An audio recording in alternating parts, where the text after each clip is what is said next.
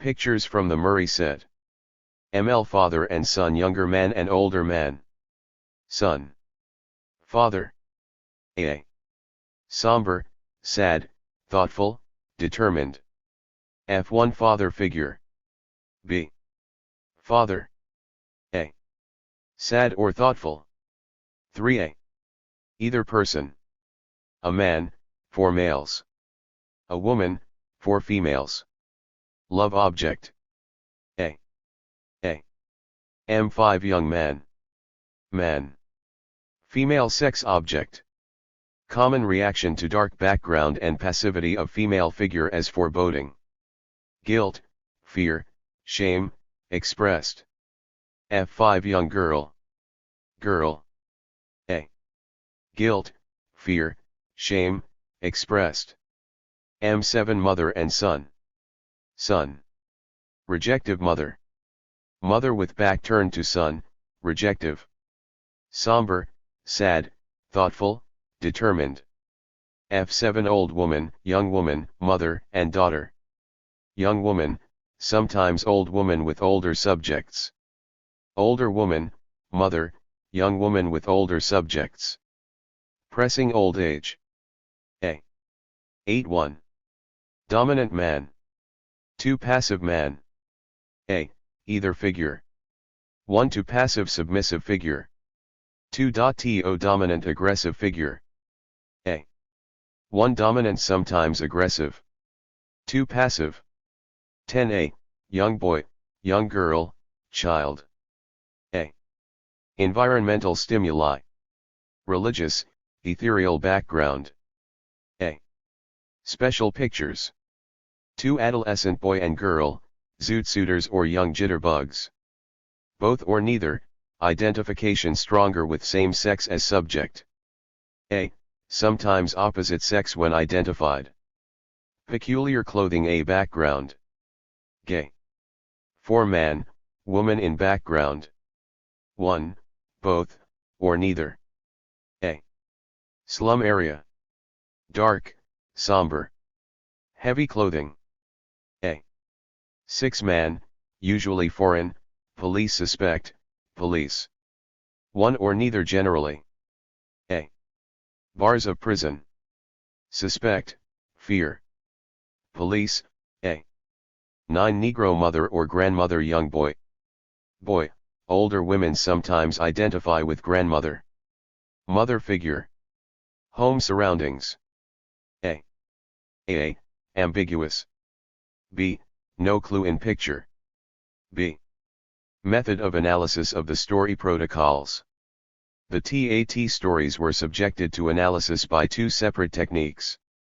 First, they were scored according to Sanford's revised Murray Need Press system, 105. The second technique, based on Murray's concept of thema and adapted to the present study by the writer, was used to examine differences in the patterns of combinations of need press variables. A device for analysis of story outcomes was also applied. However, at the time this project was underway, the outcome analysis technique was still in its undeveloped stages. 12. Consequently, the results obtained added little to this investigation, and we shall, therefore, refer to them only briefly. 1. The Murray-Sanford scheme. A. Explanation of the method. The Murray-Sanford scheme for scoring thematic apperception tests is a device by which the subject's stories are measured in terms of certain variables. 1. These variables are conceived as a kind of shorthand representation of psychologically meaningful content of the fantasy of an individual as expressed in response to the TAT pictures. The variables fall into 2 groups, those that represent the direction of activity of the characters within the story and those that denote environmental, personal or physical, influences that act upon these characters.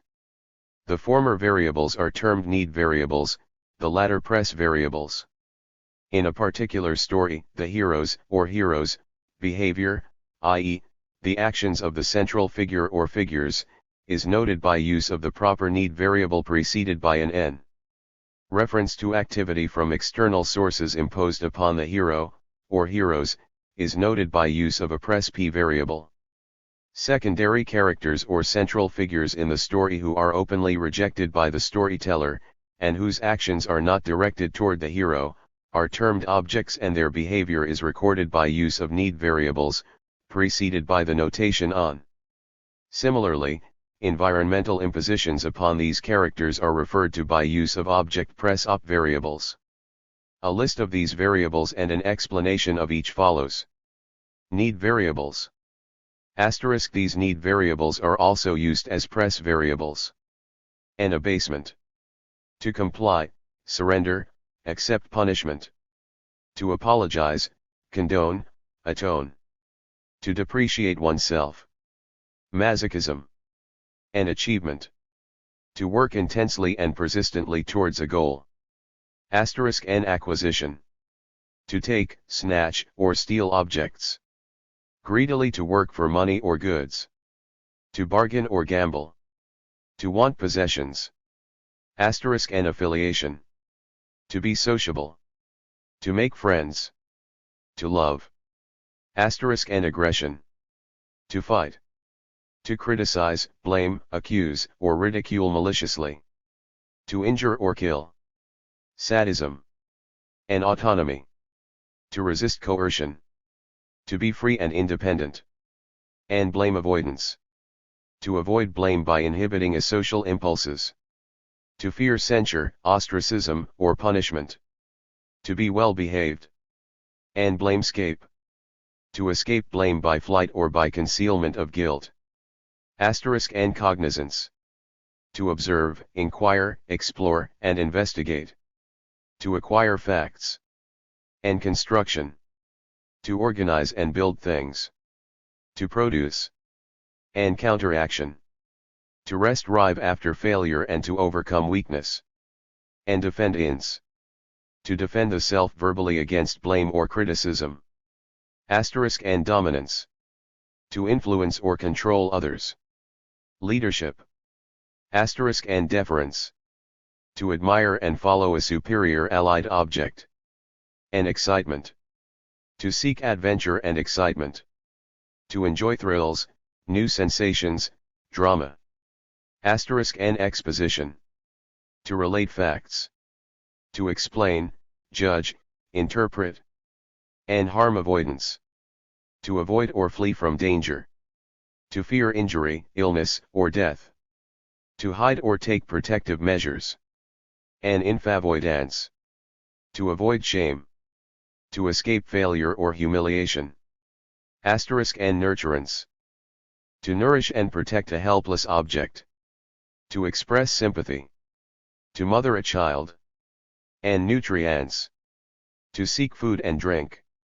And passivity. To be relaxed and inactive. To receive benefits without effort. To allow others their way. And play. To relax tension and alleviate stress by pleasurable and humorously irresponsible activity, motor, verbal, or mental. And recognition. To seek attention, praise, appreciation, honor, fame. Asterisk. And rejection. To exclude or scornfully ignore inferior objects. Asterisk. And retention. To retain possession of objects. Economy, frugality, miserliness, to defend property. And seclusion. To be alone or inconspicuous. To maintain privacy. And sentience. To enjoy sensuous pleasures, sights and sounds. Asterisk. And sex. To participate in a heterosexual love relationship. To court, to enjoy intercourse. Asterisk. And succurrence. To seek aid, protection, or sympathy. To indulge in self-pity. And understanding. To think out explanations, develop logical relations, work out plans of procedure. Press variables. Psychological press. These variables have the same meaning when used as need or press variables. When used as press variables, they represent activity imposed upon the hero rather than expressed by the hero. P. Acquisition. P. Affiliation. P. Aggression. P. Cognizance. P. Dominance. P. Deference. P. Exposition. P. Nurturance. P. Rejection. P. Retention. P. Sex. P. Succurrence. Environmental press. P. Affliction. The hero is the victim of an illness or disease, is a dope fiend or chronic alcoholic. P. Bad luck. The hero experiences misfortune which he himself has not created. P. Claustrum. The hero is forced into confinement. P. Death of hero. The hero dies. P. Death of object. Someone other than the hero dies. P. Failure. The hero fails in his attempts to gain personal achievement. P. Gratuity.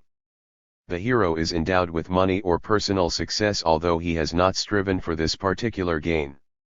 P. Inferiority. The hero is an innately inferior person. P. Injury. The hero is physically injured. P. Lack. The hero suffers from economic or environmental barrenness. P. Loss. The hero loses something or someone, money, job, friend, opportunity. P. Old age. The hero is victimized by old age. P. Physical danger. The hero is exposed to physical danger from sources such as animals, a flood, a tornado, or by a warring national enemy. P. Superiority. The hero is endowed with a superior personality. P. Task. The hero is given something to do, practice on a violin, study. He is sent on a mission to serve his employer, a cause, or his country. P. Ungenial environment. The hero's physical environment is unpleasant, ugly, sordid, noxious, dreary, or noisy. Each story is analyzed separately and every variable reflected in the story content is noted and given a value of 1 to 5. The score thus assigned is based upon the degree of intensity of expression in the case of the particular variable and upon its importance to the story as a whole. We shall refer to these quantified scores as intensity scores. The following discussion will be concerned primarily with the comparison of scoring of a particular variable for all pictures in the case of unprejudiced men, or women, and in the case of prejudiced men, or women. In some cases reference will be made also to the number of times a variable is recorded for each of the two groups, regardless of the numerical intensity values that were assigned. These scores will be referred to as frequency scores. B. Results of scoring. The results of scoring by the Murray-Sanford scheme are given in tables 5, 14, A and 5, 14, B. 20 of the 80 records used in this sample were rescored by a second scorer for purposes of reliability testing. Rank order correlations of the two scorers' ratings of the stories of the 20 individuals for each variable varied between +0.41 and +0.83 except for 1R, for N rejection, which fell to 0.26. The 15 variables with the highest reliability ratings, between +0.63 and +0.83, are designated in the tables. Table 5, 14, A. Intensities of need and press variables as expressed in stories told by men. Table 5, 14, B. Intensities of need and press variables as expressed in stories told by women. The sum of the scoring of all variables was somewhat higher for the unprejudiced than for the prejudiced women, low-scoring women 4581/high-scoring women 4186. However, this difference was not apparent in the case of the men, low-scoring men 4183/high-scoring men 4254.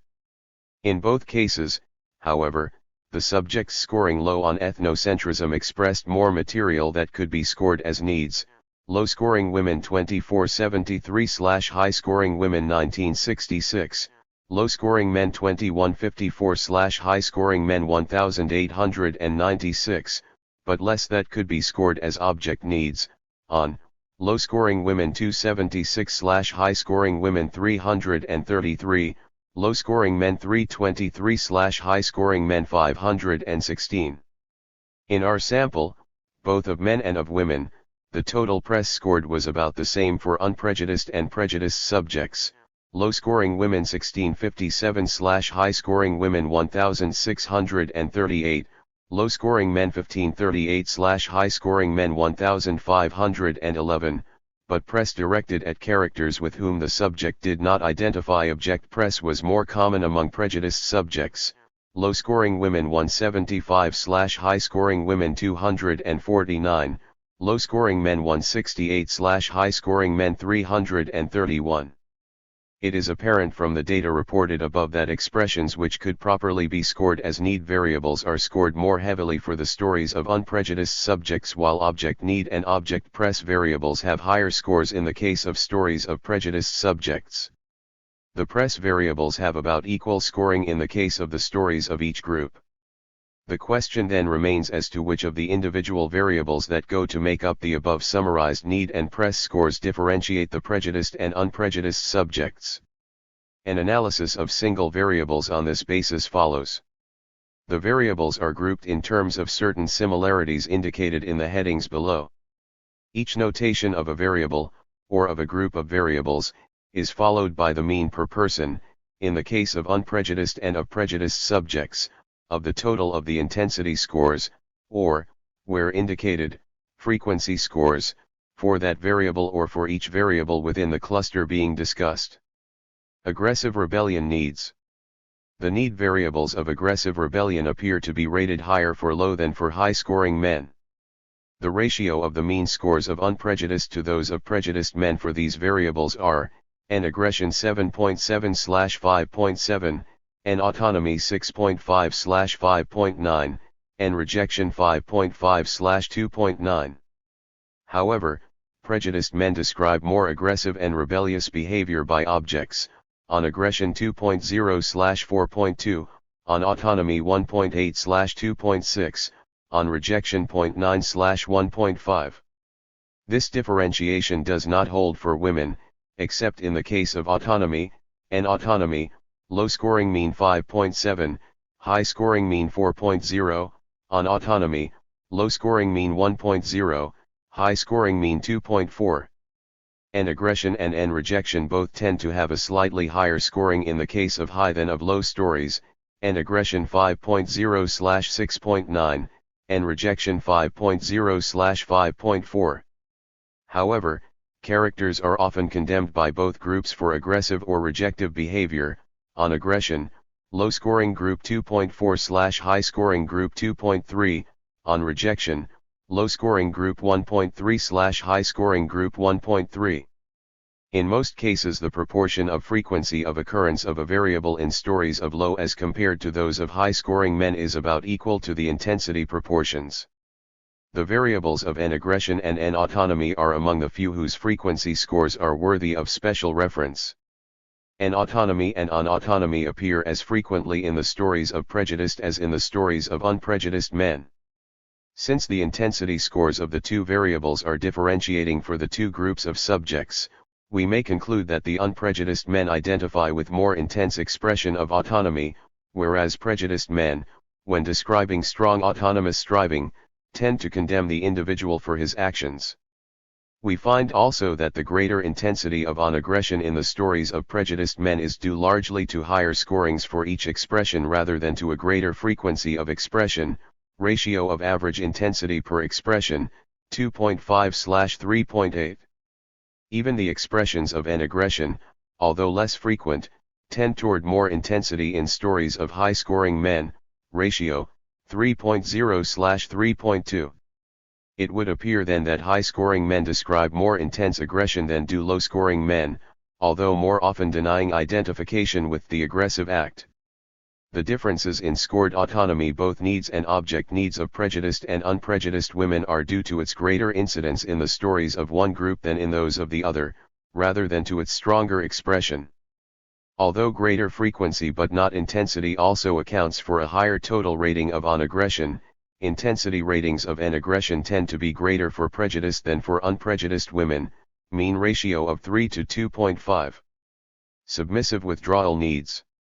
In contrast to the tendency of low-scoring men to describe more rebellion in their stories than do high-scoring men, the latter have a greater tendency toward expression of submissive, withdrawal needs, and abasement.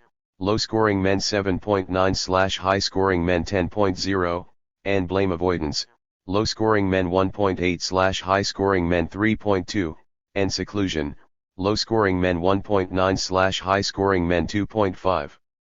These differences do not hold for our female subjects. In fact, an abasement appears to be somewhat higher for low than for high-scoring women, low-scoring mean 9.2/high-scoring mean 7.6, although scoring of on abasement is greater for the prejudiced than for the unprejudiced women, low-scoring mean 0.5/high-scoring mean 1.3. Needs of creative expression.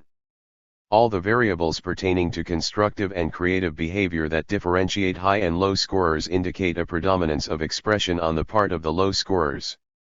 The ratio of the mean scores of non-prejudiced to those of prejudiced men for these variables are, and cognizance, 6.0/3.7, and expression 4.2/2.9, and understanding 1.8/0.4, p-task 4.3/3.2.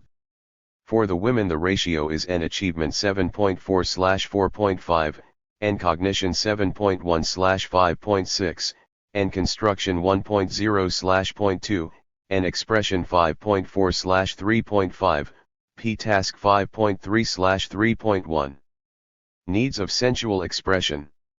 We found also that all the needs of sensual expression are scored higher in stories of low scorers than in those of high scorers. Men, and excitance 1.25/1.05, and passivity 2.95/2.25, and play 3.05/1.65, and sex 5.70/3.80, and sentience 3.50/0.90. Women, and excitance 1.5/0.9, and passivity 2.6/0.5, and play 2.8/1.4, and sex 3.7/2.6, and sentience 2.7/1.2. The scoring of object needs of sensual expression is greater for high than for low-scoring men, mean of sum of sensual needs scored on, low-scoring men 1.7/high-scoring men 3.2. The total scoring of object needs of sensual expression in the case of both groups of women is not appreciable. Other single needs differentiating low and high scorers. Two other variables have sufficiently greater scores for unprejudiced than for prejudiced women to deserve special mention, and nurturance, low-scoring mean 8.9/high-scoring mean 4.6, and acquisition, low-scoring mean 6.1/high-scoring mean 3.7. The latter variable appears to be especially differentiating in stories told in response to pictures 2 and 4, where the subjects often interpret the picture as indicating poverty, and in stories to picture 7, where it appears to be related to the tendencies toward achievement and rebellion of the low-scoring women. Press variables from human and non-human sources. Variables of press from human sources are expressed as often and with equal intensity by low and high scorers. Press from threatening non-human sources tends to be more common in stories of high than in those of low-scoring subjects. The fantasies of permanent damage to the human body, scored as P-affliction and P-death hero, are found to be especially differentiating between high and low scorers, both men and women. P-affliction, women, low-scoring mean 2.8/high-scoring mean 3.7, men, low-scoring mean 2.4/high-scoring mean 5.2, P-death hero, women 1.5/2.8, men 1.8/3.2. Reference to undefined misfortune, P-bad luck, is also more common in high-scoring subjects, women, low-scoring mean 1/high-scoring mean 1.2, men, low-scoring mean 0.6/high-scoring mean 1.4. 2. Thematic analysis. A. Explanation of the method. The thematic analysis, instead of measuring each separate variable, examines the variables in combination. Here we discover not how much of each individual variable is expressed, but rather how often certain patterns of variables occur. This type of analysis has the advantage of molarity with the disadvantage, often, of ambiguity. The concept of thema is taken over from Murray, 89. He defines it as the dynamic structure of an event on a molar level, the combination of a particular press or preaction or outcome and a particular need. When diagrammatically expressing a thema pattern, arrows are used to represent the direction of influence, Example P. Dominance rightward arrow and deference means that press dominance imposed upon the hero causes him to express deference, and sentience rightward arrow and sex means that need for sentience causes the hero to express a need for sex, and succurrence leftward arrow and nurturance means that two equally important heroes express a mutual nurturance-succurrence relationship. We constructed hypothetical low and high thema categories after careful study of the differences in need and press scores shown in tables 5, 14, A and 5, 14, B, and after observation of the stories told in response to each picture by each of the low and high scorers. Such categories were thought of as giving the general trends of the content of the stories. They were representative of differences in the more common variable constellation in the stories of our high as compared with our low subjects. We noted especially certain constellations in which one variable was equally weighted for high and low subjects. We noted also certain differences in the types of identifications with the heroes who expressed certain needs, and differences in the object toward which the action was directed. A list of low and high categories was thus compiled, one for men and one for women. There were several categories for each picture. After the thema categories had been empirically derived in the fashion described above, each set of 40 stories, i.e., the stories told in response to each picture by the 40 men and by the 40 women tested, were scored blindly by two scorers, one staff member and one graduate student who had had no previous experience on our study. The scorers had only the derived categories as criteria by which to judge the highness or lowness of the subject who had told a particular story. Each story had been coded for identification, separated from other stories told by the same person, and randomly placed among the rest of the stories. Thus, judgments were based on the content of the single story. Every story thema was judged in terms of the thema category it most resembled. It should be pointed out that not all stories told conformed to patterns of the thema categories adopted as criteria. They were often more complex and sometimes included a combination of 2 or 3 themes. Scoring problems created by story complexity were dealt with by 2 methods. 1. The use of a neutral category when the theme of a particular story differed widely from any of the categories. About 10% of the judgments fell in the neutral category. 2. Scoring 1/2 or 1/3 to each of 2 or 3 included themes. The percentage of agreement between the two scorers as to their high, low, or neutral judgments was higher on some pictures than on others. The mean percentage agreement of judgments on men's stories was 76, the range of percentages being from 70 to 80. The scorers had a mean percentage agreement of 79 on their ratings of the women's stories. Although the agreement was only 63% for picture 3, the range of percentages for the other 9 sets of stories was from 74 to 91.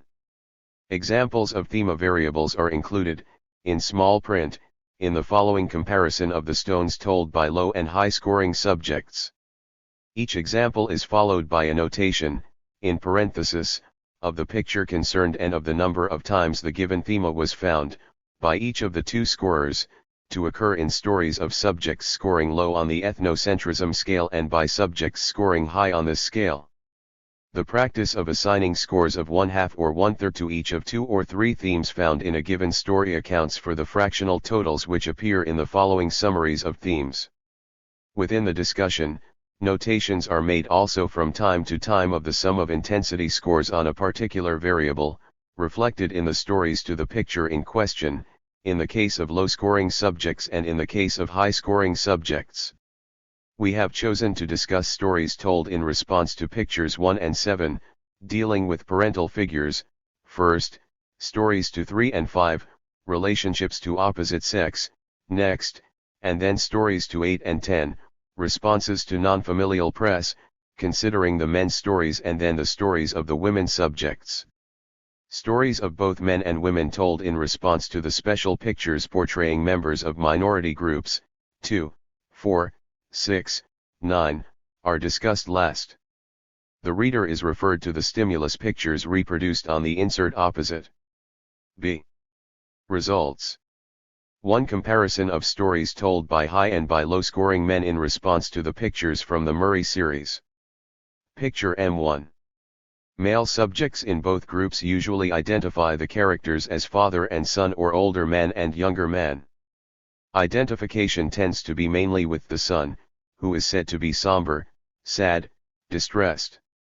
Many of the themes told to this picture describe the older man in the capacity of advisor or counselor. There is a greater tendency for low than for high-scoring men to describe the younger man's reaction to the supervision as respectful, and deference, low scorers 17, high scorers 8, and for high scorers to describe it as submissive, and abasement, low scorers 19, high scorers 30. P. Dominance rightward arrow and submissive abasement. The hero is reprimanded by the father for having committed an antisocial act. He responds with feelings of shame and submission to the instructions of the older man. The father figure acts as a restraining force, not just as an advisor or counselor. There is often a nurturant aspect to the father's dominance, but the dominance is the stronger press. M1, low scorers, 2, 1, high scorers, 8, 9. There appears to be a tendency for both groups to describe fantasies of rebellion against the older man's advice, and autonomy, low scorers 25, high scorers 18. P. Nurturance dominance rightward arrow and autonomy rejection. The older man is advising the younger one. The younger man rejects the older man's advice. The father is deeply hurt, or in some way shows genuine concern over the action of the younger man, a concern other than a desire to dominate the boy. M1, low scorers 7, 6, high scorers 6, 7. However, there is a greater tendency for the high scorers to follow this theme with punishment for the rebellious younger man, 3 of 7 high-scoring men, but no low-scoring men. Another theme sometimes elicited by this picture is one in which both men are planning or plotting together. The low scorers more often than the high scorers describe a constructive enterprise, an expression, low scorers 12, high scorers 7, and understanding, low scorers 10, high scorers 1, and cognizance, low scorers 16, high scorers 5. And understanding, and nurturance. The hero strives for understanding and betterment of society. He attempts to right a wrong done to society. Rebellion is motivated by rational principle. There is close identification with the hero, who rebels against social injustice or who wants to right an injustice committed against a friend or relative. M1, low scorers 3, 6, high scorers 2 1/2, 1 1/3. The high more often than the low-scoring men depict a father who acts as a moral control over the actions of the son and causes the son to conform to his demands or be punished. The low scorers are more inclined to portray a relationship in which the father acts as an advisor whom the son respects, but the son does not necessarily submit to his wishes. Although high and low scorers alike describe heroes who behave contrary to the wishes of the father, a principled, constructive purpose initiating the rebellion is more commonly described by lows, whereas the rebellion in the stories of highs is more often of a criminal, impulsive nature. Furthermore, the revolt is more likely to be rejected or given up in stories of high scorers than in those of low scorers. These differences in fantasied relationship between father and son remind one of the difference in the childhood memories of the father pointed out in Chapter X. The reader will recall that the stern father who represented a moral model and who was respected out of fear, was more frequently described in the childhood memories of the high-scoring men than in those of the low-scoring men. On the other hand, the low scorers more often reported that their fathers were relaxed and mild and supported principled independence, a similar picture to the one drawn in the TAT stories. To what extent either of these sources of portrayed relationships offers a true picture of family relationship is still an open question, but it is important to note that the needs expressed by the prejudiced men are in the direction of authoritarian relationships with father figures, whereas those set forth by unprejudiced men tend to allow for individualized behavior.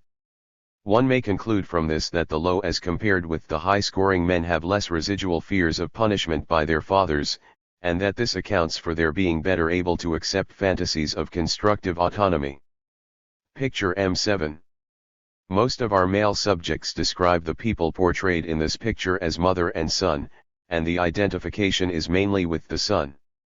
The mother is usually said to be rejecting the son, and the mood expressed by the son is somber. There are two main themes that appear more often in the stories of high-scoring men than in those of the low scorers. One of these, which deviates from the more common story of the rejecting mother, stresses tragic events leading up to the portrayed scene, p. aggression, low scorers 7, high scorers 15, p. death, low scorers 5, high scorers 22, p. physical danger, low scorers 0, high scorers 6. Environmental p. aggression, p. death object, p. physical danger rightward arrow and succurrence environmental factors, a death or fire, a rejecting or erring child, or a demand from an external force that forces the man to leave home, threaten both of the portrayed figures. They both respond with dejection. M7, low scorers 1/2, 0, high scorers 4, 6. In the other predominantly high theme, more direct mother-son relationships are often described. In such cases the son is usually said to have committed a crime, and he is confessing or apologizing, and blame avoidance, low scorers 9, high scorers 17, and abasement, low scorers 24, high scorers 32. P. dominance rightward arrow and submissive abasement, the mother rejects the son or the son fears she will reject him, for an act of theft, murder, or an affair with a girl. He responds with guilt and anxiety and subsequent submission to his mother's wishes. He tries to make amends for what he has done by apologizing and or complying with his mother's wishes from then on. M7, low scorers, 4, 2, high scorers 4/1/2, 9/1/2.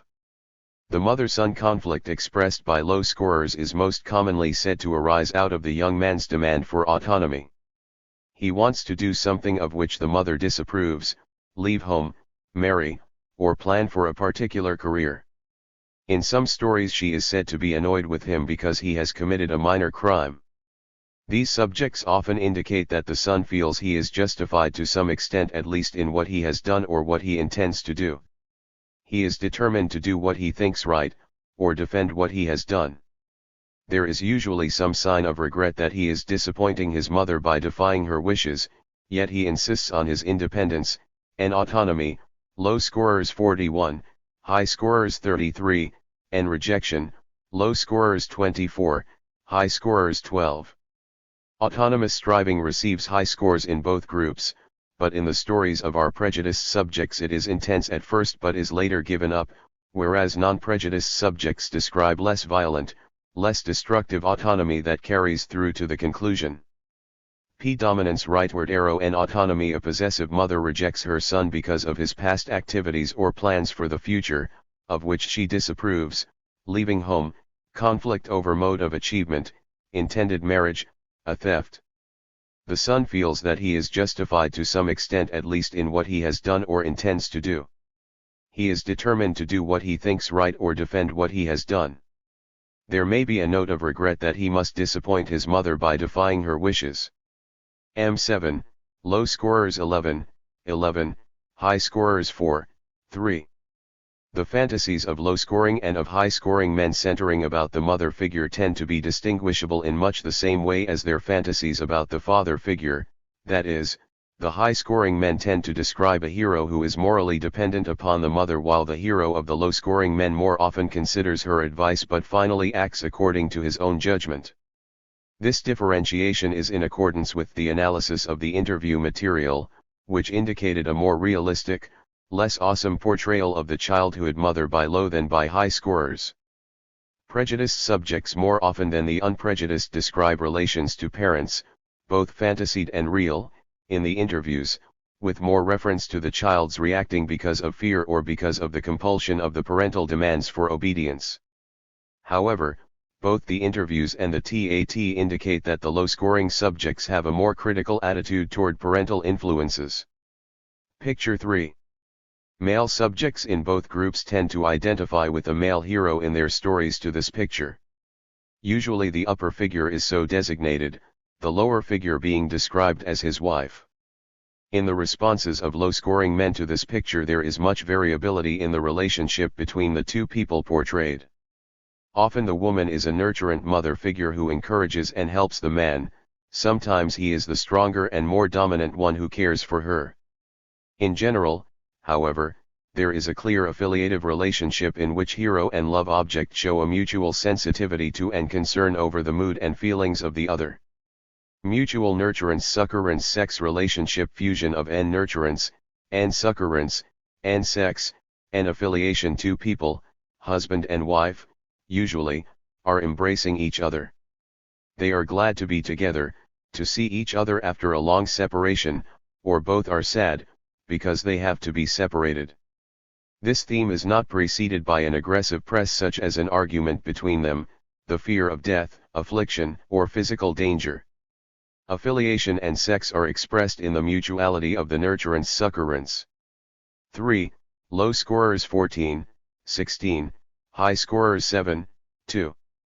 Closer investigation of the stories of low scorers who produce this theme shows that when a joyful event such as a reunion is described, the woman usually plays the more active role. She is the one who protects and nurtures the man, the latter enjoying a more passive role.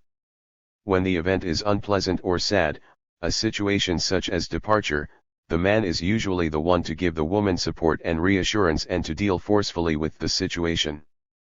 The high-scoring men more often fantasy the man as the dominant person in the heterosexual relationship. They are inclined to identify with the role of a benevolent but despotic father, demonstrating no real dependence on the woman. The man is likely to be described as the master, while the woman is weak and dependent. This division of masculine and feminine roles is often sharply made, no overlapping of roles being allowed. At the same time, the high-scoring man is likely to reject the woman because of her dependency. He describes her as being fickle, flighty, or burdensome. Male and dominance leftward arrow rightward arrow female and succorance. There is no overlapping of roles.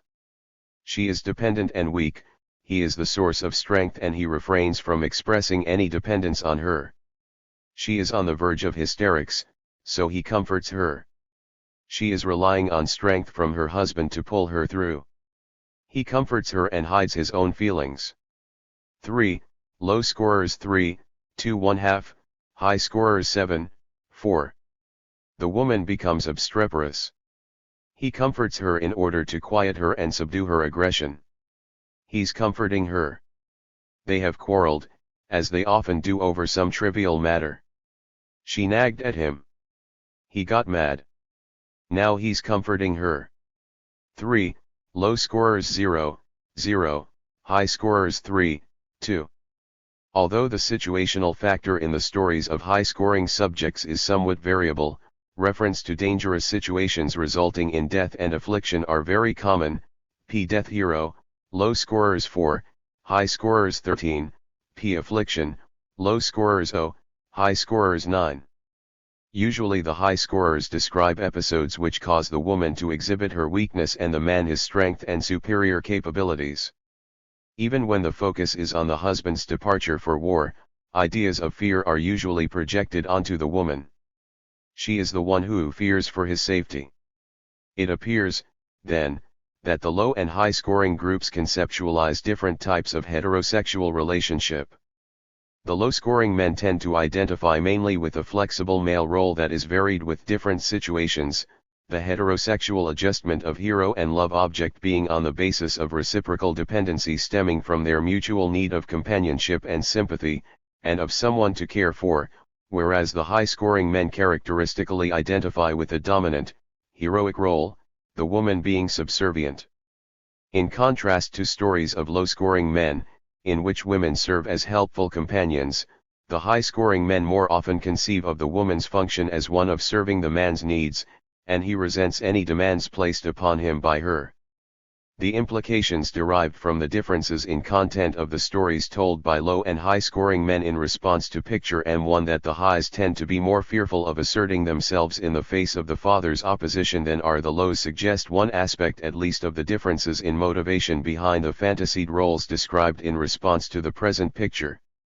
The high-scoring men apparently can identify with the father's role in certain situations. They seem to compensate for feelings of inadequacy precipitated by the father, by adopting the role at least in fantasy of a dominant, authoritarian individual in relationships with people less threatening than the father. From the interview material we would have reason to believe that the authoritarian sex role described by the prejudiced men in the TAT is not limited to their fantasies. The quantitative results in Chapter 11, indicating that they tend to adhere to exploitive, manipulative and power-oriented attitudes toward sex objects, corroborate our findings here. The interview data for unprejudiced men are also in keeping with TAT results. Their interviews reveal appreciation of more relaxed, equalitarian modes of love-seeking. Picture M5. Except in rare cases there is consistent identification by all the male subjects with the man in the picture. The description of events leading up to the portrayed situation, in stories of low and high scorers alike, often involves an impulsive sexual act. Aggressive behavior on the part of the hero is described more often by low than by high-scoring men, but the expression is more intense and more commonly rejected in stories of high than in those of low scorers, and aggression, low scorers 28, high scorers 8, on aggression, low scorers 6, high scorers 14. Some high-scoring subjects ignore the woman in the background and attribute the man's dejection to overindulgence in liquor. The main difference between the stories of one group and those of the other lies in the storyteller's attitude toward what the hero has done and why he has done it. The more aggressive stories of murder and rape are often explained by low-scoring men on the basis of temporary maladjustments that could occur in the life of anyone. Example: he has difficulty in adjusting to civilian life after his army experiences. These storytellers rarely condemn the hero. Rather, they tend to identify with his problems, describing his feelings and thoughts about the situation. The hero is usually portrayed as dejected, guilt-ridden, and concerned about the welfare of the girl involved. And sex, and aggression rightward arrow and abasement intrapunitive type. The hero is reproaching himself for having harmed the girl as the result of an impulsive sexual act. The girl is never rejected, in fact there is often an expression of affection for her. The hero is not rejected by the storyteller. Rather, there are signs of sympathy for the hero's problems. M5, low scorers 8, 6, high scorers 2, 1/2. The high scorers who describe the same situational factors as the above often attribute the action to inherent criminal tendencies, referring to the hero by such phrases as a fiend or a sex maniac. Although detailed description of the crime may be given, references to the hero's feelings or thoughts about what has happened are comparatively rare. Suicide or punishment by authorities is the most common ending to these stories. On aggression, the central character is rejected for being a criminal or a low character, and the picture is condemned as sordid. The story deals with an intense aggressive episode in which the story character has indulged preceding the pictured scene. He has committed a major crime, rape, murder, robbery, and the result is one of serious damage. M5, low scorers 0, 1, high scorers 2, 4/1/2. Subjects from both groups sometimes tell less aggressive stories dealing mainly with the sensual aspects of the picture. In these stories, the low scorers also tend to be more accepting of sensual indulgence than are high scorers. 3 non-prejudiced men tell stories of the pleasures of wine, women, and song, but none of the prejudiced men approach such a theme. There are, however, many stories by prejudiced men which center around a condemnation of passive sensuality. On sex, sentience rightward arrow on abasement, giving up of self-respect. The hero has yielded to sensual impulses because of innate weakness or a disappointing experience. He has become a drunkard or indulged in sexual activities with a whore. He is guilt-ridden, loses all self-respect, and becomes worthless to society. M5, low scorers 6, 5, high scorers 12/1/2, 10/1/2. The low scorers, then, tend to identify with a hero who either finds no harm in a little overindulgence of sensuality or who blames himself for his transgressions, whereas the high scorers more often reject the hero for such behavior and predict for him a future of moral degradation. Point 2. The TAT stories are in keeping with the evidence from the interviews, see Chapter 11, that the low-scoring men are better able to accept ID impulses than are high-scoring men. They are, furthermore, consistent with interview data, see Chapter 12, indicating that intrapunitiveness tends to be more common in low than in high scorers. Picture 8. The content of all the stories elicited by this picture implies a recognition, on the part of the subject, of the contrasting active and passive roles of the two figures presented.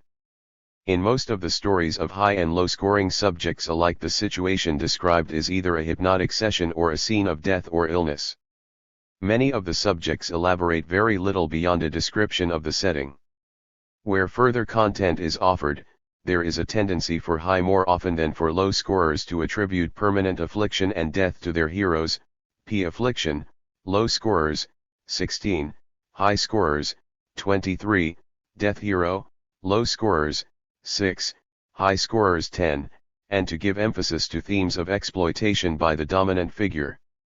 And coercive dominance, leftward arrow rightward arrow, and submissive abasement. The hypnotist uses his powers for the purpose of exploiting the hypnotized person.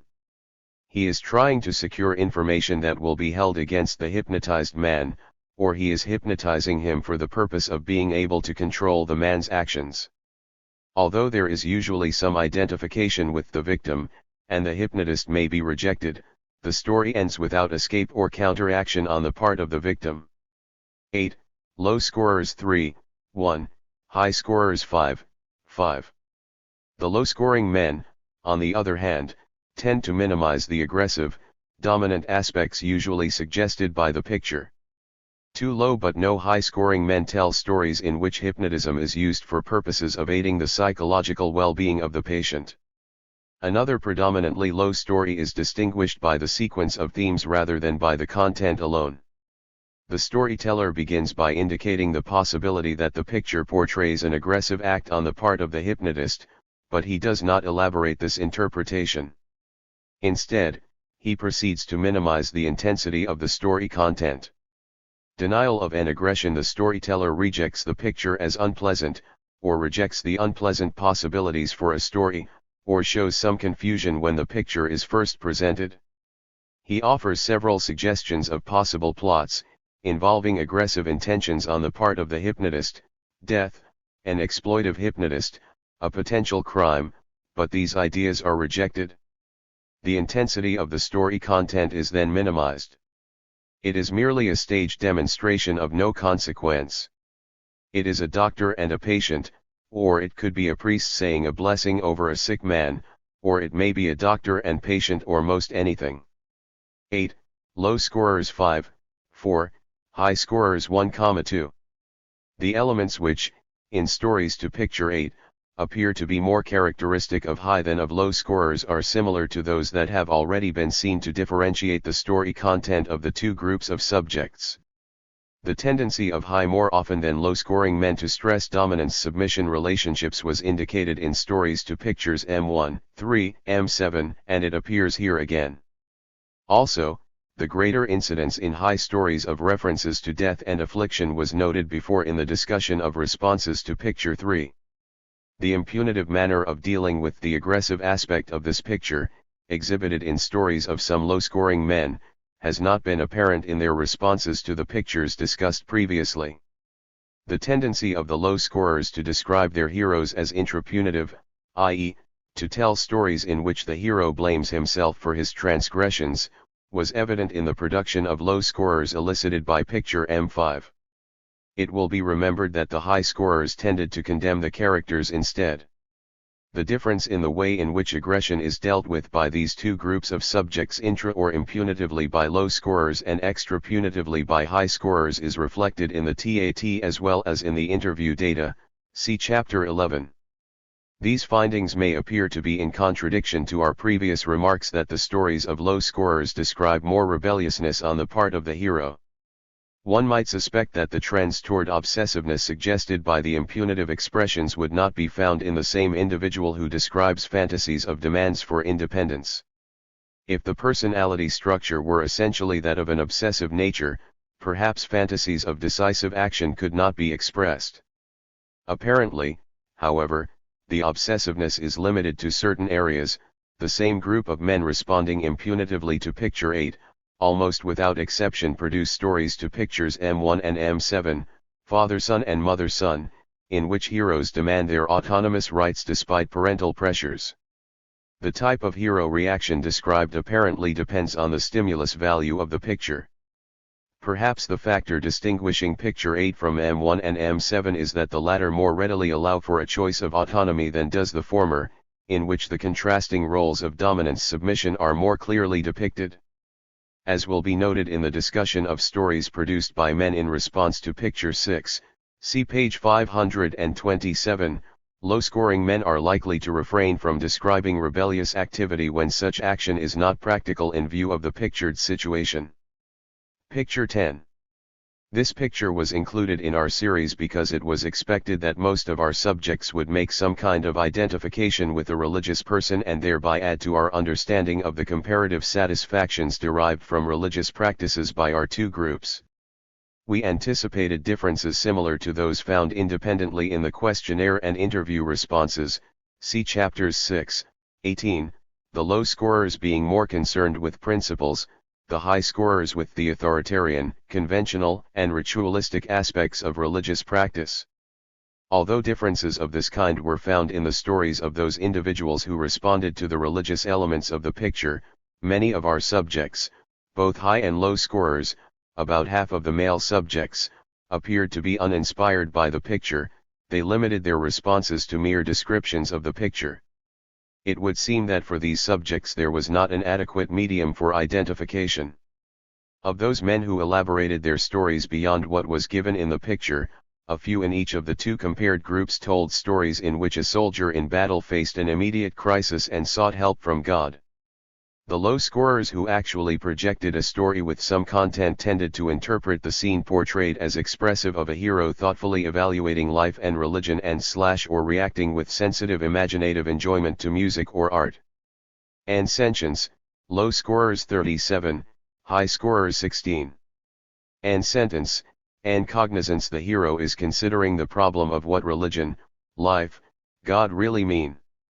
Religion and/or music serves to give him emotional support, peace, and serenity. He is sensitive and imaginative, thoughtful, gets real enjoyment from playing the violin, and seeking the meaning of life. 10. Low scorers 2 1/2, 4, high scorers 0, 2. The high scorers often identify with a hero who is afflicted with a disease such as infantile paralysis or suffering from the aggressions of an evil force such as the Nazis, and who seeks refuge in religion, p. affliction, low scorers 4, high scorers 10, and abasement, low scorers 4, high scorers 19, and deference, low scorers 19, high scorers 28. P. Physical danger rightward arrow and submissive abasement, the hero is left totally helpless in the face of a crisis. Counteractive aggression is suppressed, taking the form of submissive abasement. 10. Low scorers 0, 0, high scorers 2, 4. P. Physical danger, affliction rightward arrow deference to supernatural forces, the hero, who is the victim of infantile paralysis or of some mysterious physical force, seeks refuge in religion. He becomes a believer. He gets religion. 10. Low scorers 2, 0, high scorers 2, 5. These differences suggest patterns of reaction to the idea of God and the supernatural that are similar to those found in parent-child relationships. Those subjects who respond to the religious appeal of the picture generally depict the hero's behavior in the way that is most characteristic of their fantasied responses to parental dominance. The low scorers describe autonomous but deferent intellectual consideration, the high scorers apprehension and submission. The more frequent reference by prejudiced than by unprejudiced men to death and affliction is apparent here as it was in stories to pictures 8 and M7.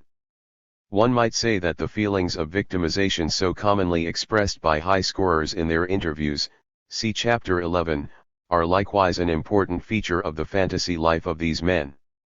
The finding from the interviews that subjects in this group tend, more often than the low scorers, to conceptualize the world as a jungle, see chapter 11, is also borne out by the fact that in their TAT stories, especially those elicited by the present picture and by picture M7, they place more emphasis on the variable P physical danger. 2. Comparison of stories told by high and by low scoring women in response to the pictures from the Murray series. Picture Phi. Picture F1 elicited different types of themes than did M1. The stories for F1 center around the old man in the picture, but since he is the only figure present, the theme of parent-child relationship, so common in the case of M1, appears in only a few cases. Stories are mainly concerned with the father figure, with his attributes and interactions with his environment. The high more often than the low-scoring women tell stories about a man who is sad and completely defeated, who has been severely rejected or has lost all that he spent his life striving for. P. Rejection, low scorers 9, high scorers 15, P. Affliction, low scorers 0, high scorers 11, P. Bad luck, low scorers 0, high scorers 12, P. Death of hero, low scorers 16, high scorers 27, P. Lack, low scorers 10, high scorers 15, P. Loss, low scorers 10, high scorers 17, and Succurrence, low scorers 21, high scorers 41. P. Failure, P. Loss, P. Lack, P. Rejection, P. Affliction, and / or death rightward arrow and Succurrence. The hero is sad, feels defeated because he has lost or never had money or status, because he is old and sick, or because he has been rejected by all his friends. F1, low scorers 8, 6, high scorers 16, 17 1/2. The low-scoring women tend to describe a father figure who is a philosopher or scholar, one who is constructively thoughtful and sensitive to the broader aspects of his environment. And cognizance, low scorers 27, high scorers 7, and exposition, low scorers 9, high scorers 3, and nurturance, low scorers 12, high scorers 5, and understanding, low scorers 19, high scorers 13. And cognizance, and understanding. The hero is a philosopher reflecting upon the ways of mankind, or upon life's pleasures and inconsistencies, or he is a scholar who desires to contribute to knowledge. He may be attempting to counteract injustice that has been directed at society as a whole, toward a particular social group or toward a friend, but not in response to personal press of aggression or dominance. F1, low scorers 8, 12, high scorers 1, 5 1/2. It appears that the non-prejudiced women tend more to admire and accept elderly men who might be termed father figures than do the prejudiced women. The former usually make a more positive identification with the male figure presented in this picture, attributing to him positive successful striving, whereas the latter more often make a negative identification with the father figure, describing him as an unsuccessful, miserable individual. Picture F7. This picture is regularly interpreted as portraying two women, one old and one young. The identification is most often with the younger woman. Prejudiced women tend to reject the older woman in the picture as an unpleasant individual. She is often described as representing disagreeable characteristics that come with old age, and she is depicted as domineering, aggressive, selfish and manipulative of the younger woman, who is forced to submit to her demands. These trends are not clear in the scoring of need press variables because many of the same variables are attributed to the older woman in stories of high scorers and to the younger person in stories of low scorers. Although total scores from some variables, example and aggression, are equally weighted for the F7 stories of high and low scorers, the constellation of variables in which they appear varies considerably. The following theme of variables indicates that the high more often than the low scorers reject old age. Up old age rightward arrow on aggression, dominance a story of contrast between youth and old age. The older woman is a product of the imagination of the figure in the foreground. The heroine is worrying about old age. Old women are conceived of as being mean and ugly. F7, low scorers 1,1, high scorers 3, 5. The old woman is a dominant, aggressive mother or a witch who exploits others for her own gain. She dominates her daughter's life. She schemes to get her daughter married off. She forces others to submit to her. F7, low scorers 2, 2, high scorers 4.5. Low scorers more often center their stories around a younger woman. The older woman in the picture is usually said to be either the same person as the younger one, portrayed later in life when she has gained the satisfaction of success, or the mother of the younger woman. Descriptions of mother-daughter relationship vary. The mother may be overprotective, causing the daughter to seek to escape from her. She may be a sympathizing, encouraging mother who aids the daughter in attempts for success, or she may be rejective of the daughter for the daughter's selfish behavior. Stories are often told of a woman seeking a successful career, attempting to compete with men, and sometimes even to dominate and exploit them. N acquisition, low scorers 20, high scorers 3, N autonomy, low scorers 16, high scorers 7, N dominance, low scorers 17, high scorers 3. In those stories of low-scoring women in which the central character, the young woman, is described as domineering, she is usually denounced for this quality. This rejection is particularly interesting in view of the fact that low scorers rarely condemn their characters. It would seem that although they are able to accept their fantasies of competition and professional success, the hostility, in the form of deceit and exploitation, that may be a part of these fantasies, is unacceptable. Old age rightward arrow and achievement, and nurturance. The older woman is a product of the imagination of the younger woman, or it is the same woman depicted at two stages of her career. She is often an artist or career woman for whom old age brings happiness and the satisfaction of success. F7, low scorers 4, 7, high scorers 1, 1. On dominance toward men, the younger woman is sometimes rejected for her insincerity, her lack of understanding, or her attempts to exploit men. The older woman is sensitive to her environment and rejects the daughter's lack of sensitivity. F7, low scorers 5, 5, high scorers 1, 1. Low scorers differ from high scorers in their conceptions of both youth and old age. The low scorers tend to depict constructive striving as belonging to the period of youth, while the aged person enjoys the fruits of the earlier efforts. High scorers more often picture youth as a period of helplessness in which the girl is led by the aging mother, and old age as a period of life to be dreaded because with it comes loss of the personal charms of youth. In stories told to this picture and to picture F1, the high more often than the low-scoring women describe parental figures as either weak and ineffective or as demanding and threatening. The hostility toward parental figures emphasized in these descriptions might well underlie the trend in these high-scoring subjects toward the comparative lack of genuine affection for their own parents that is described in Chapter X. Feelings both of hostility and love are more frankly expressed in the interviews of low scorers according to the data presented in Chapter X. However, parental figures appearing in the expressed fantasies of these subjects tend to be admired unambivalently. It is probably the greater ability to deal with hostile feelings that makes it possible for low more than for high-scoring women to enjoy fantasies of the more pleasant aspects of parental behavior, rather than to dwell on, and to regard as characteristic of the parent, those aspects of the behavior which they regard as disagreeable. Picture 3. Women, for the most part, describe the characters portrayed in this picture in much the same way as do the men: upper figure, male, lower figure, female. Also, like the men, the women usually interpret the expressions on both faces as somber and indicative of a crucial situation. The causative factor is often the man's departure for or return from the army. 6 low-scoring subjects and 3 high-scoring ones identify the characters as father and son. Stories of 3 low but no high scorers center around the boy's problem of breaking home ties and accepting the role of an independent adult. In these stories, the father is sympathetic and encouraging.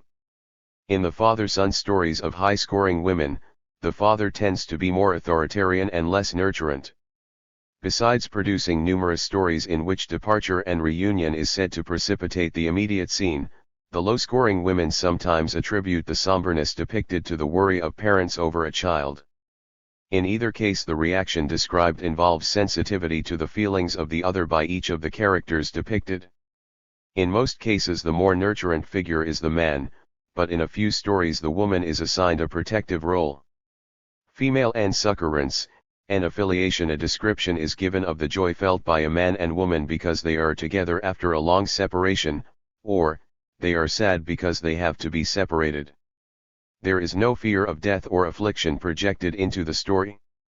Although the man is usually the more nurturant, mutual dependency and strong affiliation are expressed. 3. Low scorers 6, 9, high scorers 4, 3. The man is sympathizing with the woman's joys or sorrows created by a crucial situation involving a child, close friend, or relative. The situation is natural death, a child running away from home, or success achieved by their child. Here the woman is the somewhat more dependent. 3. Low scorers 3 1/2, 9, high scorers, 2 1/2, 5. High-scoring women, like low-scoring women, tell stories in which the woman is the more dependent.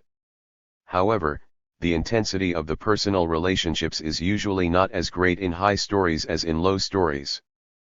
Prejudiced women more often elaborate descriptions of disastrous situational factors, such as personal affliction or threat from the physical environment, that prompts the woman to seek the aid of the man, or, sometimes, they imagine such dangers confronting the husband.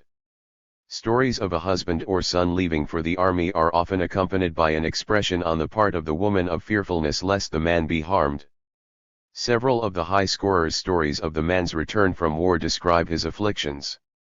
P. Affliction, low scorers 3, high scorers 10, P. Physical danger, low scorers 6, high scorers 16. P. Death, P. Affliction directed at male figure. The man is leaving for war. She fears that he will be killed or injured and that she will never see him again, or, he has just come back from war, severely injured. 3. Low scorers 3, 5, high scorers. Both prejudiced and unprejudiced women apparently fantasy a role of dependency upon their male partners. However, in the case of the high-scoring women, the relationships involve less intensity of personal feelings than is found in those of the low scorers.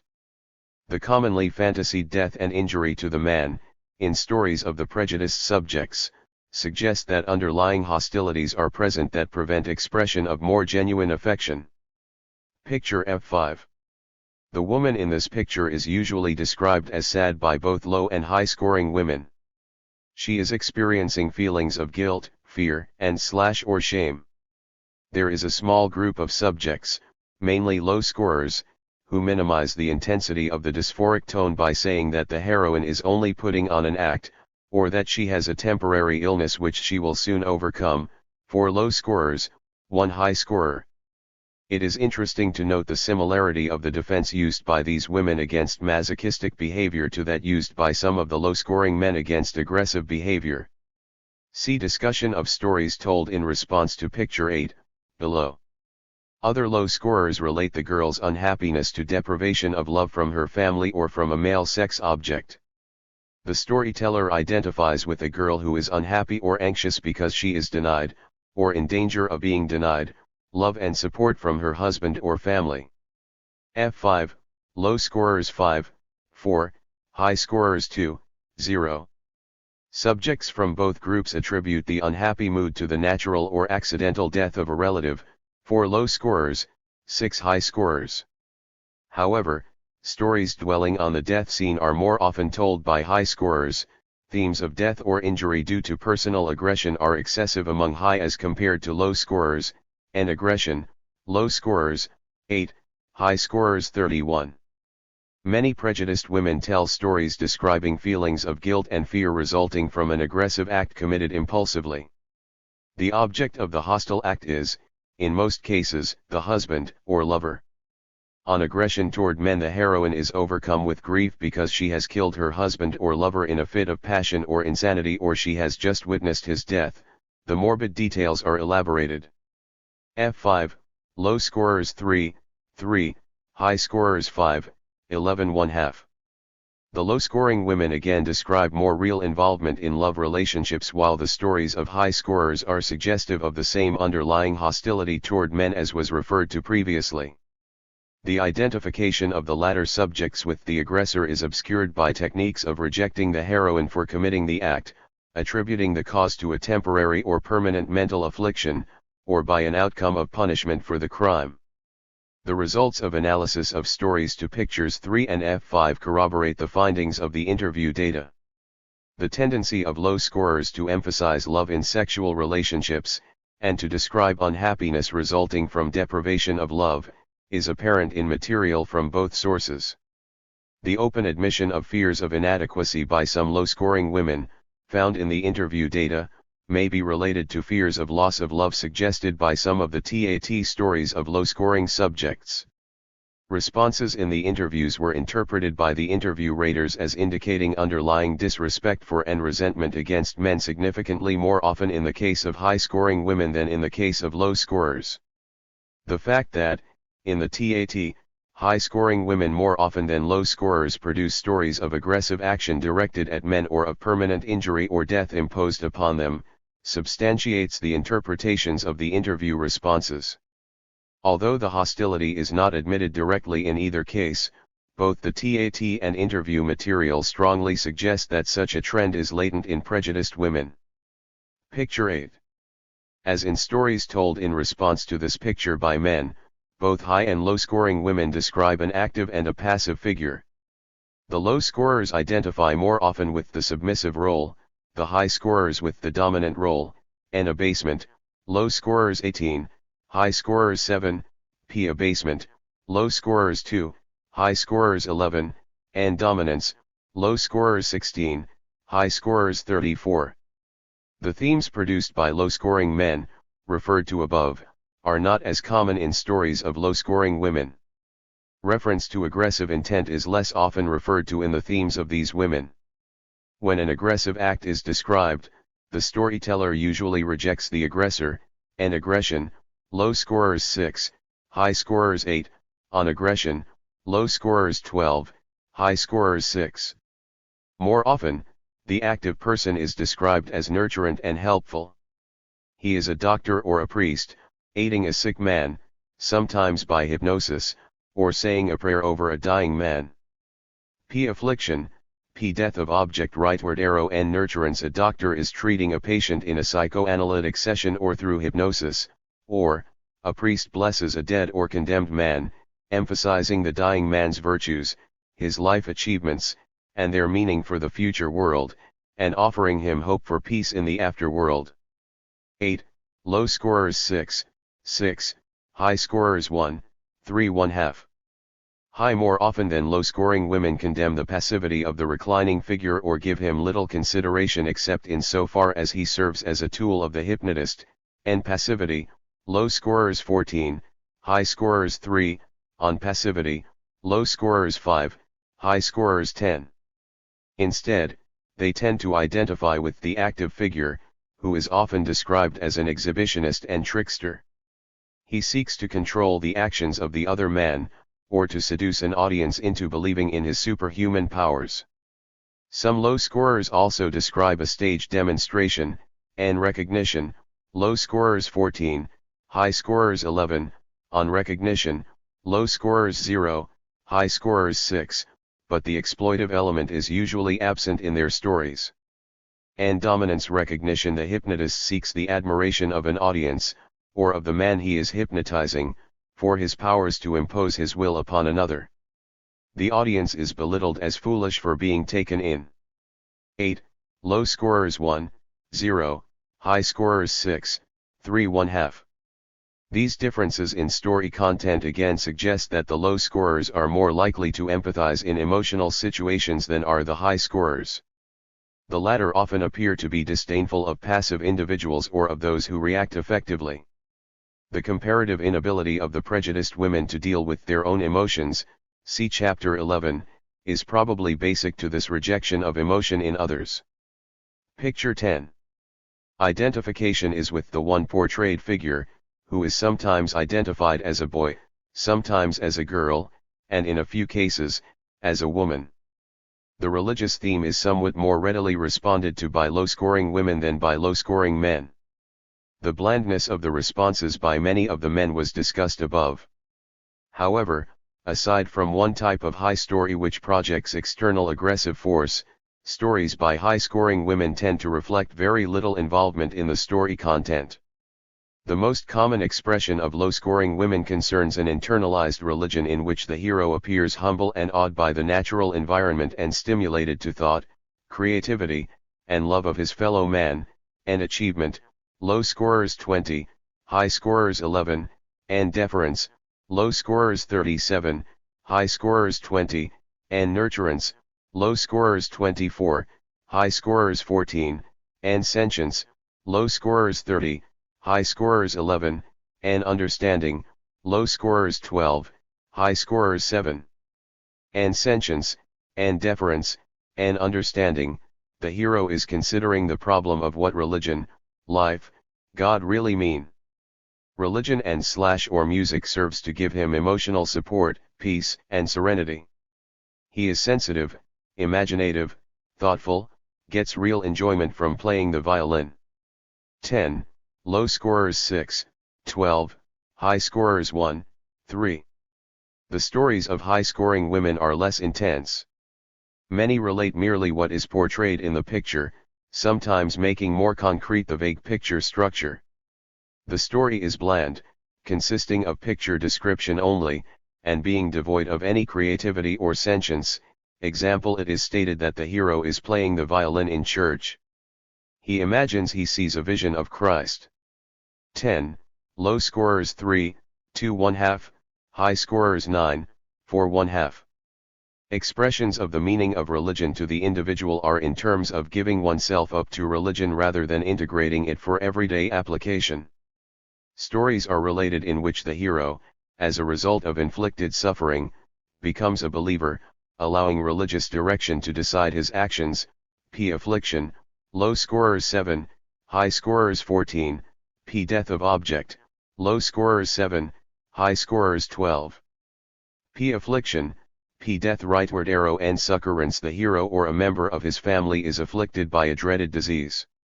He turns to God in the crisis and is reminded of the suffering of Christ. 10. Low scorers 1 1/2, 2, high scorers 3, 10. These findings offer further evidence of the greater sensitivity and need for understanding of the low scorers. That these qualities are incorporated into religious attitudes more often by low than by high scorers, was indicated by the differences between high and low responses to a questionnaire item concerning the importance of religion and the Church, see Chapter 6, a finding which suggested a greater tendency in low scorers to have an internalized religion. Findings from the questionnaire and from the interviews, see Chapter 18, suggest that the high scorers seek religion as something to which they can cling in defense against their own impulses and the threats of the mysterious supernatural. 3. Comparison of stories told by low and high scorers, men and women, to pictures depicting minority group members. We expected pictures 2, 4, 6, and 9 to elicit further information about the way in which high as compared with low scorers conceptualize the social roles of various group members. The results tend to substantiate other findings regarding attitudes of these two groups, but they did not differentiate the high and low scorers as sharply as did the pictures from the Murray series. We had expected the low scorers to identify more closely with the characters shown in these pictures and to attribute more constructive behavior to them than would the high scorers. We had thought that the high scorers would view the characters more distantly, reject them more often, and tend to endow them with those traits of behavior for which these subjects had, in their interviews, condemned minority group members. As a matter of fact, since the pictures themselves were so expressive, both high and low scorers often describe the picture, the environmental situation, rather than tell a real story about it. They project less into the story than was the case with the stories elicited by the Murray pictures. In many cases there was no real clue as to what extent the subject identified with the person in the picture.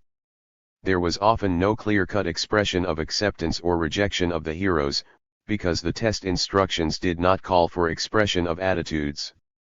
The problem of identification was complicated by the explicitness of the activity in the picture.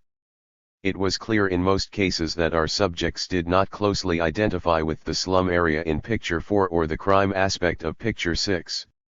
In response to Picture 6, description of antisocial behavior, more specifically of aggression, can hardly be called projective and is certainly pulled by the picture itself. Many low scorers as well as high scorers reject any aggressive acts. The difference between rejecting the act and rejecting the person committing the act was not always apparent in the short themes produced by our subjects. Pictures 2 and 9 also, because of their lack of equivocally, limit the amount of projectivity possible. However, the overlapping is more in the area of both low and high scorers identifying with socially acceptable activity that is clearly pulled by the picture. Picture 2. Certain differences, however, are apparent. The most common story told to picture 2 is one in which both figures are described as zoot-suiters or young jitterbugs. Often our subjects, both high and low scorers, describe them as belonging to a minority group, usually Mexican or Negro. High scorers, men and women alike, more often than low scorers, reject the characters. They consider these people as immoral and antisocial. The men tend to reject them for their sensuality and for their carefree attitude, sometimes describing them as too sexy and too playful. On sex, low scorers 1, high scorers 10, on play, low scorers 0, high scorers 10. The high-scoring women condemn them for their offensive exhibitionism. On recognition, low scorers 2, high scorers 14, and rebelliousness.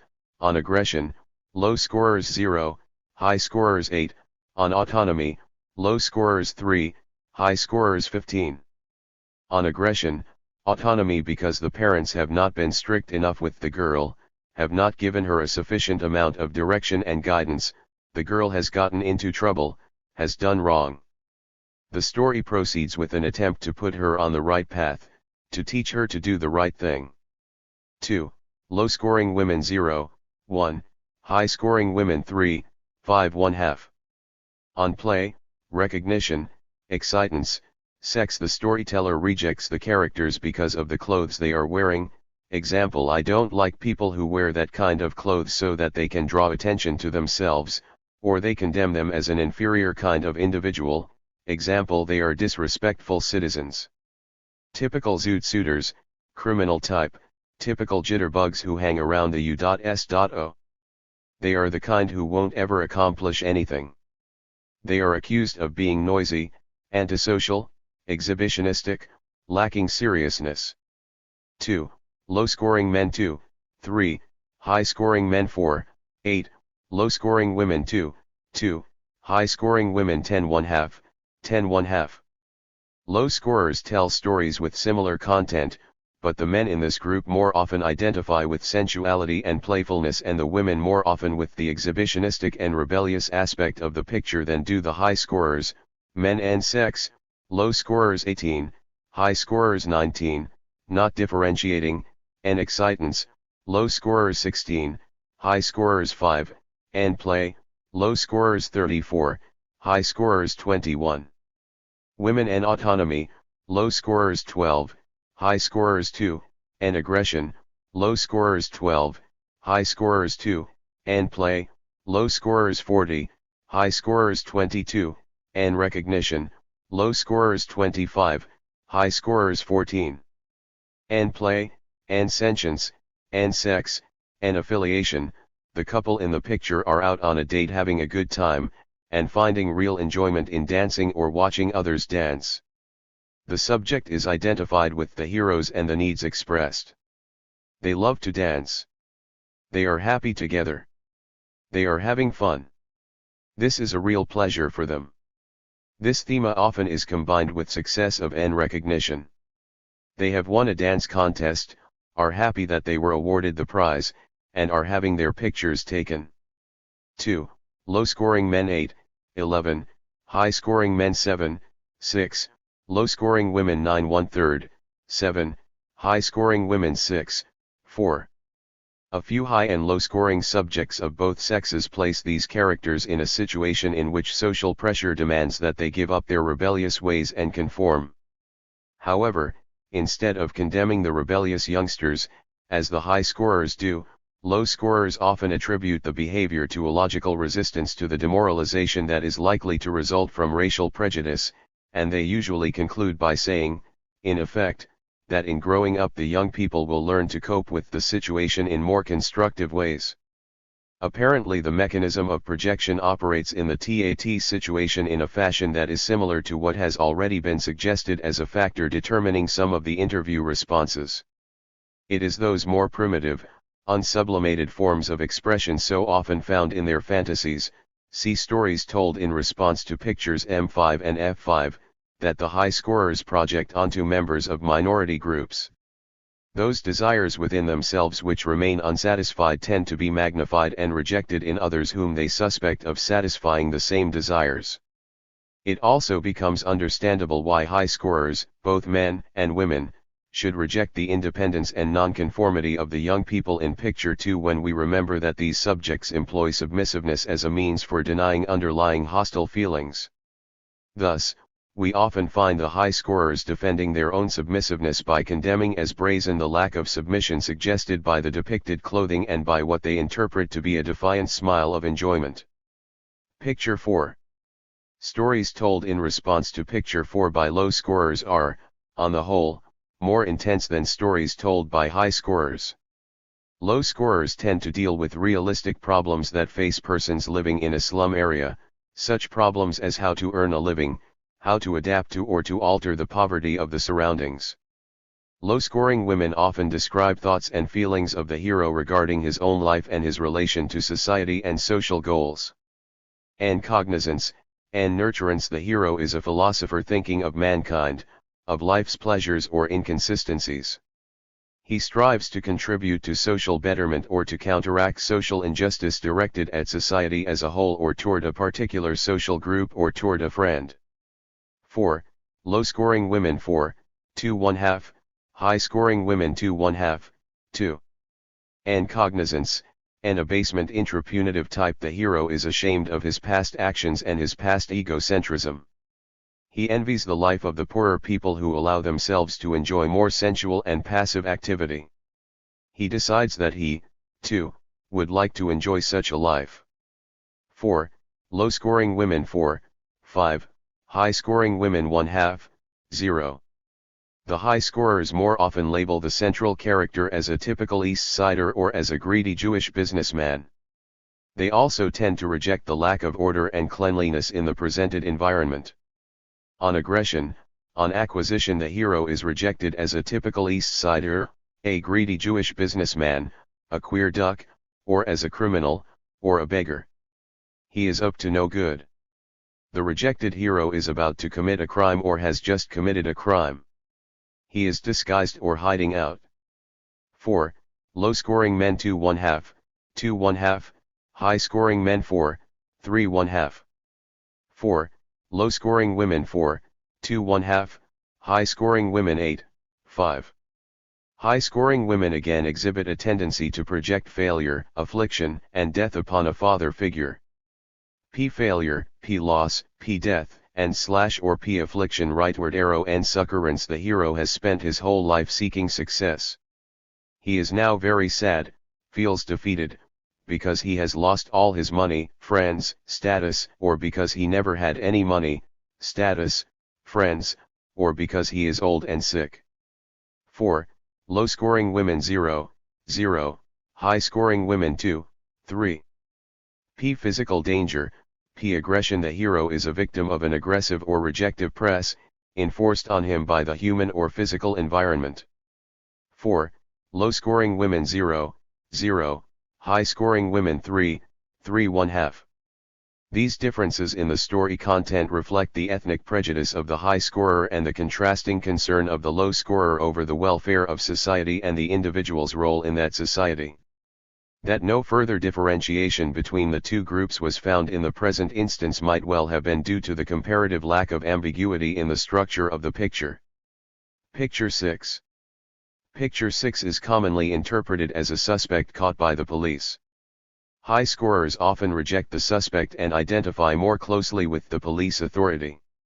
The high-scoring men, especially, describe the man in custody as a dangerous criminal, a Negro or Mexican with an innately weak character.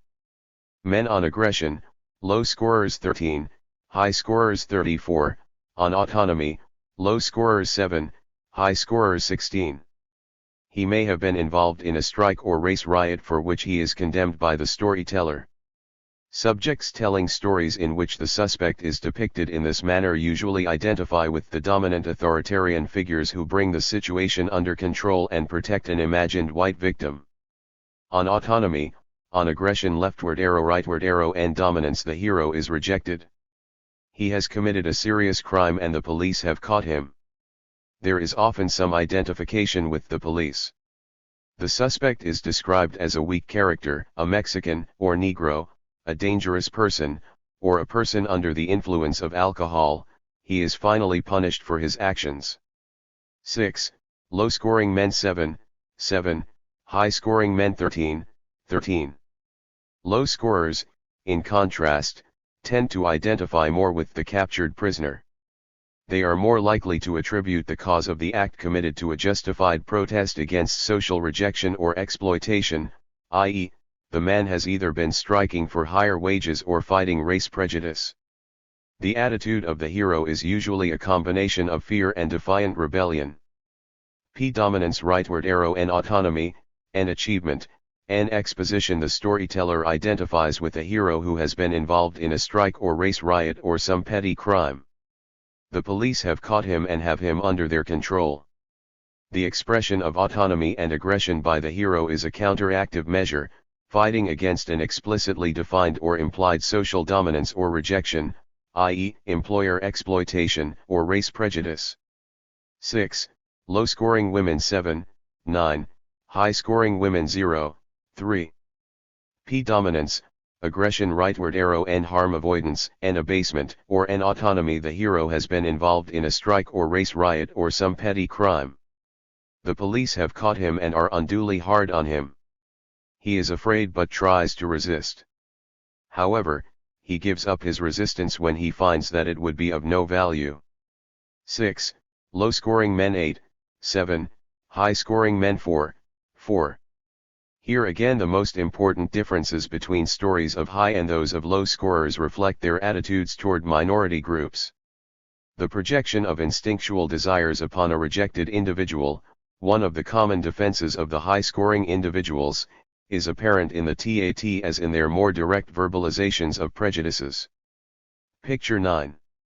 The portrayed characters in Picture 9 are seldom openly rejected. The high scorers find it difficult to reject them because they appear as clean, or neat, and seem to be acting in a socially acceptable way. High scorers often state explicitly, or imply by the uniqueness they give to the story content, that these Negroes are different from most Negroes. Both high and low-scoring subjects customarily begin their stories by describing the characters as grandmother and grandson. Both groups often say that the two people are having their picture taken. Although subjects from both groups attribute scholastic accomplishments to the boy, for the high scorers the accomplishments mean achieving a status that is only slightly above the slave position that they attribute to the other members of the family.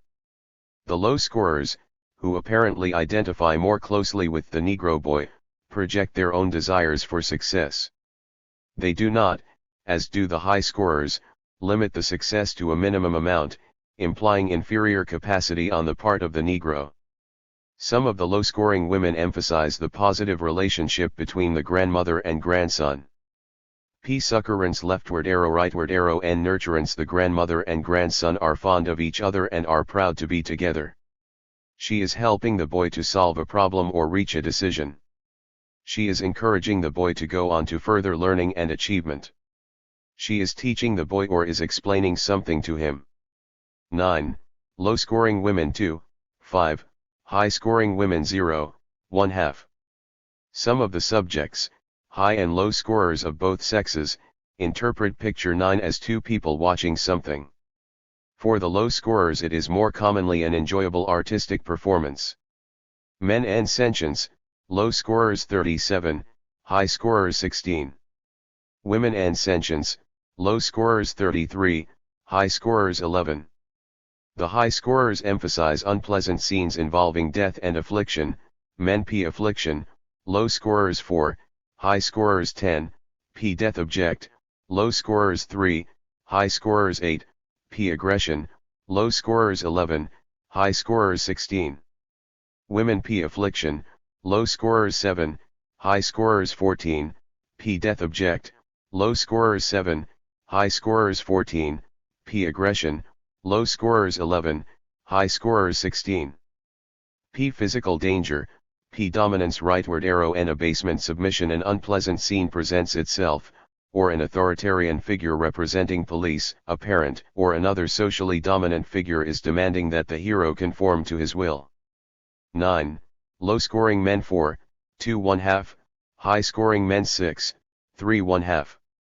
Here again, low scorers express greater involvement in interpersonal relationships and more sensitivity to pleasurable stimuli in the environment than do high scorers, whereas the high scorers tend to be more concerned with environmental threats.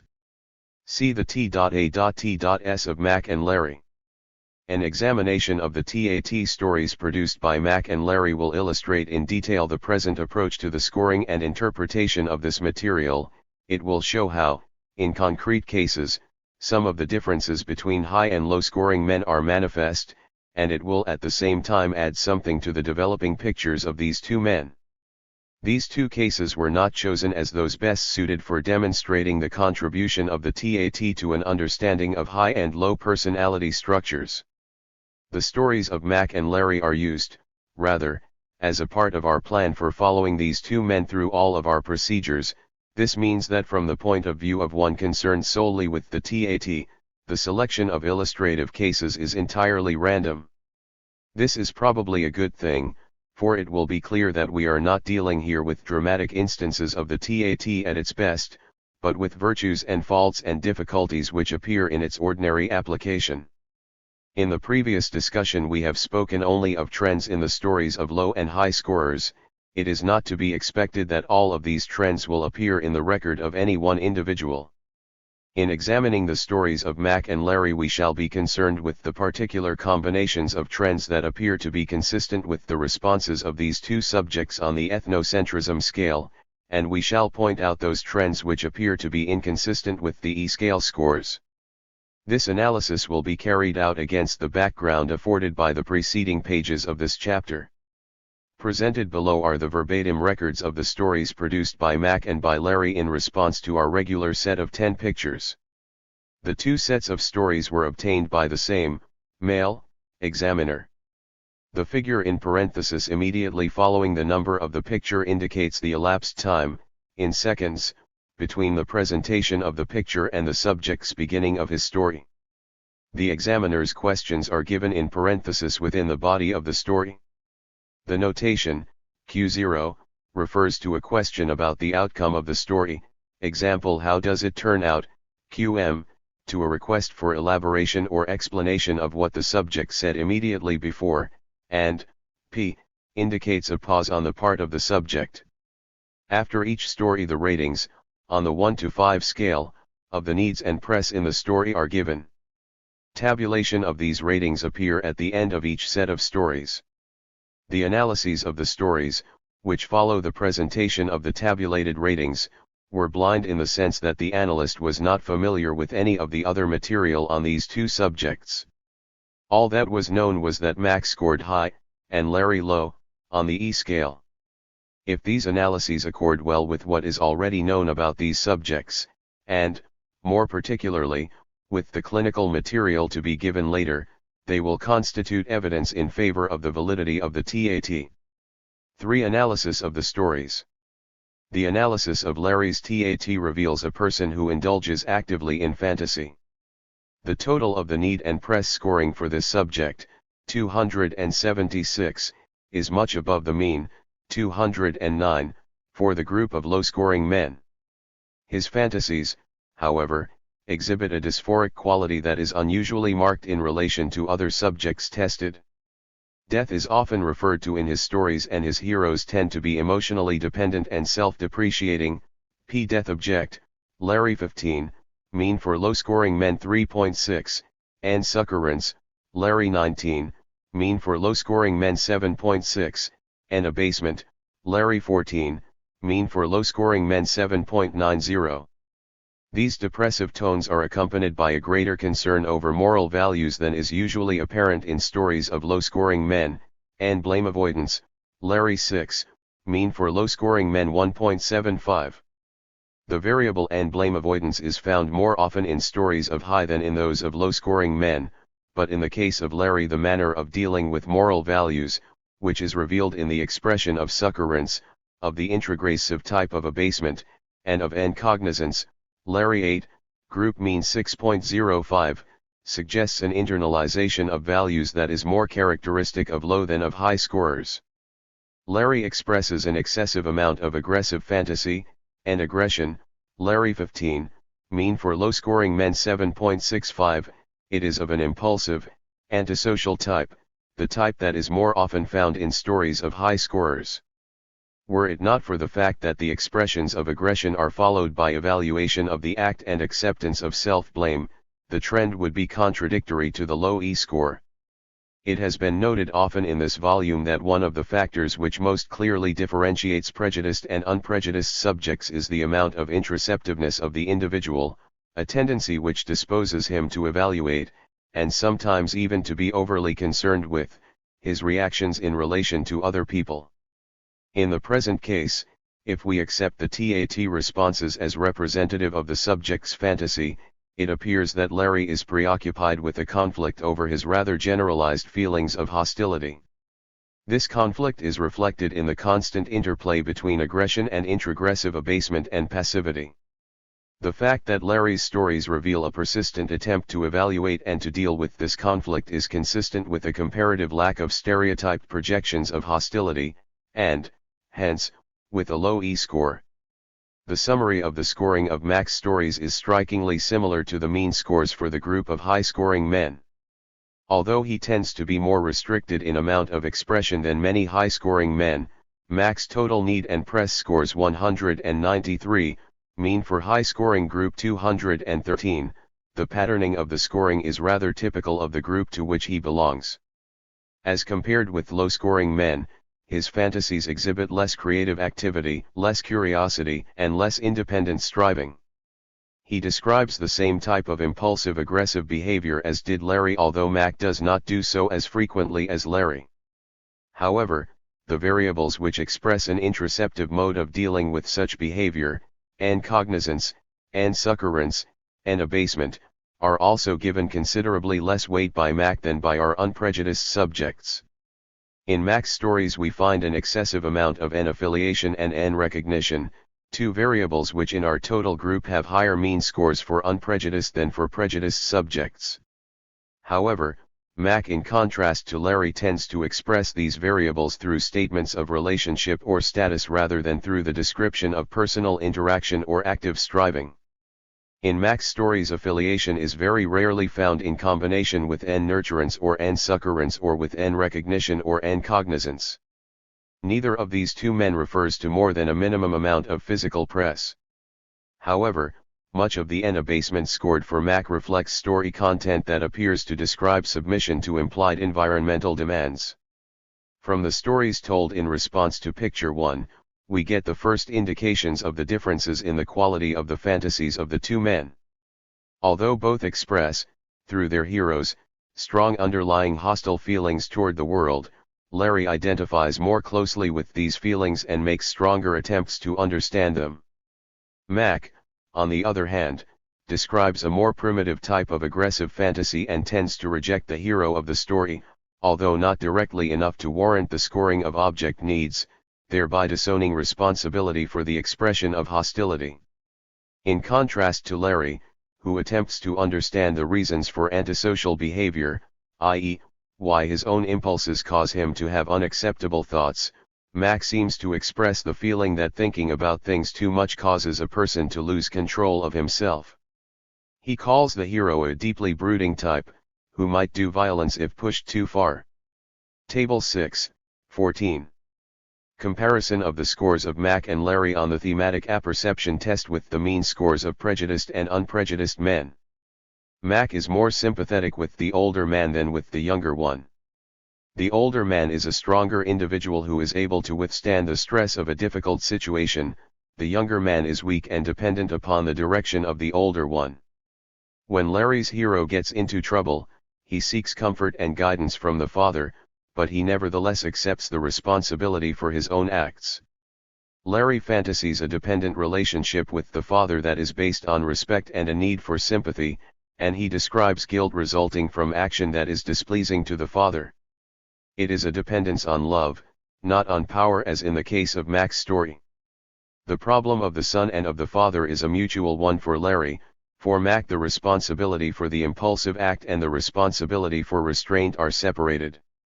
The one is bad and the other is good, and there appears to be little reconciliation of the two. In response to picture 3, Larry describes the common low theme of mutual sympathy resulting from a crucial situation. He seems to identify with a nurturant father figure who is deeply concerned over his wife and family. However, Larry's tendency to exaggerate the morbid, as well as his preoccupation with self-destruction, is revealed in the description of the son who is killed in battle. The story of Mac expresses little of the sensitivity and desire to be understood that is found in Larry's story. Rather, this subject describes in cliché phraseology the age and character of each of the people in his story. He identifies with the son, who is given a role of heroic bravery. In his story, as well as in Larry's, a man is killed in battle. However, concern about the dangers of war is restricted to the woman. The man is idealized as a strong individual behaving fearlessly, like most men would. The main difference between the stories told by Larry and by Mac to picture 5 lies in the fact that the former accepts responsibility for his actions, whereas the latter projects most of the blame onto the woman. Both of these subjects reject the woman who freely enters into a sexual relationship. However, Larry appears to condemn her because she deceives the hero, with whom he is closely identified. The hostility that is directed at the woman does not appear to reflect a lack of respect for her, as appears to be true in Mac's story, but rather it is the result of despair over her ability to frustrate him. Mac not only manifests a decided lack of respect for the woman in his story, but he blames her for causing his hero to act in an unbecoming manner. At the same time, he defends the man's position and describes him as an individual with depth of character, who allows himself to become a part of this sordid scene because of urges beyond a man's control. These stories differ somewhat from the more common themes produced by low and high-scoring men in response to picture 5. The story of Larry is more hostile than those of most of his group. Mac is more rejecting of heterosexuality, and he projects more blame onto women, than is usually the case with high-scoring men.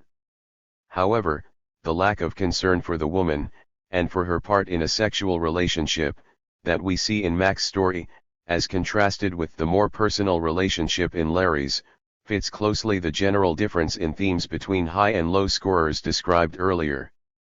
The differing types of dependence expressed by these two subjects in their stories to picture 7 are typical of those described by low and high scorers generally.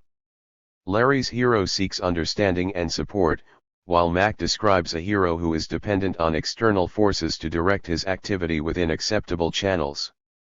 Larry, however, refrains from giving the most common low theme of striving to act independently of the demands of the mother. Instead, he fantasies about a hero who performs unusual and wonderful deeds that please the mother and cause her to admire him. Mac describes a theme commonly told by high-scoring men, one in which the son displeases the mother. She rejects him and he becomes dependent on her good advice, forgiveness, and reassurance that he did not really do wrong. It is interesting how this man, who deprecates women in some of his other stories, and who usually describes his male heroes as strong characters, describes a submissive relationship of son to mother. However, this relationship is as lacking in warmth as are the others. The forgiveness by the mother at the end lacks any real feeling of affiliation or nurturance. In his story to picture 8, Larry approaches a theme often produced by high-scoring men, the intense amount of hostility being more typical of high than of low scorers. The components that are consistent with the trends common to stories of low scorers are found in the extensive description of the feelings of each man and in the rationalization of the crime. Mac appears severely disturbed by this picture. It is not the type of distress often evidenced in stories of low-scoring men, who apparently find it difficult to respond to the aggressive aspect of the picture.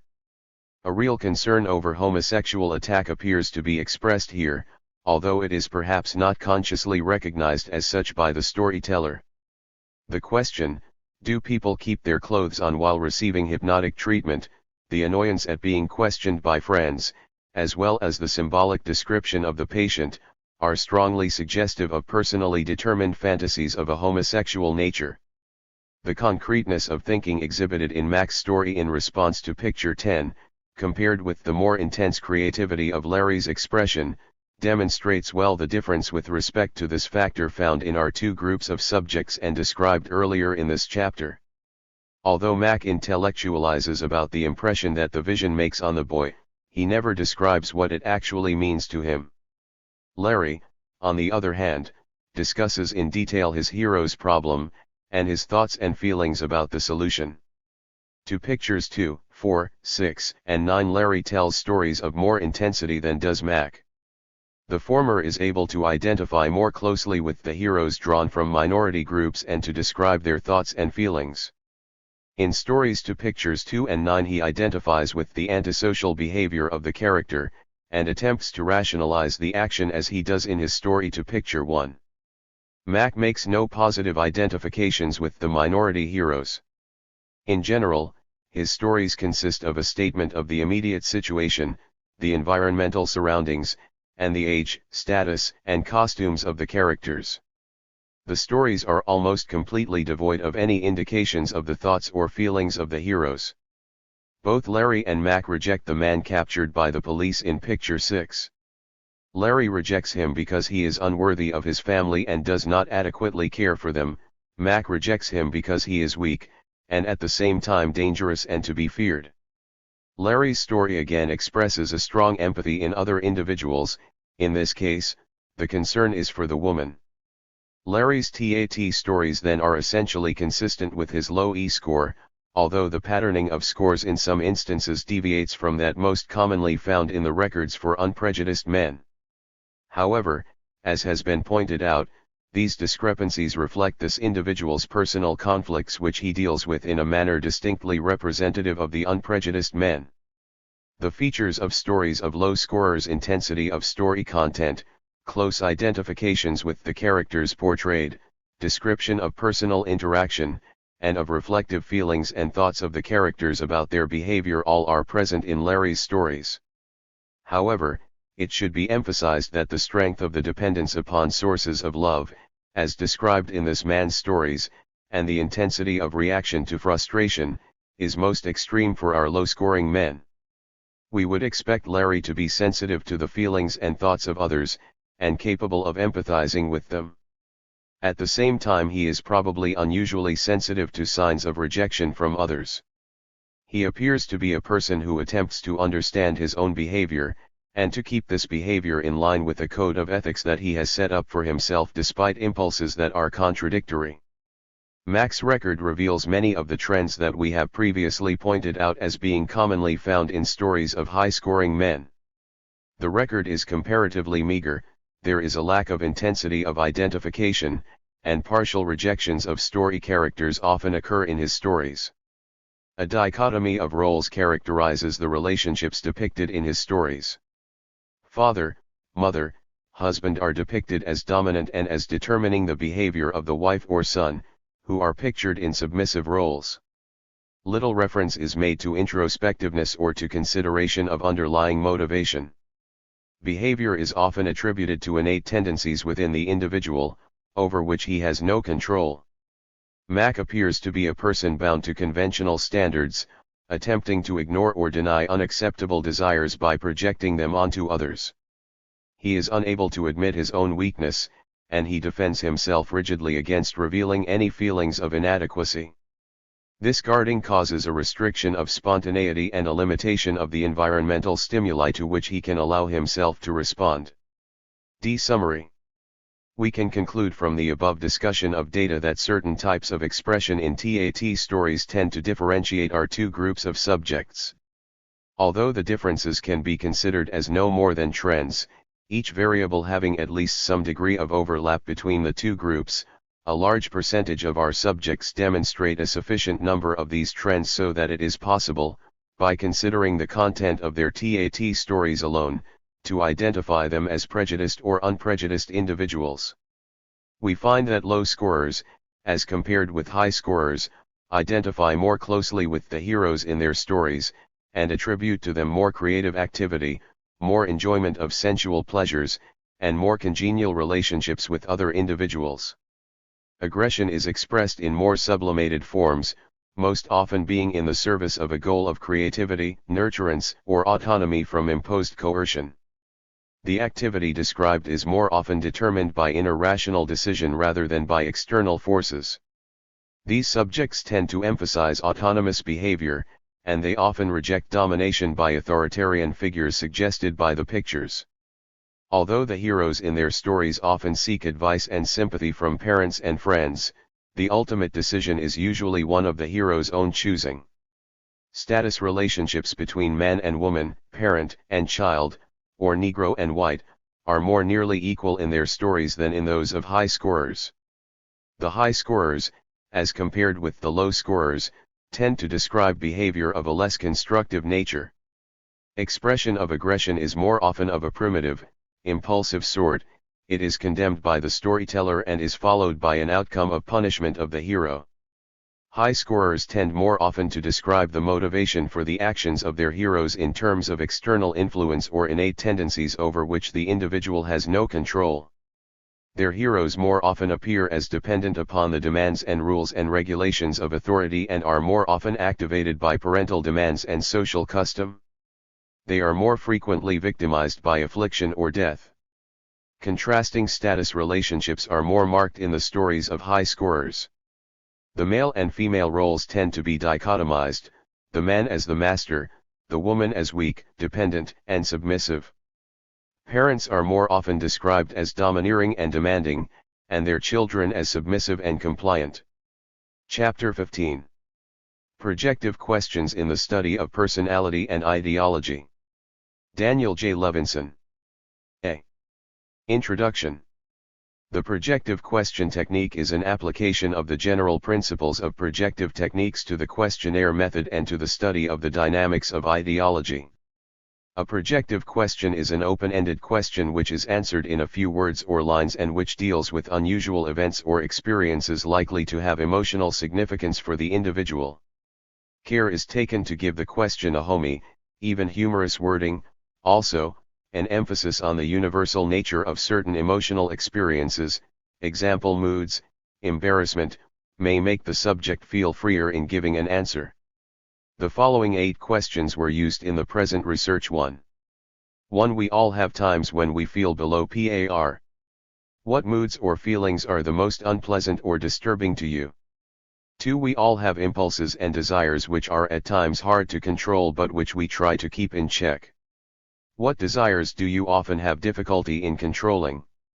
3. What great people, living or dead, do you admire most? 4. There is hardly a person who hasn't said to himself, if this keeps up, I'll go nuts. What might drive a person nuts? 5. What do you consider the worst crimes a person could commit? 6. It seems that no matter how careful we are, we all sometimes have embarrassing moments. What experiences make you feel like sinking through the floor? 7. If you knew you had only 6 months to live, but could do just as you pleased during that period, how would you spend your time? 8. We get a feeling of awe when something seems to us wonderful, or impressive, or really important.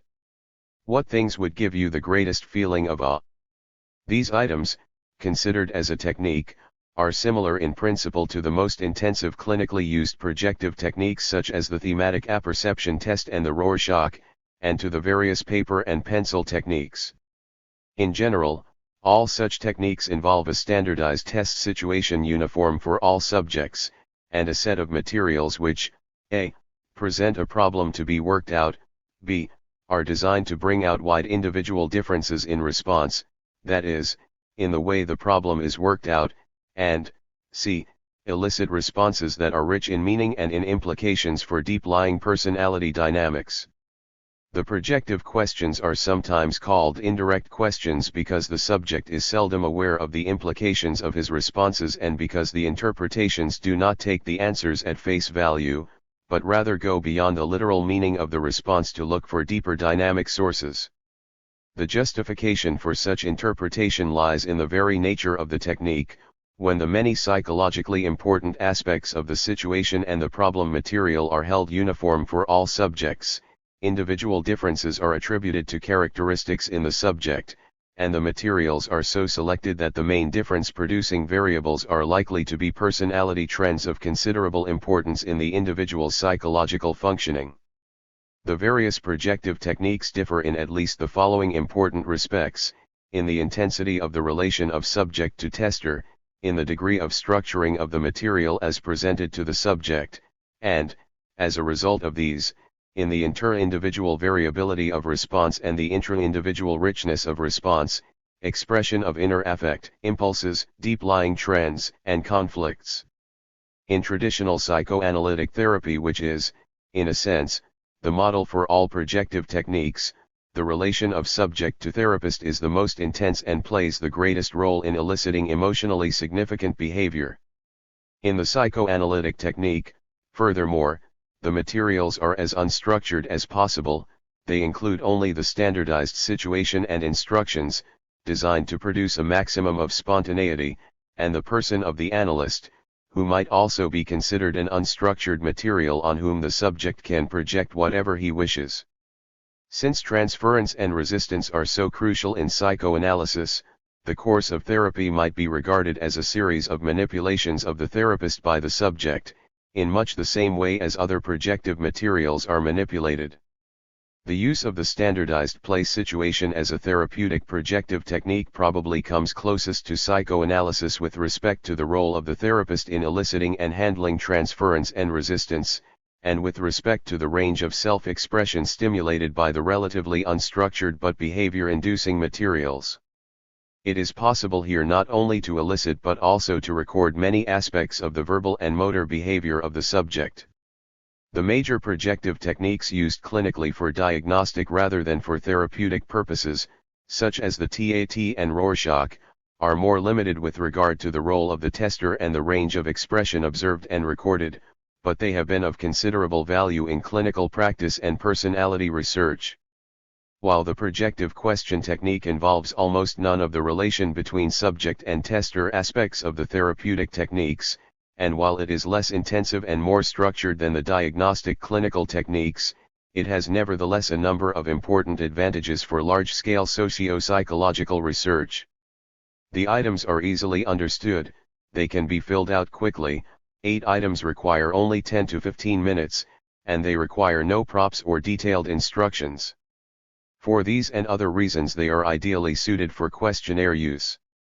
One great value of the projective questions is that the variables derived from the scoring, as shown in the scoring manual which follows, are directly related to the variables expressed by many of the scale items in the questionnaire, especially those in the F scale. Thus, this technique not only adds important material about the individual, but it also partially validates the scale results, since the indirect, spontaneously given responses to the projective questions reflect trends similar to those involved in the channelized, agree-disagree responses to the scale items. The projective questions were included in each form of the questionnaire, see Chapter 4. They contributed to the study of relationships between personality and ethnocentrism, and they were an important source of ideas for F-scale items. The high and low quartiles on the E-scale were the groups compared.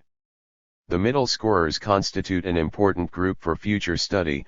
Preliminary perusal of their responses suggests that their intermediate position is more a matter of conflicting high and low trends than of simple neutrality or indifference. The term highs or high scorers will be used to refer to the high quartile as measured on the ethnocentrism scale, and conversely for the lows, who constitute the low quartile on E. As far as the writer is aware, this is the first attempt at systematic, quantitative analysis of projective questions as a formal technique. They were used previously in a non-quantitative manner on the Harvard Growth Study of School Children, 106, and their use in the present research was suggested by R.N. Sanford, a member of that study. Some of the questions as used here are taken directly from the Harvard Growth Study of School Children. Some of them were used subsequently by the United States Office of Strategic Services in their assessment program. 116.2 The content of the questions is, of course, hardly new. They have been asked, in one form or another, by clinical psychologists and others for some time. B. Quantification by means of scoring categories. The problem of quantification has plagued everyone who works with projective tests, personal documents, or other qualitative clinical material. Attempts at precise measurement and complex statistical treatment have usually resulted in quantification at the expense of meaning, in reliability without validity. Any quantitative mode of analysis, focusing as it does on aspects of response that occur with some frequency in larger groups, can hardly help but overlook those aspects which are more idiosyncratic, even though the latter may be crucial for understanding a given individual. Moreover, the more subtle and abstract qualities of response are difficult to formulate in a concrete, specific manner. These difficulties are particularly great when, as in the present case, one is interested in the primary psychological content of the response in what the individual strives for or feels or values or experiences. It seemed, however, that some middle ground between precise quantification and the total clinical gestalt might be found. The compromise chosen was scoring by means of qualitative categories. While each category is scored only in terms of present absence, scoring in terms of quantitative degrees may yet be attempted. A measure of quantification is obtained by summing an individual's, or group's, scores on the several items. This method, while lacking a high degree of precision, can, at the least, attempt to meet necessary standards of rigorous definition, controlled scoring, and scoring reliability. And, while neglecting much that the clinician may see intuitively in any single response, the categories can include numerous major trends that define the dynamic framework within which further clinical differentiation is possible. Thus, the scoring of projective questions, like the scoring of interviews, see Chapter 9, requires a set of qualitative categories that meet various theoretical and technical standards. The categories should be carefully defined and illustrated to facilitate communication and interpretation. They should be literal enough to permit highly reliable scoring, yet sufficiently interpretive to have clinical significance and theoretical implications. A limited number of categories per item, preferably between 2 and 6, is desirable, and a minimum of responses should be ambiguous, unscorable, in terms of these categories. The degree to which these standards have been met can better be judged at the end of this chapter. Since the main personality trends of concern in the present research were those differentiating highs and lows on ethnocentrism, high categories and low categories were sought. The high categories incorporated those psychological qualities which were found to characterize the responses of the ethnocentric subjects, while the low categories appeared to characterize the anti-ethnocentric subjects. The procedure in determining the specific categories for each item was as follows. The responses of the low scorers to that item were transposed by typing onto one or a few sheets, thus permitting easy inspection of group material, and similarly for the high scorers. Closer examination of the responses of each quartile as a whole revealed a few major trends characteristic of each group and differentiating it from the other group. These trends were formalized into categories which seemed both empirically differentiating and theoretically meaningful. The final step involved the preparation of a scoring manual, see below, in which each category is defined, discussed briefly, and illustrated with examples from the groups on which the manual is based. The manual, formed through examination of the first few groups studied, and on the basis of our overall theory and results, was used with only minor modifications on all subsequent groups. It should be noted that the determination and use of categories is not a purely mechanical and theoretical procedure. The importance of an overall personality theory, especially as applied to the understanding of differences between highs and lows, can hardly be overestimated as an aid in dealing with projective items. With regard to category determination, the general theory provides hypotheses before one sees the projective question material, and it is crucial in the selection of aspects of response which differentiate lows from highs. Furthermore, it gives the categories deeper and broader meaning by relating them to a larger theoretical frame and to results gained by other techniques. With regard to scoring, the general personality theory acts as a background factor, making it easier for the scorer to decide on the appropriate category for a given response. It also facilitates the scoring of some idiosyncratic responses which do not directly fit any of the scoring categories used but which express low or high personality trends. Finally, by means of the overall personality theory, the categories of several items can be integrated into a single pattern involving several trends, thus permitting a more complex description of the high or low groups or of any individual subject. It is therefore of great value for the scorer to be familiar with the general personality theory involved, as a basis for competent scoring as well as for contributions to new theory, categories, and procedures. See Scoring Manual, Categories of Projective Question Response. There are three types of scores: low, L, high, H, and neutral, N. A neutral score is given when the question is left blank, NB, for when the response is ambiguous with respect to the high and low categories, NA, or when high and low trends are present to equal degrees, NHL. For the groups studied thus far, there were relatively few NA and NHL scores, 8.8%. The presence of many NA scores in future groups would necessitate modification or expansion of the present manual. Each scorer assigns one of the above scores to each response. The scoring procedure will be discussed below, Section D. We may turn now to the scoring manual. It should be noted that the scoring manual has not only a methodological function but also a descriptive function, since it presents and even helps to interpret the differences between the responses of the ethnocentric and non-ethnocentric groups. Question 1. What moods are unpleasant or disturbing? Low categories. 1. Conscious conflict and guilt. Feelings of self-criticism, depression, frustration, insecurity, inadequacy, hopelessness, despair, lack of self-worth, remorse. The main conflict or sense of remorse is over violation of values referring to achievement, love-giving, nurturance, understanding, friendship, self-expression, and social contribution. This system of values, which the lows express in various forms in several of the projective questions, will be called achievement values. Important underlying variables are intrapunitiveness, the tendency to blame oneself rather than the world when things go wrong, and a well-internalized set of ethical standards. There is an inner orientation, an emphasis on the needs, strivings, and inner state of the individual. Related to this is an introspective approach, a concern with self-understanding, and an acceptance of personal moral responsibility for one's actions. Examples: those times when I would like to give myself a swift kick in the pants. A feeling of futility and pessimism. When I don't do as well as I know I am capable of doing. So much to do, so little time. A response is scored here when external factors such as lack of housing or lack of economic opportunity are mentioned, as long as these external forces are represented as frustrating inner needs or achievement values. Thus, the lows refer to external difficulties as obstacles to self-expression and security, whereas the highs refer to external difficulties in themselves merely as a sign of general dissatisfaction, without indicating what inner needs or values are frustrated. See below. 2. Focal dependency and love-seeking.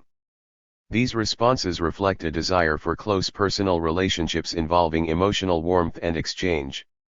The sense of lack of love and of focal relationships, often found in love, cf. Chapter 11, must be distinguished from the highs feeling of aloneness and isolation in a generally barren world, see below. The loneliness of the highs represents, as it seems, underlying dependency which must remain ego-alien and which finds little or no positive, ego-satisfying expression. Examples: moods where you feel like pouring out your soul to a person. To love someone and not be loved back.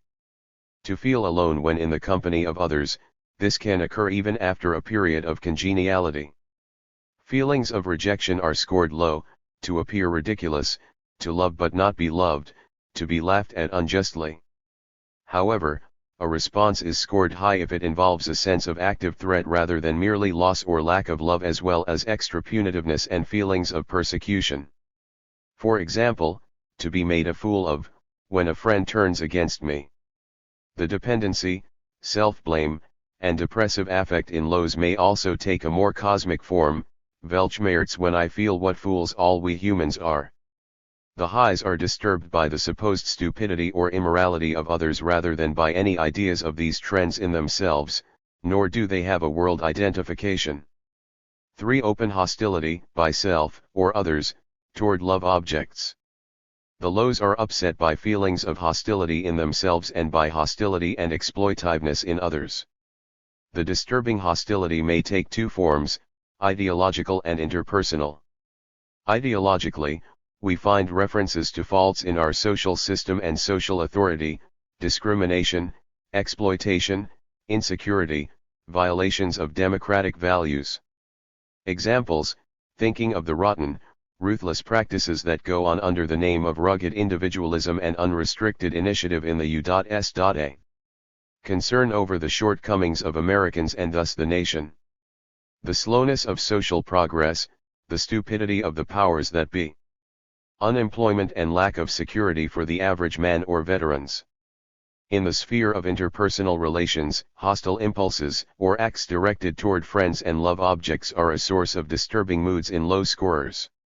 Examples: when I feel I have hurt a friend. Envy, hatred, revenge, resentment. When I feel a general dislike towards friends and the world in general. Intolerance, cruelty to people. Resentment toward parents.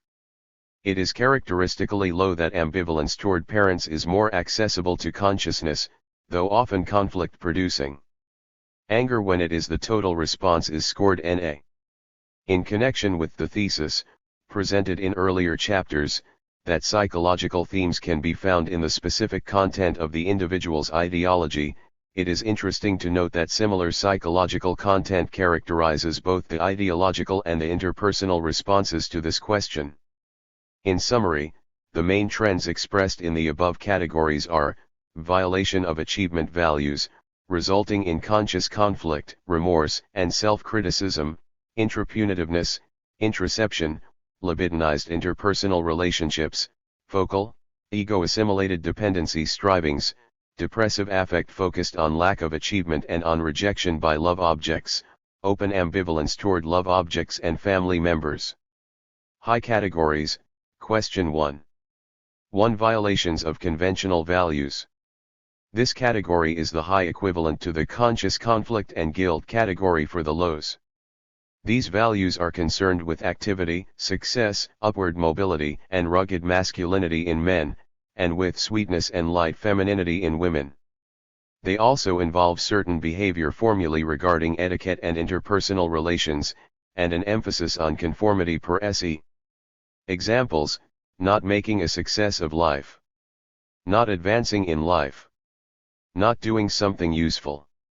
Lack of purpose, i.e., not having aims, in contrast to the frustration of aims in lows.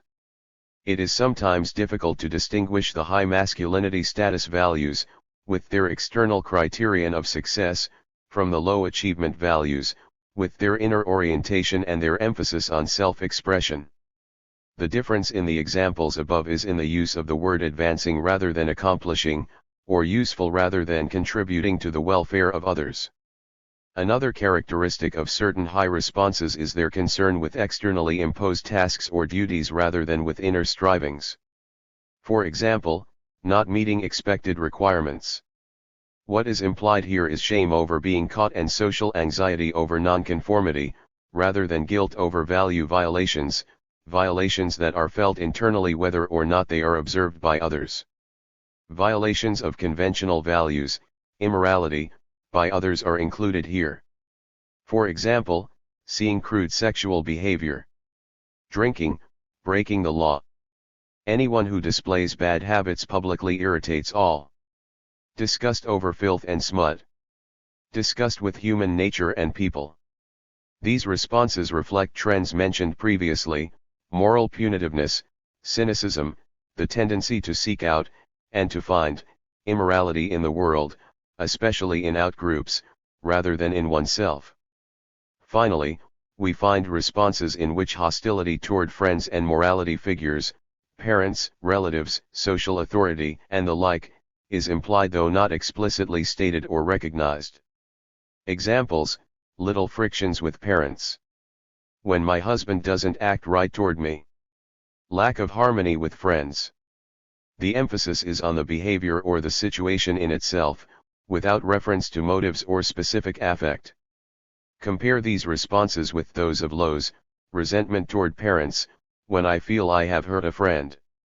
When an individual who is shown to be consistently high on other measures gives a response like worry over family members or death of relatives, it is not difficult to infer that he or she feels hostility towards these people, hostility which is projected in the form of the idea that family members may be harmed by other people or by bad luck. Suffice it to say that responses of this sort are given predominantly by highs, and are scored H. The response fighting in Germany is scored high because of its reference to motor aggression per se without specific psychological content, needs, affect, values, similarly in the case of long labor disputes. 2. Threatening or non-supporting environment, focus on external obstacles, lacks, and threats, with an implied, unconscious sense of helplessness and dependency. Theoretical discussion must be deferred until later, however, in order clearly to differentiate the high and low categories. The following theoretical point must be made. As we know from the interviews and the TAT, highs and lows do not seem to differ in the amount of their underlying dependency, or other deep trends. The difference lies, rather, in the way such impulses are handled and integrated in the personality. Dependency is implied in the responses of many lows and many highs, but the form of expression differs systematically in the two groups. The emotional intensity, active sorrow, and focal conflict of the lows, as well as the intellectual and ideological strivings and the search for close relationship, are not difficult to distinguish from the emotionally shallow, ego-alien loneliness, and objectless passivity of the highs. The responses in the high categories for this question reveal an inner poverty, an external orientation, and a non-focalized dependency on the outer world. These individuals are, so to say, glad when the world supports them and sad when their supports leave, with a minimum of self-determination and self-awareness. One common type of response among the highs involves feelings of doubt, uncertainty, and momentary lack of self-confidence. These individuals are in doubt as to which is the more correct or success-producing act, whereas the lows feel intense inner conflicts between two impulses or between an impulse, example hostility, and inner moral standards. The focus in the high responses is on the act itself or on the undependability of the environment. Interpretively, the lack of self-confidence seems primarily to be anxiety in a social situation which is unconsciously apperceived as threatening. Examples: the feeling that regardless of prearranged plans and ideas it is never possible to be sure of what a new day will bring. The uncertainty of the future. The feeling of people and places having changed so much that one feels lonely and loses self-confidence.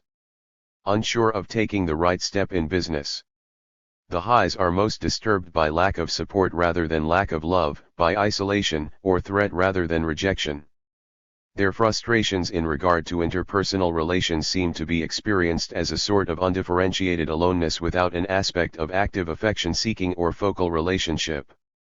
Examples: to feel that I am not liked or wanted where I am. To feel out of place in the company I am in and not be sure of my next move. Being alone without company, fear of solitude in this context is high. When I feel alone and no one to turn to. These responses may also involve a sense of being persecuted or victimized, as well as a marked extra punitive quality and feelings of self-pity. For example, to feel cast aside. The don't give a darn feeling when you think nobody cares what happens to you. When a friend turns against you. Someone convicts you of something you never did.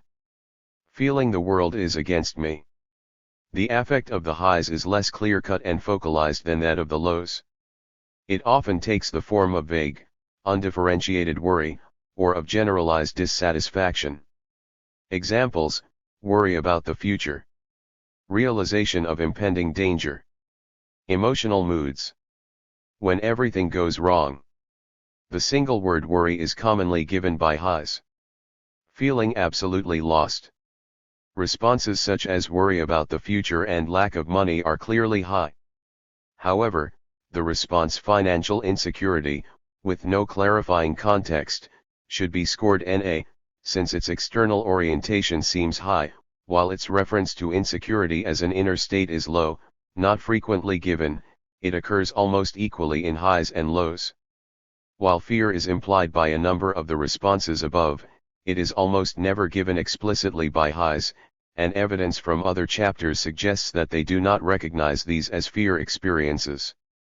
Responses such as fear and apprehension, though rare, are usually given by lows and should be scored L. 3 rumblings from below. These responses refer to situations or bodily conditions which, by inference though not explicitly, tend to bring out ego-alien trends such as passivity, anxiety, and hostility. Examples: quietness, boredom, inactivity. When at a party everything is quiet and dead as a morgue. Lack of work or anything to do, causing restlessness and lack of self-confidence. The reference to lack of work is interesting in connection with the compulsive value for work commonly found in highs. Work and keeping busy would appear, for some individuals at least, to have the psychological function of reducing anxiety and of aiding in the inhibition of unaccepted impulses. Perhaps this is the dynamic meaning of the slogan, "Keeping busy is the best way of staying out of mischief." The mischievous impulses are conceived as rumblings from below, as waiting only for an idle moment to force themselves through. Also evident in these responses are the anti-introception and the opposition to leisure discussed in earlier chapters. Another common source of disturbance is poor bodily condition, fatigue, hangover, sickness, headache, and the like. There may also be references to strain, external pressure, and overwork, that is, conditions which threaten the mind by harming the body. Once again, there is no reference to inner needs, values, or emotions as such, but only a vague sense of threat, restlessness, or dissatisfaction. The underlying but unrecognized fear of body harm seems to be a major cause of anxiety.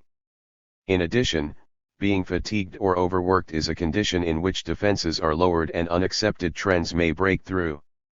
The person then has a nervous breakdown, something conceived as having a physiological rather than a psychological origin. It is of some interest that the highs are threatened by both lack of work and overwork. Inactivity will turn one's mind to the wrong things, but overactivity, being too good for too long, so to speak, may intensify the bad impulses and weaken the defenses beyond the threshold of control. Work appears, therefore, to be a form of punishment as well as a value and a defense for these individuals. 4 omissions are recorded as NB but are considered as H in computing individual or group scores. Agreement with E. While the total number of omissions is small, about 8%, most of the omitters were highs. This is consistent with the greater anti-introception and fear of prying in highs. Question 2. What desires are most difficult to control? Low categories. All low categories for this question are bound up with violations of achievement values by oneself or others. 1. Focal, usually verbal, hostility directed against violators of achievement values. In the ideological sphere we find opposition to fascism, militarism, discrimination, suppression, exploitation, autocracy, and the like. In the sphere of interpersonal relations, similar basic values are expressed in the form of opposition to hypocrisy, intellectual dishonesty, pompousness, narrowness, unfairness, and the like.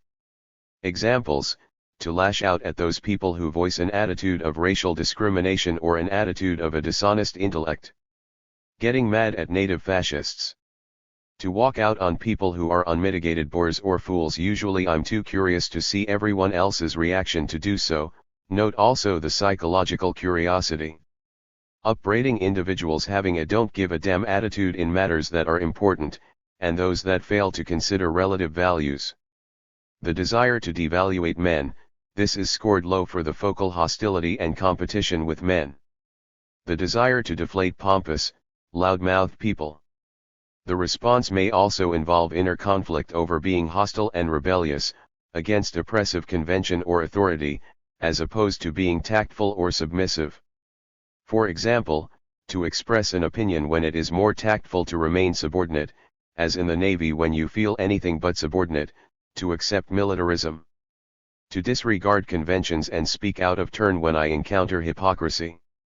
Telling people about fallacies in our economic system and the impossibility of returning to pre-war times, not to carry out the patriotic ballyhoo thrust on servicemen. To express my feelings with people who wouldn't understand. The last response should be distinguished from the high response, talk about my emotions. In the latter there is a generalized, objectless need and inhibition, whereas in the former we find the desire for personal relationship as the basis for sharing of emotions. 2. The tendency to violate achievement values oneself. These responses are concerned with interpersonal relations rather than ideology.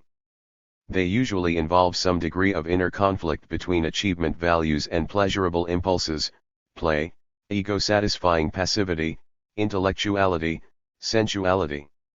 The main values involved are for nurturance and love-giving, as when one fails to realize an accepted obligation toward a friend, or for achievement, as when the individual does not actively strive toward serious goals but rather allows himself to be sidetracked into immediately pleasurable pursuits. That this is an inner conflict must be stressed. The conflict involves moral standards or obligations which the individual accepts as his own and which take the form of promptings from within, in contrast to the high's reference to externally imposed tasks and duties. A further difference is that the passivity is ego-assimilated and satisfying for the lows, diffuse and ego-alien for the high scorers, see below. Examples: the desire to listen to music when I have work to do. Self-indulgence, note also the explicit self-criticism. Being true to myself. An impulse to procrastinate, to take the obvious easy course when a more direct facing of obstacles could enable me to obtain what I desire. The wanderlust to see what the other part of the country is doing, or on a nice day, the desire to be enjoying it by fishing or hunting. To be indifferent. Be lazy and sleep. Running away from trouble, this is not the same as forget my troubles, which is repressive rather than escapist and is scored H. Also scored here are responses involving guilt as a consequence of hurting others, emphatic focus on their feelings, or of violating other values. For example, to blame rather than to understand. Use the wrong means to achieve desirable aims. 3. Miscellaneous. Several relatively infrequent responses may be considered here. Fear is, as on question 1, a low response. Most sex responses by men are scored H, see below. They are scored L when they are more personalized and subtle, or when they show some signs of surface inhibition. For example, in my admiration of feminine beauty I find it hard at times to keep from staring. For women, however, most sex references are scored L, even when only the single word is given. Example: being too affectionate with the man in my life. Amorous desires. Falling in love. Conventionalized sex responses by women, example going out on too many dates, are scored H. Denial of hard-to-control impulses, example the response none, is more common in lows than in highs and is scored L. This empirical result was not anticipated. It is consistent with the apparently greater impulsivity of lows and their emphasis on independence and self-expression. If high contextual features, example anti-introception, are present, a score of H is given. High categories, question 2. 1. Nonfocal and or motor aggression. One of the most unequivocally high forms of response involves concrete, impersonal, aggressive acts, usually directed against irritating people. Examples: spanking a very fresh or mean child. Deliberately smashing into a foolish driver, the majority being women. This response by a man who on other items shows a surface idealization of women. The desire to slug the guy that talks for hours about the rough time he had in the service when you know he has been a USO Commando most of the time. The high aggressive impulse tends to be cognitively blind and undifferentiated, and to have a symptomatic quality. Examples: the desire to beat my way out of a crowded place just to see how many persons I could overcome before I would be stopped. The desire to keep moving so as not to slug somebody. Temper. The desire to blow my top when I get angry. Verbal aggression in a context of low values is, as noted above, scored L. However, undifferentiated verbal aggression, without reference to values or to the nature of the object, is scored H. For example, speaking my mind. Tell people what I think of them. Telling people off.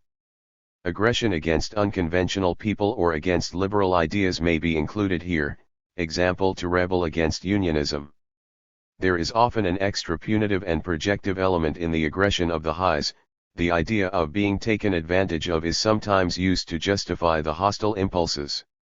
Neutral scores, NA verbal aggression in which the values or context are unclear, anger alone without a qualifying context. Responses which seem to represent more disguised forms of hostility, particularly in high women, may be mentioned here. These refer mainly to impatience, to stubbornness, or to domineering tendencies, usually without further qualification. They are occasionally given in a low context, for example, the desire to lecture and be too sure I am right. This is scored L because of the implicit self-criticism, the recognition of her own fallibility, and the recognition that the desire to help or teach may be tied up with dominance. 2. Ego-alien passivity. In contrast to the lows, the highs give relatively few responses involving passivity. Moreover, these responses do not refer to escapist enjoyment or to self-criticism and inner conflict. High passivity seems, rather, to involve mainly the idea of task avoidance, of shirking an externally imposed duty, cf. also Chapter 13. Examples: to procrastinate. Not carry out what is expected of me. Score NA when the response involves the idea of running away from responsibilities and there is no indication as to whether the responsibilities have an internal or external origin. What seems also to express a primitive passive trend is the desire to forget everything, to blot out the world and focus on cheerful things, as in item 9, F scale, form 45. Again we find a sense of threat from an overwhelming environment and an external orientation rather than an inner conflict and a conscious moral dilemma. Examples: forgetting everything and traveling and looking for something more interesting. The urge to run away and forget everything. Going out on a real high bender and forget my troubles. Note: drink to forget is high but drink alone is neutral. 3. Impersonal sex. As noted above, most sex responses, even relatively crude ones, by women are scored L. More conventionalized responses, example going out on dates, flirting, or getting married, are scored H. In men, on the other hand, most sex responses are given by highs. The most common response is simply sex or sex matters. There is also a tendency to assume that sex impulses would naturally cause the most difficulty, example desires relating to sex, of course. It would appear that some high men emphasize sex as part of their general emphasis on rugged masculinity, while some low women bring in sex as part of their rebellion against traditional nonsensical femininity. The sex responses of the high men have an impersonal, undifferentiated quality similar to that found in their aggression responses. For example, keeping my emotions in check when out with a beautiful blonde. The desire to accompany women of the world. The lows tend to refer either to a love object with whom there is some psychological relationship, or to a love affair involving ego-accepted sensuality. It is certainly of theoretical interest that the latter form of response is more common in unprejudiced women than in unprejudiced men. 4. Incidental pleasures and violations of conventional values. The main qualities of these responses are their emotional diluteness, their lack of strong object relationship, their concreteness, reference to specific acts, and their concern with minor conventions. Examples: sweet tooth, overeating, use slang, travel, talking at the wrong time, break light bulbs in church. Scream in church, scream when annoyed. Have too much fun. References to too much activity or to overindulging in sports are sometimes given by high men. These desires appear to be related to concern with masculinity and may in some cases represent a defense against underlying passive impulses which find indirect expression on other items or techniques. One of the more common forms of response in this category involves concern with money, particularly with spending it too freely rather than retaining it. Examples: be extravagant. Spending money wantonly and spending time wantonly. Gambling. I like to buy novels but I try not to as it costs so much money. There is sometimes self-idealization and/or self-pity. For example, desire to spend for others' benefits. Help others at own expense. The high's concern with money may well be related to their accusations of money-mindedness in outgroups. There are several responses which are marginal to this category. While simple denial is scored L, denial in a context of willpower or of anti-introception is H. For example, I don't have any difficulty controlling any desire if I make up my mind to a thing. Emphasis on willpower is seen in the response, walking straight ahead when passing a cocktail bar. The idea of not planning or giving thought to decisions is also H, for example, jumping into something new without thinking of the consequences beforehand. 5 omissions are recorded as NB but are considered as H in the final scoring. The frequency of omissions was about 19% more than on any other item, see Table 2, 15. Question 3. What great people do you admire most? Low categories. Once again, the concept of achievement values provides a unifying context for understanding the low responses. The several low categories represent various forms of expression of values for intellectual, aesthetic, and scientific achievement, for social contribution and for democratic social change. Usually the responses contain specific names of individuals representing these values. Occasionally, however, and this is more common in lows than in highs, a general abstract definition of admirable qualities is given.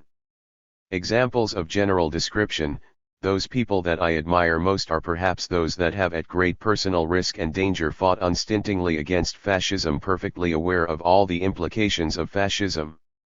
Men who have had the courage to stand up against public opinion in order that some good might come of their position. Those who have contributed most to the spiritual and social improvement of mankind. Musicians and artists, any person with real creativeness. I admire great writers, great thinkers, and people who really left mankind something of value. Specific names fall into the following broad categories. 1. The arts and philosophy. Artists included here are writers, musicians, intellectuals, painters, architects, and so on. Examples: Shakespeare, Steinbeck, Robeson, Whitman, Pushkin, Beethoven, Da Vinci, Bach, Voltaire. The writers tend to be liberal radical and to write works of social and psychological significance, though this is not always so. There are a few high writers, see below. The philosophers named include Bertrand Russell, Comte, Mill, Dewey, Spencer, Socrates, Maimonides. The lows, occasionally the highs, almost never admire individuals who are members of various minority groups, Jewish, Negro, Chinese, etc. Certain religious figures are included in this category: Confucius, Buddha, Saint Francis. See the neutral category below. Highs more than lows tend to mention Plato. Perhaps the reason for this is indicated by one high man who wrote, Plato the original personnel man. There are, so to speak, both low and high aspects to Plato's philosophy. If his name is given with others, one scores by context; if given alone, it is scored H. 2. Physical and biological scientists. This does not include inventors or applied scientists or technologists, most of whom are scored H. Sir William Osier, Newton, Washington Carver, Darwin, Einstein, Galileo, Pasteur, Madame Curie, particularly by men. 3. Social scientists, liberal radical political figures. Jefferson, Marx, Tom Paine, Benjamin Franklin, Henry Wallace, Francis Perkins, Freud, Pestalozzi, Norman Thomas. 4. Active denial of admiration. For example, I'm beholden to no man. No one person stands out. However, omissions of this item are scored neutral. Neutral category. Several names seem to be given equally often by highs and lows. They may apparently be admired for high reasons or for low reasons. The most common examples are Lincoln, F.D. Roosevelt, and Christ. Roosevelt's popularity with highs was probably limited to the war period. Any of these names, alone or in combination with each other, are scored NA. If additional names are given, one scores by context. For example, the response, Washington, Lincoln, F.D.R is scored H because of the context of patriotism, see below. The response, Jefferson, Paine, Lincoln, Roosevelt is scored L. Ernie Pyle is given mainly by highs, but without a context is scored NA. Will Rogers, Woodrow Wilson, and Wilkie are NA. Omissions are scored neutral. High categories. Question 3.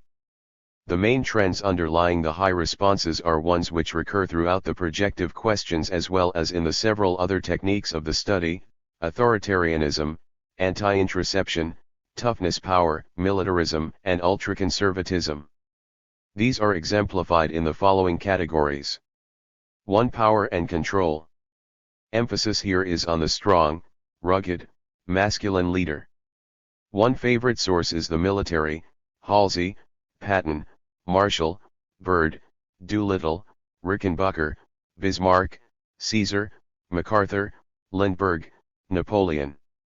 A corollary of the emphasis on strength is an emphasis on suffering, being victimized, martyred, alone in a cruel world. For example, the boys who died in the war for people who do not even appreciate it, as they show many times, being an ex-serviceman myself. Among the high, women royalty and nobility, particularly from past centuries, are quite popular. Certain religious leaders such as the Pope and Mary Baker Eddy are given predominantly by highs. Churchill seemed to have captured the imagination of many highs. A major source of names, particularly for the high men, is the area of practical invention, business, and technology, industrial giants being the most popular. Examples: Ford, Carnegie, Edison, leading manufacturers. 2. Conservative Americana. Men whose main distinction comes from being strong national leaders, usually in a military or politically conservative context. This category overlaps somewhat with the first. Examples: Washington, Teddy Roosevelt, Herbert Hoover, Edgar Hoover, John Paul Jones, Dewey, true Americans. 3. Parents and relatives. It is not uncommon for highs to list several family members, in addition to other individuals, in response to this question. Example: my mother, who, although isn't famous or seemingly different from any other person, I think is one of the greatest persons alive today. You may think me prejudiced and childish, but I do have my reasons. It happens, though rarely, that a low mentions the parent of the opposite sex. This is scored L if the context is clearly low: my parents. 4. Miscellaneous. Responses expressing high trends but not in the above categories. High women often mention actresses and movie stars, e.g. Kate Smith, Bing Crosby. Sabatini is a writer preferred by highs. Bestseller authors are also included here for the most part. An example of a descriptive high response is, my girlfriends who live happily without any worry. Superficial, anti-introceptive. Scoring procedure. Most subjects list several names in response to this question. The names may fall into more than one category, but they are usually uniformly high or uniformly low. In some cases, however, both H and L categories are represented. These cases are scored H, L, or NHL according to the predominant trend. Thus the response, Da Vinci, Ely Culbertson, Henry Ford is scored H, while Einstein, Edison, Carver is scored L.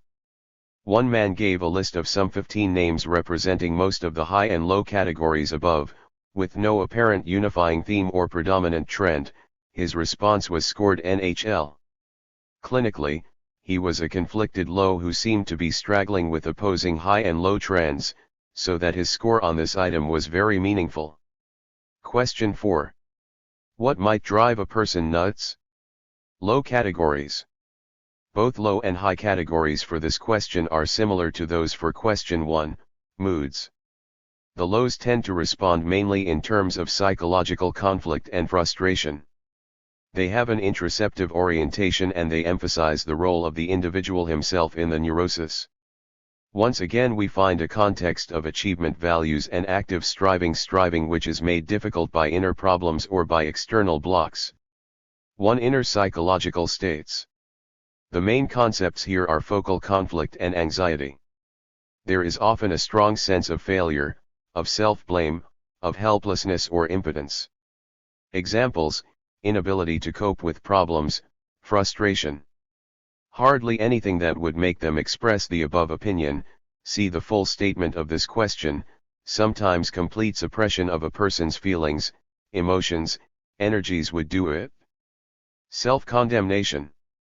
His own failure to put an end to the situation causing the disturbance or to stop thinking about it. Despair caused by inability to cope with distressing situations, continual criticism without constructive suggestions. Frustrations, pointlessness of existence, morbidity, sorrow, violation of one's ego. Insecurity. Tension without release. Being dishonest with oneself, wrong attitude toward life's problems. References to fear are low. While undifferentiated worry or brooding are high, there is a kind of focal, differentiated worry or anxiety which is scored L. By this is meant not a vague anxiety in the face of a generally threatening world, but concern over specified personal frustrations. Examples: continual worry about family problems, continual striving to earn a living. Worry, emotional or economic. Severe emotional strain, especially if combined with physical hardships or pain. The highs often refer to physical hardships per se, but they seldom refer to the actual experience of emotion or pain. The inner life of the lows, while apparently relatively rich and satisfying in many ways, seems often to be stormy and conflictful. The sense of going too far, of being carried away by emotion, of having too much inner life, so to speak, may be expressed in responses to this item. Examples: letting our emotional states wear us down. Exaggerating one's personal problems. Obsessional trends are sometimes exhibited. The man's mind is in a groove or rut, unless he has a varied interest, he will go insane from worry and thinking of one thing.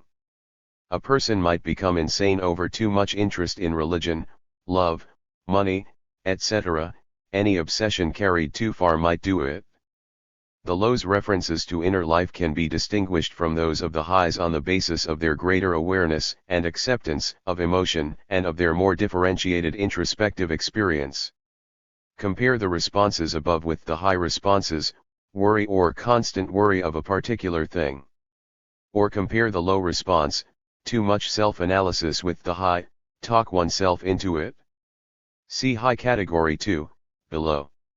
In general, responses indicating rejection of inner life are more common in highs than lows. 2. Dominating, blocking, rejecting environment. These responses may take an interpersonal or an ideological form. In the former case, the individual is in a disturbing situation from which he cannot extricate himself, in part for inner reasons, explicit or implicit. Moral conflict and open ambivalence are often expressed. There is not only hostility toward a dominating or rejecting person, but also some feeling of relationship or obligation. Surface conflict about hostility, especially toward love objects or those who represent both love and authority, is fairly common among lows. The highs appear to resolve their ambivalence toward the in-group by maintaining only the positive side in consciousness and by unconsciously redirecting the hostility toward outgroups, thus avoiding for the most part a clear-cut sense of inner conflict. Examples: living on intimate terms with people who insist on controlling every move. Being mad or constantly irritated by one whom you must associate with. Compare these with the high response, worry, or have to live with and be nice to selfish or disagreeable or unpleasant people. References to an unhappy childhood, to depriving parents, or to lack of love are low. However, references to bad parents in terms of poor discipline or lack of discipline, are scored H. While the idea of overwork or lack of rest is high, references to lack of leisure or of pleasant relaxation, ego-satisfying passivity, are low. The more ideologized responses refer to the social system as creating insecurity and frustration, or as making complex and contradictory demands which the individual cannot meet. The imagery of the social system is similar to that of the family authority, dominating, rejecting, stifling. References to oppression by lows and highs are sometimes difficult to distinguish. Thus, a low wrote, prolonged persecution could drive a person nuts, particularly if he felt ununited with anyone else and felt that he alone was subjected to the full brunt of the persecution. By way of contrast, note the following high response: constant oppression by employers, fellow workers, or unions. In the high response we find not only the anti-union sentiment, but also a feeling of generalized threat and a strong extra-punitive quality with no self-orientation or introception. The low, on the other hand, expresses introception, an attempt at self-analysis, and a desire for strong emotional ties with his environment. Neutral responses. Facetious references to the questionnaire as a cause of going nuts are neutral. Presumably the high's reasons for rejecting the test is their anti-introception and opposition to prying, whereas the lows are disturbed by the large number of scale items with which they strongly disagree. However, references to the projective items, and to this one in particular, are scored H. For example, trying to answer questions like this one, see high category 2, below. References to diet and nutrition are neutral in themselves. They are given, usually as part of a larger response, more often by low than by high scorers. High categories, question 4. The main variables underlying these responses include anti-introception, extra-punitiveness, external orientation, ego-alien passive dependency, hostility, and anxiety, and an emotionally shallow diffuse inner life. These characteristically high variables also emerged from the analysis of interviews and of TAT material. 1. Rumblings from below. The rationale for this concept has been given above. Question 1, moods. The orientation in these responses is toward the individual rather than toward the situation, but there is no reference to inner insecurities, conflicts, or affective states. On a more interpretive level, we find a superego-ridden ego with a rigid moral facade. Going nuts involves breakthrough of the underlying impulses or anxieties and destruction of the facade. The popular expression, blow your top and blow your cork, are literal representations of this underlying imagery. They refer primarily to quasi-psychotic episodes rather than to neurotic symptoms. The main ego defenses seem to be projection, denial, and reaction formation, emphasis on work, opposition to leisure. One common type of response involves the idea of overwork, strain, or pressure. Examples: pressure, overwork, mental fatigue, or nervous strain. Too much work, physical or mental. Undertaking too much. Overtaxing your strength in business or social affairs. Continual difficulties, suspense. Too long hours at work, debt. Long hours, 16 or 18 hours a day for 7 days a week working on something that doesn't keep you busy constantly. Note the combined emphasis on overwork as well as boredom, and the fear of having your mind unoccupied. Overwork, lousy physical conditions coupled with sudden shock. The constant grind and routine of everyday life would drive me nuts if I couldn't find some way to lose myself.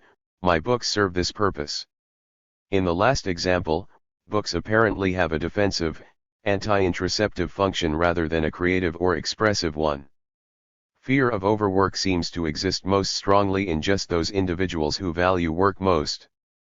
By inference, and this is supported by much clinical material, the overwork represents overconformity or being too good for too long, something which leads to the breakthrough of passivity and or hostility against external work demanding authority. Once again we find frequent references to worry with a minimum of elaboration or differentiation. Worry is often related to body anxiety and fear of physiological, nervous, breakdown. Indeed, the references to overwork above often involve, implicitly or explicitly, the idea that mental breakdown is caused primarily by body breakdown. This underlying anxiety over body weakness and threat of body harm in the ethnocentric men stands in marked contrast to their surface emphasis on rugged masculinity, which is expressed in other projective questions as well as in other techniques. Examples: sickness, ill health, worry, trouble. Insanity is due to several things, most of which are physical deteriorations, disease or sudden shock, loss of his senses, sight, etc., or the fatigue of battle. Unknown illness not treated in time. Excessive drinking is included here because it represents a bodily rather than a psychological threat. Another common cause given is heredity. For example, wouldn't go mad without an innate streak of insanity. Taxing self beyond innate ability. The hereditarian theory of neurosis is like the hereditarian theory of group differences and human nature. It helps to obviate the necessity for looking inward or for seeking psychosocial explanations of human behavior. While anti-introception is an aspect of many of the above responses, it is in many cases the primary theme. These responses are usually not difficult to differentiate from low category 2, too much inner life. Going nuts is attributed to thinking about oneself or to straining one's mind. Examples: a strain on his nerves from over-concentration or something. Intent concentration for a long period of time, years. Talk self into it. Thinking too much about your own troubles and forgetting to let God help you. Compare this with the low response, not learning to face problems squarely in the face and with courage. His imagination runs away with him.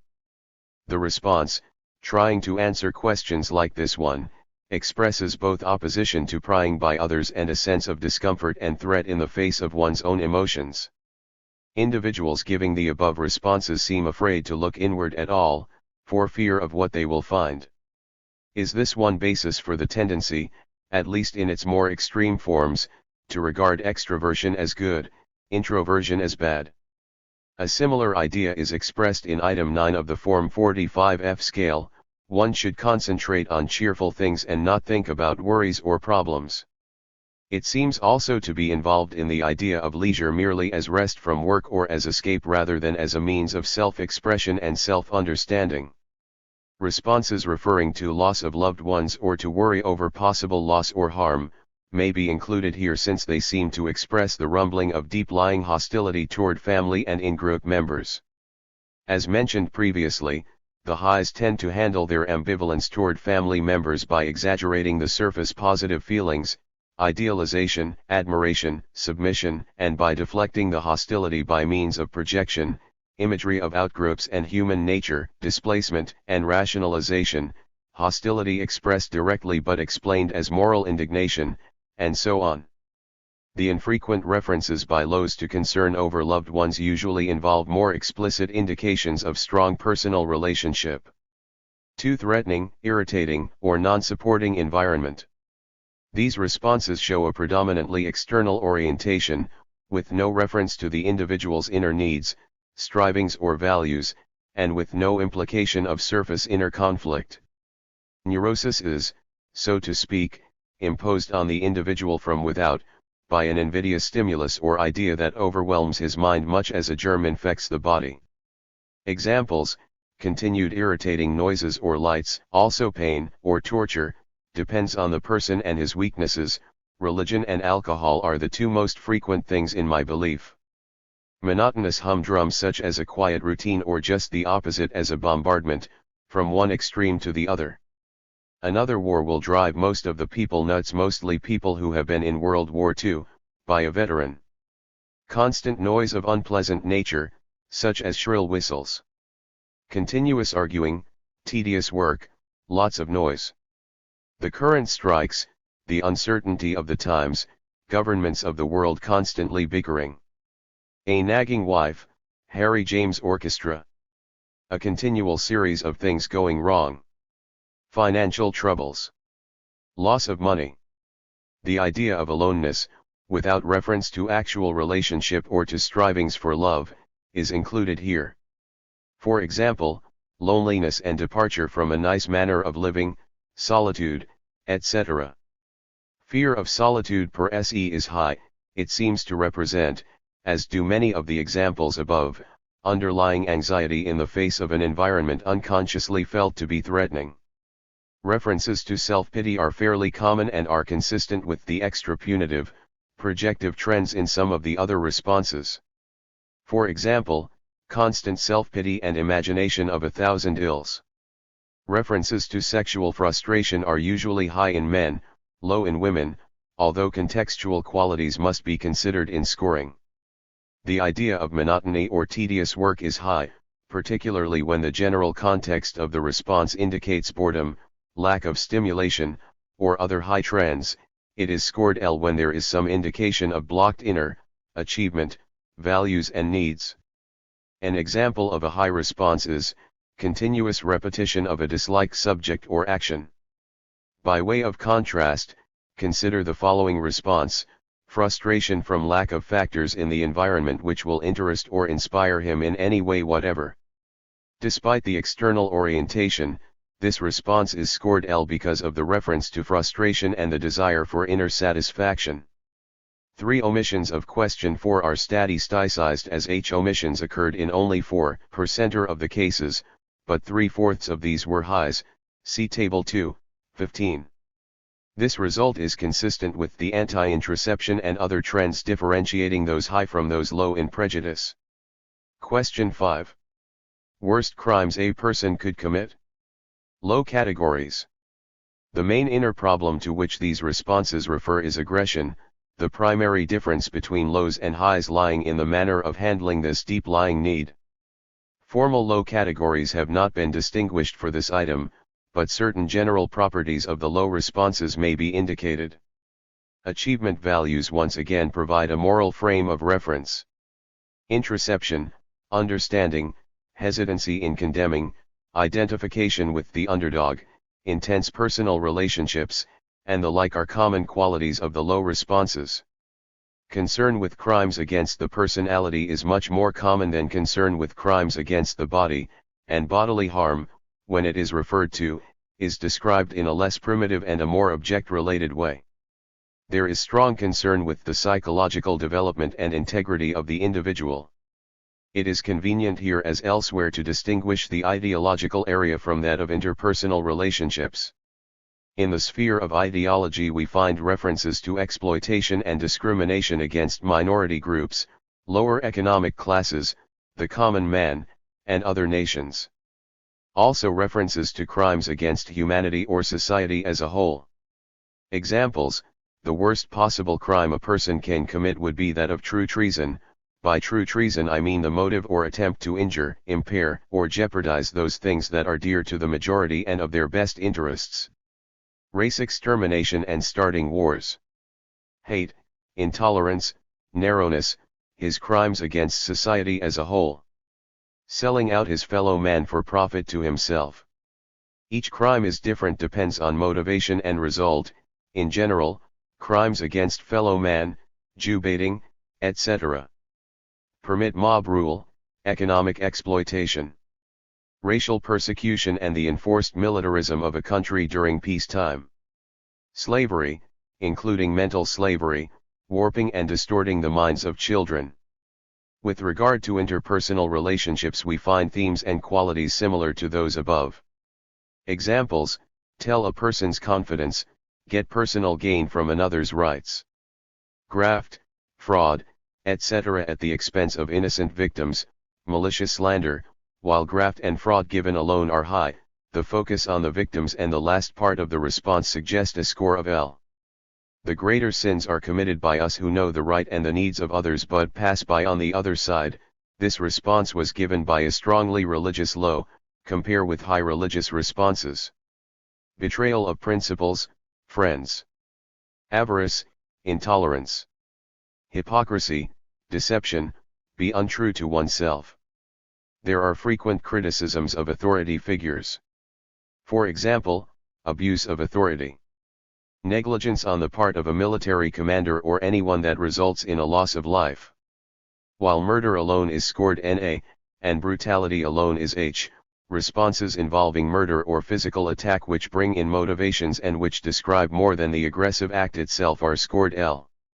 Examples: murder for gain or envy. Crimes done just to make people miserable. Murder because no man should have control over another's life, intraception, achievement values.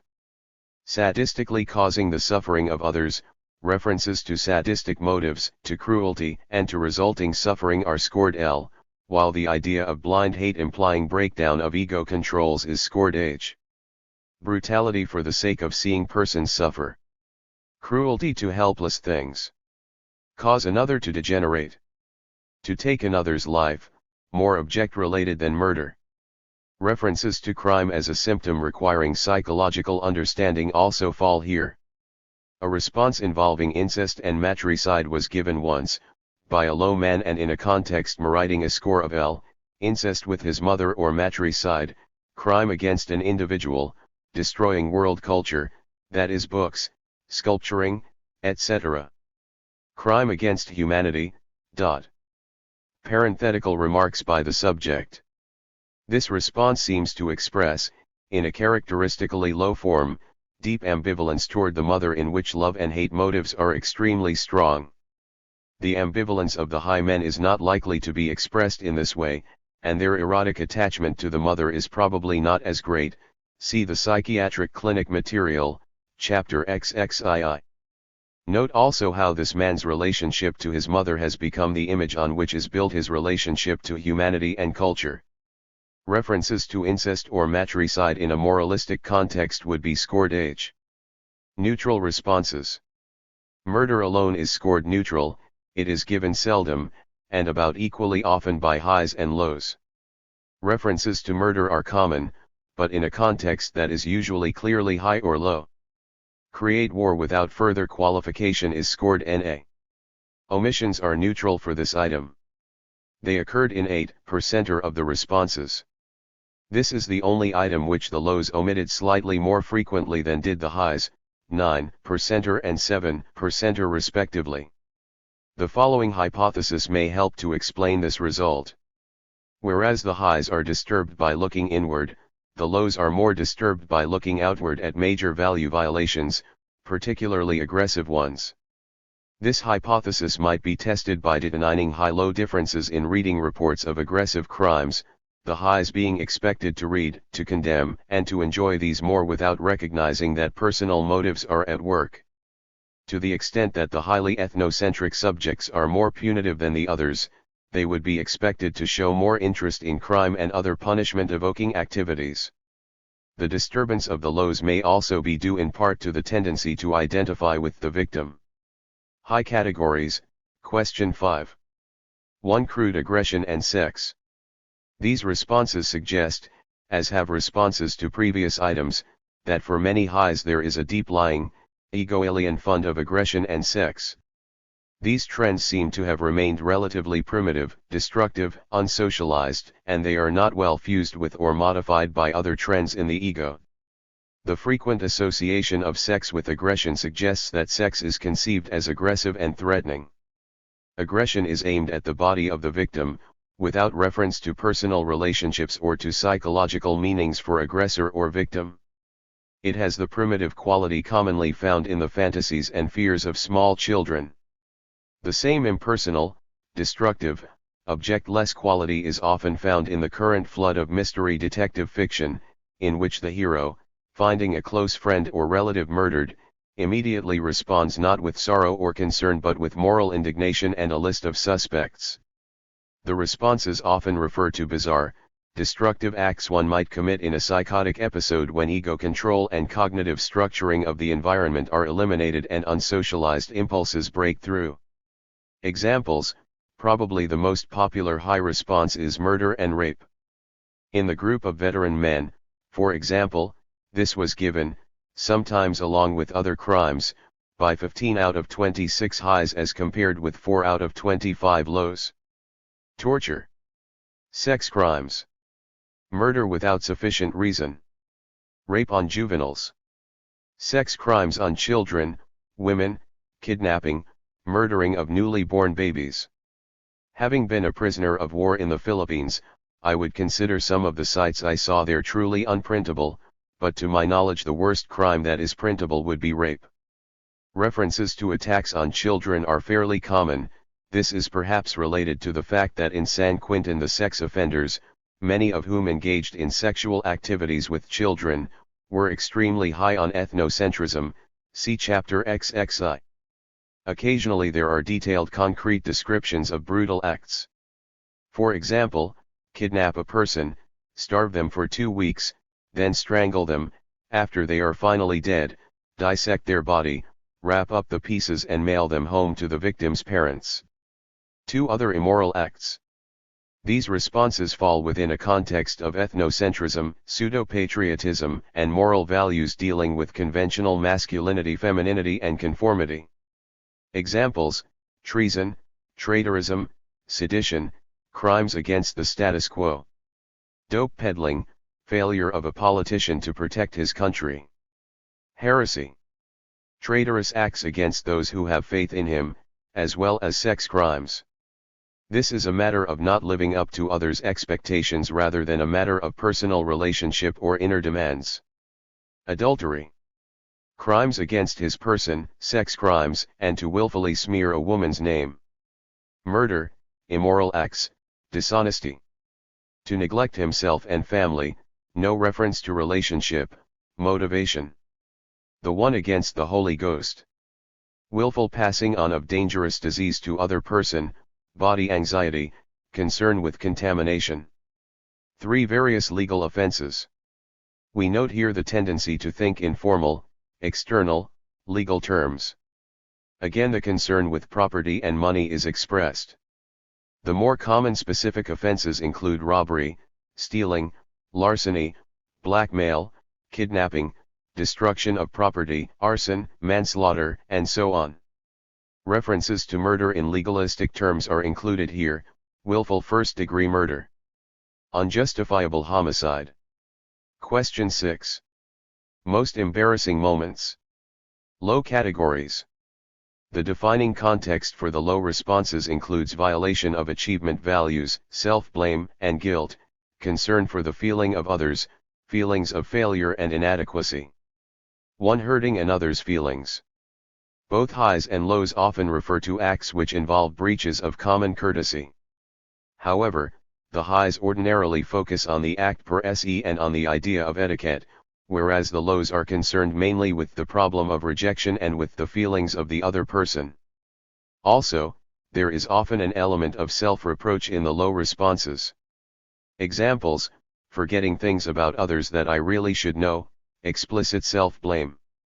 Unintentionally offending any person, but particularly any loved one or well-liked one. When I have done anything tactless that may hurt someone, or any act of stupidity. To see others suffer from embarrassment, identification and empathy. Walk into room at wrong moment, others are being intimate, self-rejection for intruding, rather than rejection of others for behaving that way. 2. Feelings of inadequacy, failure, being rejected. In these responses the focus is mainly on oneself and there is explicit or implicit self-criticism. Examples: when I start talking, realize that I don't know what I'm talking about. Ignorance, that is, not knowing well something I should know. Meet someone and not know what to say. Situations in which I am inadequate. To be laughed at for failing to get off a presentable public speech, to be put in an embarrassing position by a person who outmaneuvers you mentally. Making a public speech alone is NA. To find out that after taking a strong stand I was absolutely wrong. People laugh at me, not with me. Not go somewhere because I didn't have a date, then be asked how it was. Asking someone something or some service, Scored L because of surface inhibition, inadequacy, implied fear of rejection. The embarrassing situation may involve moral obligation and guilt. In some cases the individual does not meet his own inner standards, in other cases he does not want to do something or be with someone, but feels both obligation and open ambivalence. Examples: not fulfilling promises I made. When I feel I have neglected to do something I should have done. Getting into some situation in which you had no desire to be but someone expected you to be there. In general, references to mistakes, especially when they are described as silly or stupid, are scored L. They seem to be based on self-evaluation, inner focusing and intrapunitiveness. Responses like exposure of my own weaknesses, I suppose, and being caught for the faker I am are included here because of the explicit self-blame and the self-critical humor, although the idea of exposure or being caught, without this context, is high. See below. High categories. Question 6. 1. Violations of convention and etiquette. Probably the most common high response to this item refers to breaches of etiquette. The focus is on the behavior per se, on behavior which violates specific formulae of the Emily Post variety. There is almost never a reference to inner needs or faults, the violations usually being regarded as slips or unmotivated accidents. In this way guilt, self-blame, and ego reference are made unnecessary. Whereas the embarrassment of the lows is primarily an inner matter, relatively independent of whether or not they were observed, the embarrassment of the highs depends almost entirely on being frowned upon by an external moral force. The idea of being caught is prominent in the high responses, and with it the implication that the same thing done without detection would not be embarrassing. Examples: making a decided error in social etiquette would be the worst. Forgetting names of people, social anxiety, no reference to personal concern for person. Faulty dress. Saying something degrading of another person within their hearing, author's italics. To appear inefficient. Saying the wrong thing at the wrong time. When I talk about something and forget what I have been talking about, compare with L response, discover I don't know what I am talking about. When the children pipe up in front of company with something I've said about the person or some other innocent thing which sounds evil and embarrasses me. When my husband is rude to me in front of other people, inhibited hostility. If I am found being lax about kindness, courtesy toward everybody, the idea of kindness, not love, toward everyone as a kind of task is not uncommon among people who, in the details of their ideology, ethnocentrically reject the bulk of mankind. Being disapproved of. Get called down for an error in front of other people, compare with the L response, being exposed for the faker I am. Mispronounce words. Guests arrive and the house is dirty or I'm unkempt. Be accidentally rude or impolite. Do something out of the ordinary. The idea of being threatened, rather than being rejected, is often an undercurrent in high responses. So too is extra punitiveness. For example, dirty jokes, by others. People's thoughtlessness. The response nothing I can write here is scored H for its anti-prying character. 2. Blows at exhibitionism and narcissism. Many of the violations in Category 1 imply unacceptable conspicuousness and loss of prestige. The same thing is expressed more directly in this category. Some of the main properties of the H responses are social anxiety, rigid conformity, and fear of nonconformity, emphasis on appearance, apparently based on a combination of conventionality and exhibitionism, though the motives are largely unrecognized by the individual, non-introspective approach. Examples: walking into a crowded room with my shorts on. To stumble in public. Fall off a horse in a riding exhibition. Fall on a banana peel with men watching. Have my slip showing or a hole in my sock. I passed out waiting for an elevator one day and even now I can remember my humiliation when I opened my eyes and saw thousands of people gazing at me. The humiliation over fainting lends itself to interpretation in terms of ego alien, anxiety-producing passive needs covered over by a masculine facade. Some anxiety regarding women or regarding sexual impulses, or both, is implied in such responses as being alone with a crowd of women and surrounded by women. Neutral responses. Omissions are scored NA. They occurred in 9% of the cases and equally often in highs and lows. When the response deals with errors of tact in personal relationships and it is not clear whether the subject is disturbed over hurting someone's feelings, L, or violating a rule of etiquette, H, the response should be scored NA. The superficial event is the same, it is the meaning of the experience that differentiates highs from lows, and the meaning is sometimes ambiguous.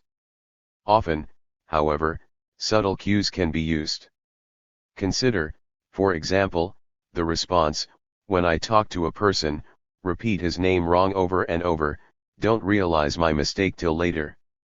The two scorers, working independently and blindly, both correctly assigned a score of L primarily on the basis of the phrase, realize my mistake, which seemed to imply introspection and self-blame.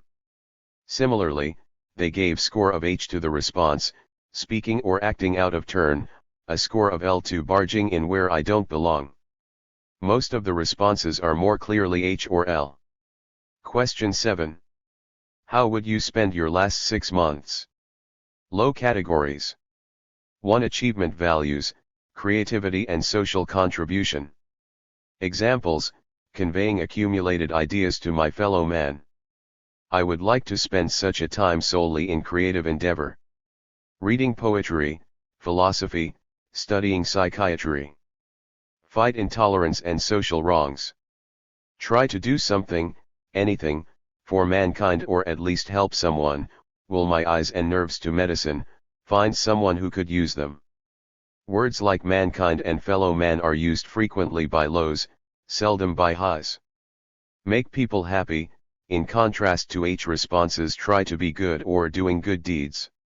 If I were altruistic I would try to do as much as I could for the other person, but actually I would do everything possible to make my stay enjoyable, scored L because of the surface conflict between social contribution and personal pleasure. The general idea of doing things for others is expressed by both lows and highs, but in characteristically different forms. In the lows we find references to nurturance and love-giving, which are either personalized towards a few love objects or else generalized to include all humanity. Examples, try to make the world a better place for all to live in. In doing the most I would be capable of for those of whom I am fond. In the highs, on the other hand, we find more moralized references to doing good rather than making happy, and the generosity is usually directed toward individuals who are characterized as in-group members rather than as love objects. For example, seeing if I could do the people I thought most of any good, my family, such as mother, father, sister, and brother. In short, nurturance is scored L when it is found in a context of love, close relationship, and achievement values. It is scored H in a context of superficial conventionality and in-group orientation. It should be noted that there are many conventional lows, but their conventionality is expressed in a context of love-giving rather than conformity per se. 2. Open sensuality and active pleasure. There were few references to sex, but most of these were by lows.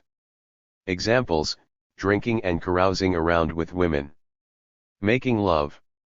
Have a romantic love affair while touring South America. Sometimes a sexual intellectual balance is sought, spend part of the time whoring around, most of the time trying to write the great American novel, though I'm probably not good enough, written by a low-scoring man.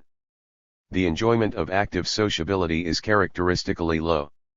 It may occur in a sensual and/or intellectual context, or simply in the form of warmth and friendly interaction. Examples, travel, enjoy life, take it easy with friends. Spend the time with friends in a constant rush of vacation and work. If they didn't know I had only 6 months, if they knew, I'd take off to spend the time with strangers reading, playing, working. I'd spend all that time with my friends, the people I know and like. In the company of my wife and child, enjoying good shows, car rides, and doing things I now do in my leisure, compared to the highs references to their families, below.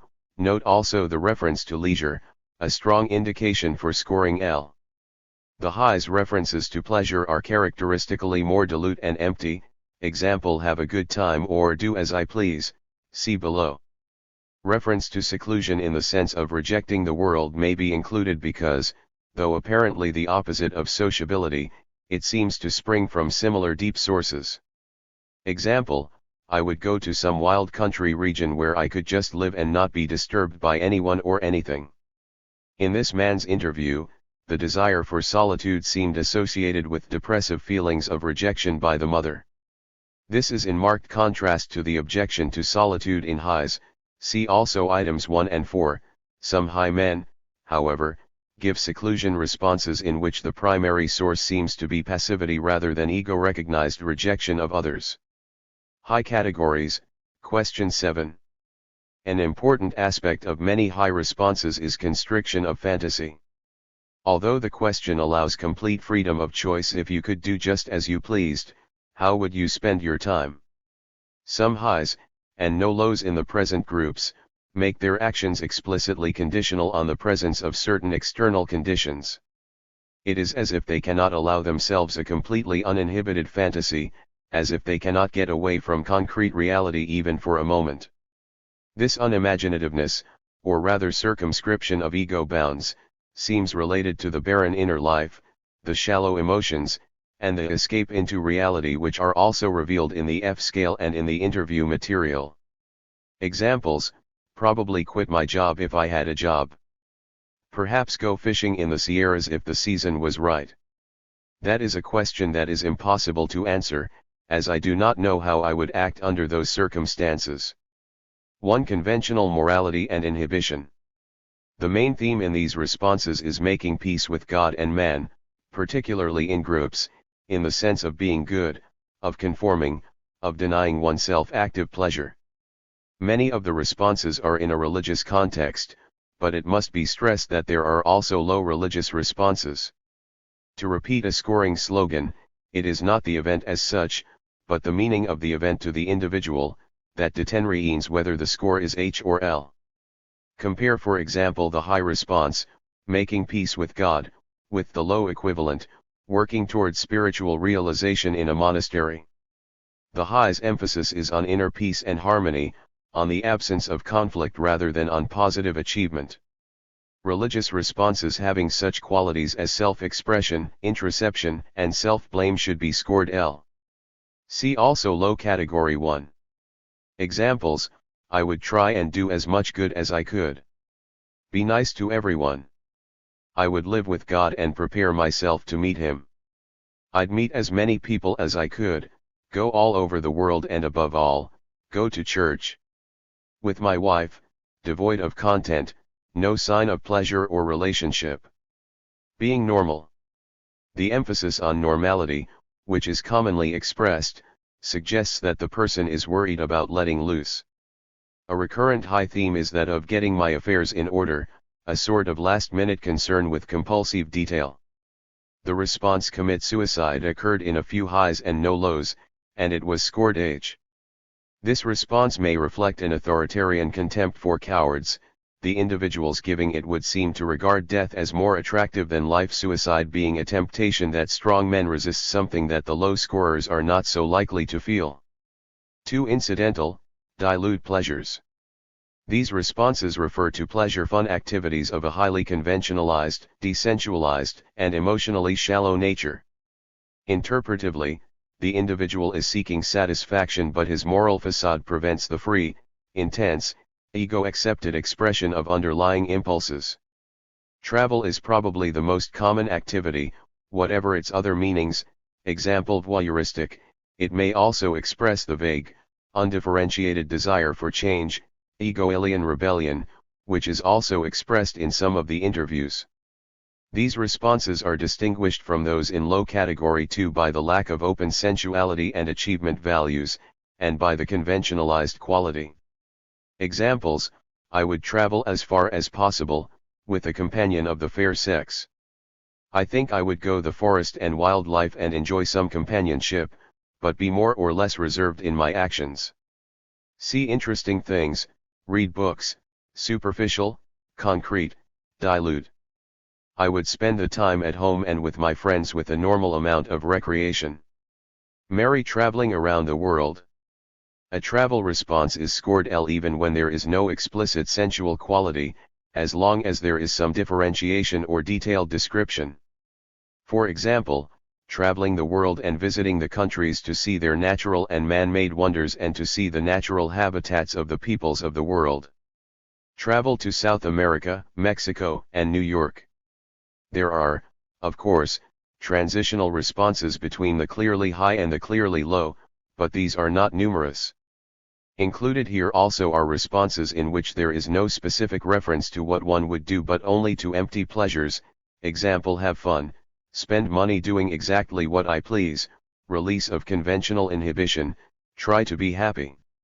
All the references to athletics in the present groups were by highs, and were scored H. Had athletics been mentioned in a clearly low context, it would have been scored L. Examples: probably quit my job if I had a job, see as many sports events as I could, play golf and, I imagine, get drunk fairly often also, by a middle-class man. Traveling, playing golf, bowling, a great variety of activities and as little sleep as possible, this is escape into reality rather than pleasure sensuality. Travel, adventure, general mischief, hazardous play. Hunting and fishing. When there is reference only to a single, specific behavior without a defining context, example go to camp, the response is scored neutral. Also NA is the response, same as ever when no qualifications are given. 3. Passivity. That many high men have considerable conflict between a surface emphasis on work ambition activity and an underlying, ego-alien passive dependent trend, is suggested by several projective questions, 1, 3, 4 especially, and it has been demonstrated by the material in other chapters. The passivity is occasionally expressed in the responses to this question. It is interesting that whereas the guiding, achievement, values of the lows come out more strongly than ever on this item, the guiding, work success, values of the highs are less important, in the last 6 months when one's individuality is at stake, so to speak, than are religious values 5 passivity or other pleasures. The main forms of passivity are sleep, fishing, and relaxing, in the sense of not working rather than of active leisure. Examples: doing the things I like to do and getting 10 hours sleep, underlining by subject. I would go to a nice quiet place and just sit down by a stream and fish and think, mainly passivity, insufficient evidence of intellectuality or intensity to merit a score of L. Relaxing, but trying not to worry or I would die before my 6 months came up. Not thinking about it may be included here. It represents not only anti-introception but also a high trend toward negative rather than positive solutions of inner problems. 4 omissions are recorded as NB, converted to H. Question 8. What experiences would be most awe-inspiring?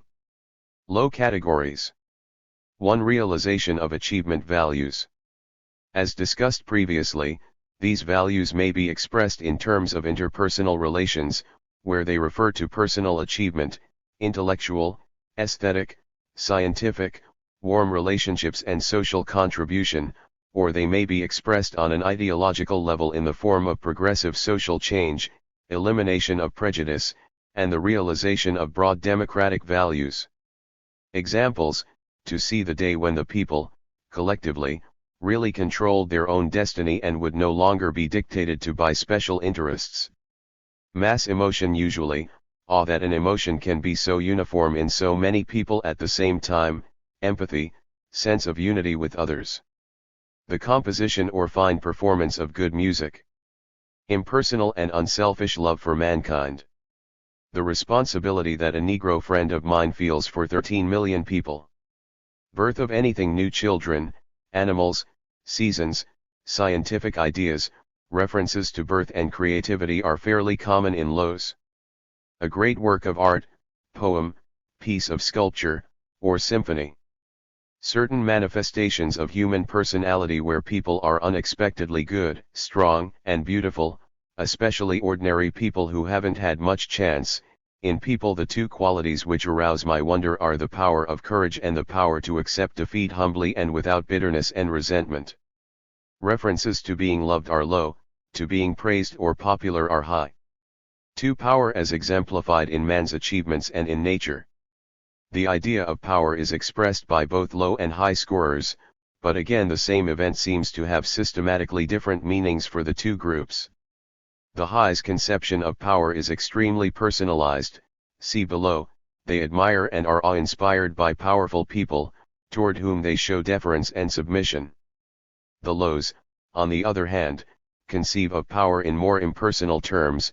They see it mainly as a means toward socially beneficial ends, rather than an end in itself, as more universal in the sense of existing everywhere and for the overall social good. The main kinds of admired power are material technological achievements by man and examples of grandeur in nature.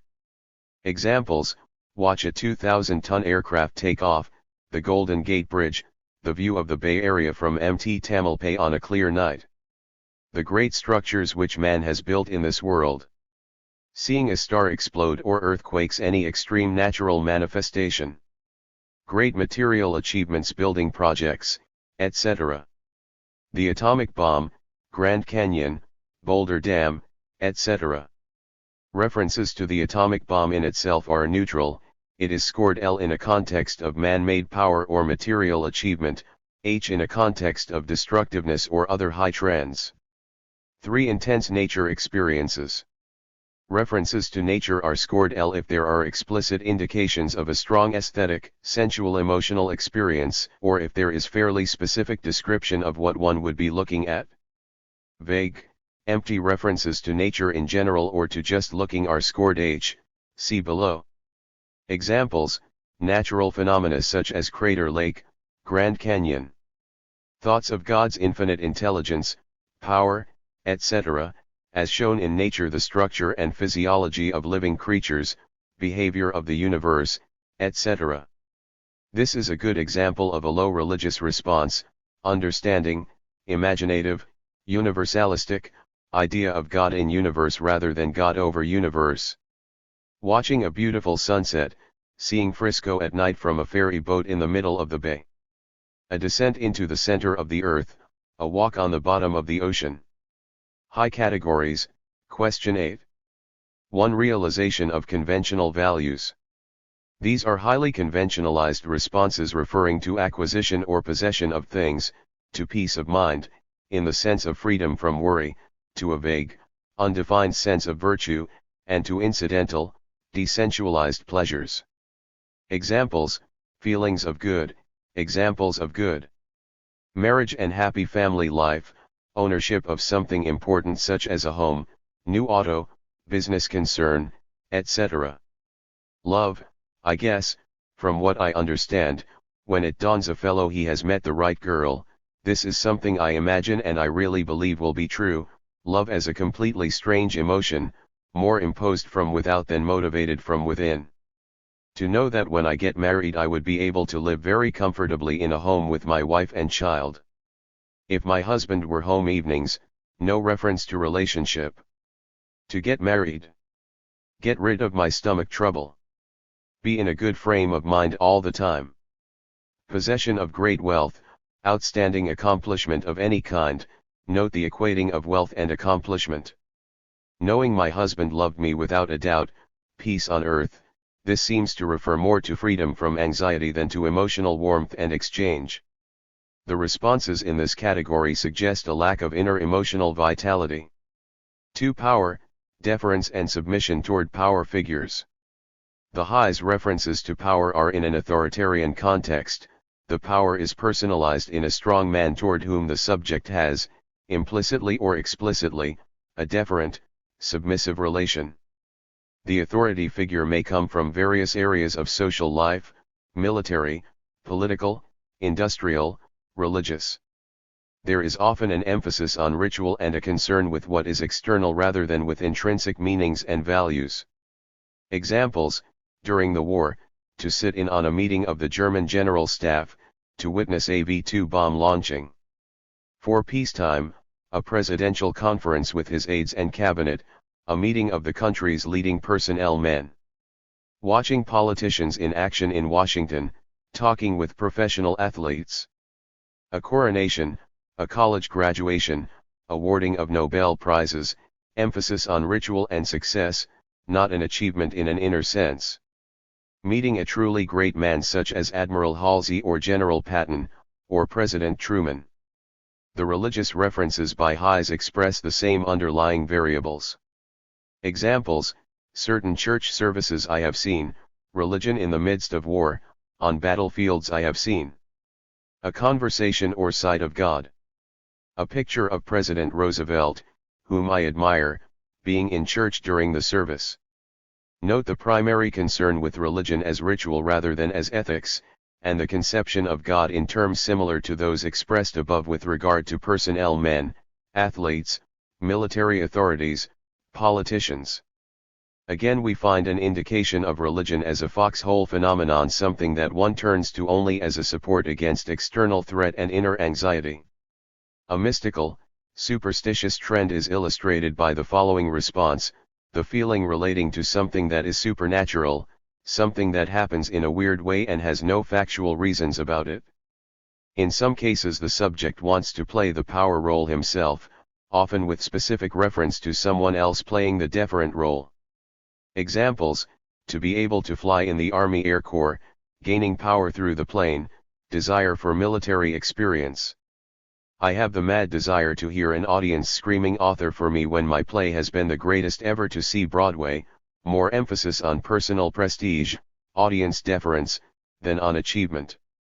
To know the basic actualities of electricity, to create something or see something created, heretofore considered impossible or unbelievable, not achievement values, but wanting to do what no one else is powerful enough to do. 3. Destruction, harm of other persons. Many of the military experiences in Category 2 have this aspect, but it is the focal one here. Examples: death of a close relative, torture to reveal an important plan. To see death, this presumably means death in someone else, references to one's personal experience of death would be scored L. To see San Francisco destroyed by an earthquake. To see the results of the atomic bomb. To watch a delicate stomach operation, references to surgery are usually high, they seem related to the body anxiety found in previous items. To see an alcoholic who cannot help himself stay away from the cravings of liquor, a person who has been severely crippled by a disease, and to go to a funeral. Note the associative sequence from dependency to disease to death. 4. Dilute experiences of nature and beauty. These responses are matter-of-fact, general, superficial descriptions of aesthetic or nature experiences, with no detail and no indication of sensual emotional involvement. The person is for the most part just looking. Examples: experiences in nature. The sight of rare jewels and metals, the viewing of great natural wonders of the world. Traveling to another planet galaxy, though I doubt the probability of it, note the constriction of fantasy observed also in item 7. The great natural beauties of nature have thrilled me and probably always will. Trips through all the important nations of the world and not have to worry about the expenses involved, note the limitation to important nations and the desire for gratuities. Music. Watching some unusual scientific event such as atomic energy, merely watching, not participation or achievement. Scenic grandeur. Seeing something of real importance. 5 omissions are recorded as NB, scored as H. Of the 6 omissions, 9%, 5 were by Hayes. Note, due to various circumstances, CP 580, only 65 of the total of 312 subjects received this question. It is likely, therefore, that further experience will suggest modifications and particularly additions to the present scoring scheme. Summary of protective question categories. High categories. Low categories. Question 1. What moods are unpleasant or disturbing? 1. Violations of conventional values. 1. Conscious conflict and guilt. 2. Threatening or non-supporting environment. 2. Focal dependency and love-seeking. 3 rumblings from below. 3 open hostility, by self, or others, toward love objects. 4 omissions. Question 2, what desires are most difficult to control? 1 nonfocal and / or motor aggression. 1 focal, usually verbal, hostility directed against violators of achievement values. 2 ego-alien passivity. 2 the tendency to violate achievement values oneself. 3 impersonal sex. 3 miscellaneous. 4 incidental pleasures and violations of conventional values. 5 omissions. Question 3, what great people do you admire most? 1 power and control. 1 the arts and philosophy. 2 conservative Americans. 2 physical and biological scientists. 3 parents and relatives. 3 social scientists, liberal radical political figures. 4 miscellaneous. 4 active denial of admiration. Question 4, what might drive a person nuts? 1 rumblings from below. 1 inner psychological states. 2 threatening, irritating, or non-supporting environment. 2 dominating, blocking, rejecting environment. 3 omissions. Question 5, worst crimes a person could commit? 1 crude aggression and sex. 1 violation of achievement values. 2 other immoral acts. 3 various legal offenses. Question 6, most embarrassing moments. 1 violations of convention and etiquette. 1 hurting another's feelings. 2 blows at exhibitionism and narcissism. 2 feelings of inadequacy, failure, being rejected. Question 7, how would you spend your last 6 months? 1 conventional morality and inhibitions. 1 achievement values, creativity and social contribution. 2 incidental, dilute pleasures. 2 open sensuality and active pleasure. 3 passivity. 4 omissions. Question 8, what experiences would be most awe-inspiring? 1 realization of conventional values. 1 realization of achievement values. 2 power, deference and submission toward power figures. 2 power as exemplified in man's achievements and in nature. 3 destruction harm of other persons. 3 intense nature experiences. 4 dilute experiences of nature and beauty. 5 omissions. D results. Practical considerations prevented quantification of the projective question material from every group to which the questionnaire was administered. For a complete list and description of these groups, see Chapter 4. The responses of the entire high and low quartiles of the following groups were analyzed. The n's in the parentheses refer to the number of cases in the extreme high and low quartiles combined, on which the projection question analysis was made. 1 Psychology women, n equals 63 the members of a psychology class at the University of California. Initial forms of questionnaire, prior to Form 78. 2 Employment Service veteran men, n equals 51, an unselected sample of the veteran population going through an office of the United States Employment Service. Forms 45 and 40. 3 Psychiatric clinic men, n equals 29, and 4 Psychiatric clinic women, n equals 34, in and outpatients at a local community clinic. Most of these subjects received Form 45, but some were given a shorter form which included only 4 projective questions. 5 Middle-class women, n equals 70 a highly diversified sample from various middle-class groups, religious, political, business, and the like. Form 40. 6 Middle-class men and service club men, combined, n equals 65 while the scale responses of these 2 groups were statisticized separately, it seemed feasible to combine them into a single group for the present purposes. The middle-class men were obtained from largely the same groups as the middle-class women. Form 40. These groups constitute a fairly representative sample of all those studied. On the basis of the present results, it appears likely that similar quantitative differences between the highs and lows would have been obtained had we analyzed the projective question material of the remaining groups. The determination of qualitative differences among the highs from various groupings, and among the lows from various groupings, remains an interesting problem for future research. Questionnaire Form 45 contained the 8 projective questions in the order listed above, Section A. As part of the process of cutting Form 40 down to an absolute minimum, see Chapter 4, only the first 5 of these questions were used.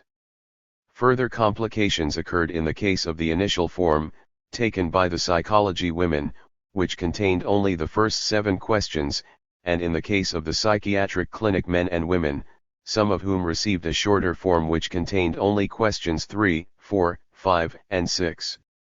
The inconsistency is part of the general problem of working out a standard set of questions. However, the inconsistencies in Form 40 and in the form given to the clinic patients must be regarded as methodological errors, since complete data on all 8 questions would have compensated for any possible increase in administrative difficulties. As a result of differences in the number of questions in each form of the questionnaire, there are also differences in the number of subjects receiving a given question. The number of subjects receiving each of the 8 questions is indicated and explained in Table 1:15, below. All 312 of the subjects received forms containing questions 3, 4, and 5. The N varies for the other questions, reaching a low of 65 on question 8, which was contained in Form 45 given to the employment service and clinic groups. The scoring manual presented above is a slight modification of the one used by the scorers. The original manual contained the same categories with substantially the same definitions. It was based on an analysis of the responses of 2 large groups, University of California students, male and female, and the University of California summer session adults, Form 60, adult men and women from various sections of the middle class. As the scoring proceeded, certain additional implications and theoretical points were brought out and incorporated as notes in the original manual. Also, an attempt was made to clarify certain ambiguities pointed out by the scorers. These notes are in the text of the present manual. The only further change is the addition of a number of examples from the groups on which the data below are based. While the present scoring manual is more articulate than the original, no essentially new theoretical points have been added. 1. Reliability of scoring. The critical reader may, after going through the scoring manual above, legitimately ask whether the proposed differences between highs and lows are really there, or whether they are not imposed by the writer's bias. A partial answer to this question is offered by means of the controlled scoring procedure. In the last 4 groups, all but the psychology women and the veteran men, the following scoring procedure was followed. The high and low quartiles from a given group were combined and their responses to each item typed in a single, randomly ordered series. Each response was identified by a code number, so that the scorer did not know whether it was given by an individual scoring high or by an individual scoring low on ethnocentrism. Moreover, the code numbers for each individual varied from item to item in order to prevent halo effect. Example: the tendency to give an individual a score of H on item 2 because he was scored H on item 1. Each rater went through all responses of the combined high plus low grouping for each item, recording her scores of H, L, NA, NHL, or NB, see Section A for key to symbols, for each code number. Only after all items had been scored were the code numbers taken away and the identity, with respect to standing on E, of each subject restored. The scorer was, therefore, entirely on her own in deciding whether each response fell into a high, low, or neutral category. This is what is meant by blind scoring. In the case of the psychology women and the employment service veterans, the scoring was not done blindly. This was recognized as a methodological error and corrected on all subsequent groups. However, the advantage in knowing the subjects standing on E may have been partially counterbalanced by the newness of the task for the scorers, and by the emphasis placed on caution. As a further check on the dependability of scoring, it was always done independently by 2 raters. Their degree of agreement in assigning scores gives a measure of reliability, i.e., of the probability that these results can be duplicated by other raters with similar training. While high reliability does not in itself prove the correctness of the interpretations regarding the deeper meaning of the scoring categories, it does indicate that the scoring categories, as specifically defined, have been objectively measured and are not merely figments of the imagination. Scoring reliability is, then, one index of objectivity. A word ought perhaps to be said about the training of the raters. 6 Both were, when the scoring started, at approximately the level of first-year graduate students in psychology. Their learning of the scoring manual was part of the process of becoming familiar with the general theoretical orientation of the present research. Neither had had any clinical experience or intensive training in dynamic personality theory, beyond a few undergraduate courses. In addition to studying the scoring manual, they had the benefit of several preliminary practice sessions on groups not included in the final statistical treatment. The nature of the scorer's background and training is stressed because it reveals that detailed familiarity with a particular psychological theory is not essential for scoring.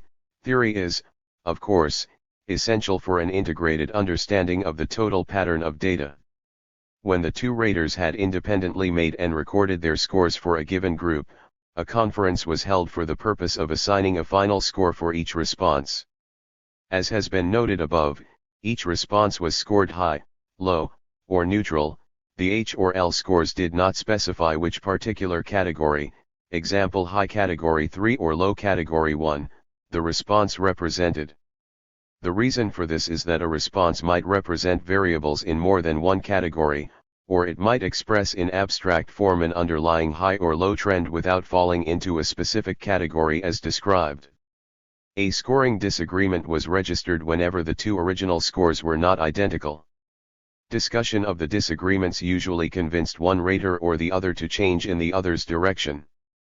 Occasionally a response scored H by one rater and L by the other received a final score of NA or NHL. The scoring reliability, that is, the percentage of agreement between raters, was computed as follows. A full error was counted when one rater scored H, the other L. A half error was counted when one rater scored NA or NHL and the other scored H or L. Thus, if in a group of 50 there are 8 full errors and 4 half errors, the percentage disagreement is 10/50ths or 20%, or in positive terms there is 80% agreement. The reliability data are presented in Table 1:15. The mean percentage agreement of 90 meets current standards for materials of this sort, and indicates that the two sets of scores, independently and blindly derived, agreed very well. In the case of groups 1 and 2, which were scored independently but not blindly, the raters knowing which was the high on each subject, which the low, only group 2, with 95% agreement, is above the overall mean. For only one group, the psychiatric clinic men, does the reliability drop conspicuously below 90%. This drop, to 80%, seems due in part to certain intrinsic ambiguities in the responses of this group, and in part to the fact that this was the first group to be scored blindly. Table 1:15. Scoring reliability, percentage inter-rater agreement, for the 8 projective questions. The reliabilities for the individual items are also satisfactory, ranging from 83 to 95%. Questions 1, moods, 3, great people, and 5, crimes, were scored most consistently. The average agreement on question 7, last 6 months, and 8, awe-inspiring, might have been higher had they been filled out by groups 5 and 6. In only 6 cases out of the total of 41 did an item have a reliability of less than 80%. It would appear, therefore, that the present scoring scheme is relatively reliable, and in this sense objective. 2 projective question scores in relation to standing on the E scale. To what extent are L scores on the projective questions characteristic of the anti-ethnocentric individuals, H scores characteristic of the extremely ethnocentric individuals? The scoring manual is based on the hypothesis that the low quartiles on the ethnocentrism scale will give responses falling mainly in the low categories, whereas the responses of the high quartiles will fall mainly in the high categories. Data bearing on this question are presented in Table 2, 15, which indicates the degree to which the projective questions differentiate the ethnocentric from the anti-ethnocentric subjects. Table 2, 15. Percentage agreement between projective question scores and E-scale scores. In order to obtain a quantitative measure of the relationship between projective question scores and standing on the E-scale, the percentage of PQE agreement was computed for each quartile. This is called the L% in the case of the low quartile, H% for the high quartile, and %A for the two quartiles combined, average overall agreement. Let us use L% to illustrate the procedure. Had scores of H and L been the only ones assigned, the L% would be simply the number of L scores divided by the total number of cases. Thus, if all the low quartile members received L scores on a given item, there would be 100% agreement between PQ and E. But this procedure was not feasible because of the neutral scores. 0.7 Since a neutral score represents a half error, i.e., it signifies less agreement than an L score but more agreement than an H score, the L% was computed according to the following formula. Where NA means ambiguous, NB means blank, omitted, NHL means mixed high and low trends. The only exception to this formula is in the case of NB on items 1, 2, 4, 7, and 8, where NB is equivalent to H and is included among the H scores. The computation of H% is based on an equivalent formula.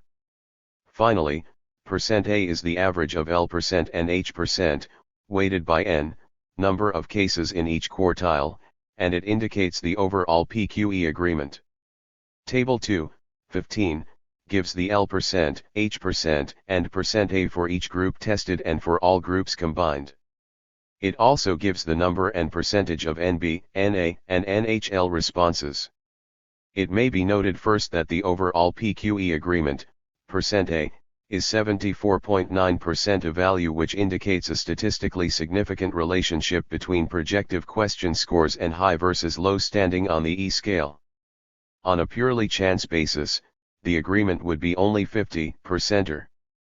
The highs tend, however, to be more consistent in their PQ responses than do the lows. The highs have an overall H% of 80.7, while for the lows the L% is only 69.1. In other words, the lows received more H scores than the highs did L scores. It is, so to speak, easier to make an H than an L score. The reason for this does not appear to lie primarily in the subjects themselves, for our general impression, based on other results and on clinical judgment, was that the low quartiles fitted the overall conception of the democratic personality at least as well as the highs approximated the prototypic authoritarian personality. The preponderance of H scores is probably due to the conditions of testing. Since many of the groups were pressed for time, and since the instructions were not emphatic in suggesting that a fairly detailed answer be given, many of the responses were brief and superficial. It will be recalled from the scoring manual that references to vague, dilute emotional experiences, as well as references only to behavior or the situation per se, without consideration of inner meanings and motives, were important cues for assigning a score of H. It may be argued that if the instructions emphasized the giving of more detailed answers, both highs and lows would give more responses meriting a score of L. In the present groups, however, the elaborations of most lows took an L direction, of most highs an H direction. It might be expected, then, that the obtaining of longer responses would clarify and increase the differences between the low and high quartiles. It would also probably reduce somewhat the proportion, 8.8%, of responses scored NA and NHL. We should not, of course, overlook the likelihood that numerous pressures in our culture, and perhaps the predominant ones, tend to make for authoritarianism in the individual. To the extent that this is true, we should expect some H trends even in individuals attempting to achieve a thoroughly democratic orientation. The average agreement varies among the 6 groups from 67.9% for the psychiatric clinic men to 82.6% for the employment service veteran men. It appears that the scorers, try as they did to be unbiased, were systematically influenced by the fact that they knew the E-quartile standing of the psychology women and the veteran men. Thus, the percent A for these two groups is about 80%, whereas for the remaining four groups, scored blindly, it averages slightly over 70%. The relatively low percent A for the clinic men is consistent with the low scoring reliability for this group, see Table 1:15. The data for the clinic women and the middle-class men and women probably best represent what can be expected with the present scoring manual. The average agreement of about 72% for these groups might have been slightly higher had all subjects received questions 6, 7, and 8. The overall average agreement for the individual items varies from 69.3 to 80.3%. The poorest questions are 2, desires, 6, embarrassing, and 7, last 6 months. In all three of them the L% is particularly low, 57 to 63%, probably because of the brevity of the answers, as discussed above. Correction of this error should lead to considerably better results, particularly for item 7. The agreements for the individual items reveal again the great consistency of the highs. Thus, the L% varied within a range of 29 points, 57 to 86%, whereas the H% covered a range of only 15 points, 71 to 86%. It is of some interest that the two most differentiating items, 1, moods, and 8, awe-inspiring, deal with issues which, in their literal meanings, are completely removed from ideology about group interaction. Table 2:15, provides the empirical basis on which omissions, NB, of questions 1, 2, 4, 7, and 8 were converted into H-scores in the statistical treatment. On each of these questions approximately 2/3 or more of the total number of omissions were made by the high quartiles. Moreover, it is consistent with the differential trends found that the highs should omit, more often than the lows, questions dealing with inner life, moods, desires, drive nuts, and with emotionally intense experiences, last 6 months, awe-inspiring. Question 3 might also have been scored in this way since some 70% of the omissions were by highs. However, omissions on this item were not scored H because they did not appear to fulfill the requirement of theoretical consistency. Should the highs continue, in future groups, to make most of the omissions, NB would have to be scored H and a theoretical rationale found. The scoring of NB as H would, in the present groups, have raised the overall agreement several points. Having considered the degree to which groups are distinguished with respect to the H and L categories, we may consider briefly how the scoring scheme applies to the individual. It is possible to give each subject a total score which is the sum of his individual item scores. This total may be called the LH score, and is computed as follows: 1 point is given for each H score, 0 points for each L score, and 1/2 point for each neutral score, except for NB on items 1, 2, 4, 7, and 8 where, as noted above, NB is converted to H. Thus, the LH scores may range, for 8 questions, between O, all L scores, and 8, all H scores, with a midpoint of 4.0. A subject receiving 4 H scores, 3 Ls and 1 NA has an LH score of 4.5, i.e., just on the high side of center. The overall H% of 80.7 for the high quartiles can be converted to an average LH score of 6.5 for the 8 items. Similarly, the overall L% of 69.1 for the low quartiles becomes an LH score of 2.5. The computing of LH scores for each subject provides a means of determining the amount of overlap between the low and high quartiles. This has been done in the case of the middle-class men and women, who have a combined N of 135, and who received a battery of 5 projective questions. The LH scores of the low quartile ranged between 0.0 and 4.5, those of the high quartile between 1.0 and 5.0, the mean for the total group being about 2.7, slightly more H than L scores were assigned. Using 2.7 as a dividing point, we may then say that all LH scores of 2.5 and below will be called low, all scores of 3.0 and above will be called high. On the basis of this criterion, 22% of the low quartile members would be considered high in terms of projective question score, while 14% of the high quartile members have a low LH score. These are the exceptions. Or, to put it positively, 78% of the anti-ethnocentric group, and 86% of the ethnocentric group, would be correctly diagnosed on the basis of total projective question score. The above data do not, of course, include the middle scorers on E. However, it is not unlikely that a longer projective question test of perhaps 15 or 20 items, applied to all subjects and not merely to the extreme quartiles, might yield correlations in the neighborhood of 0.7 between LH score and E. The projective questions might then be used, like the F scale, as an indirect measure of ethnocentrism, a measure in which no reference to current social issues need be made. They also, like the F scale, permit one to go beyond the immediate limits of the scoring scheme and to make numerous inferences regarding individual dynamics. That the variables in the two techniques are so consistent is an important argument in favor of the validity of each. In summary, the results indicate that the projective question test meets current standards of reliability, under the most demanding of scoring conditions. It has also been demonstrated that the categories denoted as high are in fact characteristic of the high scorers on the ethnocentrism scale, the low categories characteristic of the low quartile on E. There are, however, many highs who get L scores on single items, and many lows who get scores of H, the average PQE agreement being in the neighborhood of 75%. In terms of individual LH scores, the ethnocentrists and anti-ethnocentrists could, in the two groups considered, be diagnosed with approximately 82% accuracy.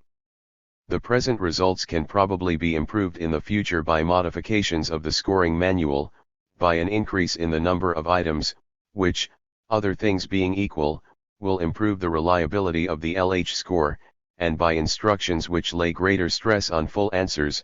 2 or 3 sentences would do. Moreover, in its practical application the test may be scored in a clinically more meaningful way, once the scorers have demonstrated their competence. If all the items for a given individual were scored at once, many apparently ambiguous responses might be interpreted in the light of the total pattern. This would not only improve the quantitative scoring but would also stimulate further differentiation and elaboration within the broad framework now conceived. There is also considerable research which needs to be done regarding additional categories, relative frequencies of specific categories, sex differences, various patterns among lows and among highs, differences among various religious, political, and other groupings, and so on. 3. Validation by means of case studies, Mack and Larry. Throughout the present research the attempt has been made to develop techniques that would yield statistically significant relationships among numerous variables and that would, as well, provide clinically meaningful material regarding the individual.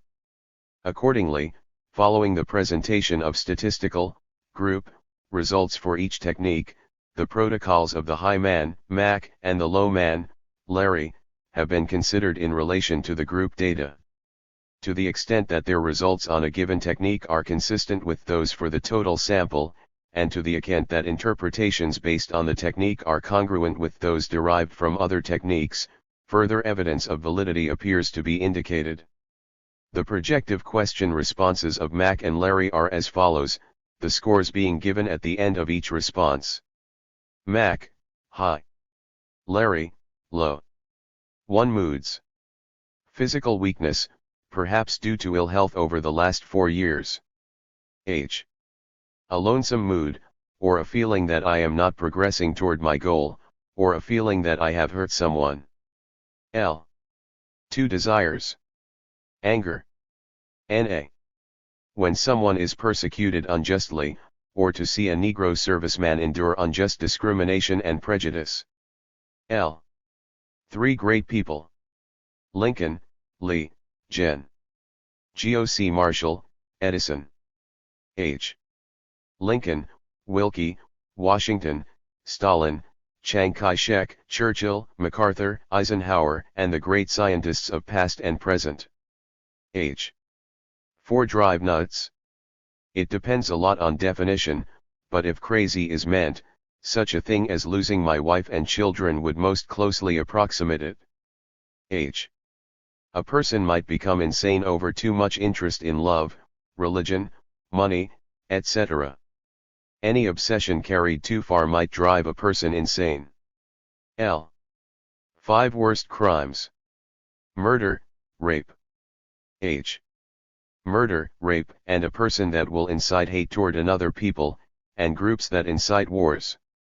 NHL. 6 embarrassing. Not included in this form. 7 last 6 months. Seeing all of the world possible, with a particular person to see it with me. H. Trying to enjoy life as I have always wanted, travel, meet important people, have lots of friends, go to a lot of parties. All this without harming anyone. L. Predominantly, despite some H trends. 8 awe-inspiring.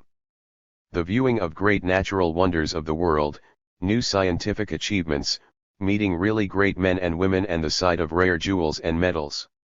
H. To see American people practice true democracy. Such incidents as a member of one race protects a member of another race. True comradeship between races. L. The scoring, done blindly and with complete agreement between 2 independent judges, gives Mac an LH score of 6.5 out of 7, or an H% of 93, Larry an LH score of 1.5, or an L% of 79. Mac's responses are relatively typical of those given by the high men. If he shows no bizarre features, neither does he show much individuality.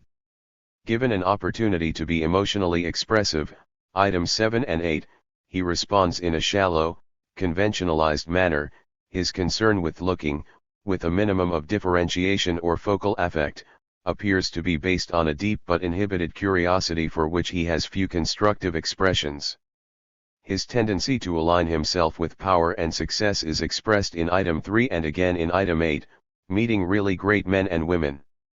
Item 1 reveals his anxiety over bodily harm and his conception of ill health as a form of weakness, rather than, for example, a barrier in the way of achievement. The equation of sickness with weakness is particularly interesting in the light of his mother's and his own weakness during childhood, see chapters 2 and XX. It suggests, as does the material from other techniques, that his surface identification with powerful figures and groups is at least in part a means of maintaining his sense of mastery and of allaying his anxiety over bodily harm. It is not clear from his projective question responses alone whether Mac's aggression is more a surface defense against the admission of passive dependency or, rather, a strong underlying need. That he has aggressive impulses which he cannot easily assimilate into the ego is suggested by his murder, rape on item 5 and anger on 2. Moreover, that these impulses are partially directed against family, in-group, members is suggested by his response to item 4, his fear of losing my wife and children, particularly since he is not yet married, would seem to be based on unconscious hostility toward them, hostility which is projected onto the threatening world. His fantasy, while he is still unmarried, of the death of wife and children may also be a projection of his own fear as a child that he might die when his mother did. However, the overall impression given is that of a conventional, deferent, pseudo-independent facade, and that what lies beneath the surface is primarily anxiety and dependency rather than active destructiveness. Larry's responses, here as elsewhere, are less characteristically low than Mac's are high. Like Mac, Larry is attracted to those who have power, but his conception of power is different from Mac's.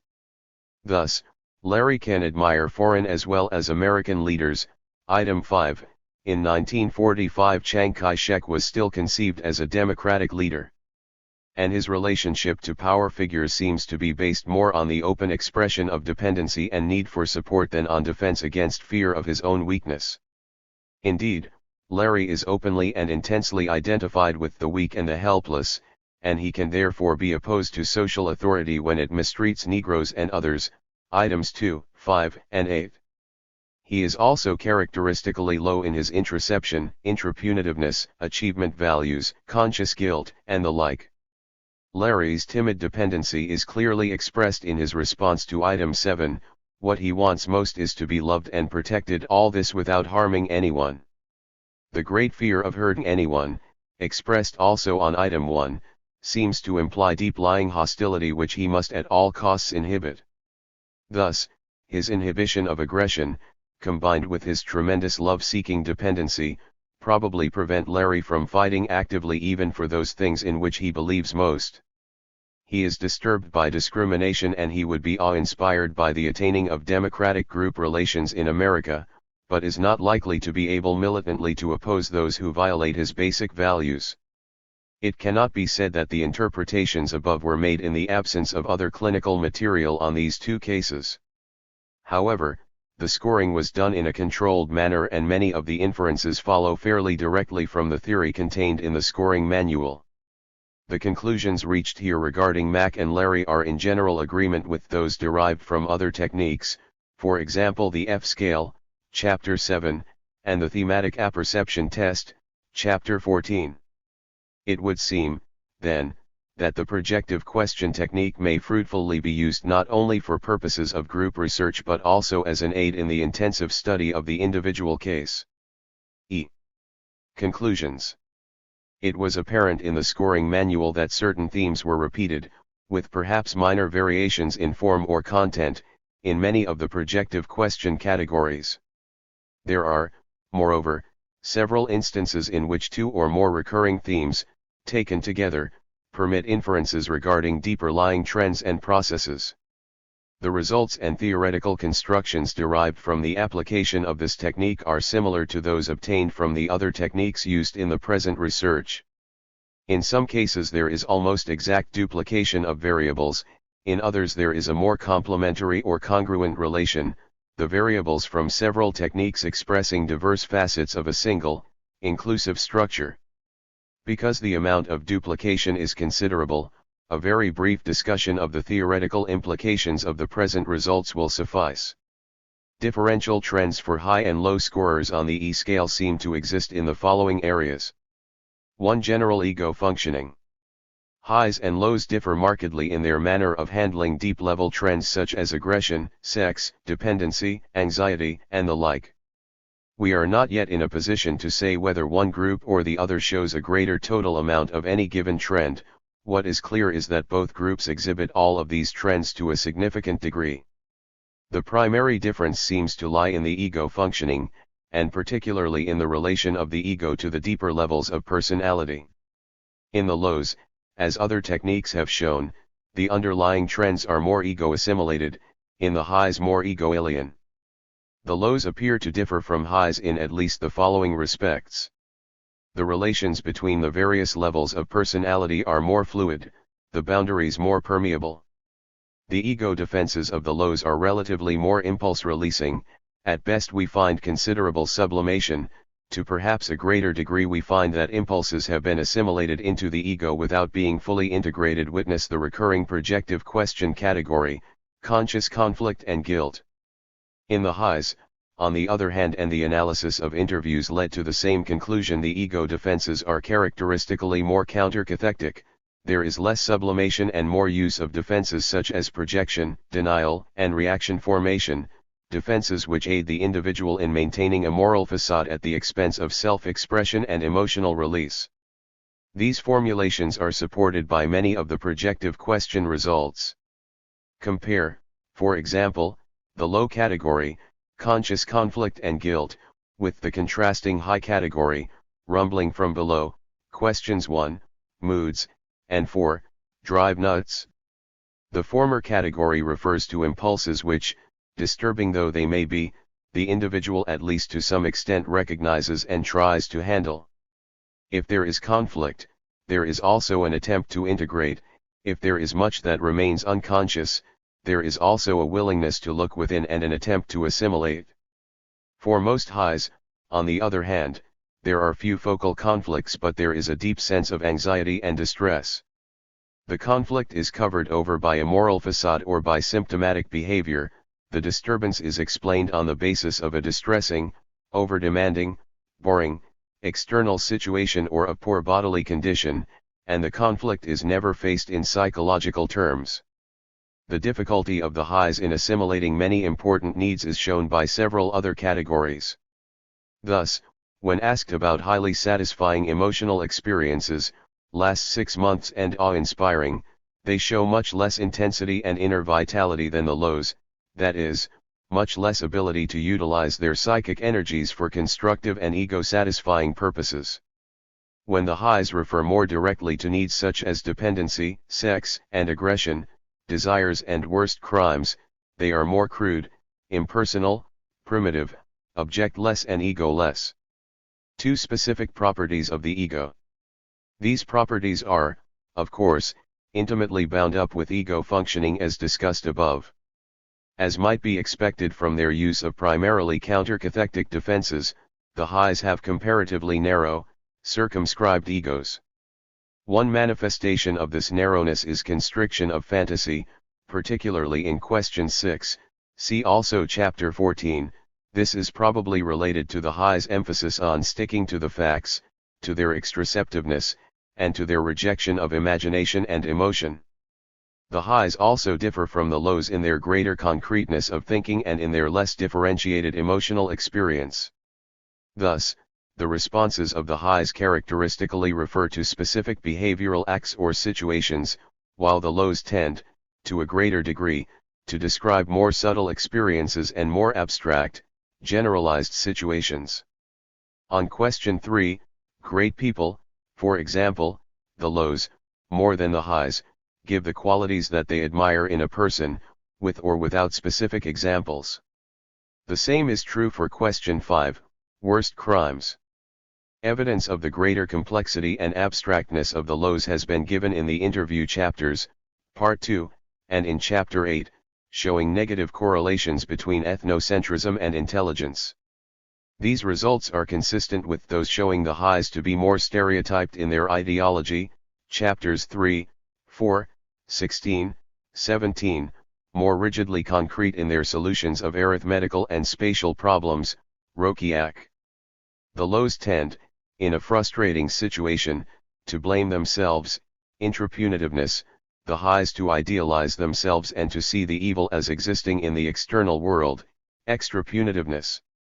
Finally, the greater introception of the lows and the great anti-introception of the highs is apparent in their responses to the projective questions as well as in the material elicited by the interviews, the TAT, and the F-scale.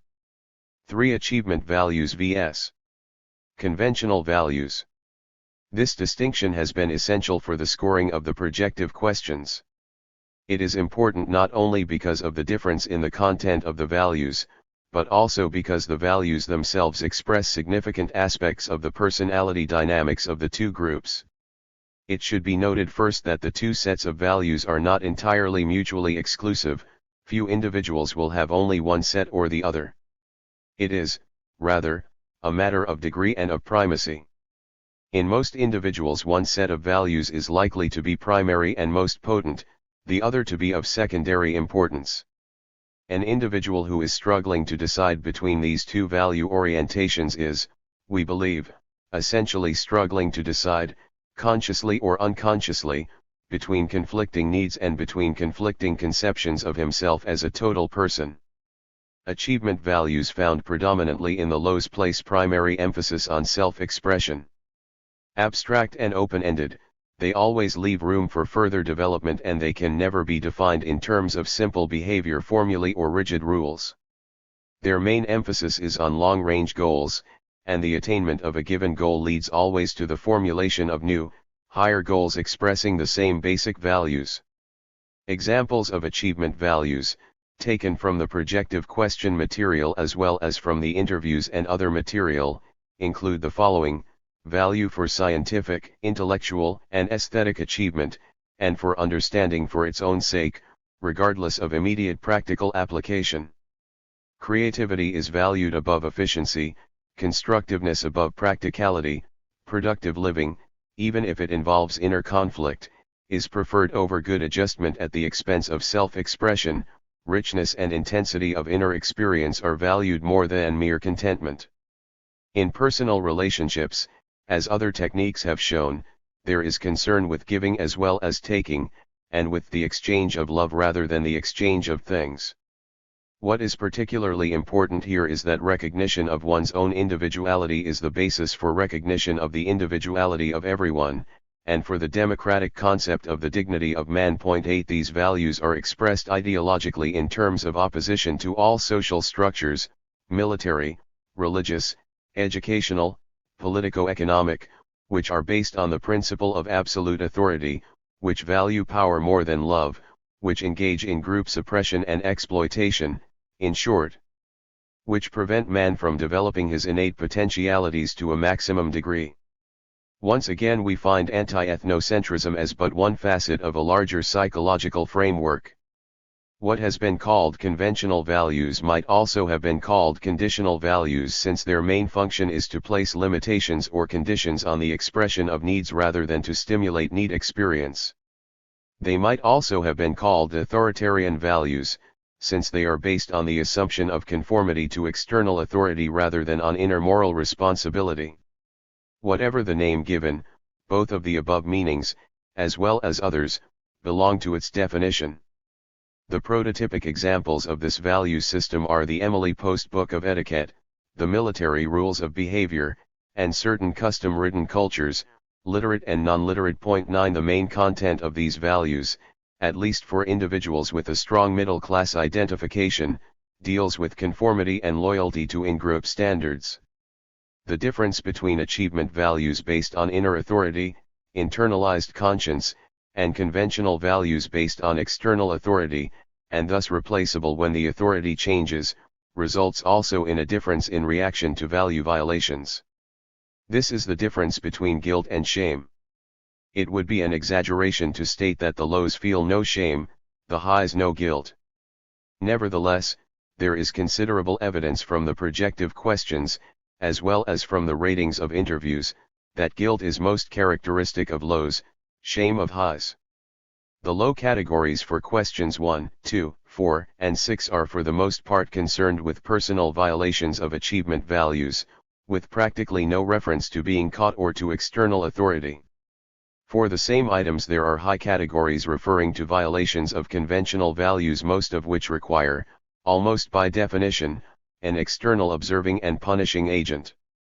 Indeed, the explicit idea of inner conflict in any form is practically lacking from the high responses. Moreover, it is much more common for the lows to refer to their own personal violations of values, whereas the highs refer either to violations by others, or, more often, to events which have, explicitly, neither moral nor motivational significance. 10.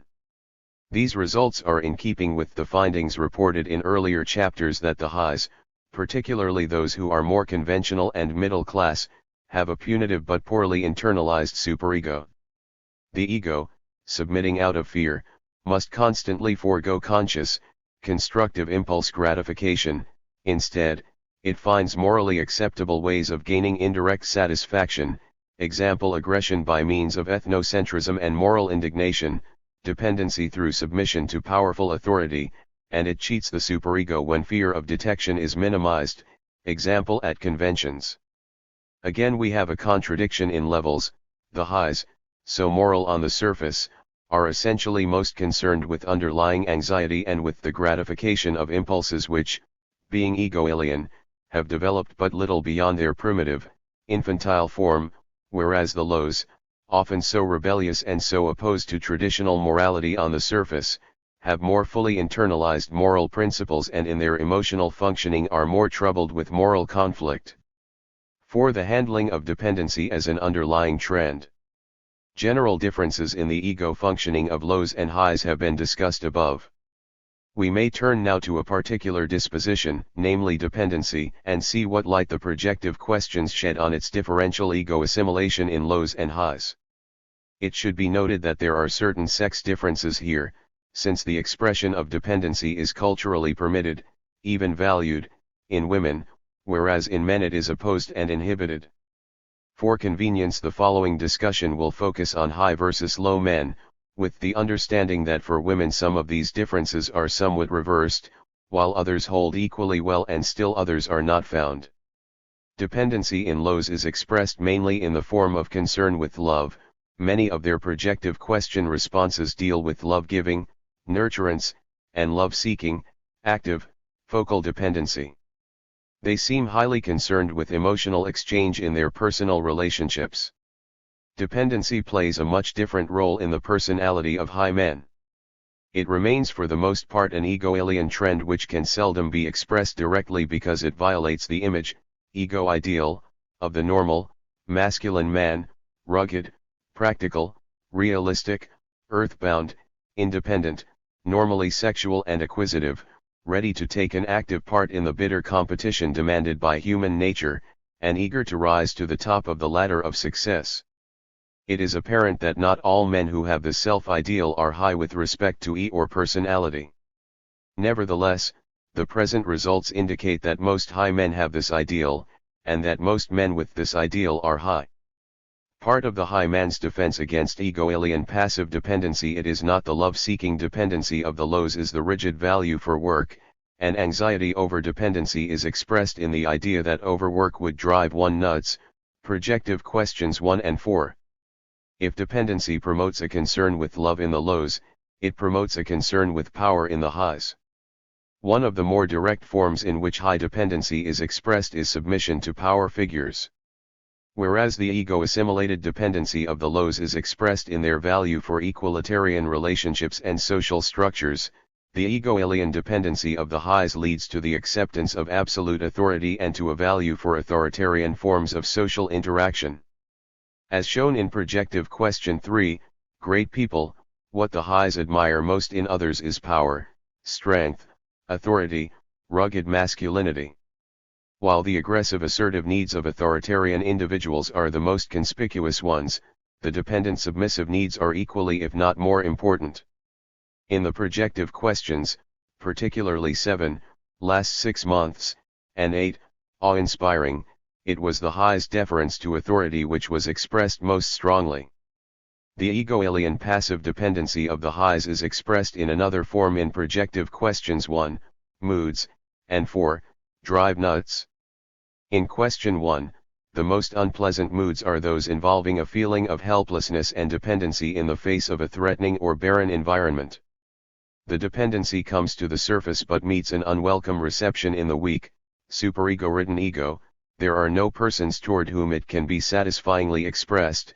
There is no differentiated effect to make it an enriching experience. There is only a vague anxiety which is actually based not on the external situation but on a deep inner conflict between the superego and the upsurging primitive dependency. It is as if to express the impulse would be to lose one's masculinity or even to undergo bodily harm. Similar conflicts are expressed in question 4. Again we find the inability to look inward and the vague rumblings of ego-alien trends, including body anxiety and aggression as well as dependency. 5. The handling of other trends. There is evidence that aggression, sex, curiosity, homosexuality, and other trends are handled by highs and lows in ways similar to those discussed above. One additional point should be made regarding aggression. It appears not to have undergone much real socialization in highs but has, rather, remained relatively crude, destructive, punitive, unsoftened by ego assimilation. If the term hostility be used for the aggression found in lows, then the term destructiveness seems most appropriate for what exists in highs, especially as revealed in questions 2, desires, 5, crimes, and 8, awe-inspiring. The results and interpretations discussed above must not be applied in a stereotyped way.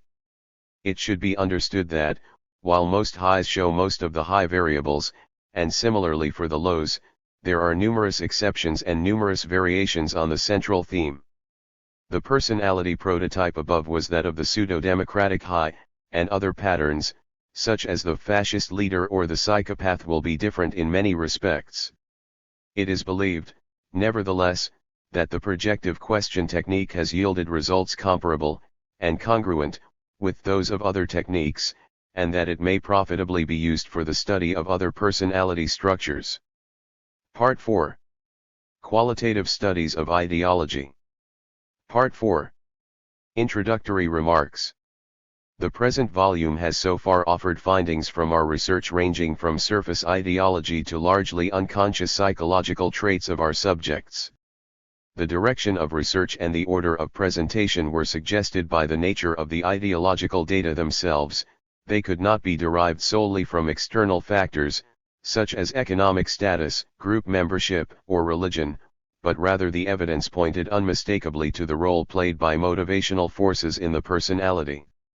However, the study did not move mechanically from the ideological to the psychological, rather, we were constantly aware of the structural unity of the two. It thus seems permissible that we reverse the procedure now and ask, what is the meaning of the subject's overt opinions and attitudes in the areas covered by the AS, E, and PEC scales, when they are considered in the light of our psychological findings, particularly those deriving from the F scale and the clinical sections of the interviews? By answering this question we may come closer to an integration of the various aspects of a study which is centered in the problem of the relationship between ideology and personality. As was natural, the material for this task was mainly taken from the non-clinical parts of the interviews. Not only did these data promise to yield additional evidence bearing on the major issues discussed thus far, but the wealth of detailed and elaborate statements which our subjects had formulated spontaneously and in their own way, offered numerous psychological leads. There is good reason to believe that the non-clinical sections of the interviews constitute through their inherent structure a link between ideology and personality. However, attention was not limited to this interrelationship. At the same time an attempt was made to obtain a more colorful picture of the various ideologies themselves than was possible as long as we limited ourselves to the standard questionnaires. Since the data from the questionnaire and from the thematic apperception test and the clinical parts of the interviews had been subjected to thorough statistical treatment, quantification of the present material, though desirable, did not seem necessary. The aim, rather, was to develop for the problem areas under consideration, a phenomenology based on theoretical formulations and illustrated by quotations from the interviews. This procedure, it was hoped, would yield not only more information about the specific structure of the ideologies and the manner in which personality is expressed in them but also a further differentiation of the guiding theoretical concepts themselves. The advantages of this supplementary procedure are several. It permits us to exploit the richness and concreteness of live interviews to a degree otherwise hardly attainable. What is lost for want of strict discipline in interpretation may be gained by flexibility and closeness to the phenomena. Rare or even unique statements may be elucidated by the discussion. Such statements, often of an extreme nature, may throw considerable light on potentialities which lie within supposedly normal areas, just as illness helps us to understand health. At the same time, attention to the consistency of the interpretation of these statements with the overall picture provides a safeguard against arbitrariness. A subjective or what might be called speculative element has a place in this method, just as it does in psychoanalysis, from which many of our categories have been drawn. If, in places, the analysis seems to jump to conclusions, the interpretations should be regarded as hypotheses for further research, and the continuous interaction of the various methods of the study should be recalled. Some of the measured variables discussed in earlier chapters were based on speculations put forward in this part. In view of the discussions in chapters 3 and 4, it was not deemed necessary to differentiate between AS and E in the treatment of the interview material. While the generally close correlation of antisemitism and ethnocentrism could be taken for granted on the basis of previous results, more specific accounts of the nature of their interrelation, as well as of certain deviations, were incorporated into the first chapter of the present part, chapter 16. The chapter which discusses various syndromes found in high and low scorers, 19, is also included in this part. Although from a strictly logical point of view it may not belong here, it seemed nevertheless appropriate to include it, since it is based almost entirely on interview material and focused on the interconnection between ideology and personality. The syndromes evolved in this chapter should be followed up by quantitative investigation. Point 1. Chapter 16. Prejudice in the interview material. T.W. Adorno. A. Introduction. Our study grew out of specific investigations into anti-Semitism. As our work advanced, however, the emphasis gradually shifted. We came to regard it as our main task not to analyze anti-Semitism or any other anti-minority prejudice as a socio-psychological phenomenon per se, but rather to examine the relation of anti-minority prejudice to broader ideological and characterological patterns. Thus anti-Semitism gradually all but disappeared as a topic of our questionnaire, and in our interview schedule it was only one among many topics which had to be covered. Another investigation, carried through parallel to our research and partly by the same staff members of the Institute of Social Research, i.e., the study on anti-Semitism within labor, 57b, concentrated on the question of anti-Semitism, but at the same time was concerned with socio-psychological issues akin to those presented in the present volume. While the bulk of the material to be discussed in this chapter is taken from the section on prejudice of the Berkeley interviews, an attempt was made to utilize, at least in a supplementary form, some of the ideas of the labor study as hypotheses for further investigation. This was done as a part of the work carried out in Los Angeles. In collaboration with J. F. Brown and F. Pollack, we drew up an additional section of the interview schedule devoted to specific questions about Jews. These questions were derived for the most part from the material gathered through the screened interviews of the labor study. The aim of this new section of the interview schedule was to see if it was possible to establish certain differential patterns within the general structure of prejudice. The list of questions follows.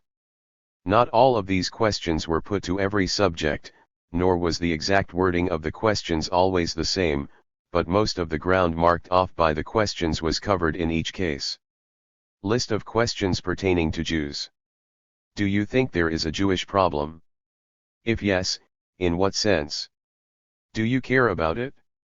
Have you had any experience with Jews? What kind?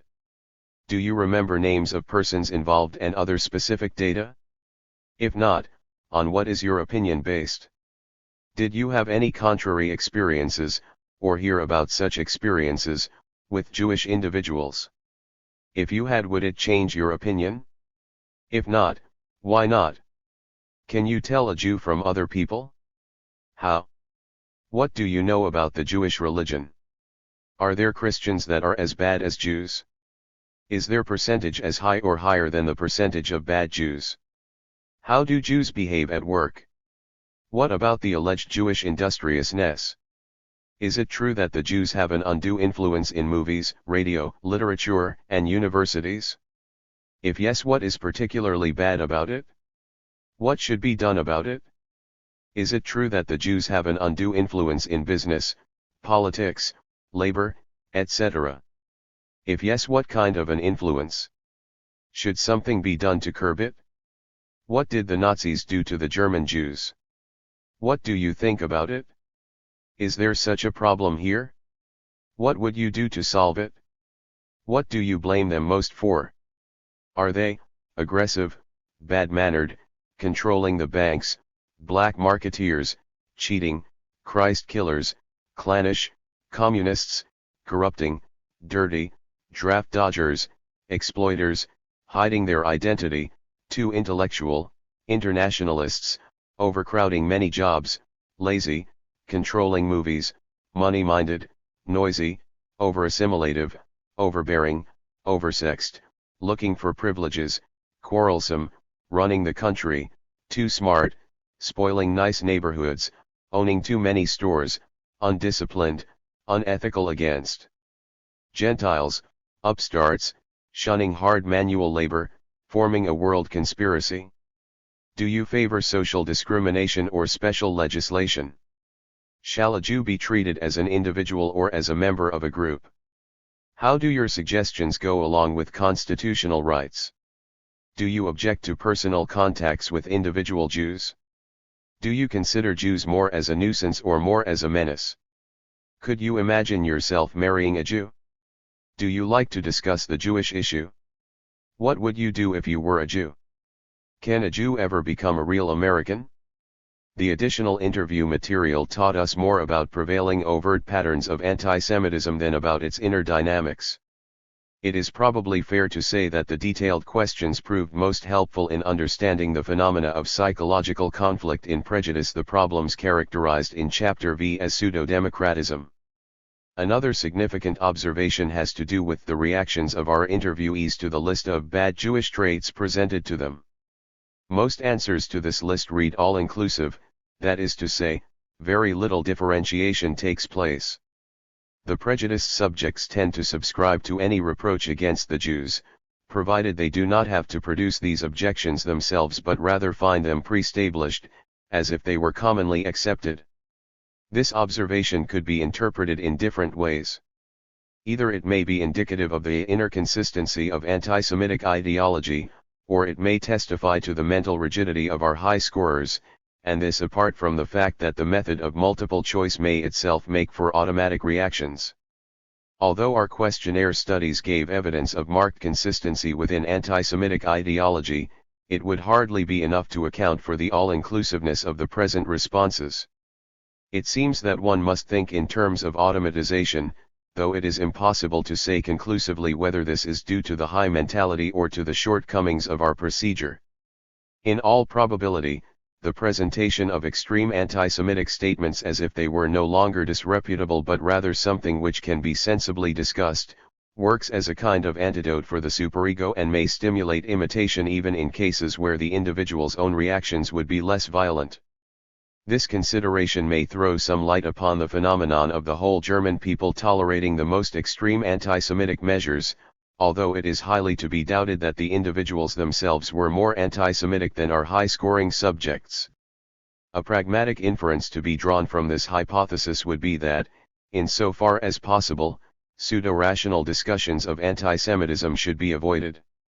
One might refute factual anti-Semitic statements or explain the dynamics responsible for anti-Semitism, but he should not enter the sphere of the Jewish problem.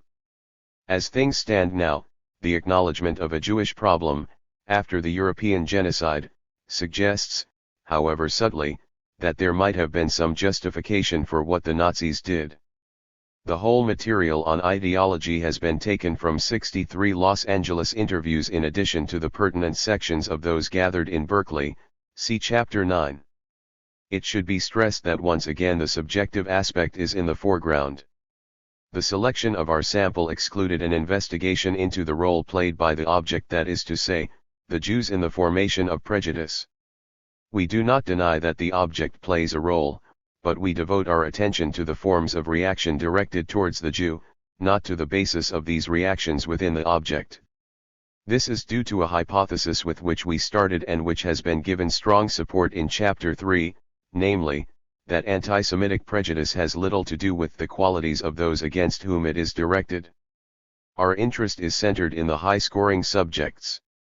In organizing the present chapter, we start with the general assumption that the largely unconscious hostility resulting from frustration and repression and socially diverted from its true object, needs a substitute object through which it may obtain a realistic aspect and thus dodge, as it were, more radical manifestations of a blocking of the subject's relationship to reality, example psychosis.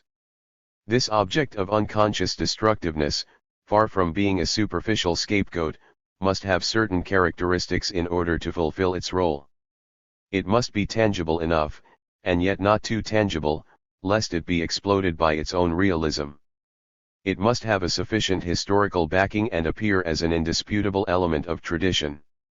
It must be defined in rigid and well-known stereotypes. Finally, the object must possess features, or at least be capable of being perceived and interpreted in terms of features, which harmonize with the destructive tendencies of the prejudiced subject. Some of these features, such as clannishness, aid rationalization; others, such as the expression of weakness or masochism, provide psychologically adequate stimuli for destructiveness. There can be hardly any doubt that all these requirements are fulfilled by the phenomenon of the Jew. This is not to say that Jews must draw hatred upon themselves, or that there is an absolute historical necessity which makes them, rather than others, the ideal target of social aggressiveness. Suffice it to say that they can perform this function in the psychological households of many people. The problem of the uniqueness of the Jewish phenomenon and hence of anti-Semitism could be approached only by recourse to a theory which is beyond the scope of this study. Such a theory would neither enumerate a diversity of factors nor single out a specific one as the cause, but rather develop a unified framework within which all the elements are linked together consistently. This would amount to nothing less than a theory of modern society as a whole. We shall first give some evidence of the functional character of anti-Semitism, that is to say, its relative independence of the object. Then we shall point out the problem of cui bono, anti-Semitism as a device for effortless orientation in a cold, alienated, and largely ununderstandable world. As a parallel to our analysis of political and economic ideologies, it will be shown that this orientation is achieved by stereotyping. The gap between this stereotypy on the one hand and real experience and the still accepted standards of democracy on the other, leads to a conflict situation, something which is clearly set forth in a number of our interviews. We then take up what appears to be the resolution of this conflict, the underlying anti-Semitism of our cultural climate, keyed to the prejudiced person's own unconscious or preconscious wishes, proves in the more extreme cases to be stronger than either conscience or official democratic values. This leads up to the evidence of the destructive character of anti-Semitic reactions.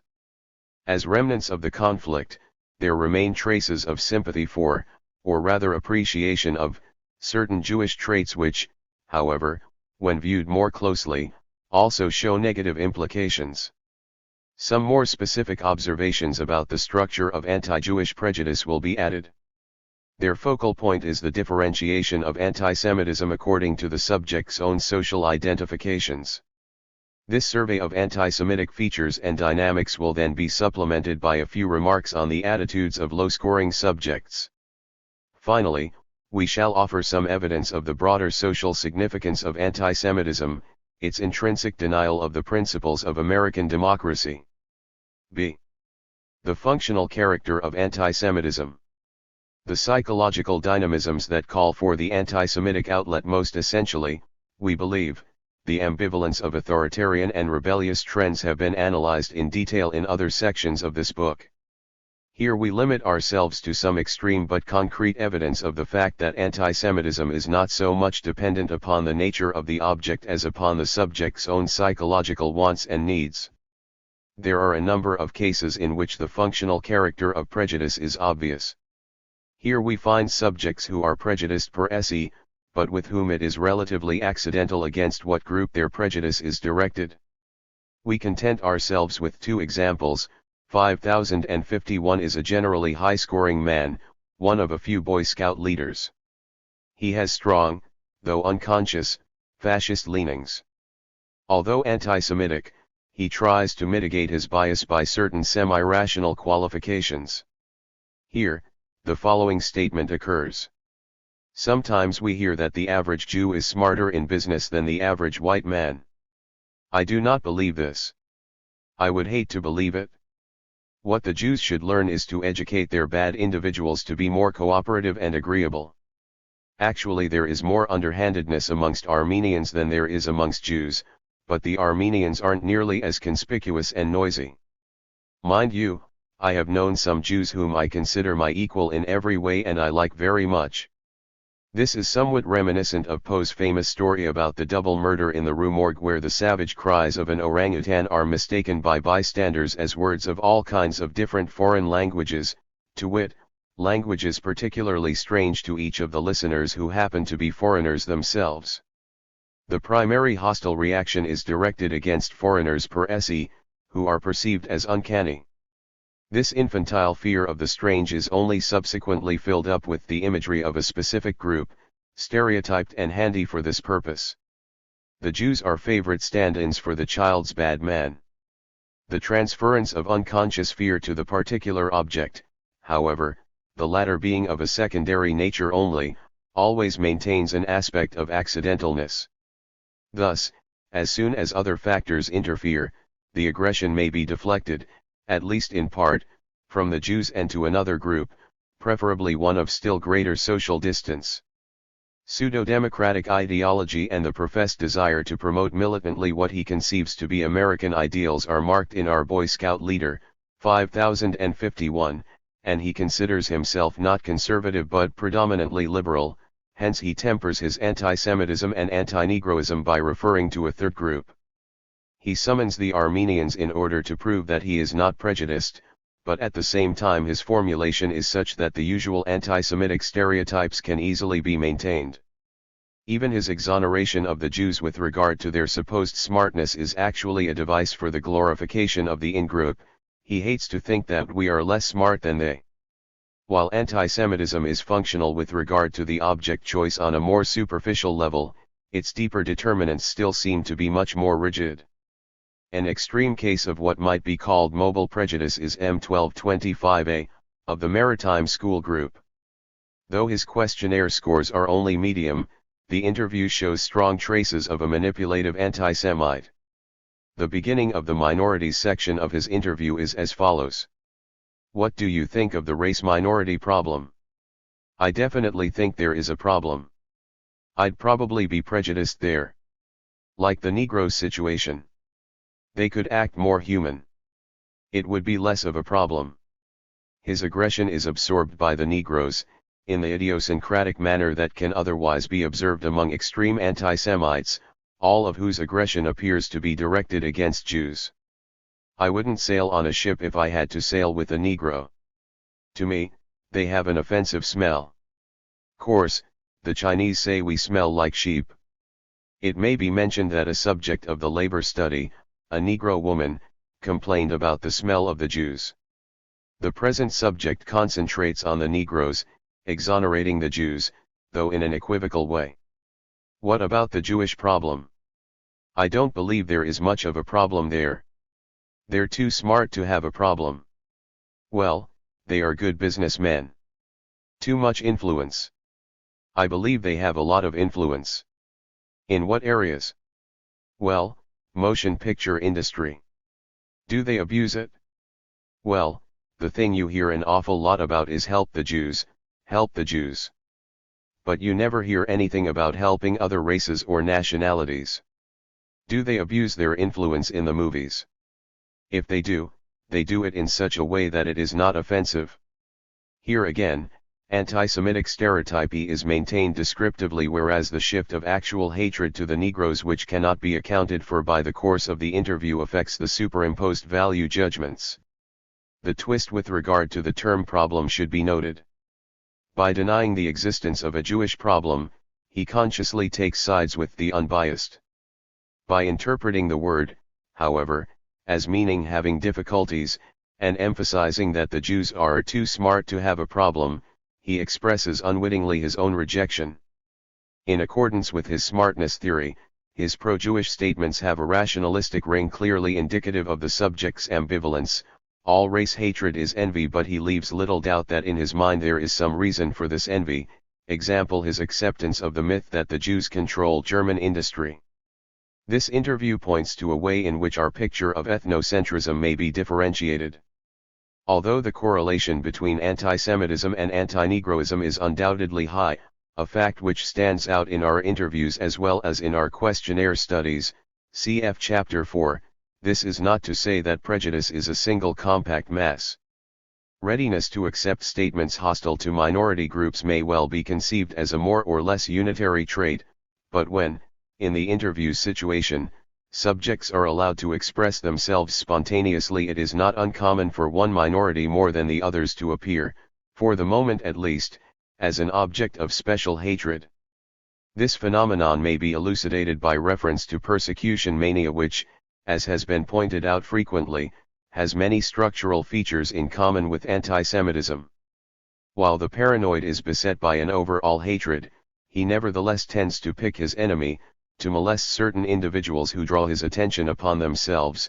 He falls, as it were, negatively in love.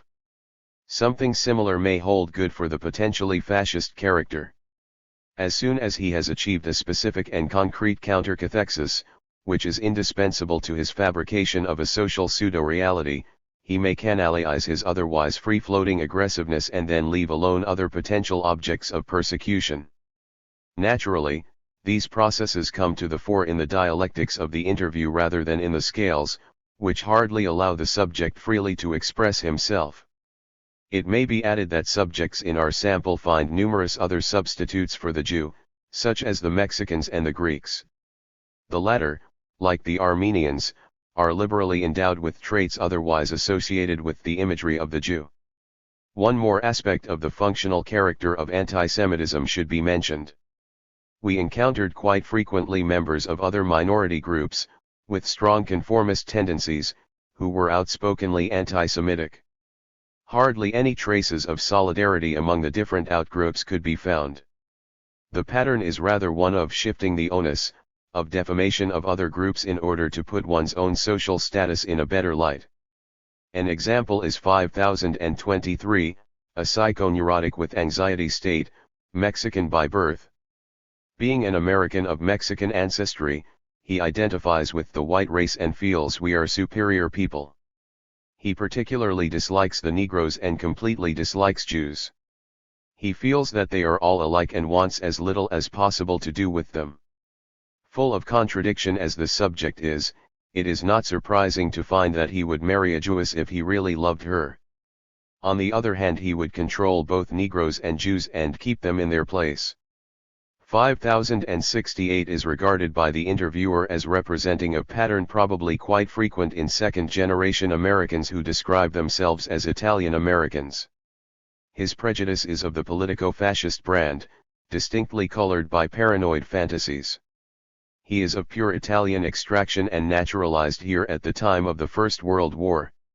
He is very proud of this extraction and for a long time in the early days of Mussolini was active in Italian-American organizations. He still feels that the war against Italy was very unfortunate. Concerning the other minorities he is quite prejudiced. The Mexicans he feels are enough like the Italians so that if they were educated enough it would be all right. At the present time, however, he feels that they need much education. He believes that the California Japanese were more than correctly handled and that those about whom there is no question should be gradually allowed back. He described the Negro situation as a tough one. He believes there should be definite laws particularly with regard to racial intermarriage and that the color line should also be drawn regarding where people can live. Despite what they say, the Southern Negroes are really the happiest ones. The trouble with Jews is that they are all communists and for this reason dangerous. His own relations with them have only been fair. In his business relations he says they are chiselers and stick together. Concerning a solution to this problem, he says, the Jews should actually educate their own. The way the Jews stick together shows that they actually have more prejudice against the Gentiles than the Gentiles have against them. He illustrates this with a long story which I was not able to get in detail about some acquaintance of his who married into a Jewish family and was not allowed to eat off the same dishes with them.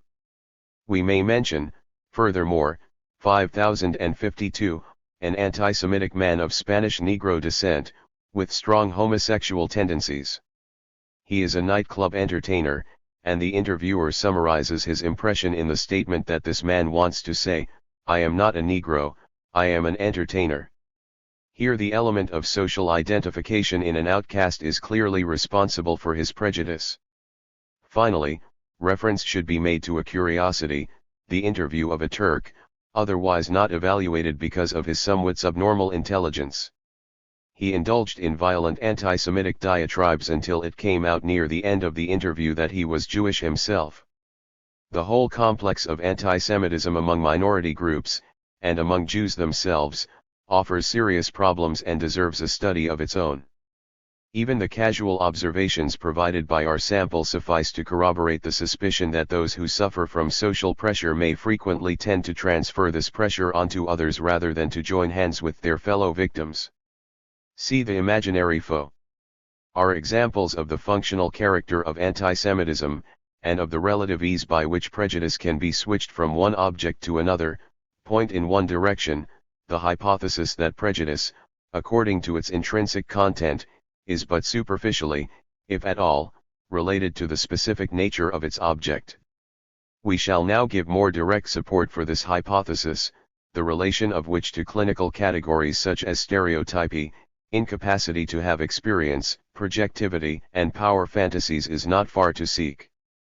This support is supplied by statements which are either plainly self-contradictory or incompatible with facts and of a manifestly imaginary character.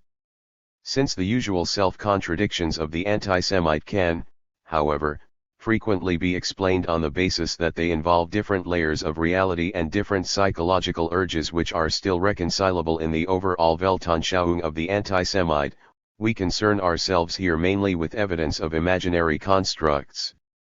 The fantasies with which we shall deal are so well known from everyday life that their significance for the structure of antisemitism can be taken for granted. They are merely highlighted by our research. One might say that these fantasies occur whenever stereotypes run wild, that is to say, make themselves completely independent from interaction with reality. When these emancipated stereotypes are forcibly brought back into relation with reality, blatant distortions appear.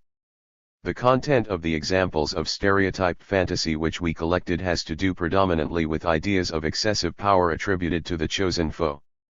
The disproportion between the relative social weakness of the object and its supposed sinister omnipotence is by itself evidence that the projective mechanism is at work. We shall first give some examples of omnipotence fantasies projected upon a whole outgroup abstractly, as it were, and then show how the application of such ideas to factual experience comes close to paranoid delusion. 5054, a middle-aged woman with fairly high scores on all the scales, who is greatly concerned with herself and characterized by a domineering manner, claims that she has always tried to see the other side and even to fight prejudice on every side. She derives her feelings of tolerance from the contrast with her husband, whom she characterized as extremely anti-Jewish. He hates all Jews and makes no exceptions, whereas she is willing to make exceptions. Her actual attitude is described as follows. She would not subscribe to a racist theory, but does not think that the Jews will change much, but rather that they will tend to become more aggressive. She also believes that they will eventually run the country, whether we like it or not. The usual stereotype of undue Jewish influence in politics and economy is inflated to the assertion of threatening overall domination.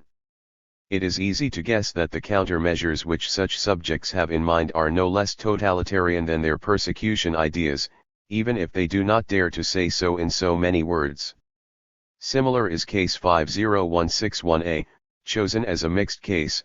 She is high middle on E, but low on F and PEC, but actually, as proved by the interview, markedly ethnocentric. In her statement, the vividness of the fantasies about the Almighty Jew seems to be equaled by the intensity of her vindictiveness. My relations with the Jews have been anything but pleasant.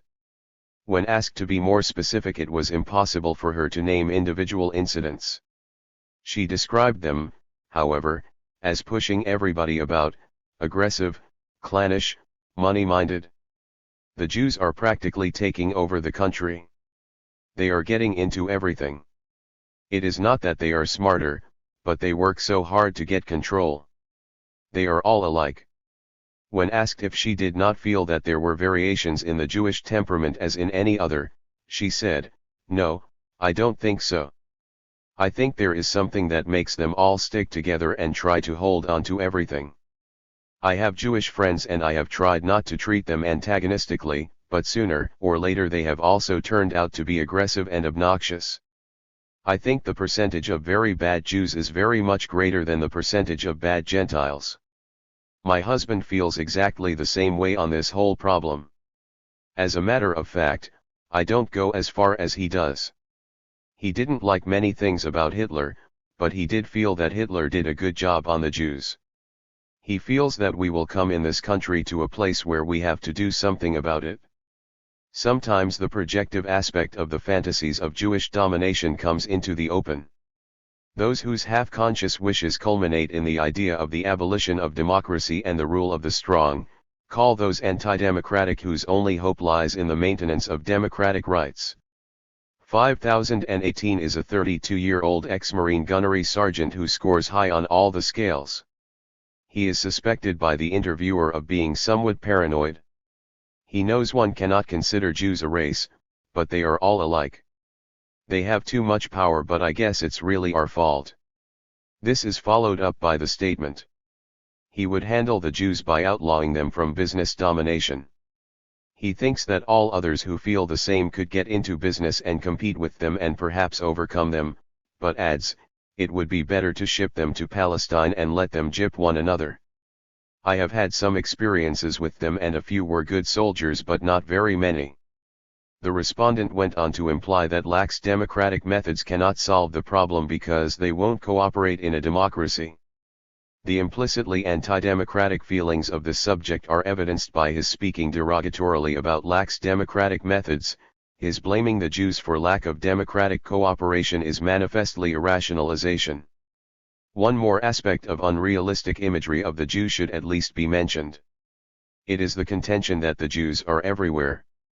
Omnipresence sometimes displaces omnipotence, perhaps because no actual Jewish rule can be pretended to exist, so that the image-ridden subject has to seek a different outlet for his power fantasy in ideas of dangerous, mysterious ubiquity. This is fused with another psychological element. To the highly prejudiced subject, the idea of the total right of the in-group, and of its tolerating nothing which does not strictly belong, is all-pervasive. This is projected upon the Jews.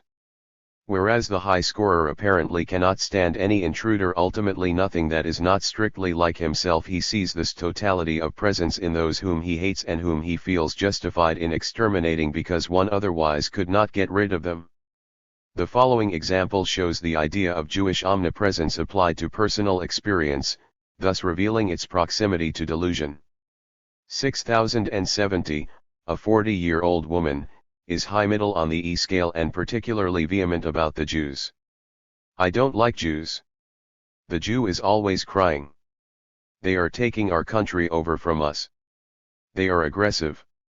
They suffer from every lust. Last summer I met the famous musician X, and before I really knew him he wanted me to sign an affidavit to help bring his family into this country. Finally I had to flatly refuse and told him I want no more Jews here. Roosevelt started bringing the Jews into the government, and that is the chief cause of our difficulties today. The Jews arranged it so they were discriminated for in the draft. I favor a legislative discrimination against the Jews along American, not Hitler lines. Everybody knows that the Jews are back of the communists. This ex-person almost drove me nuts. I had made the mistake of inviting him to be my guest at my beach club. He arrived with 10 other Jews who were uninvited. They always cause trouble. If one gets in a place, he brings 2 more and those 2 bring 2 more. This quotation is remarkable for more reasons than that it exemplifies the Jews are everywhere complex. It is the expression of Jewish weakness that they are always crying which is perverted into ubiquity. The refugee, forced to leave his country, appears as he who wants to intrude and to expand over the whole earth, and it is hardly too far-fetched to assume that this imagery is at least partly derived from the fact of persecution itself. Moreover, the quotation gives evidence of a certain ambivalence of the extreme anti-Semite which points in the direction of negatively falling in love. This woman had invited the celebrity to her club, doubtless attracted by his fame, but used the contact, once it had been established, merely in order to personalize her aggressiveness. Another example of the merging of semi-psychotic idiosyncrasies and wild anti-Jewish imagery is the 26-year-old woman, 5004. She scores high on the F scale and high middle on E and PEC. Asked about Jewish religion, she produces an answer which partakes of the age-old image of uncanniness. I know very little, but I would be afraid to go into a synagogue. This has to be evaluated in relation to her statement about Nazi atrocities. I am not particularly sorry because of what the Germans did to the Jews. I feel Jews would do the same type of thing to me. The persecution fantasy of what the Jews might do to her, is used, in authentic paranoid style, as a justification of the genocide committed by the Nazis. Our last 2 examples refer to the distortions that occur when experience is viewed through the lens of congealed stereotyping. M732C of the veterans group, who scores generally high on the scales, shows this pattern of distorted experience with regard to both Negroes and Jews. As to the former, you never see a Negro driving, an ordinary car of which subject mentions a number of examples, but only a Cadillac or a Packard. They always dress gaudy. They have that tendency to show off. Since the Negro has that feeling that he isn't up to par, he's always trying to show off. Even though he can't afford it, he will buy an expensive car just to make a show. Subject mentions that the brightest girl in a class at subject's school happens to be a Negro, and he explains her outstandingness in the class in terms of Negro overcompensation for what he seems to be implying is her inherent inferiority. The assertion about the Negro's Cadillac speaks for itself. As to the story about the student, it indicates in personalized terms the aspect of inescapability inherent in hostile stereotyping. To the prejudiced, the Negro is dull. If he meets, however, one of outstanding achievement, it is supposed to be mere overcompensation, the exception that proves the rule. No matter what the Negro is or does, he is condemned. As to the Jewish problem, as far as being good and shrewd businessmen, that's about all I have to say about them. They're white people, that's one thing. Of course, they have the Jewish instinct, whatever that is. I've heard they have a business nose. I imagine the Jewish people are more obsequious. For example, somehow a Jewish barber will entice you to come to his chair. Subject elaborates here a definite fantasy of some mysterious influence by Jews. They're mighty shrewd businessmen, and you don't have much chance, competing with Jews. The story about the barber seems to be a retrogression towards early infantile, magical patterns of thinking. F359, a 48-year-old accountant in a government department, is, according to the interviewer, a cultured and educated woman. This, however, does not keep her from paranoid storytelling as soon as the critical area of race relations, which serves as a kind of free-for-all, is entered. She is in the high quartile on E, though low on both F and PEC. Her distortions refer both to Negroes and to Jews. Subject considers this a very serious problem, and she thinks that it is going to get worse. The Negroes are going to get worse.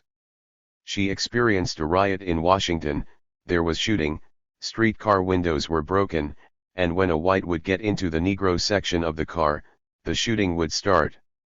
The white man would have to lie on the floor. She did not dare to go out at night. One day the Negroes were having a procession and some of them started pushing her off the sidewalk. When she asked them not to push, they looked so insolent that she thought they would start a riot, and her companion said, "Let's get out of here or we will start a riot."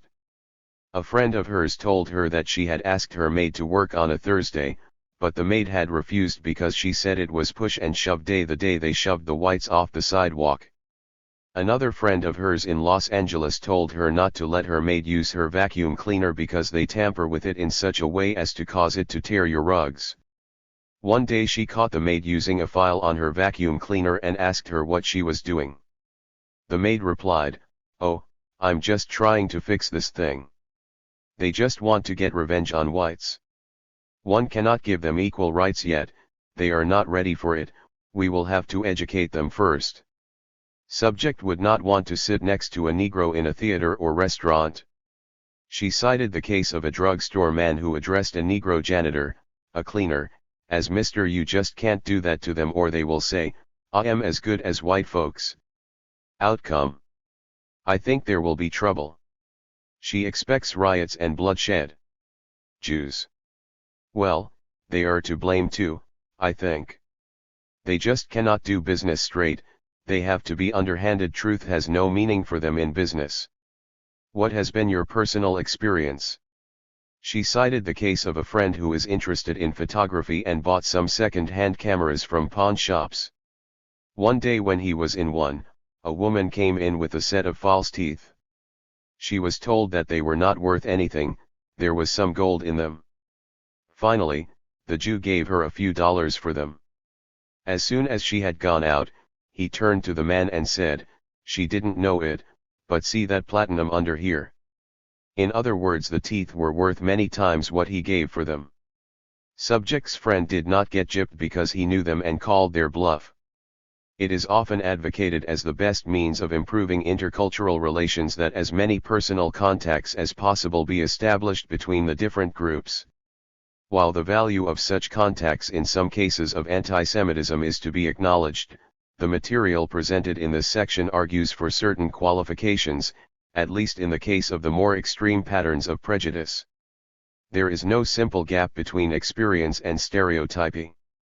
Stereotypy is a device for looking at things comfortably, since, however, it feeds on deep-lying unconscious sources. The distortions which occur are not to be corrected merely by taking a real look. Rather, experience itself is predetermined by stereotyping. The persons whose interviews on minority issues have just been discussed share one decisive trait. Even if brought together with minority group members as different from the stereotype as possible, they will perceive them through the glasses of stereotypy, and will hold against them whatever they are and do. Since this tendency is by no means confined to people who are actually cranky, rather, the whole complex of the Jew is a kind of recognized red light district of legitimatized psychotic distortions. This inaccessibility to experience may not be limited to people of the kind discussed here, but may well operate in much milder cases. This should be taken into account by any well-planned policy of defense. Optimism with regard to the hygienic effects of personal contacts should be discarded. One cannot correct stereotypy by experience. He has to reconstitute the capacity for having experiences in order to prevent the growth of ideas which are malignant in the most literal, clinical sense. Antisemitism for what?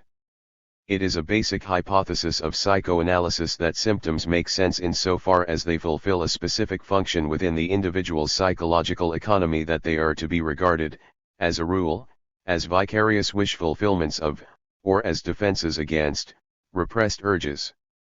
Our previous discussion has shown the irrational aspect of anti-Semitic attitudes and opinions. Since their content is irreconcilable with reality, we are certainly entitled to call them symptoms. But they are symptoms which can hardly be explained by the mechanisms of neurosis, and at the same time, the anti-Semitic individual as such, the potentially fascist character, is certainly not a psychotic.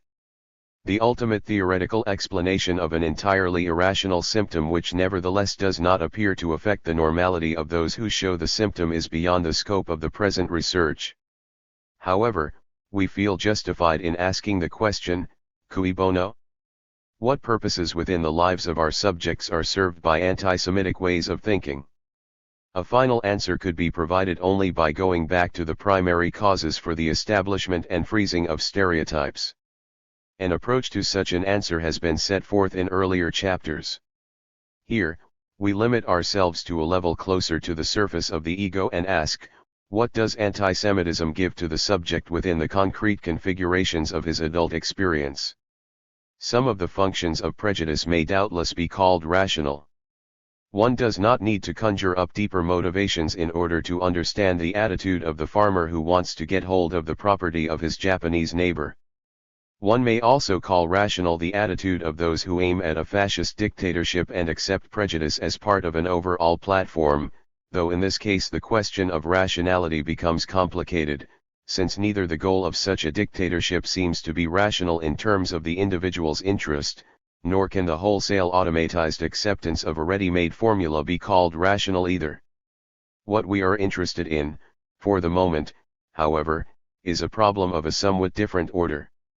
What good does accrue to the actual adjustment of otherwise sensible persons when they subscribe to ideas which have no basis in reality and which we ordinarily associate with maladjustment?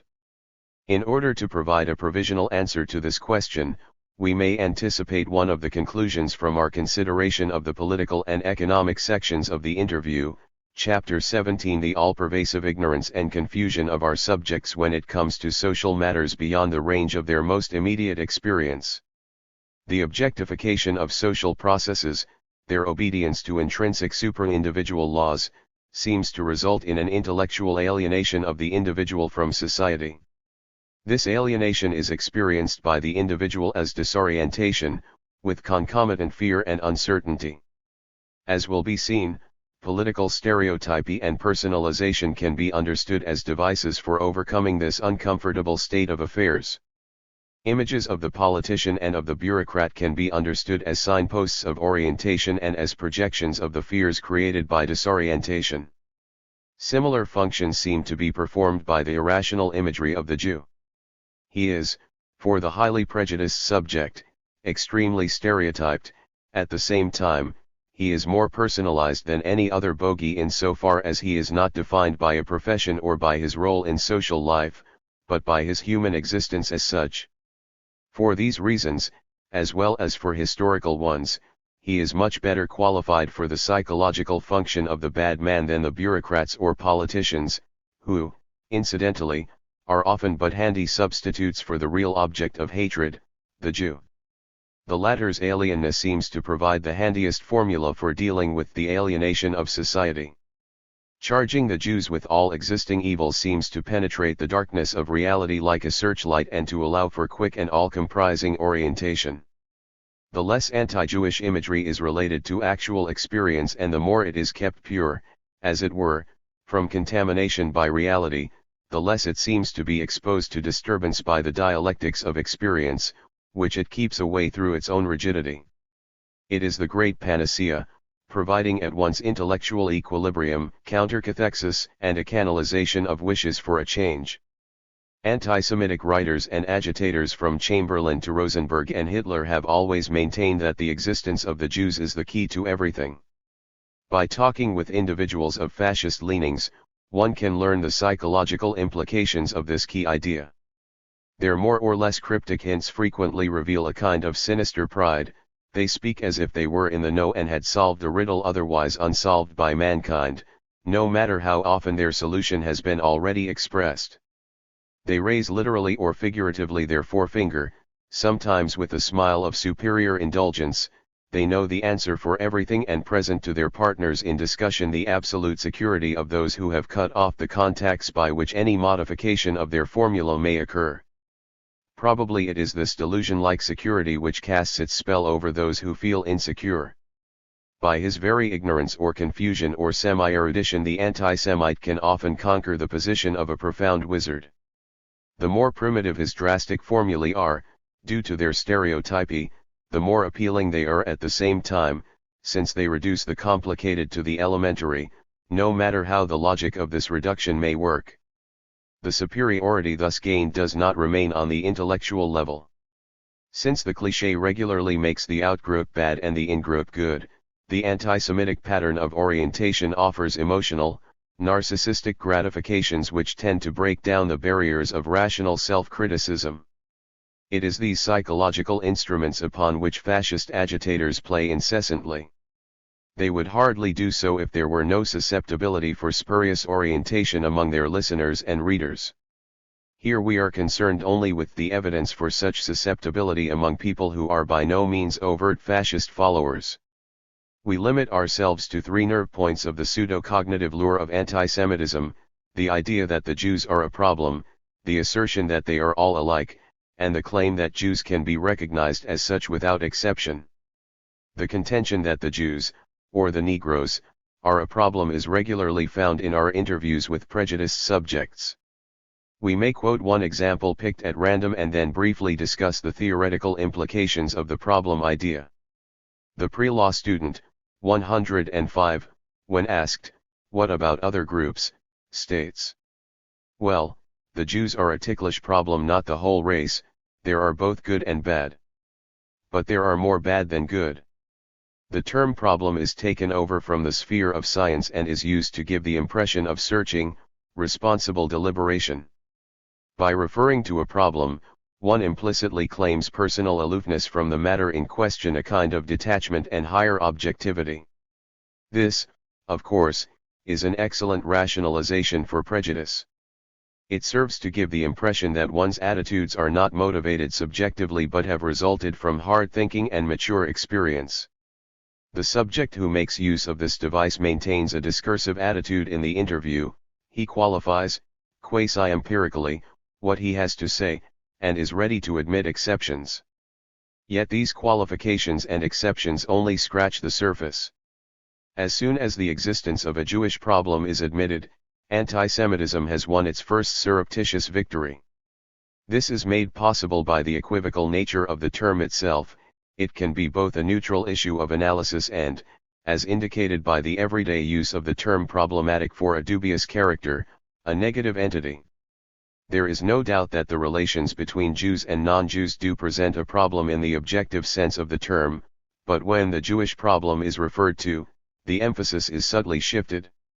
While the veneer of objectivity is maintained, the implication is that the Jews are the problem, a problem, that is, to the rest of society. It is but one step from this position to the implicit notion that this problem has to be dealt with according to its own special requirements, i.e., the problematic nature of the Jews, and that this will naturally lead outside the bounds of democratic procedure. Moreover, the problem calls for a solution. As soon as the Jews themselves are stamped as this problem, they are transformed into objects, not only to judges of superior insight but also to the perpetrators of an action. Far from being regarded as subjects, they are treated as terms of a mathematical equation. To call for a solution of the Jewish problem results in their being reduced to material for manipulation. It should be added that the problem idea, which made deep inroads into public opinion through Nazi propaganda and the Nazi example, is also to be found in the interviews of low-scoring subjects. Here, however, it assumes regularly the aspect of a protest. Unprejudiced subjects try to restore the objective, sociological meaning of the term, generally insisting on the fact that the so-called Jewish problem is actually the problem of the non-Jews. However, the very use of the term may be partially indicative, even with unprejudiced persons, of a certain ambivalence or at least indifference, as in the case of 5047, who scored low on the E scale but high on F and PEC. Yes, I think there is a so-called Jewish problem and a Negro problem, but entirely I believe that it is really a majority problem. He felt that there was a need for more education of the ignorant masses and for improving economic conditions so that there would not be a necessity for seeking a scapegoat. Generally, his understanding of the problem seemed to be quite sound, and he expressed disagreement with anti-Semitism and discrimination against Negroes. However, the manner in which he approached the matter and his tendency to treat it as a purely academic problem seemed to indicate that he was not thoroughly convinced of his statements and was merely using verbal clichés. The term problem itself seems to suggest a too naive idea of common sense justice, following the pattern of democratic compromise in areas where decisions should be made only according to the merits of the case. The man who speaks about the problem is easily tempted to say that there are two sides to every problem, with the comfortable consequence that the Jews must have done something wrong, if they were exterminated. This pattern of conformist sensibleness lends itself very easily to the defense of various kinds of irrationality. The statement that the Jews are all alike not only dispenses with all disturbing factors but also, by its sweep, gives to the judge the grandiose air of a person who sees the whole without allowing himself to be deflected by petty details, an intellectual leader. At the same time, the all-alike idea rationalizes the glance at the individual case as a mere specimen of some generality which can be taken care of by general measures which are the more radical, since they call for no exceptions. We give but one example of a case where traces of knowing better still survive, although the all-alike idea leads up to the wildest fantasies. F116 is middle on the E scale, but when the question of the Jews is raised, Jews. Now this is where I really do have strong feeling. I am not very proud of it. I don't think it is good to be so prejudiced, but I can't help it. What do you dislike about Jews?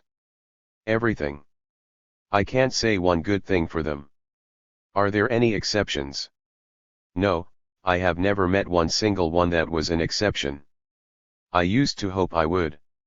It isn't pleasant to feel the way I do. I would be just as nice and civil as I could, but it would end the same way. They cheat, take advantage. Is it possible that you know some Jewish people and like them without knowing they are Jews? Oh no, I don't think any Jew can hide it. I always know them. How do they look? Attractive. Very well dressed.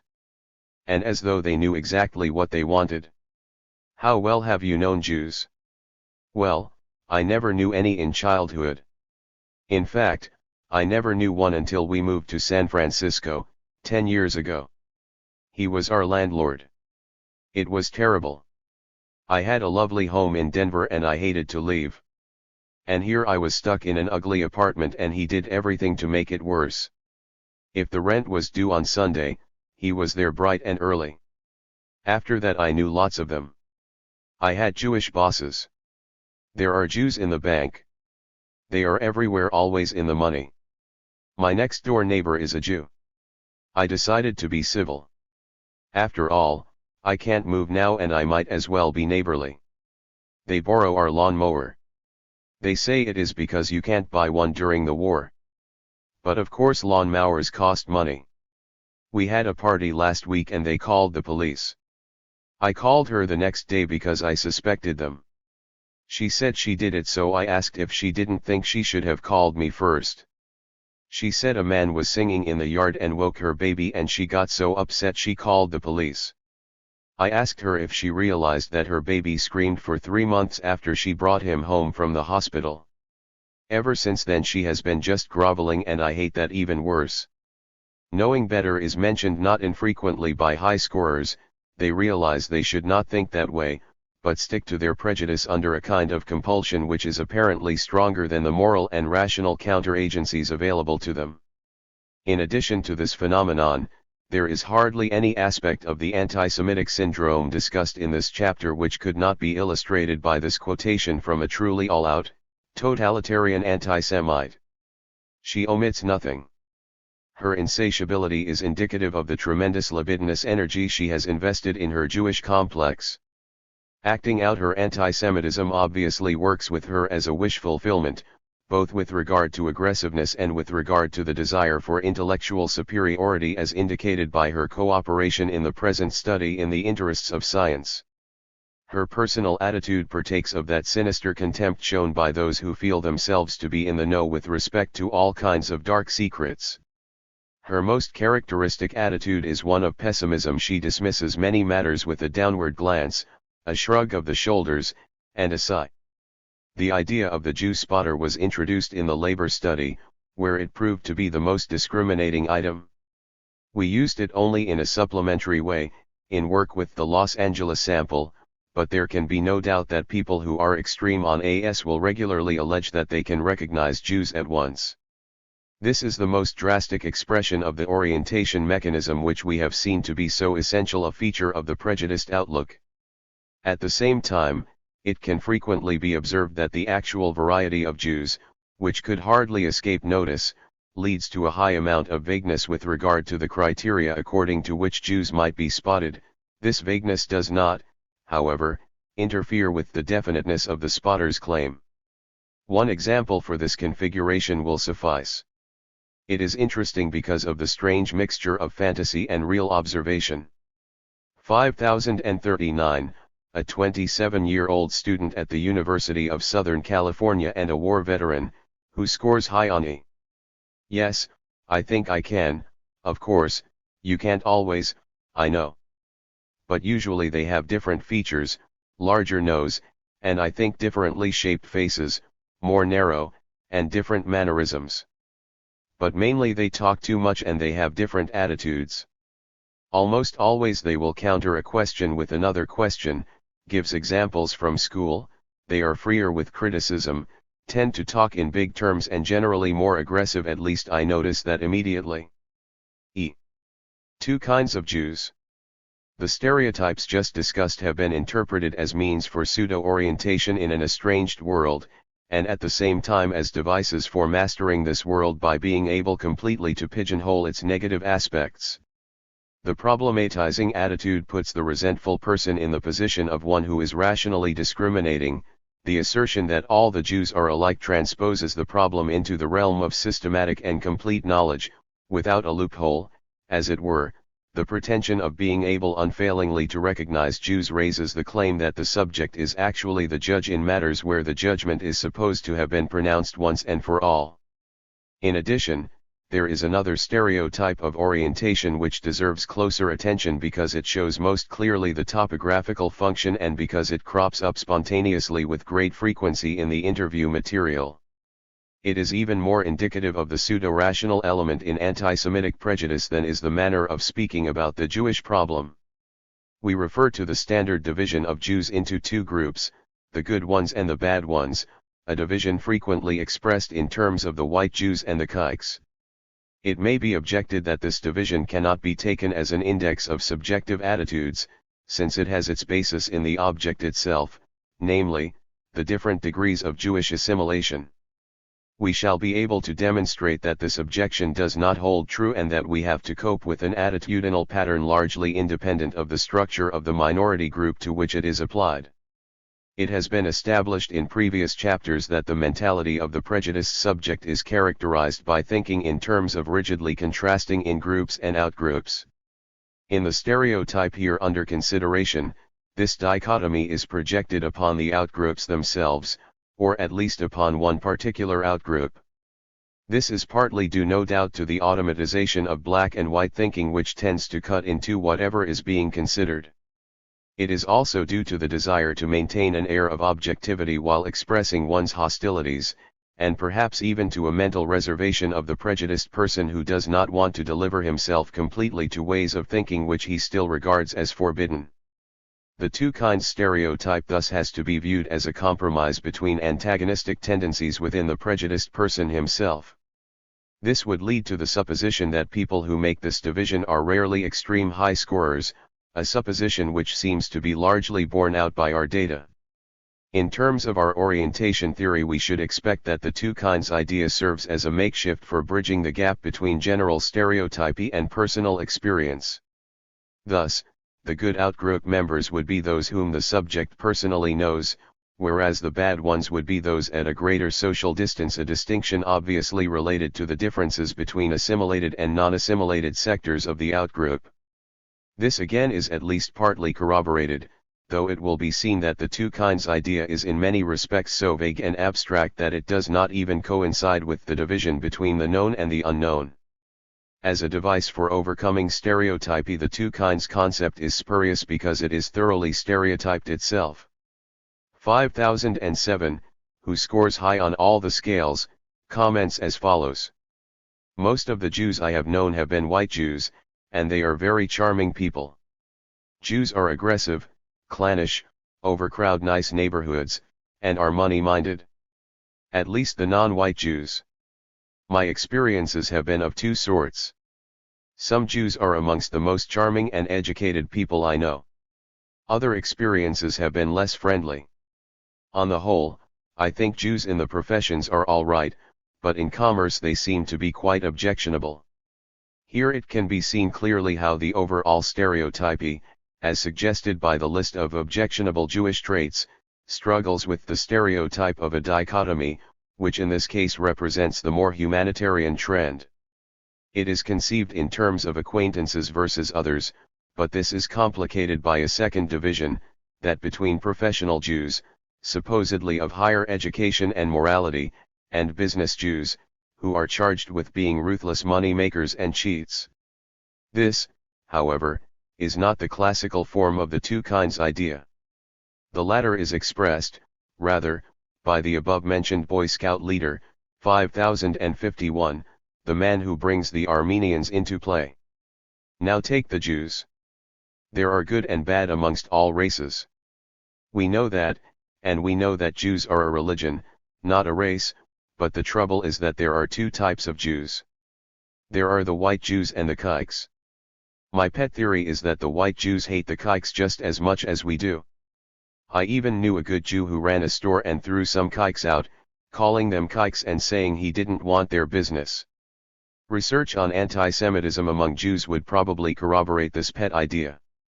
In Germany at least, the autochthonous Jews used to discriminate heavily against refugees and immigrants from the East and often enough comforted themselves with the idea that the Nazi policies were directed merely against the Ostjuden. Distinctions of this sort seem to promote gradual persecution of Jews, group by group, with the aid of the smooth rationalization that only those are to be excluded who do not belong anyway. It is a structural element of anti-Semitic persecution that it starts with limited objectives, but goes on and on without being stopped. It is through this structure that the two kinds stereotype assumes its sinister aspect.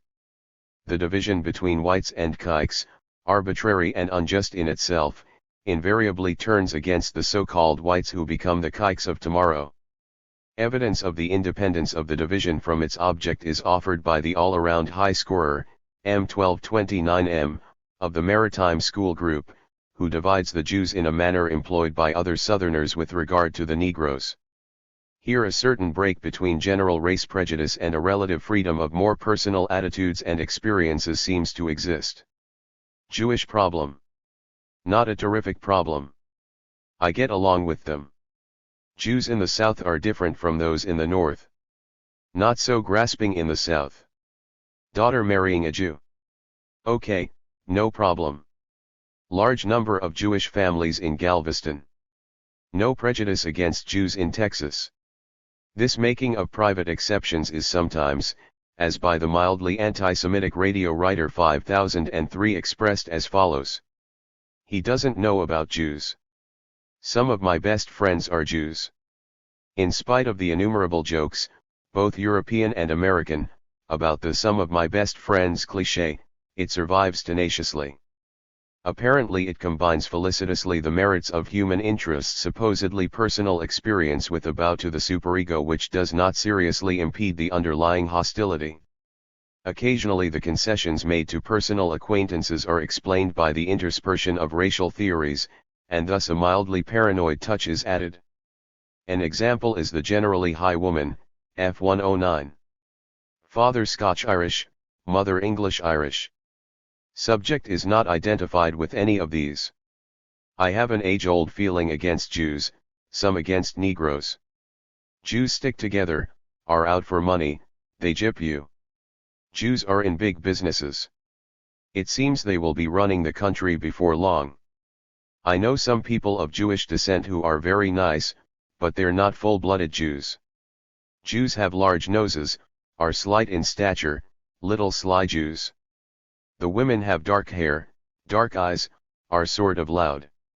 This girl student, by the way, to whom the education idea is all important, is among those who show traces of bad conscience. Subject knows she's prejudiced, she thinks she needs educating too, by working with people of different races.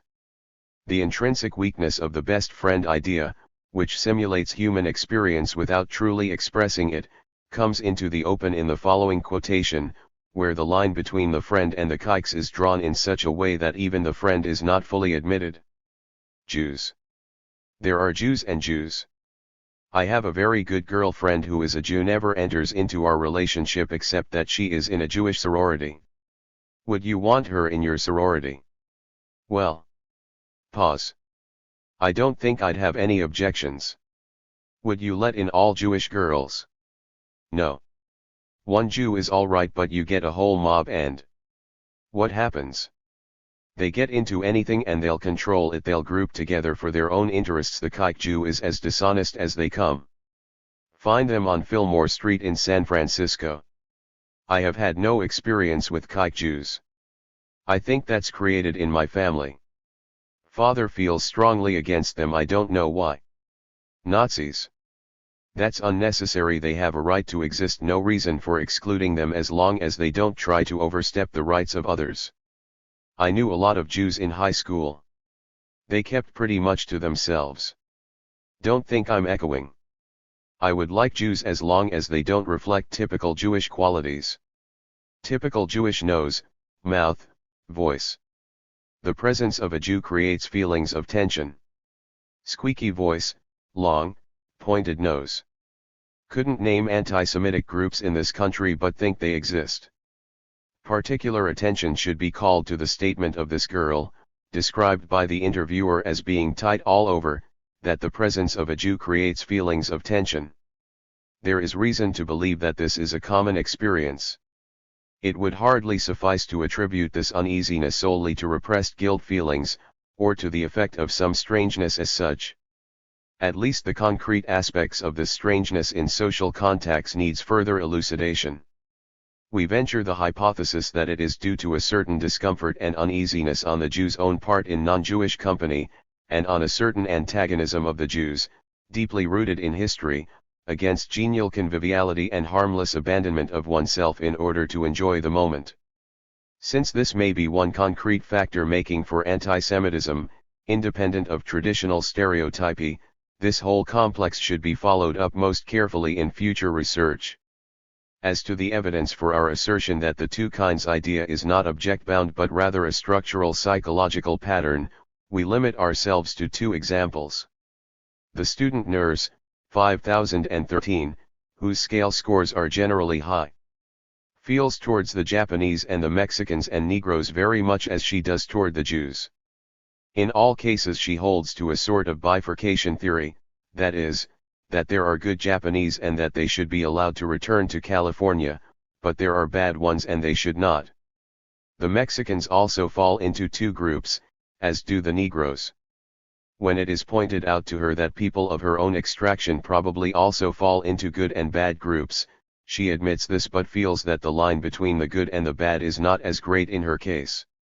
She feels that the Negro problem is probably of greater importance than the other minorities but says that she speaks at the hospital to the colored nurses and doctors. At this point she related a long anecdote about taking care of a female Negro patient who had told her that the Negroes had brought their problems on themselves by aspiring to equality with the whites. She feels that this was a very wise negress and agrees with her. In the case of Southerners, the two kinds idea is frequently applied to the Negroes, those in the South being praised, and those who went away being denounced for demanding an equality to which they were not entitled. Insofar as the Southern white man's nigger is more subservient and a better object of exploitation in the eyes of these subjects, this attitude, with its patriarchal and feudalistic rationalizations, can be called semi-realistic. But the construct of two kinds of Negroes often results in quite a different connotation, as in the case of F340A. She is high on F and peck and middle on E. The Negroes are getting so arrogant now, they come to the employment office and say they don't like this kind of a job and that kind of a job. However, there are some who are employed at the employment office and they are very nice and intelligent. There are nice ones and bad ones among us. The Negroes who have always lived in Oakland are all right, they don't know what to do with all those who are coming in from the South either. They all carry knives. If you do something they don't like, they will get even with you, they will slice you up. Here, the two kinds idea results in plain persecution fantasies. F. The anti-Semite's dilemma. If antisemitism is a symptom which fulfills an economic function within the subject's psychology, one is led to postulate that the symptom is not simply there, as a mere expression of what the subject happens to be, but that it is the outcome of a conflict. It owes its very irrationality to psychological dynamics which force the individual, at least in certain areas, to abandon the reality principle. The conception of prejudice as a symptom resulting from a conflict has been elucidated in earlier chapters. Here, we are concerned not so much with the clinical evidence of conflict determinants as with the traces of conflict within the phenomenon of antisemitism itself. Some evidence bearing on this point has already been presented in the last sections. The problem idea as well as the dichotomy applied to the outgroup represent a kind of compromise between underlying urges and hostile stereotypes on the one hand, and the demands of conscience and the weight of concrete experience on the other. The subject who discusses the Jews usually wants to maintain some sense of proportion, at least formally, even though the content of his rational considerations is spurious and his supposed insight itself is warped by the very same instinctual urges which it is called upon to check. The standard form under which conflict appears in statements of high-scoring subjects is, as indicated above, I shouldn't, but. This formula is the result of a remarkable displacement. It has been pointed out that the anti-Semite is torn between negative stereotypy and personal experiences which contradict this stereotypy. Point 1. As soon as the subject reflects, however, upon his own attitude, the relation between stereotypy and experience appears in reverse. He regards tolerance as the general law, as the stereotype as it were, and personalizes his own stereotyped hostility, presenting it as the inescapable result either of experience or of idiosyncrasies which are stronger than he is himself. This can be accounted for partly by the officially prevailing democratic ideology which stamps prejudice as something wrong. It has also to be considered that the superego, being constituted as the psychological agency of society within the individual, regularly assumes an aspect of universality which easily appears to the subject, driven by wishes for instinctual gratification, as rigid law. This, however, hardly tells the whole story. The discrepancy between experience and stereotype is put into the service of the prejudiced attitude. The prejudiced subject is dimly aware that the content of the stereotype is imaginary and that his own experience represents truth. Yet, for deeper psychological reasons, he wants to stick to the stereotype. This he achieves by transforming the latter into an expression of his personality and the anti-stereotypical elements into an abstract obligation. This displacement is enhanced by his innermost conviction that the supposed stereotypes of tolerance are not so strong socially as he pretends. He realizes that while he appears to rebel against the slogans of democracy and equality, for reasons that are strictly personal, he is actually backed by powerful social trends. And yet he will claim, at the same time, that he acts as a sincere and independent person who does not care what others think. Moreover, he relies on the idea that one's own feelings are always stronger than conventions, that he simply has to follow them, and that his prejudice is a kind of fatality which cannot be changed. This seems to be a common pattern by which the anti-Semites' conflict situation is rationalized in a way favorable to prejudice. This pattern manifests itself objectively in a characteristic contradiction, that between general pretensions of being unbiased, and prejudiced statements as soon as specific issues are raised. 5056, a 29-year-old housewife, with high scores on all the scales, stated that she and her husband have no particular dislike for any group of people. This statement is interesting when contrasted with her very high E-score, and with the statements which follow. The Negro, however, should be kept with his own people. I would not want my niece marrying a Negro, and I would not want Negro neighbors.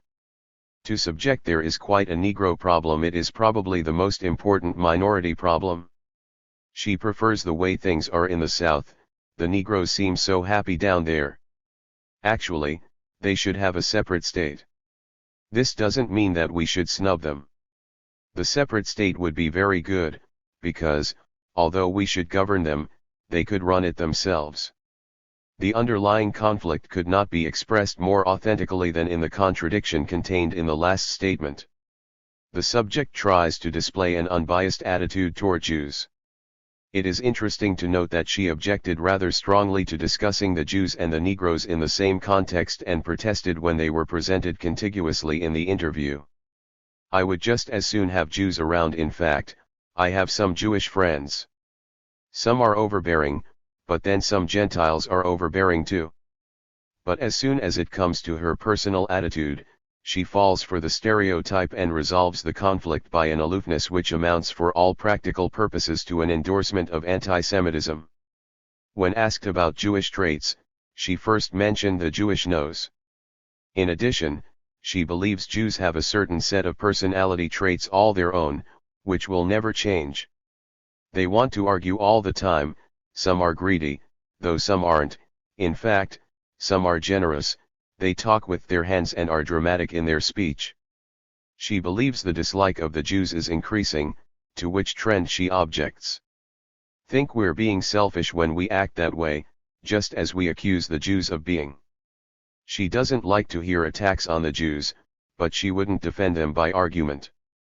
This seems to be both a function of her dislike for argumentation as well as a certain attitude of non-involvement in or detachment from the whole question of anti-Semitism.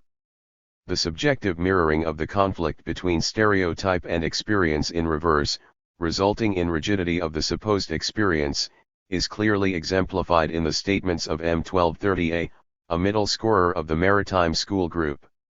What do you think of the problem of racial minorities? Well, for the foreigners coming in, it's quite a question.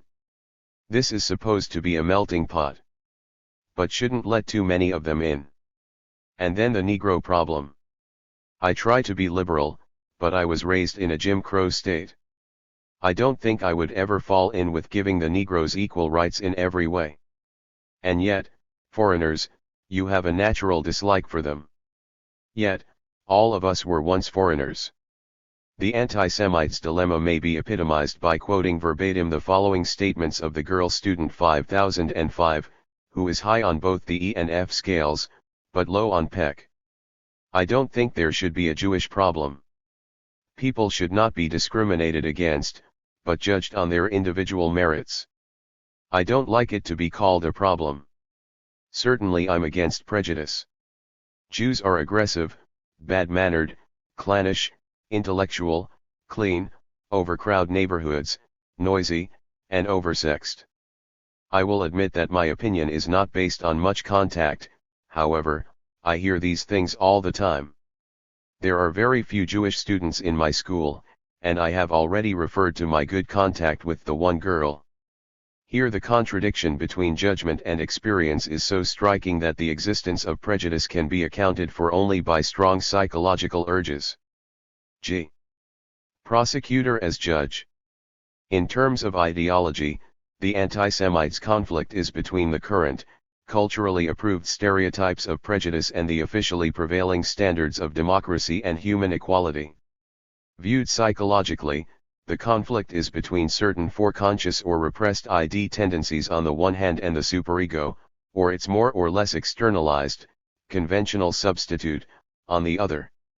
It is hard to predict or even to explain satisfactorily, on the basis of our data, which way this conflict will be decided in each individual case, though we may hypothesize that as soon as prejudice in any amount is allowed to enter a person's manifest ways of thinking, the scales weigh heavily in favor of an ever-increasing expansion of his prejudice. We are furthermore entitled to expect this result of the conflict in all cases where the potentially fascist personality syndrome is established.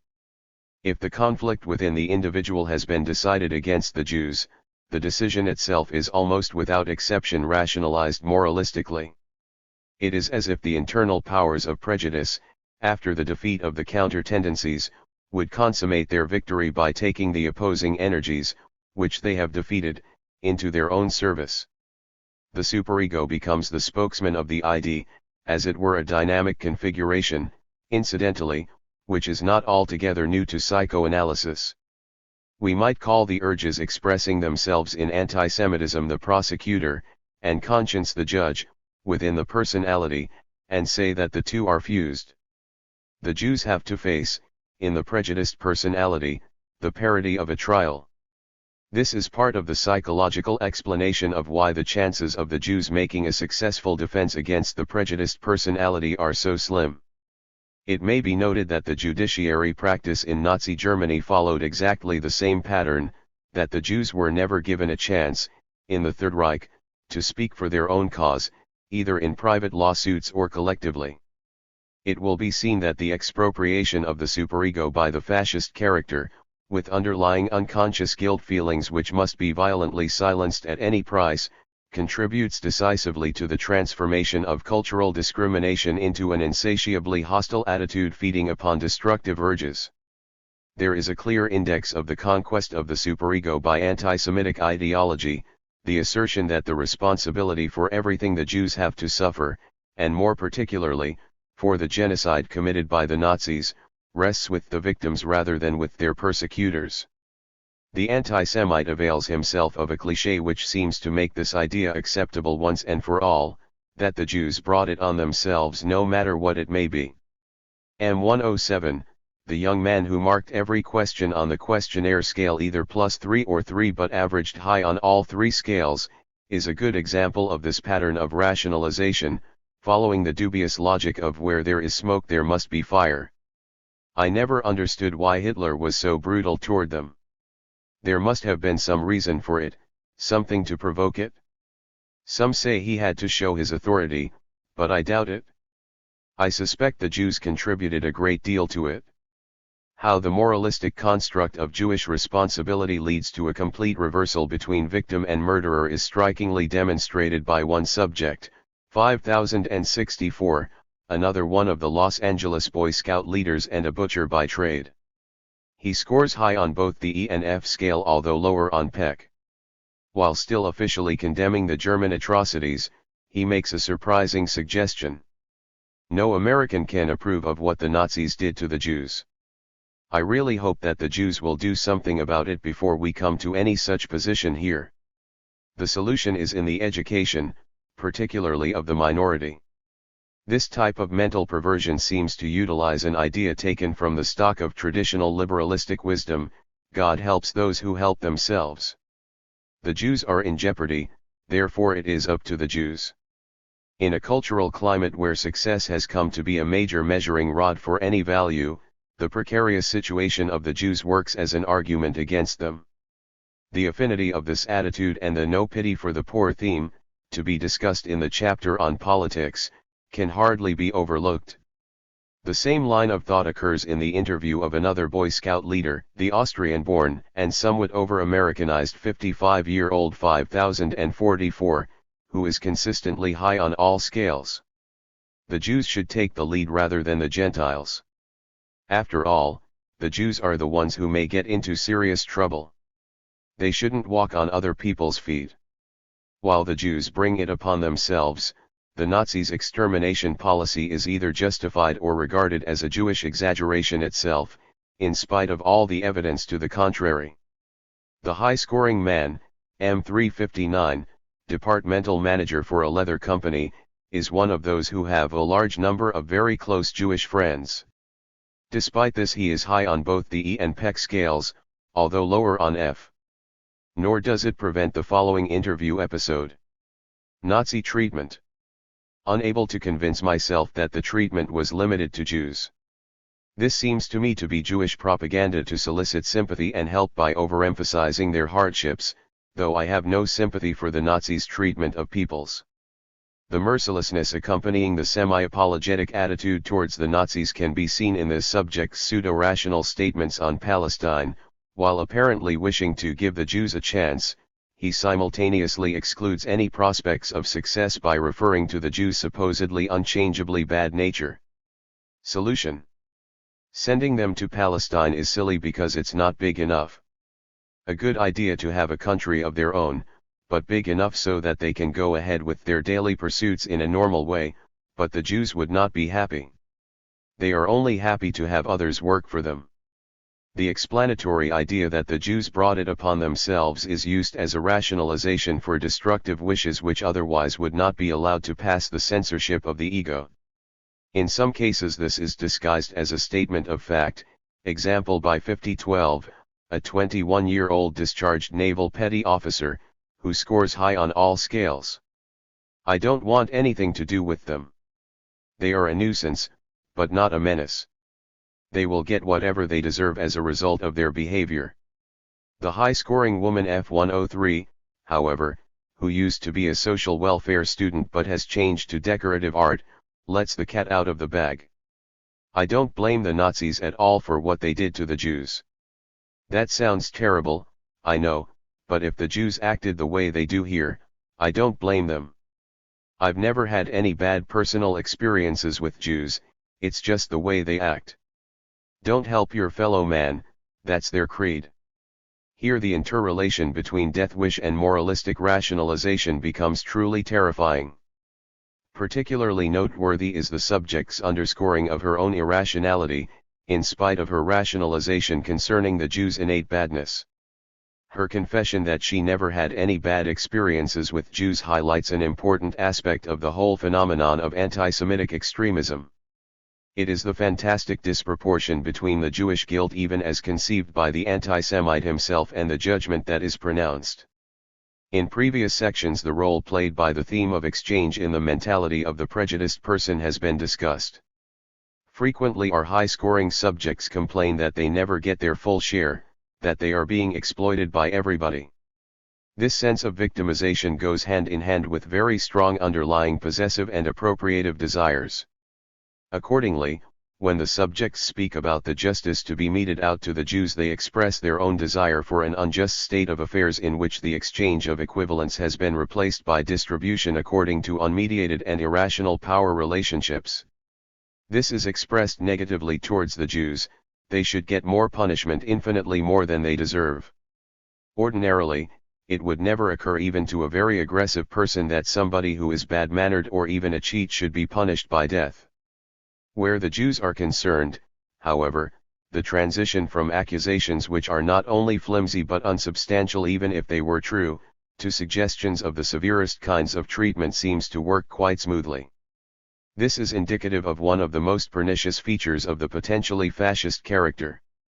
The logical property of stereotypes, that is, their all-comprehensiveness which allows for no deviations, is not only well adapted to meet certain requirements of the prejudiced outlook, it is, by itself, an expression of a psychological trait which probably could be fully understood only in connection with the theory of paranoia and the paranoid system, which always tends to include everything, to tolerate nothing which cannot be identified by the subject's formula. The extremely prejudiced person tends toward psychological totalitarianism, something which seems to be almost a microcosmic image of the totalitarian state at which he aims. Nothing can be left untouched, as it were. Everything must be made equal to the ego ideal of a rigidly conceived and hypostatized in-group. The out-group, the chosen foe, represents an eternal challenge. As long as anything different survives, the fascist character feels threatened, no matter how weak the other being may be. It is as if the anti-Semite could not sleep quietly until he has transformed the whole world into the very same paranoid system by which he is beset. The Nazis went far beyond their official anti-Semitic program. This mechanism makes for the complete disproportion between guilt and punishment.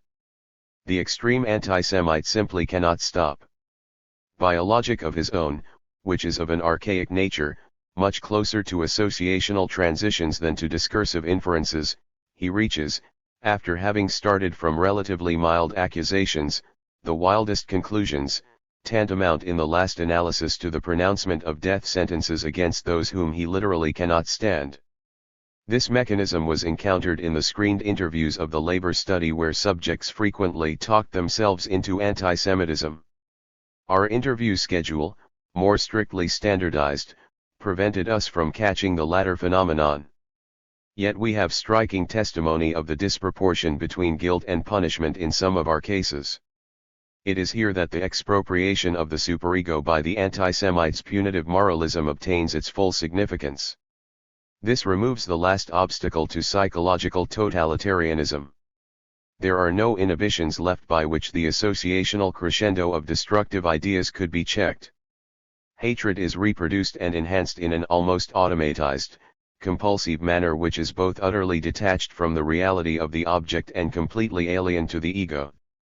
It may be added that, viewed sociologically, the disproportion between guilt and punishment shows that to the extreme anti-Semite the whole idea of rational law has become a sham, even though he dwells on orderliness and legalitarian niceties. He is ready to sacrifice his own ideology of equivalence as soon as he has the power to get the major share for himself. Psychologically, the idea of eternal Jewish guilt can be understood as a projection of the prejudiced person's own repressed guilt feelings. Ideologically, it is a mere epiphenomenon, a rationalization in the strictest sense. In the extreme case, the psychological focal point is the wish to kill the object of his hatred. It is only afterwards that he looks for reasons why the Jews must be killed, and these reasons can never suffice fully to justify his extermination fantasies. This, however, does not cure the anti-Semite, once he has succeeded in expropriating his conscience. The disproportion between the guilt and the punishment induces him, rather, to pursue his hatred beyond any limits and thus to prove to himself and to others that he must be right. This is the ultimate function of ideas such as the Jews brought it upon themselves, or the more generalized formula there must be something to it. The extreme anti-Semite silences the remnants of his own conscience by the extremeness of his attitude. He seems to terrorize himself even while he terrorizes others. The sham trial of rationalizations put on by the prejudiced person sometimes makes for a kind of defense of the Jews. But this psychological defense is all too reminiscent of the technique of the Nazi courts. It is permitted only in order to satisfy the formalized and hollow wish for legality, the empty shell of expropriated conscience. The defense must always remain impotent. Whatever good is said about the Jews sounds like an ironical or hypocritical variation of standard blames. Thus, reference is frequently made to the mythical good family life of the Jews, a comment which, however thinly, veils the accusation of conspiratorial clannishness, and this is accompanied by insincere protestations of envy of these Jewish qualities, the implication being that the anti-Semitic subject gets the worst deal in life because his noble nature prevents him from the practice of connivance. Still another type of mock defense can be observed in our interviews. It is the assertion that the Jews are so clever, that they are smarter than the Gentiles, and that one has to admire them on this account. The mechanism at work here involves a double set of values which makes itself felt throughout contemporary culture. On the one hand, there are the ideals of magnanimity, unselfishness, justice, and love to which one has to pay lip service. On the other hand, there are the standards of achievement, success, and status which one has to follow in one's actual life. This double set of values is applied to the Jews in reverse, as it were. They are praised for their supposed or actual living up to the standards which the anti-Semite himself actually follows, and simultaneously, they are condemned for their violation of the very same moral code of which he has successfully rid himself. The phraseology of conscience is used in order to take back the moral credit given to the chosen foe in order to appease one's own conscience. Even the praise apportioned to the Jews is used as supporting evidence for their pre-established guilt. The point being developed here, as well as other features of the prejudiced mentality, is illustrated by the following description of 5039, a 27-year-old veteran student, high on E and middle on the other scales, who is described by the interviewer as a rather egocentric person. In rebelling against his father's teachings, he has dissociated himself from the church, but nevertheless strongly identifies himself as a Gentile in contrast to the Jews. He explained this on the basis of having grown up in a neighborhood, where he was the only Gentile in a Jewish community and where he was made to feel that he was an outsider. He feels that there is a basic conflict in the religious teachings and upbringing of Christians as against Jews, which is largely responsible for the incompatibility of the two groups. He stated that the Christian religion stresses the pacifistic teaching of turning the other cheek, thus causing youth to become maladjusted and submissive, whereas the Jewish religion spurs youth to achievement and aggression, on the basis that your fathers have suffered, therefore it is now up to you to prove yourself. Therefore, he feels that a truly religious Christian is bound to be outdone by ambitious and aggressive Jews. He did not seem aware that he was generalizing from his own particular experience and environment. That the objectivity of these reflections about the supposedly realistic education instigated by Judaism is a mere fake and actually serves as a pretext for boundless hostility is shown by this subject's answer to the specific question referring to Hitler's atrocities. Well, if I had been in Germany, I think I would have done the same. I suppose I could have been a Nazi. I think discipline is a good thing. Whereas this subject's statements on Jewish smartness are overtly hostile, and limited to the imagined disadvantages of Gentiles in competition with Jews, the smartness idea is sometimes expressed with an air of mock humbleness. An example is afforded by the high-scoring man M104, a former engineering student who has changed to law. He said, "You hear that our country is run by Jewish capitalists, that Jewish capitalists wield all the power here. If this is true, it means that our own people aren't smart enough. If our people know the way the Jews are, and can't do the same thing, more power to the Jews. If they know how the Jews work, they should be able to do it just as well." He doesn't want to admit that the others aren't as smart as the Jews, and that's what it would mean if this country is run by Jewish capitalists. If they're smarter than we are, let them run it. But the magnanimous ending of the quotation has sinister implications. A tiny shift of emphasis suffices to transform it into the idea that the Jews, because of their sinister cleverness, run the country, that we have to get rid of them, and that, since Jewish smartness makes constitutional procedures ineffective, this can be done only by violent means.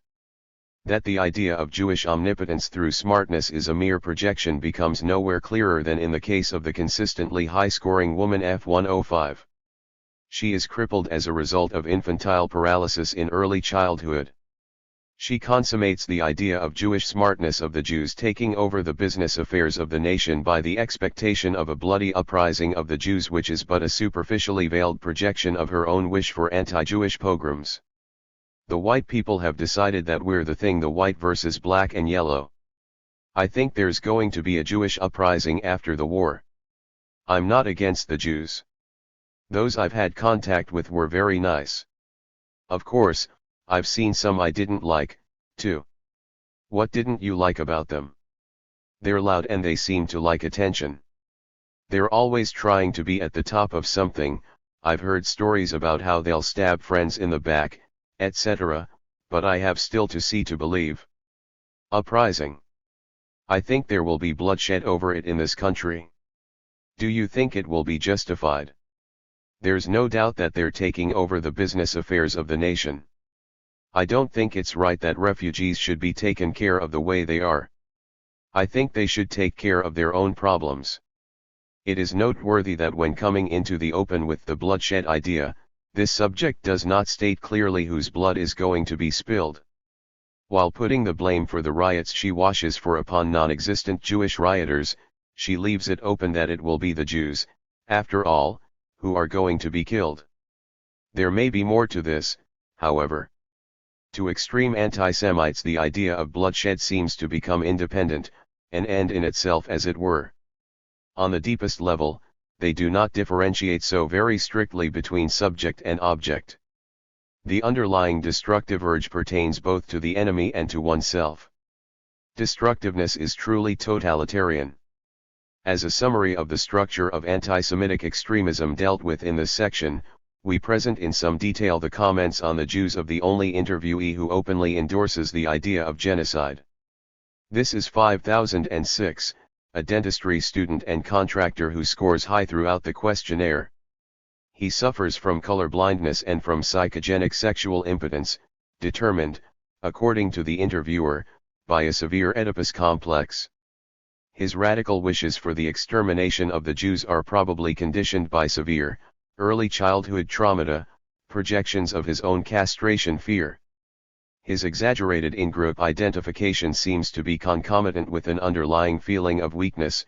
He simply does not wish to become acquainted with what is different, apparently because he deems it dangerous. He is a native-born American, and his grandfather was brought to this country at 4. He has never been out of America, nor does he want to go out. Once he went to Tijuana and that was enough. He has great pride in being an American. To him, the minorities are characterized, above all, by their potential strength. The trouble with the Jews is that they are too strong. The strength of the outgroups is expressed in symbols of potency, fertility and money. Of course, there is a problem. The Negroes produce so rapidly that they will populate the world, while the Jews get all of the money. As to the basis of his anti-Semitism, he has the following to say. I have never had any good experiences with them. This is qualified in a second interview where he remembers, as a college athlete, being taken on a private yacht to Catalina by Jews who were very nice. They have invariably attempted to cheat him and his family in business and are in every way inconsiderate. He tells a long story which I was not able to get verbatim about buying a fur coat as a Christmas present for his mother, at which time the Jewish salesman misread the price tag, quoting a price $100 cheaper than it actually was. They closed the sale and he insisted on taking the coat after the salesman's error had been noticed. This gave him considerable satisfaction, and he said, that was a case where I outjewed a Jew. His references to bad experiences are quite vague except in the case where he outjewed the Jew, another indication of the projective character of the smartness theme. The qualification in favor of the rich Jewish yacht owner shows the complication of anti-Semitism through class consciousness, particularly in cases of such strong upward social mobility as that found in this subject. It took even the Nazis some time to convince themselves, their followers, and the wealthiest Jewish groups that the latter should share the fate of poor cattle dealers and immigrants from Eastern Europe. The tenets of individualism are altered by the subject as follows. They should be treated, I suppose, like individuals, but after all, they are all alike. Of course, everyone can tell a Jew. The distinction between in and out group obtains an almost metaphysical weight, even the imaginary possibility of the disappearance of the dichotomy is excluded. I couldn't be a Jew. As to the relation between guilt and punishment and its outcome, he finds a formula which cannot be surpassed. I think what Hitler did to the Jews was all right. When I was having trouble with a competing contractor, I often thought, I wish Hitler would come here. No, I don't favor discrimination by legislation. I think the time will come when we will have to kill the bastards. H. The misfit bourgeois. Our analysis has led us to the extreme consequence of anti-Semitism, the overt wish for the extermination of the Jews. The extremist superego has been transformed into an extra-punitive agency of unbridled aggression. We have seen that this consequence consummates the intrinsic irrationality of anti-Semitism by establishing a complete disproportion between the guilt and the punishment of the chosen victim. Anti-Semitism, however, does not exhaust itself in the old formula by which it is characterized in Lessing's Nathan der Wise, Tutniks, der Jude word verbrannt. The Jew is going to be burnt anyway, no matter how things are, or what could be said in his favor. Irrational and merciless wholesale condemnation is kept alive by the maintenance of a small number of highly stereotyped reproaches of the Jews which, while largely irrational themselves, give a mock semblance of justification to the death sentence. By constructing the nature of the Jew as unalterably bad, as innately corrupt, any possibility of change and reconciliation seems to be excluded. The more invariant the negative qualities of the Jew appear to be, the more they tend to leave open only one way of solution, the eradication of those who cannot improve. This pattern of quasi-natural incorrigibility is much more important to anti-Semites than is the content of the standard reproaches themselves, the latter being frequently quite harmless and essentially incompatible with the inferences to which they lead those who hate. While these reproaches are so widespread and well known that further evidence of their frequency and intensity is unnecessary, it is worthwhile to follow up some of their aspects which came out clearly in our interviews and which seem to throw some additional light on the phenomena concerned. It is profitable to examine these reproaches from a sociological point of view. Our sample, in contrast to that of the labor study, was predominantly middle class. The San Quintin group is the only striking exception, but its qualification of lumpenproletariat as well as the prison situation, with its intrinsic emphasis on official moral values, makes it impossible to compare this group with the rest of the sample in terms of working class identification. This identification is usually not very strong even among workers in this country. The general middle-class character of our sample colors the specific nature of the decisive accusations made against the Jews. If our basic hypothesis concerning the largely projective character of anti-Semitism is correct, the Jews are blamed, in social terms, for those properties which by their existence, sociologically ambiguous though it may be, impinge on sensitive spots in the class identification of the different prejudiced groups. To the true proletarian, the Jew is primarily the bourgeois. The working man is likely to perceive the Jew, above all, as an agent of the economic sphere of the middleman, as the executor of capitalist tendencies. The Jew is he who presents the bill. To the anti-Semitic members of the middle classes, the imagery of the Jew seems to have a somewhat different structure. The middle classes themselves experience to a certain degree the same threats to the economic basis of their existence which hang over the heads of the Jews. They are themselves on the defensive and struggle desperately for the maintenance of their status. Hence, they accentuate just the opposite of what workingmen are likely to complain about, namely, that the Jews are not real bourgeois, that they do not really belong. By building up an image of the Jew out of traits which signify his failures in middle-class identification, the middle-class member is able subjectively to enhance the social status of his in-group which is endangered by processes having nothing to do with in-group-out-group relations. To the middle-class anti-Semite, the Jew is likely to be regarded as the misfit bourgeois, as it were, he who did not succeed in living up to the standards of today's American civilization and who is a kind of obsolete and uncomfortable remnant of the past. The term misfit is actually applied to the Jew by some of our prejudiced subjects. The less the Jew qualifies as a legitimate member of the middle classes, the more easily can he be excluded from a group which, in the wake of monopolization, tends toward the numerous clauses anyway. If the usurper complex to be discussed in the section on politics and economics really belongs to an overall pattern, the Jew functions, for the potentially fascist mentality, as the usurper par excellence. He is the peddler, impudently disguised as a respectable citizen and businessman. The most characteristic anti-Jewish remarks appearing in our interviews fall within this frame of thinking, although motifs of a more proletarian anti-Semitism, such as the idea of the Jewish exploiter or of the Jews dodging hard manual labor, are not lacking. The division between proletarian and middle-class anti-Semitism should not be exaggerated. The traits ascribed to Jews by working men have often the aspect of the misfit bourgeois too. What appear to the worker as symptoms of capitalist exploitiveness can easily be transformed by the middle classes into the reproach of dishonesty, a flagrant violation of bourgeois ethics, one of the main tenets of which is, after all, the praise of good honest labor. The stereotypes here in question transcend the frontiers of the classes, it is only their function that changes, and hence the difference in emphasis.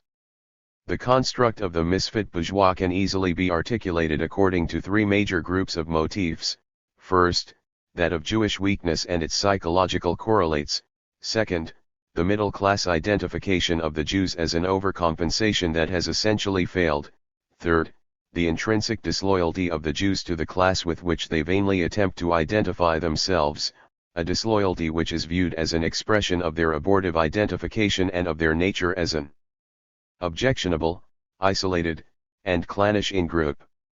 The first two of these objections may have some basis in reality. There is considerable evidence, example the recent studies by Anton Lowry, of Jewish masochism and its basis in religious psychology. The third objection seems to be predominantly projective and one of the major rationalizations of the wish to get rid of the whole bunch. The idea of Jewish weakness is epitomized by F114, a woman consistently high on all scales, who is a surgical nurse of partly Jewish descent. I have a cousin who was in love with me and wanted to marry me. He was more Jewish than I. I loved him, but wouldn't marry him. I told him why, because he's Jewish. He is now married to a Gentile with 2 children. He's more anti-Semitic than I. That's true of so many Jews, like they were lame or hunchback. They hate it or resent it. It is perhaps characteristic that such overt statements on Jewish weakness are made frequently either by persons who are themselves being identified with the Jews or with a more positive accent by low-scoring subjects.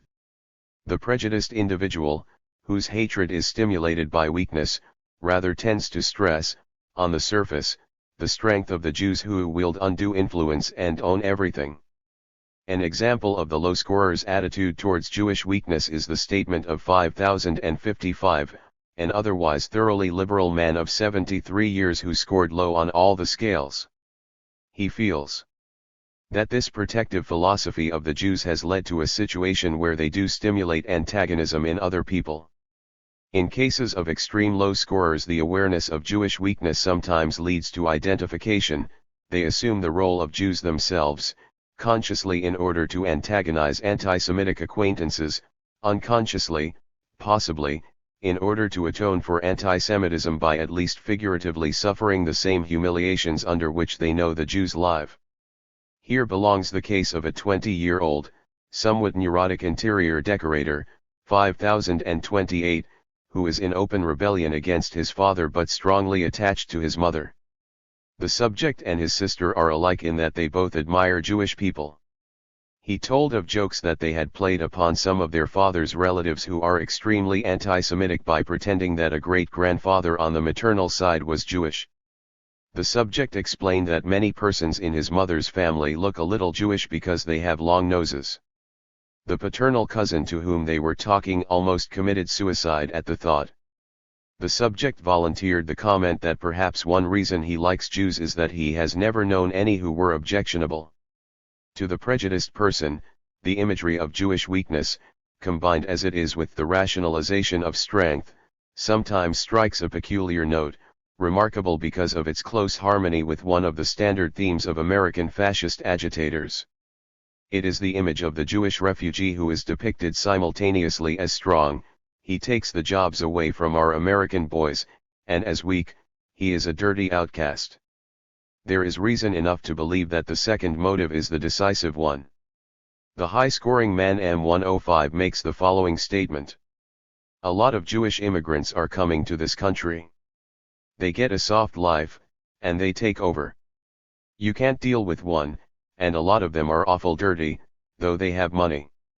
Aggressiveness against the refugees comes to the fore even in cases which are otherwise, according to the interviewer, only mildly anti-Semitic. 5036 is a jazz musician, at the present time drawing unemployment insurance. He is high on E and F, although lower on PEC. Although he denies any outgroup antagonisms, many of these are implicit and at the surface level. He is most vehement in his belief that refugees should not assume citizenship and should be sent home when time and conditions permit it. The psychological determination of this subject's hatred of the refugee competitors can be inferred the more safely since he acknowledges that there is no doubt that the Jews are talented in music. He sets against this only the vague standard accusation. But they are so clannish and aggressive and loud that sometimes I can't stand them. On several occasions he claims that the aggressiveness and selfish demands of Jews within smaller bands he had tried to organize caused their failure. These Jews would never really get a feeling of pride in the organization. They would always leave you the minute they had a better offer, and in trying to meet offers they had, I went broke twice. On the other hand, he says some Jews are undoubtedly outstandingly cultured people. The refugees, as those who are objectively weak, are regularly blamed for having a domineering attitude and a drive for power. While there may be some basis for the objection of aggressiveness in certain institutionalized Jewish reaction formations, such as the Jewish habit of pleading, this stereotype helps at the same time to alleviate the anti-Semites' discomfort about violating the principle of democratic asylum. It is not he but the fugitives who are supposed to disregard the rules of hospitality.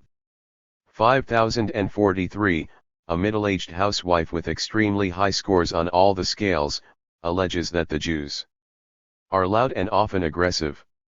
Here she gave an example of women at the market who push themselves forward. She specifically distinguishes between refugees and other Jews and feels that the type we have been getting in the neighborhood lately is definitely clannish, unintelligent, and generally undesirable. The stereotype of Jewish aggressiveness shows a characteristic of anti-Semitic thinking which deserves closer investigation. It is the mixing, in allegations against the Jews, of crudely physical acts of aggression with hypotheses of a more psychological nature. Just as the idea of Jewish blood ranges from the fear of pollution of the race, where the term blood is used only figuratively, to the hysteria of bodily poisoning inflicted by Jewish blood donors, the imagery of aggressiveness ranges from the Jews using their elbows when standing in a queue to their allegedly ruthless business practices. This suggests the retrogressive, mythological feature of some anti-Semitism. Mental dispositions are translated into physical reality both in order to soothe the fear of the incomprehensible alien mentality and to add a sense of the real to that which is actually only projective. This retranslation probably throws some light on the overall insistence of the anti-Semite on Jewish physical traits. 5067 is a portly, rather maternal-looking woman who looks all of her 48 years. She was chosen as a mixed case with high E and PEC. She does not differentiate at all between the physical and the psychological aspect of Jewish aggressiveness. I do not like their coercive aggression in business. They are not only aggressive, but they should also be segregated. They are always pushing people aside. I noticed nearly every time when there was pushing in the innumerable lines we had to wait in during the war, it was a Jew who started the pushing. I feel a real revulsion towards Jews. In other cases, the idea of aggressiveness is used in the exclusively social sense of intrusiveness. Sometimes one gets a glimpse into the mechanism behind this standard reproach. It probably has to do with the all-pervasive feeling of social isolation, which is overcompensated for in innumerable middle-class social activities.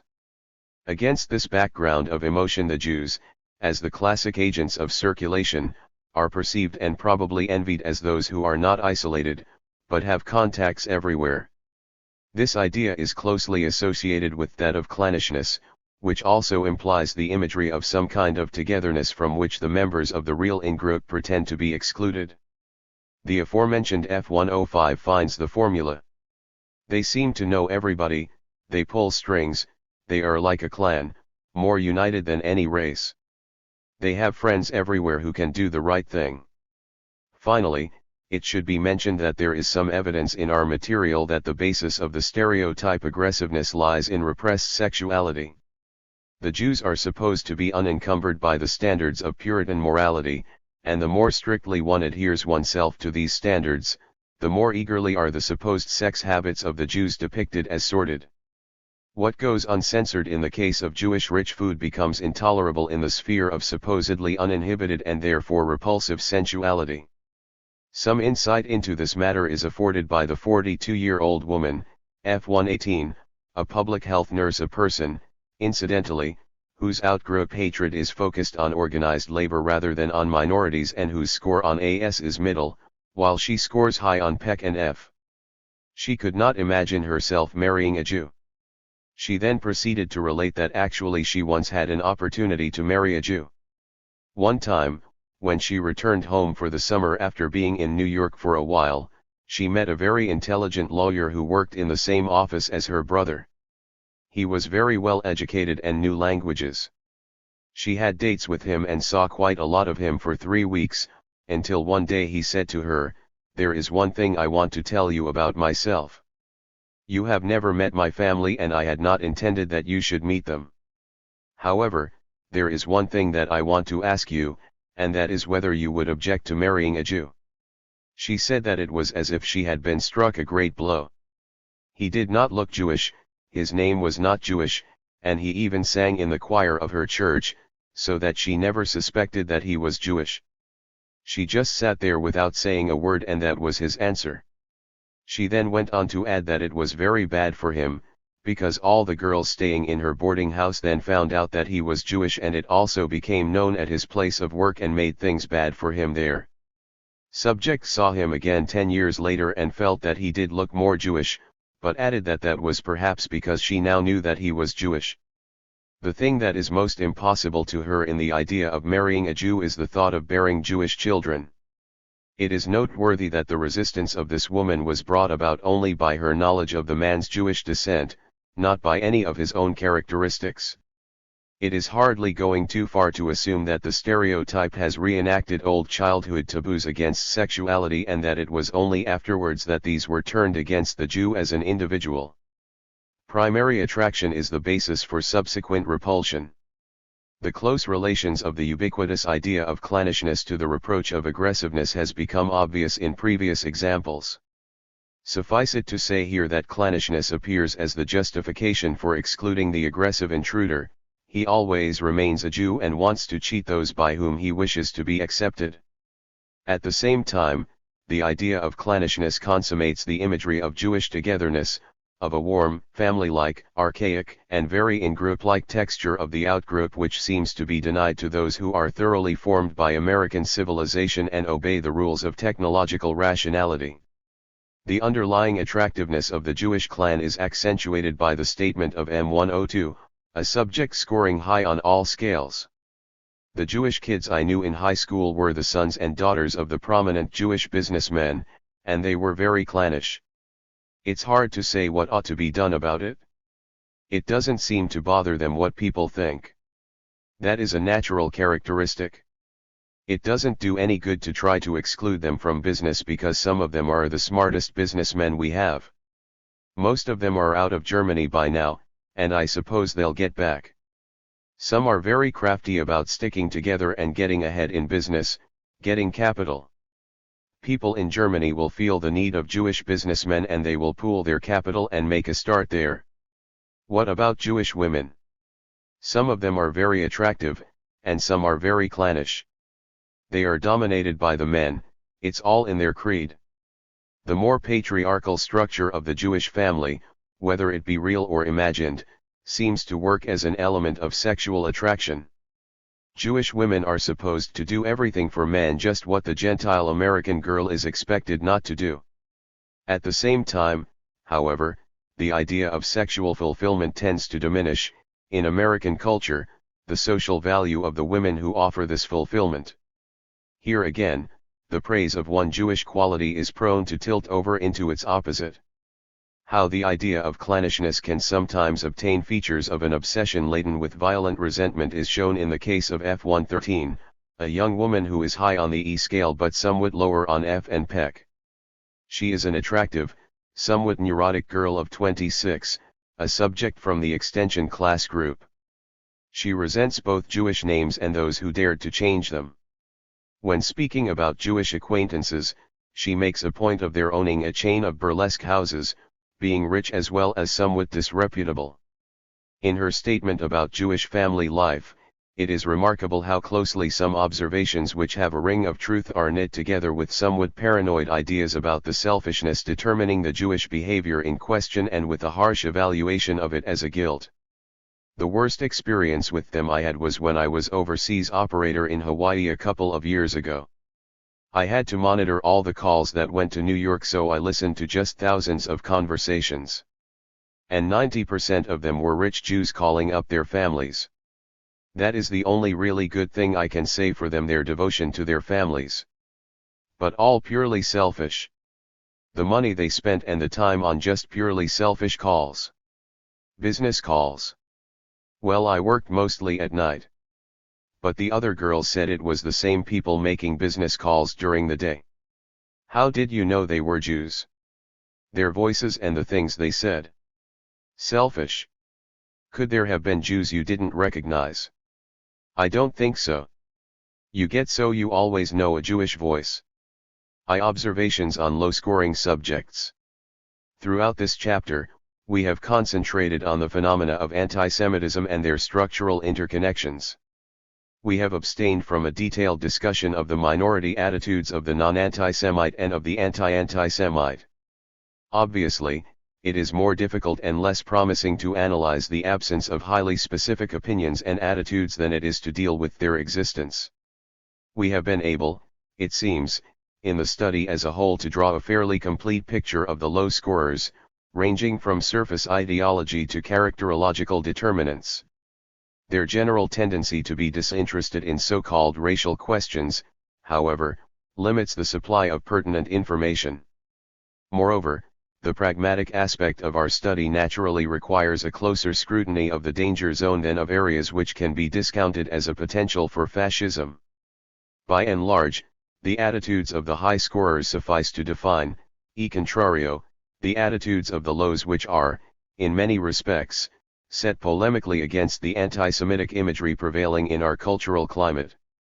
Yet a number of observations concerning the low scorers may be allowed, not only in order to round out the picture, but also because the low scorers, in their responses to questions about minorities, go beyond a simple negation of the prejudiced person's opinions and attitudes, and throw some additional light upon the non-fascist character.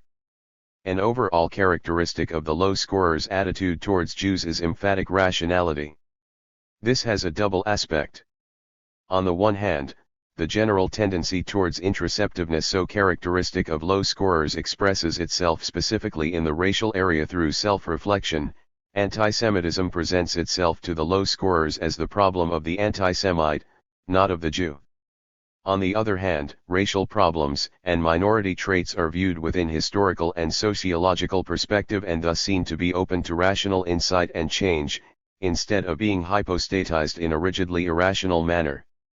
An example of self-reflection in racial matters is M910, a student minister, consistently low on all scales, who has strong intellectual leanings and, like most low scorers, a tendency toward hesitation, doubt, and qualifications of his own opinions. He traces back prejudice, in a plain-spoken though somewhat primitive manner, to the difficulties of the minority haters, not to the object of their hatred. What do you feel are the causes of prejudice? Probably the largest reason is the insecurity or fear of insecurity that the person has himself. The people in my community who have talked loudest about the Japs are the ones who have since taken over the properties left by the Japanese, and they're afraid they'll come back, and they're afraid of them as competitors because they work harder. You feel it's mainly an economic conflict. Well, it isn't altogether economic, and I don't think it will be solved on an economic basis. All people have some kind of insecurity. It may be pretty well concealed, and they may not know what it is, and it may not have anything to do with the Japanese, but they'll take it out on them. People are funny, laughs, and are cruel. What ought to be done to combat prejudice? I think one thing that could be done, kinda regimentation, is to get the facts. It would help, though it wouldn't solve the problem. Example, that there is no necessity for separating Negro and white blood in blood banks, and there are a lot of people who think that the Japanese are a treacherous race, and that it's transmitted through heredity. Of course, a lot of it is irrational. As to the emphasis on dynamic factors versus supposedly innate qualities, the most striking illustration is provided by M203, a thoroughly liberal teacher, head of the English department in a junior college. He, too, is low on all scales. His whole philosophy is positivistic, with a strong interest in semantics, though he does not think they should make a panacea out of semantics. His general outlook on minority problems is summarized by his statement on the Japanese. If the Germans were changed in one generation by the Nazis, then the Japanese can be changed in a democratic way in 1 or 2 generations. Anybody can become anything under the proper conditions. Consequently, when discussing anti-Semitism, he chooses as an explanation a historical element, the maliciously superimposed Jewish names. The arbitrariness of the selection of this specific factor can probably be accounted for by the interviewee's semanticist hobby. Anti-Semitism is a little different. Semites are not so easily identified. I guess their name is about the main thing. For instance, from your name I guess you're Jewish, though I wouldn't know to look at you. Are you? Yes. Subject is quite open about these things. The only sign of inhibition was that it was hard for him to use the word Jew, as he preferred the word Semite at first, but later he used the word Jew also. This subject's readiness to discuss the interviewer's Jewishness is significant. To him, the word Jew is not a magic word, nor is being Jewish a disgrace, thus he does not feel inhibited about mentioning it in relation to the person with whom he is talking. It is hard to imagine that a high scorer would casually discuss the origins of an interviewer except on occasions when he feels on the defensive and wants to hurt the other fellow. You are a Jew yourself, aren't you? The rationality of the unprejudiced subjects expresses itself, above all, in their rejection of anti-minority stereotypes. Frequently, this rejection is of a conscious, articulate nature. They take the concept of individuality seriously. We refer again to M910. His utterance shows a definite sense of proportion even in his rejection of stereotypy. He does not deny the existence of physical racial characteristics, but regards them as non-essential. Well, I wouldn't be tricked into making a statement about any people as a group. The Japanese I've known I've liked very well. I know there are some Japanese who aren't so nice. We had a Japanese girl stand up with us at the altar, and a Chinese girl too, in 1942, when there was some pretty tense feeling. Do you feel that any racial group has certain distinguishing characteristics? No, not at all. Of course you have biological characteristics, the height of the bridge of the nose or pigmentation. A similar line is followed in the Los Angeles interview 5030, of a 33-year-old Stanford graduate who served for 4 years in the Navy, finally becoming a lieutenant commander. His scores on all scales are low. He is judged by the interviewer to be an extremely astute, successful individual. The Negroes, Jews, and all minority groups are having a very difficult time.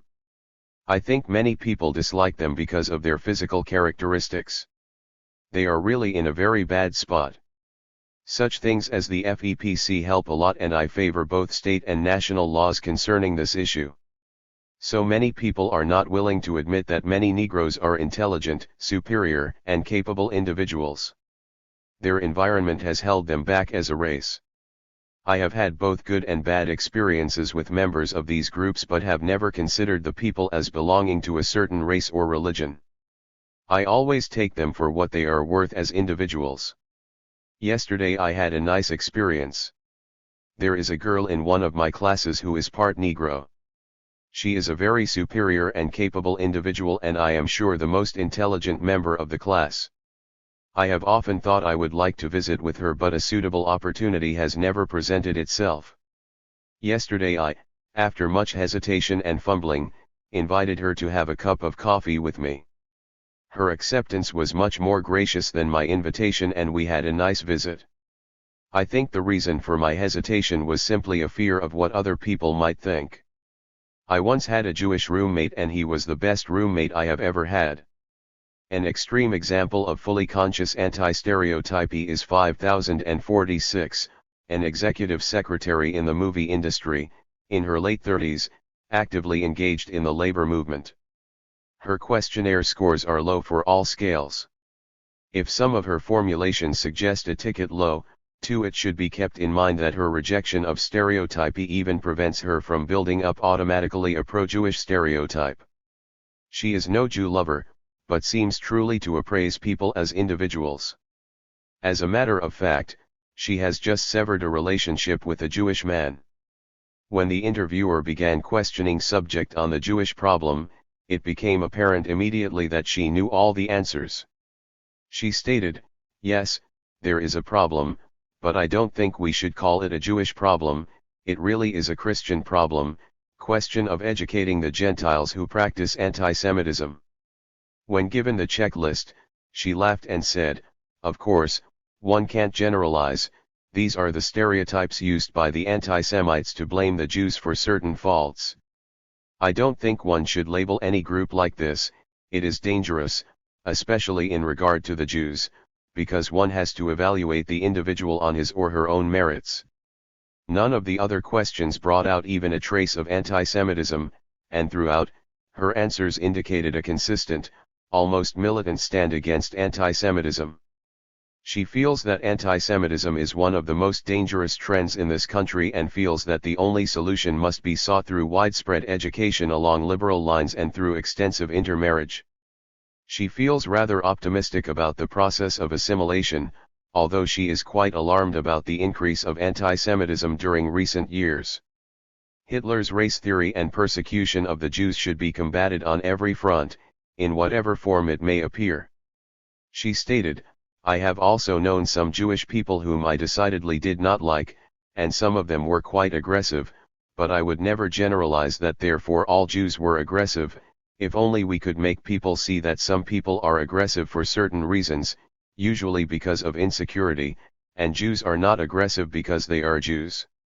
As pointed out in great detail in the chapters on the personality aspects of the interview material, the low scorers' rationality, their rejection of projective imagery and automatized judgment, does not involve as a rule emotional coldness and detachment. Although they are more rational than the highs insofar as their judgment seems to be less determined by repressed unconscious factors, they are simultaneously less blocked in positive cathexes and in the expression of them. This refers not only to their general psychological makeup but also to their specific minority attitudes. The prejudiced person discusses the Jews as an object while he actually hates, the unprejudiced person displays sympathy even when he pretends simply to judge objectively.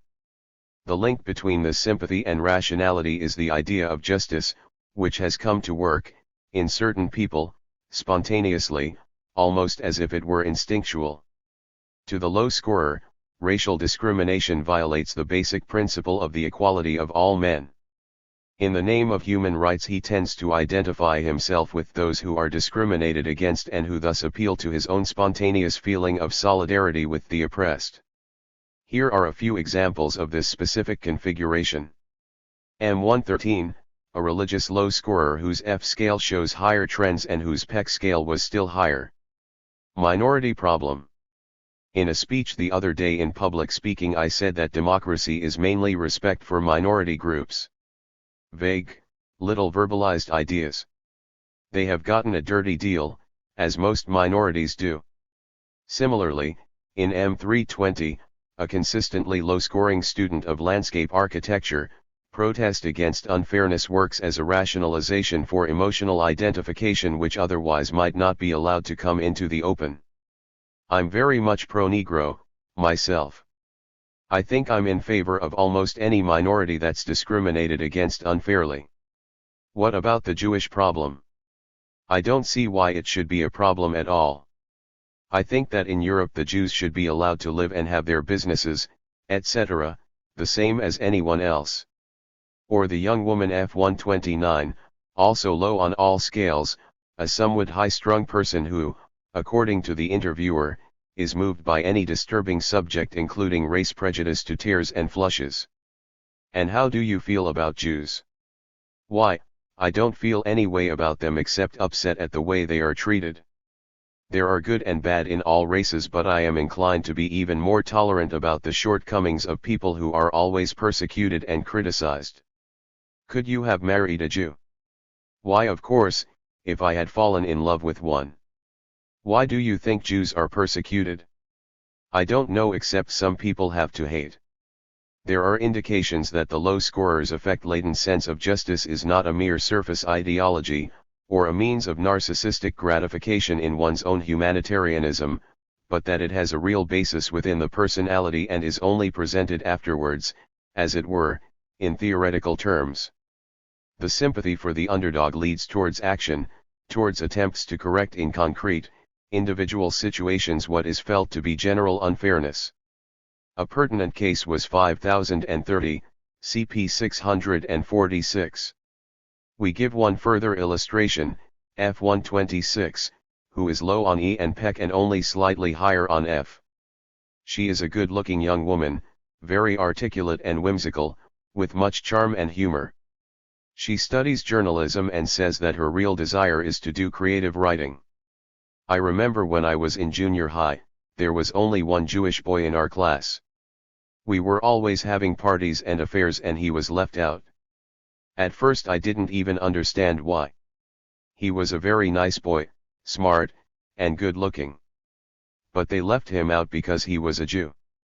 Well, I made it my business to be his special friend, not only invited him to my parties, but paid particular attention to him.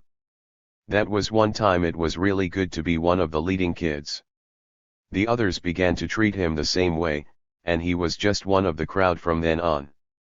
I never have been able to stand to see anyone be mean to anyone else. The same at the shipyards. I always made it a point to get acquainted with Negroes and Jews. They talked frankly with me, too, and I certainly found out what some of their problems are. Whenever I could, I would bring it into a story, too. Not directly about race prejudice, but nice stories about Negroes, for instance. People have so many wrong ideas. I sometimes think it is just hopeless. The general attitude of the low scorers towards the Jews profoundly affects their evaluation of so-called Jewish traits. It has been said above, pages 612 ff, that high scorers perceive the Jew altogether differently.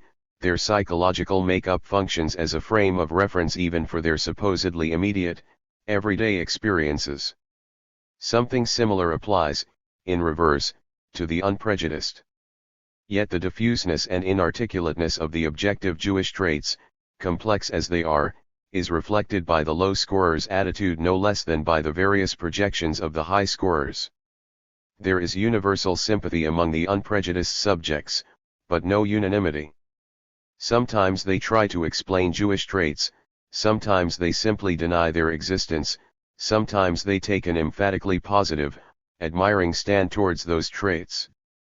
The explanatory method is applied to the most widespread idea of a Jewish trait, that of clannishness, by M202, a 35-year-old construction engineer, with the lowest possible score on E, but with certain deviations from the usual picture of the low scorer with regard to PEC and also to F, a person who, according to the interviewer, is conservative but not fascist. In response to a question about how he would characterize the Jews, Subject replied that they were a close-knit family with certain inborn characteristics like any other racial group. For instance, the Germans must always be right. The English. Here the interviewer interrupted, pointing out that she wished to know what he thought of the Jews. He replied that the Jews had not been accepted in a certain society and that this had led to their becoming a very close-knit family. The reason for this is that they have certain characteristics. On being asked to be more specific, his reply was they have a tendency to sharp dealing.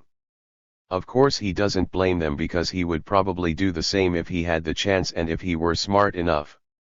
In this case, the wish to explain, frequently an instrument for rationalizations, seems to mediate between broad-mindedness on the one hand and powerful anti-minority stereotypes, which are still there below the surface, on the other. As a matter of fact, the pro-Jewish apologies of the subject are followed by a rather unfriendly story about a supposed conspiracy among 3 Jewish bidders for a vast quantity of scrap iron. The guess that the explanatory attitude may sometimes cover up ambivalence seems to be corroborated by M310, an assistant manager for an advertising agency, who scored low on all scales. Nevertheless, his theorizing presupposes the acceptance of the stereotype of Jewish money-mindedness. Characteristic Jewish traits. Well, I think it is true that Jews, as a group, are more concerned with money. Perhaps because persecuted for so long. It's some small security in a money economy, that is, a money culture. Some security to be able to defend themselves with money. I also think they are better than average Gentiles at making money because forced to be usurers during the Middle Ages, etc. Subjects whose scores are at the lowest extreme often tend simply to deny the existence of any Jewish traits, sometimes with a violence that seems to be due more to the impact of their own conscience than to an objective appraisal of the minority members. Here neurotic traits, which are often found in extremely unprejudiced subjects, may easily enter the picture.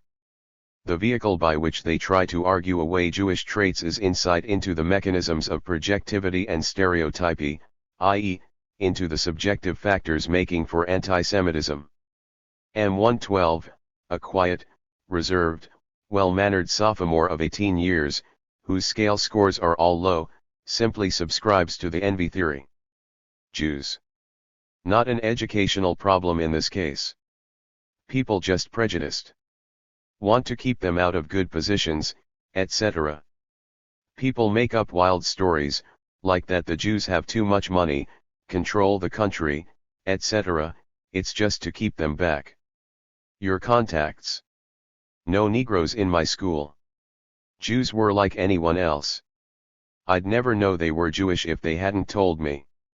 5041, whose scale scores are all low, a 59-year-old housewife who had studied to be a professional pianist, combines the denial of Jewish traits with reference to bygone ages and with the rejection of resentful generalizations.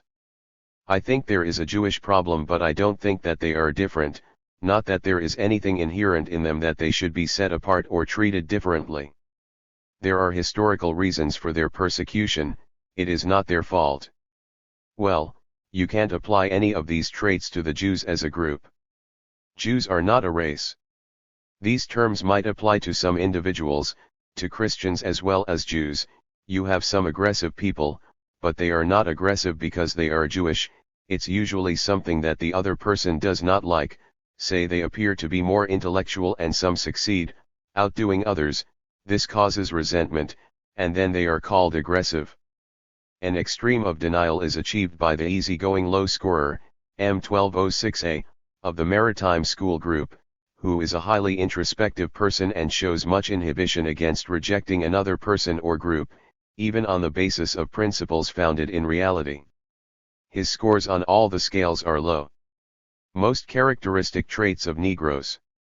Well, I don't think there is such a thing. They have the same traits the white men have. I don't believe any nationality has any characteristics. Sometimes the intense emotions behind the denial of Jewish traits find a somewhat irrational expression.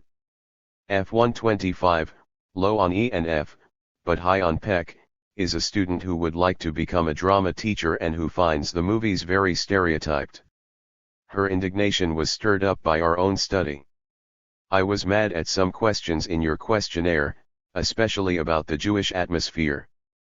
The Irish people and other national groups give an atmosphere to the place in which they live, but only the Jewish atmosphere is stamped as something bad. I don't find that the ways of living of the Jews are different at all.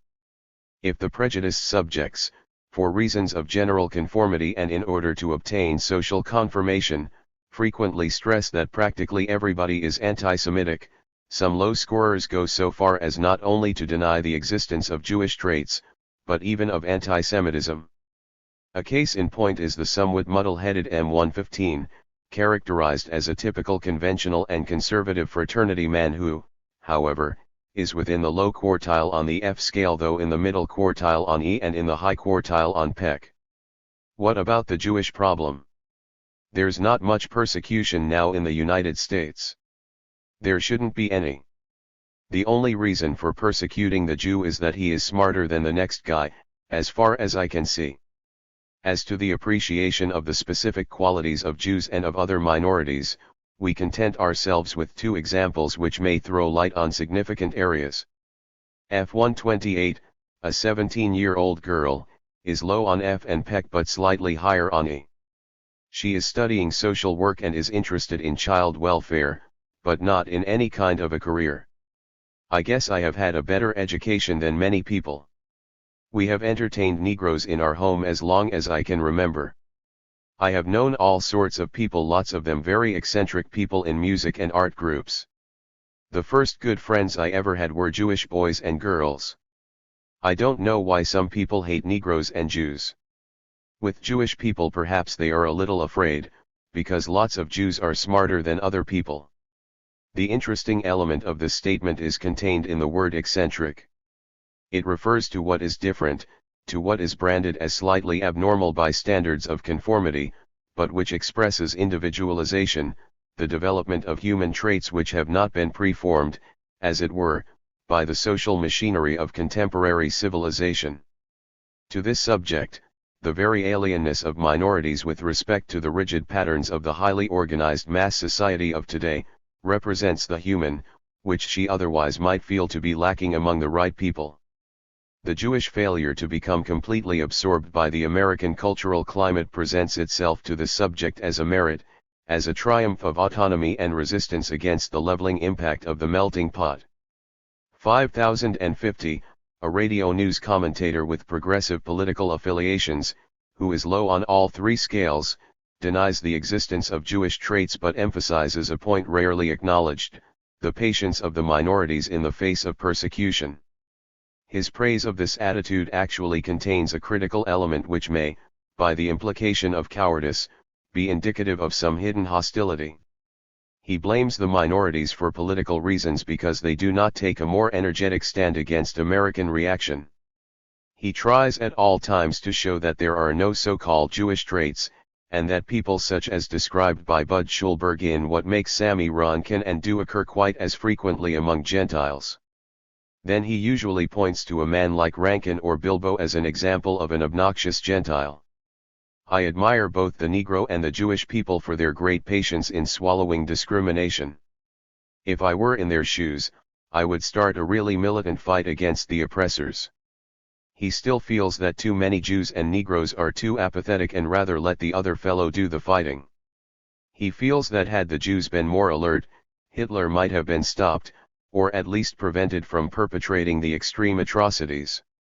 Again and again he stated that all forms of discrimination can and must be wiped out by direct political action.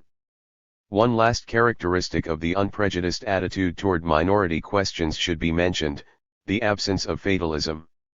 Not only do unprejudiced subjects, in the realm of their conscious convictions, appear to be set against ideas such as those of the inevitability of human badness or the perennial nature of any character traits, but on a deeper level, as suggested in chapters 14 and 15, they appear to be relatively free of destructive urges and punitive fantasies.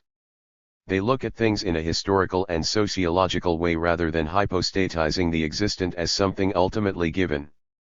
This point of view expresses itself also in their concept of the future relationships between majority and minority. 5008, low on E, in the middle quartile on F, and high on PEC, is a middle-aged woman who worked as a ghost writer, then as a literary agent, and is now employed as secretary to a radio show. In keeping with the low scorer's rejection of stereotypy, she sees the solution of the problem of anti-Semitism, however naively, in the establishment of personal contacts. She holds nothing but good wishes for the intelligent immigrants and refugees who have come here recently, but feels that many of them have been undesirable. Concerning Negroes, she reports that as a Republican she believes their position should be very much bettered, but says this is a difficult problem. Concerning Jews, she says, "Before I went to work, I probably had a slight anti-Jewish feeling, but in several positions she has worked with and for Jews, and found them very charming, intelligent, and interesting people. She thinks the racial problem most in need of solution is that of anti-Semitism, and feels that if more anti-Semites would mingle with Jews the way I have, it could be avoided." She believes in the FEPC and thinks that socio-economic discrimination should be outlawed. When it was pointed out that this is a more New Deal type of political notion, she simply said, "Well, it can't all be bad."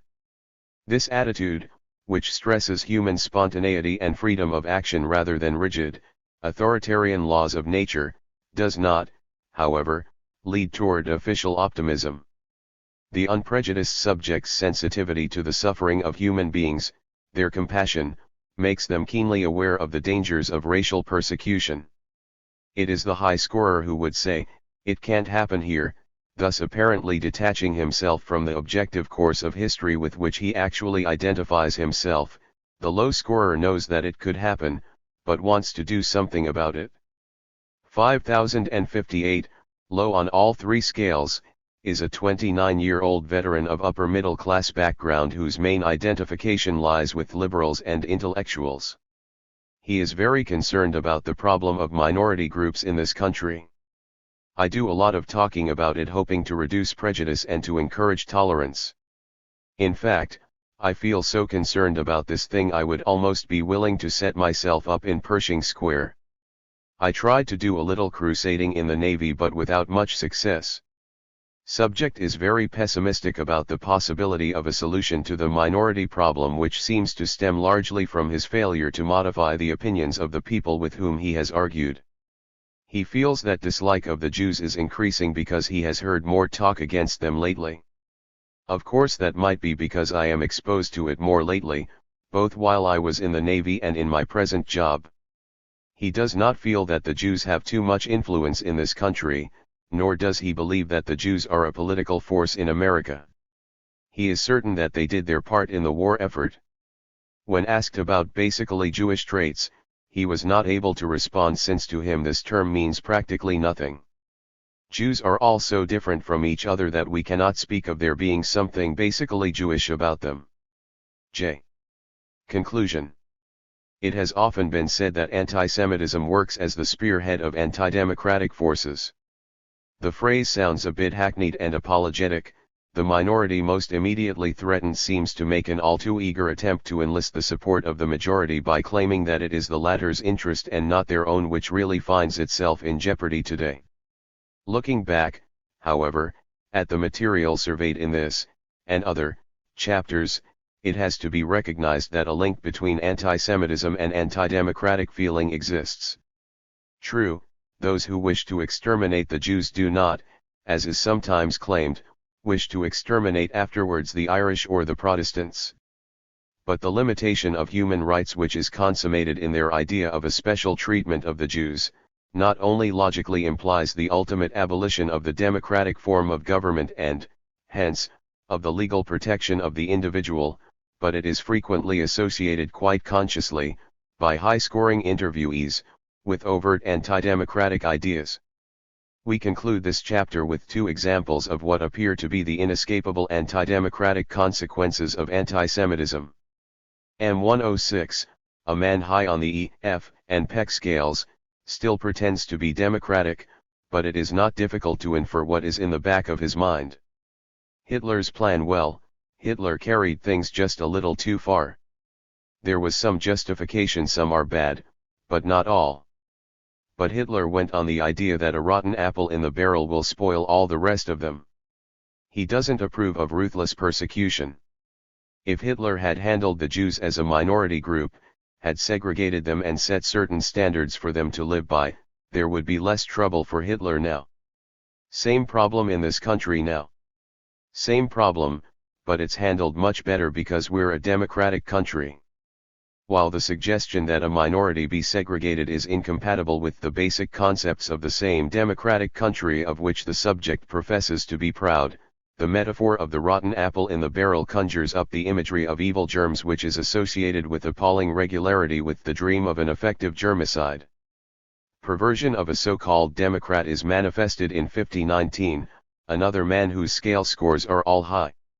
He is a 20-year-old laborer, characterized above all, by his blind, authoritarian acceptance of his humble position in life. At the same time, he dislikes timid people and has great admiration for real leaders.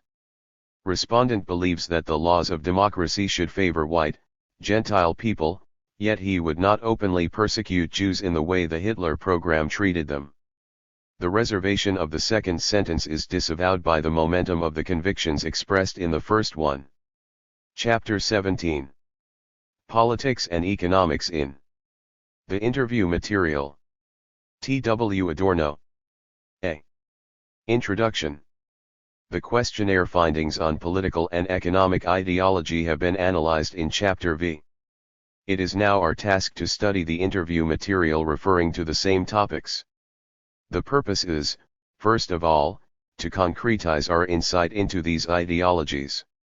If we investigated, in Chapter V, into the responses of our subjects to a number of set, standardized political and economic ideas and slogans with which they are daily confronted, we shall now try to form a picture of what they really think, with the qualification that we shall also have to find out whether we are entitled to expect autonomous and spontaneous opinions from the majority of them.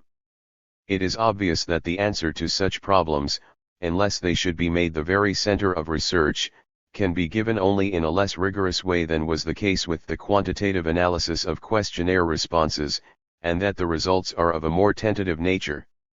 Their convincing power lies more in the consistency of specific interpretations with facts previously established than in any indisputable proof that one or the other of the ideological mechanisms under review prevail within a majority of subjects or within certain groups. Again, our interpretations of ideology will go below the realm of surface opinion, and will be related to the psychological results of our study. It is not our aim merely to add some padding to our figures. As stated in the introductory remarks to this part, we would rather gain insight into the links between ideological opinions and psychological determinants. We do not pretend that psychology is the cause and ideology the effect. But we try to interrelate both as intimately as possible, guided by the assumption that ideological irrationalities, just as other irrationalities of overt human behavior, are concomitant with unconscious psychological conflicts. We combed through the interview material with particular attention to such irrationalities and to statements revealing something about the dynamics of personality. The establishment of plausible configurations involving both dynamic motivation and ideological rationalization seems to us the foremost means of achieving that consistency on which the evidence of the discussions to follow largely depends. The data discussed so far permit at least the assumption that personality could be regarded as one determinant of ideology. Yet it is just the area with which we are now concerned that most strongly forbids any simple reduction to terms of personality. Our construct of the potentially fascist character was largely based on the division between high and low scorers. Whereas this division retains its value for numerous topics of political and economic ideology and can be substantiated, on a deeper level, probably for all ideological issues, there appears to be at work another determinant which, in numerous issues, blurs the distinction between high and low scorers and refuses to be stated unequivocally in terms of personality. This determinant may be called our general cultural climate, and particularly the ideological influence upon the people of most media for molding public opinion. If our cultural climate has been standardized under the impact of social control and technological concentration to an extent never known before, we may expect that the thinking habits of individuals reflect this standardization as well as the dynamics of their own personalities. These personalities may, indeed, be the product of this very same standardization to a much higher degree than a naive observer is led to believe. In other words, we have to expect a kind of ideological overall pattern in our interviewees which, though by no means indifferent to the dichotomy of high and low scorers, transcends its boundaries. Our data afford ample evidence that such an ideological overall pattern exists in fact. It is a major question for this chapter whether this overall ideological pattern, perhaps even more than the specific susceptibility of our high scorers to fascist propaganda, does not entail the danger of a large-scale following of anti-democratic movements if they should get underway with powerful support. The importance of this diagnosis, if it should be corroborated sufficiently by our data, is self-evident, its most immediate implication being that the fight against such a general potential cannot be carried through only educationally on a purely psychological level, but that it requires at the same time decisive changes of that cultural climate which makes for the overall pattern. Methodologically, the importance of this aspect of our study lies in the fact that it relativizes, somewhat, the distinction between high versus low scorers. This distinction, if taken as absolute, may easily lead to a psychologizing bias that would neglect the objective, supra-individual social forces operating in our society. The introduction of the concept of an overall pattern just in this ideological area may appear paradoxical at first glance. Since most political and economic issues are overt and relatively simple with reference to the blunt division between progressivism and reactionism, one should expect the difference to be particularly marked here. This, however, is not borne out by the facts. It is hard to escape the impression that there is much more actual similarity between high and low scorers in the political and economic section of the interviews than in more remote and complicated regions. To be sure, there are some topics which are as clearly discriminatory as some of the more extreme anti-Semitic ideas discussed in the preceding chapter. One hardly needs any research in order to establish that high scorers tend to be anti and low scorers pro-Roosevelt, that high scorers more often want a strong foreign policy and low scorers favor reconciliation, that high scorers indignantly reject communism and low scorers tend to discuss it on a more discursive plane. However, there is a large number of what might be called more formal constituents of political ideology which seem to permeate the whole pattern while, by their own momentum, making for reactionary and potentially fascist persuasions. Here belong, as will be discussed in detail, general ignorance and confusion in political matters, the habits of ticket thinking and personalization, resentment of unions, of government interference in business, of income limitations, and a number of other trends. The existence of such an overall pattern in politics need not be surprising, when the whole context of our study is considered. As a matter of fact, the problem itself is derived from our quantitative findings. After we once administered the Peck scale, no close relation between politics and anti-Semitism could be expected. Chapter V offered the evidence that the correlation of Peck with either anti-Semitism or ethnocentrism was never very high. There were some subjects high on Peck but low on E, others high on E but middle or low on Peck. This means that in this area particularly we cannot speak in categorical terms of high versus low scorers. We shall see if this is borne out by a consideration of the interviews, both what the weakening of our basic distinction means qualitatively and whether and how we still can differentiate successfully in this area. If a trend that differentiates statistically between high and low scorers on E, the highs being higher on it, appears very commonly in the interviews of all subjects, then we must conclude that it is a trend in culture itself. In this chapter we shall be particularly concerned with these outstanding features. The evidence that they are potentially fascistic is the fact that they go statistically, psychologically, and in every other respect with high-scale scores.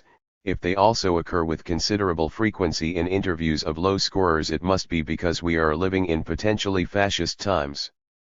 If a subject is low on all scales, but still shows trends which look potentially fascist, then one might say that the scales and other techniques do not cover everything, that the potential fascism of the trend is hypothetical as far as the statistical evidence goes, and that one might perform an empirical study to see if it really does go with what we know of the subject.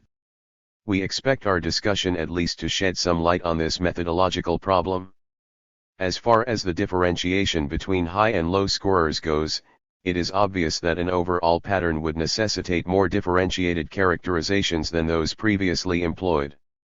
This can be hinted at only occasionally throughout this chapter. Sometimes high and low scorers are similar in what they say in politico-economic terms, but different in some more subtle way, just as sometimes they are superficially different but similar with respect to underlying trends. Political and economic facts are subject to rapid change. This holds particularly true for the last few years. When our material was gathered, mainly throughout 1945, Russia was an ally. Today, the tension between this country and the Soviet Union overshadows all other issues. Such changes make a valid interpretation of political ideology difficult and precarious. Thus, it might well be that anti-Russian sentiments, which were in 1945 part and parcel of a general pattern of reactionism, largely conditioned subjectively, would be of a much more realistic nature today, or at least they would fall to a greater extent within the overall pattern, being less differentiating per se between high and low scorers. Moreover, in all probability the typical high scorer has become even more articulate with regard to Russia. It is hard to imagine that Mack would still stick to his statement that Joe Stalin was all right. Our interpretation, of course, had to stick to the situation of 1945 in order to give an adequate picture of the relationship between ideology and personality factors. However, it should be emphasized that the Peck scale as well as its follow-up in the interviews depends to a much higher degree on external events than do the other scales. This is why we never expected that the correlations of Peck with E and F would be very high, and it is quite possible that under the new political circumstances the direction of some of the more superficial relationships might have changed. Ideology is so sensitive to political dynamics that even some interpretations formulated comparatively lately, when the bulk of the chapter had been written, should be qualified at publication time. Yet we may claim that the general trend of events has been entirely in accord with the general formulations reached in the discussion to follow. With regard to the organization of the chapter, we shall deal first with the more formal constituents of political and economic ideology and later with a number of specific political issues. The problem of cultural overall pattern versus psychological differentiation occurs in both sections, though the presuppositions of the overall pattern belong mainly to the first one. B. Formal constituents of political thinking. 1. Ignorance and confusion. 1. The evaluation of the political statements contained in our interview material has to be considered in relation to the widespread ignorance and confusion of our subjects in political matters, a phenomenon which might well surpass what even a skeptical observer should have anticipated. If people do not know what they are talking about, the concept of opinion, which is basic to any approach to ideology, loses much of its meaning. This does not imply that the material becomes insignificant, but rather that it cannot be interpreted in factual categories but must be related to the socio-psychological structure of the subject being investigated.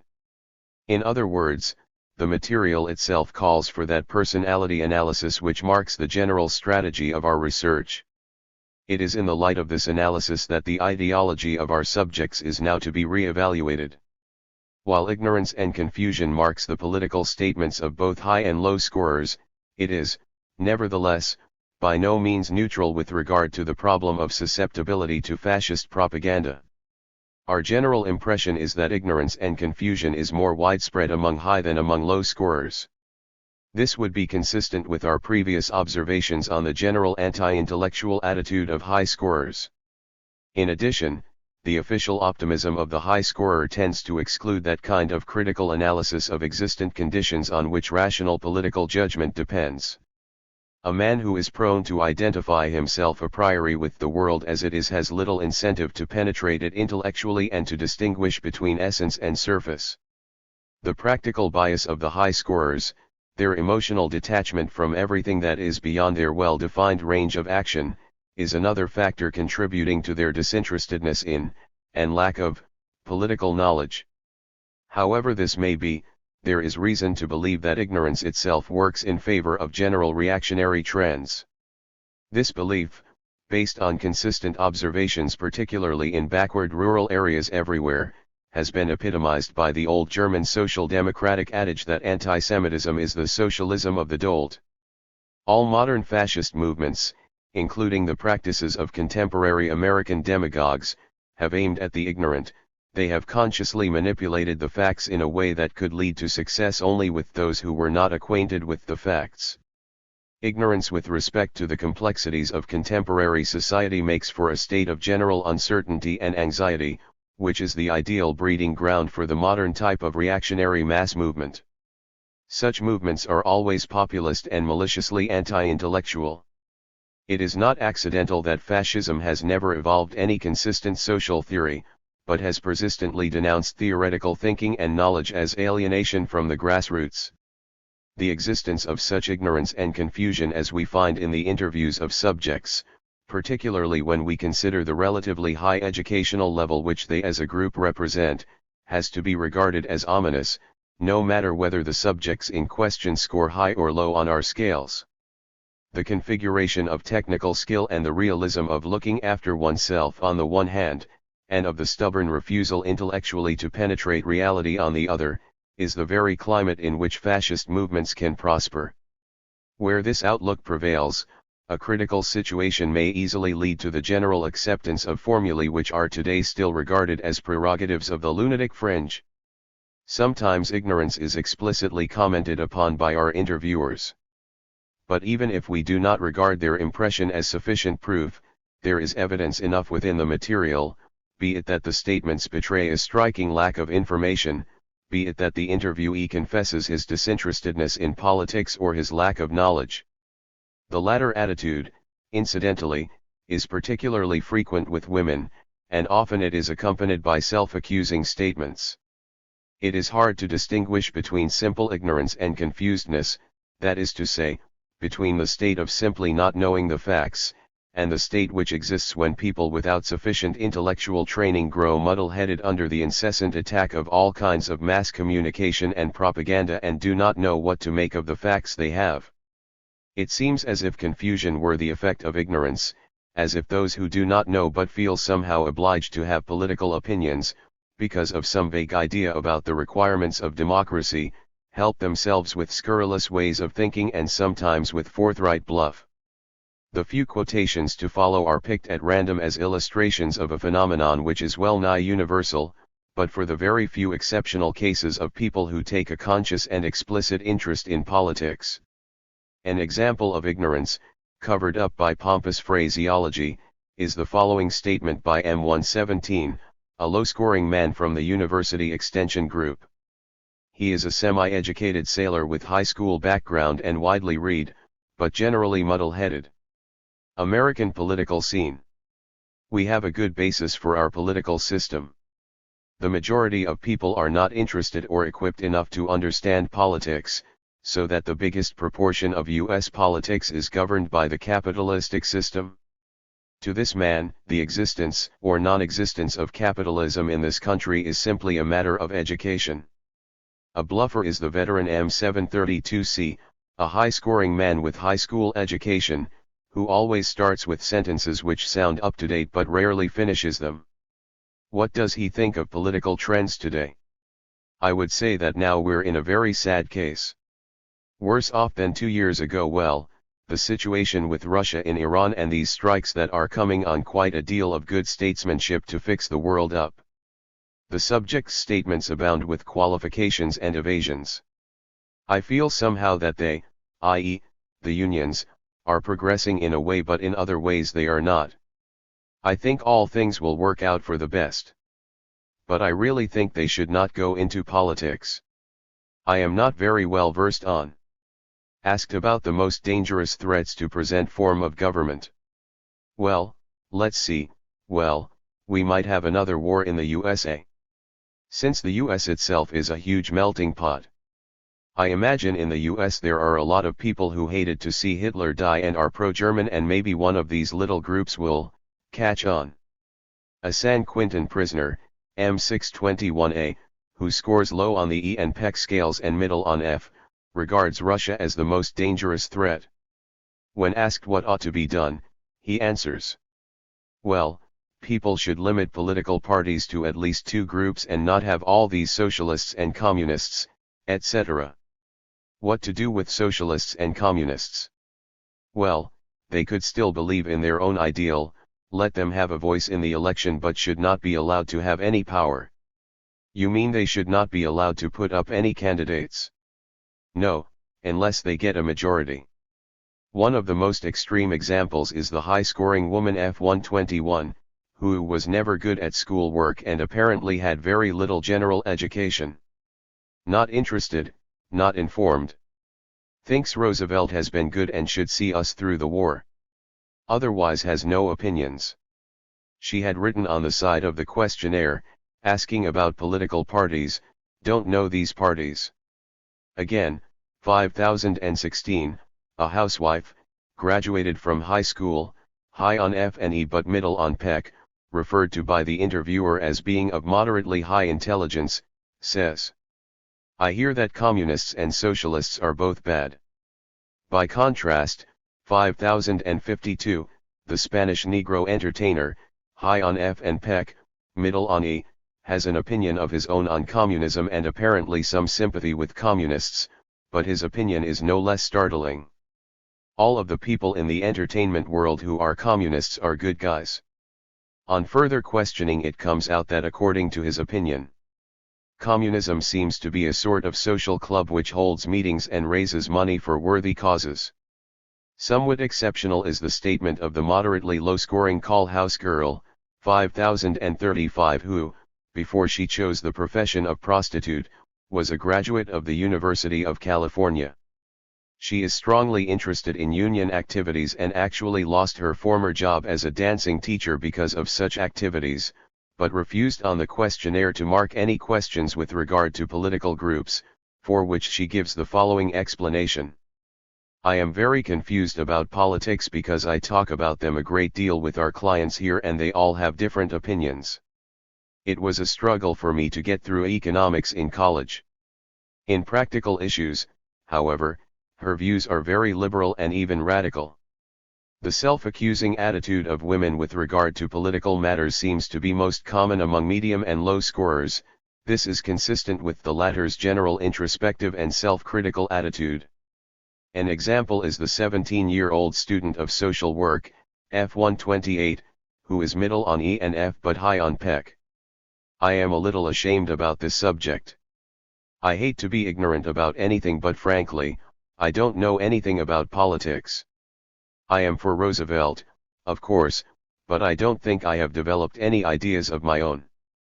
Mother and Jim talk about things, but it is mostly social workshop. I intend to read a lot and think a lot about things because I believe all intelligent people should have ideas. Interesting also is the low scorer, F517, a 20-year-old freshman student majoring in music, who accuses herself of ignorance and dependence, though her general attitude, particularly with regard to minority questions, shows that she is rather articulate and outspoken and that she differs from her parents. I don't know much about it. I'm quite dependent. I get my opinions from my father. He is a die-hard Republican. He did not like Roosevelt, but I think he did some good things, such as making things better for the poor people. It would go beyond the scope of the present study to attempt a full explanation of political ignorance so strikingly in contrast to the level of information in many other matters and to the highly rational way in which most of our subjects decide about the means and ends of their own lives. The ultimate reason for this ignorance might well be the opaqueness of the social, economic, and political situation to all those who are not in full command of all the resources of stored knowledge and theoretical thinking. In its present phase, our social system tends objectively and automatically to produce curtains which make it impossible for the naive person really to see what it is all about. These objective conditions are enhanced by powerful economic and social forces which, purposely or automatically, keep the people ignorant. The very fact that our social system is on the defense, as it were, that capitalism, instead of expanding the old way and opening up innumerable opportunities to the people, has to maintain itself somewhat precariously and to block critical insights which were regarded as progressive 100 years ago but are viewed as potentially dangerous today, makes for a one-sided presentation of the facts, for manipulated information, and for certain shifts of emphasis which tend to check the universal enlightenment otherwise furthered by the technological development of communications. Once again, as in the era of the transition from feudalism to middle-class society, knowing too much has assumed a subversive touch, as it were. This tendency is met halfway by the authoritarian frame of mind of large sections of the population. The transformation of our social system from something dynamic into something conservative, a status quo, struggling for its perpetuation, is reflected by the attitudes and opinions of all those who, for reasons of vested interests or psychological conditions, identify themselves with the existing setup. In order not to undermine their own pattern of identification, they unconsciously do not want to know too much and are ready to accept superficial or distorted information as long as it confirms the world in which they want to go on living. It would be erroneous to ascribe the general state of ignorance and confusion in political matters to natural stupidity or to the mythological immaturity of the people. Stupidity may be due to psychological repressions more than to a basic lack of the capacity for thinking. Only in this way, it seems, can the low level of political intelligence even among our college sample be understood. They find it difficult to think and even to learn because they are afraid they might think the wrong thoughts or learn the wrong things. It may be added that this fear, probably often due to the father's refusal to tell the child more than he is supposedly capable of understanding, is continuously reinforced by an educational system which tends to discourage anything supposedly speculative, or which cannot be corroborated by surface findings, and stated in terms of facts and figures. The discrepancy brought about by the absence of political training and the abundance of political news with which the population is flooded and which actually or fictitiously presupposes such training, is only one among many aspects of this general condition. With reference to the specific focus of our research, two aspects of political ignorance may be emphasized. One is that being intelligent today means largely to look after oneself, to take care of one's advantages, whereas, to use Veblen's words, idle curiosity is discouraged. Since the pertinence of economic and political matters to private existence, however, is largely obscured to the population even now, they do not bother about things which apparently have little bearing on their fate and upon which they have, as they are dimly aware, not too much influence. The second aspect of ignorance which has to be stressed here, is of a more psychological nature. Political news and comment, like all other information poured out by the radio, the press, and the newsreels, is generally absorbed during leisure time and falls, in a certain way, within the framework of entertainment. Politics is viewed in much the same way as sport or the movies, not as something directly involved with one's own participation in the process of production. Viewed within this frame of reference, however, politics is necessarily disappointing. It appears to people conditioned by an industrial culture and its specific kinds of entertainment values as drab, cold, dry, as boring. This may be enhanced by that undercurrent of American tradition which regards politics somehow as a dirty business with which a respectable person should have but little to do. Disappointment in politics as a leisure time activity which pays no quick returns probably makes for indifference, and it is quite possible that the prevailing ignorance is due not merely to unfamiliarity with the facts but also a kind of resistance against what is supposed to serve as a pastime and mostly tends to be disagreeable. A pattern most often to be observed, perhaps, among women, namely, skipping the political sections of newspapers, where information is available, and turning immediately to gossip columns, crime stories, the woman's page, and so forth, may be an extreme expression of something more general. To sum up, political ignorance would seem to be specifically determined by the fact that political knowledge as a rule does not primarily help to further individual aims in reality, whereas, on the other hand, it does not help the individual to evade reality either. 2. Ticket thinking and personalization in politics. The frame of mind concomitant with ignorance and confusion may be called one of lack of political experience, in the sense that the whole sphere of politics and economics is aloof from the subject, that he does not reach it with concrete innovations, insights, and reactions, but has to contend with it in an indirect, alienated way. Yet, politics and economics, alien as they may be from individual life, and largely beyond the reach of individual decision and action, decisively affect the individual's fate. In our present society, in the era of all-comprising social organization and total war, even the most naive person becomes aware of the impact of the politico-economic sphere. Here belongs, of course, primarily the war situation, where literally life and death of the individual depend on apparently far-away political dynamics. But also issues such as the role of unionism in American economy, strikes, the development of free enterprise toward monopolism, and therewith the question of state control, make themselves felt apparently down to the most private and intimate realms of the individual. This, against the background of ignorance and confusion, makes for anxiety on the ego level that ties in only too well with childhood anxieties. The individual has to cope with problems which he actually does not understand, and he has to develop certain techniques of orientation, however crude and fallacious they may be, which help him to find his way through the dark. As it were, point to these means fulfill a dual function.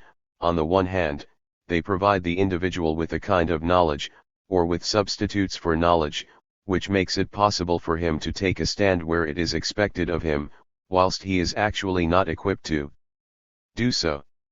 On the other hand, by themselves they alleviate psychologically the feeling of anxiety and uncertainty, and provide the individual with the illusion of some kind of intellectual security, of something he can stick to even if he feels, underneath, the inadequacy of his opinions. The task of how to understand the ununderstandable, paradoxical in itself, leads toward a paradoxical solution, that is to say, the subjects tend to employ two devices which contradict each other, a contradiction that expresses the impasse in which many people find themselves. These two devices are stereotypy and personalization. It is easy to see that these devices are repetitions of infantile patterns. The specific interaction of stereotypy and prejudice has been discussed in detail in the preceding chapter. It may now be appropriate to review ideological stereotypy and its counterpart, personalization, in a broader context, and to relate it to more fundamental principles long established by psychology. Rigid dichotomies, such as that between good and bad, we and the others, I and the world, date back to our earliest developmental phases. While serving as necessary constructs in order to enable us to cope, by mental anticipation and rough organization, with an otherwise chaotic reality, even the stereotypes of the child bear the hallmark of stunted experience and anxiety. They point back to the chaotic nature of reality, and its clash with the omnipotence fantasies of earliest infancy. Our stereotypes are both tools and scars. The bad man is the stereotype par excellence. At the same time, the psychological ambiguity inherent in the use of stereotypes, which are both necessary and constricting forces, stimulate regularly a counter-tendency. We try, by a kind of ritual, to soften the otherwise rigid, to make human, close, part of ourselves, or the family, that which appears, because of its very alienness, threatening. The child who is afraid of the bad man is at the same time tempted to call every stranger uncle. The traumatic element in both these attitudes continuously serves as an obstacle to the reality principle, although both also function as means of adjustment. When transformed into character traits, the mechanisms involved make more and more for irrationality. The opaqueness of the present political and economic situation for the average person provides an ideal opportunity for retrogression to the infantile level of stereotypy and personalization. The political rationalizations used by the uninformed and confused are compulsive revivals of irrational mechanisms never overcome during the individual's growth. This seems to be one of the main links between opinions and psychological determinants. Once again, stereotypy helps to organize what appears to the ignorant as chaotic. The less he is able to enter into a really cognitive process, the more stubbornly he clings to certain patterns, belief in which saves him the trouble of really going into the matter. Where the rigidly compulsive nature of the stereotype cuts off the dialectics of trial and error, stultification enters the picture. Stereotypy becomes, to use J.F. Brown's term, stereopathy. This is the case in the political area, where a firm bulk of ignorance and lack of any relation to the objective material forbids any real experience. In addition, industrial standardization of innumerable phenomena of modern life enhances stereotypical thinking. The more stereotyped life itself becomes, the more the stereopath feels in the right, sees his frame of thinking vindicated by reality. Modern mass communications, molded after industrial production, spread a whole system of stereotypes which, while still being fundamentally ununderstandable to the individual, allow him at any moment to appear as being up to date and knowing all about it. Thus, stereotype thinking in political matters is almost inescapable. However, the adult individual, like the child, has to pay a heavy price for the comfort he draws from stereotyping. The stereotype, while being a means of translating reality in a kind of multiple-choice questionnaire where every issue is subsumed and can be decided by a plus or minus mark, keeps the world as aloof, abstract, non-experienced as it was before. Moreover, since it is above all the alienness and coldness of political reality which causes the individual's anxieties, these anxieties are not fully remedied by a device which itself reflects the threatening, streamlining process of the real social world. Thus, stereotypy calls again for its very opposite, personalization. Here, the term assumes a very definite meaning, the tendency to describe objective social and economic processes, political programs, internal and external tensions in terms of some person identified with the case in question, rather than taking the trouble to perform the impersonal intellectual operations required by the abstractness of the social processes themselves. Both stereotypy and personalization are inadequate to reality. Their interpretation may therefore be regarded as a first step in the direction of understanding the complex of psychotic thinking which appears to be a crucial characteristic of the fascist character. It is obvious, however, that this subjective failure to grasp reality is not primarily and exclusively a matter of the psychological dynamics of the individuals involved, but is in some part due to reality itself, to the relationship or lack of relationship between this reality and the individual. Stereotypy misses reality insofar as it dodges the concrete and contents itself with preconceived, rigid, and overgeneralized ideas to which the individual attributes a kind of magical omnipotence.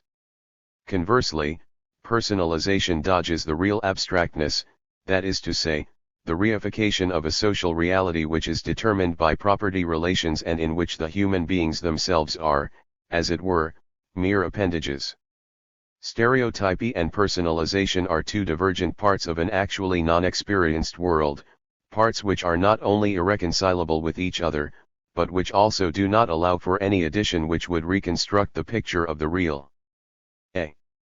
Cases of political ticket thinking. We limit ourselves to describing a few cases of political stereotyping. M359 from the University Extension Testing class is departmental manager for a leather company. He is high on E and PEC but middle on F. While imbued with authoritarian ideas, he shows a certain imaginativeness and general disposition to discursive argumentation somewhat different from the typical high scorer's mentality. It is thus the more striking to find that the political section of his interview is completely abstract and cliché-like. Just because this subject is by no means a fanatic, his statements serve well to illustrate how ignorance is covered up by phraseology, and how the stereotypes, borrowed from the vernacular of current newspaper editorials, make for the acceptance of reactionary trends. In order to give a concrete picture of how this mechanism works, his political statements are given in full. This may also supply us with an example of how the various topics with which we shall have to deal in detail afterwards form a kind of ideological unit once a person is under the sway of political semi-information.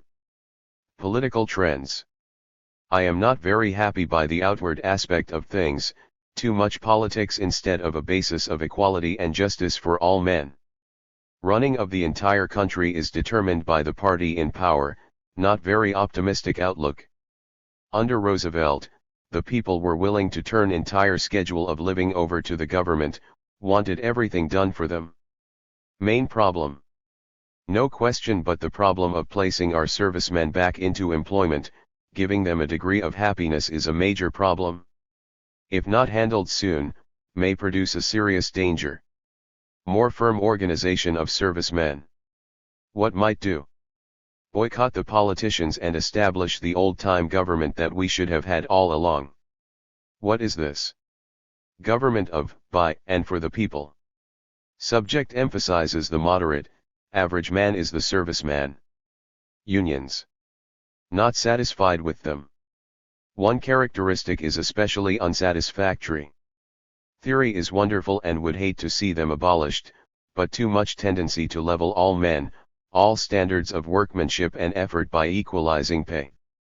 Other objection is not enough democratic attitude by the membership, generally controlled by minority group. Subject emphasizes the compulsion imposed upon men to join but not to participate with the results of ignorant union leaders.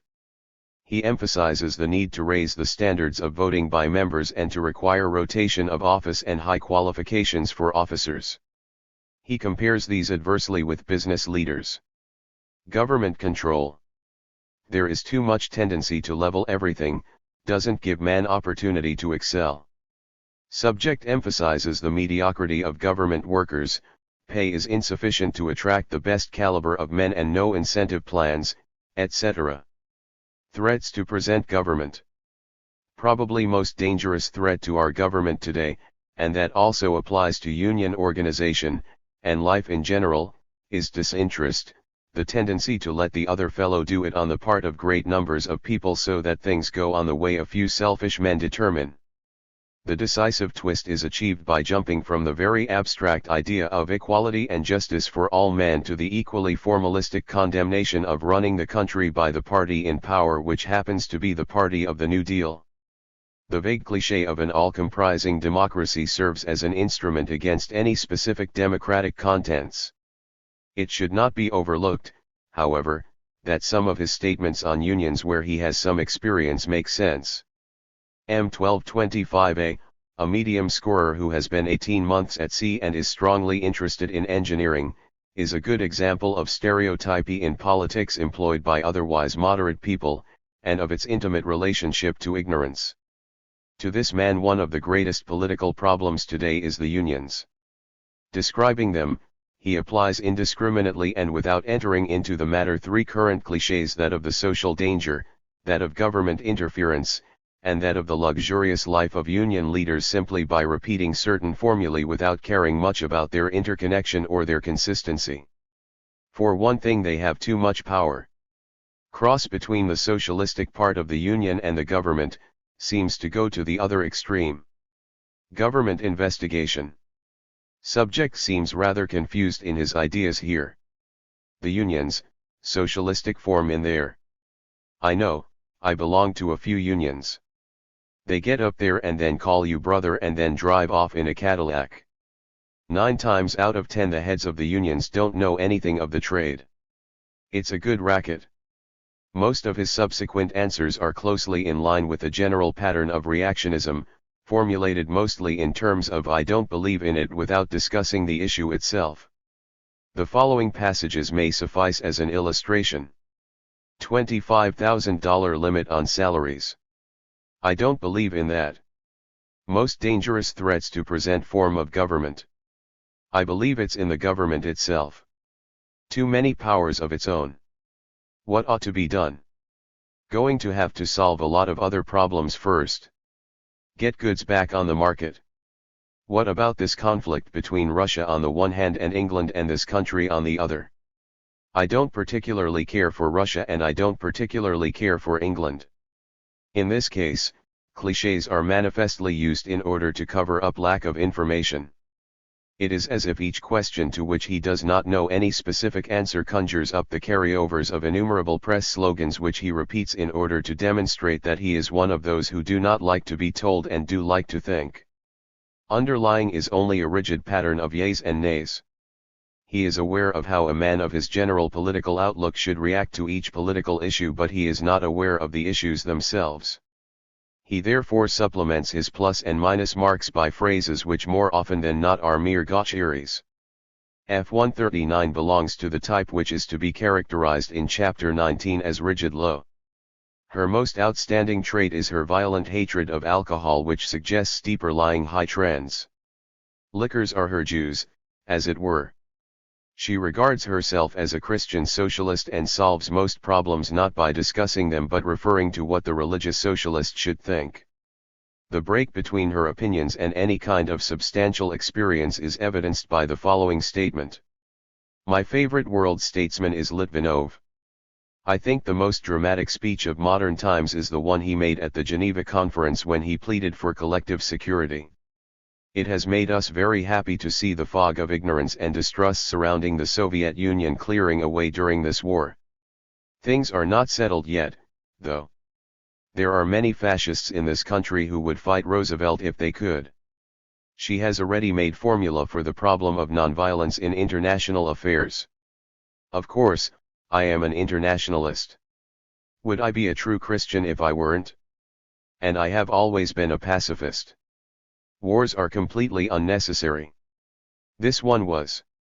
That is, it could have been avoided if the democratic people had recognized their own interest early enough and taken the proper steps. But they did not.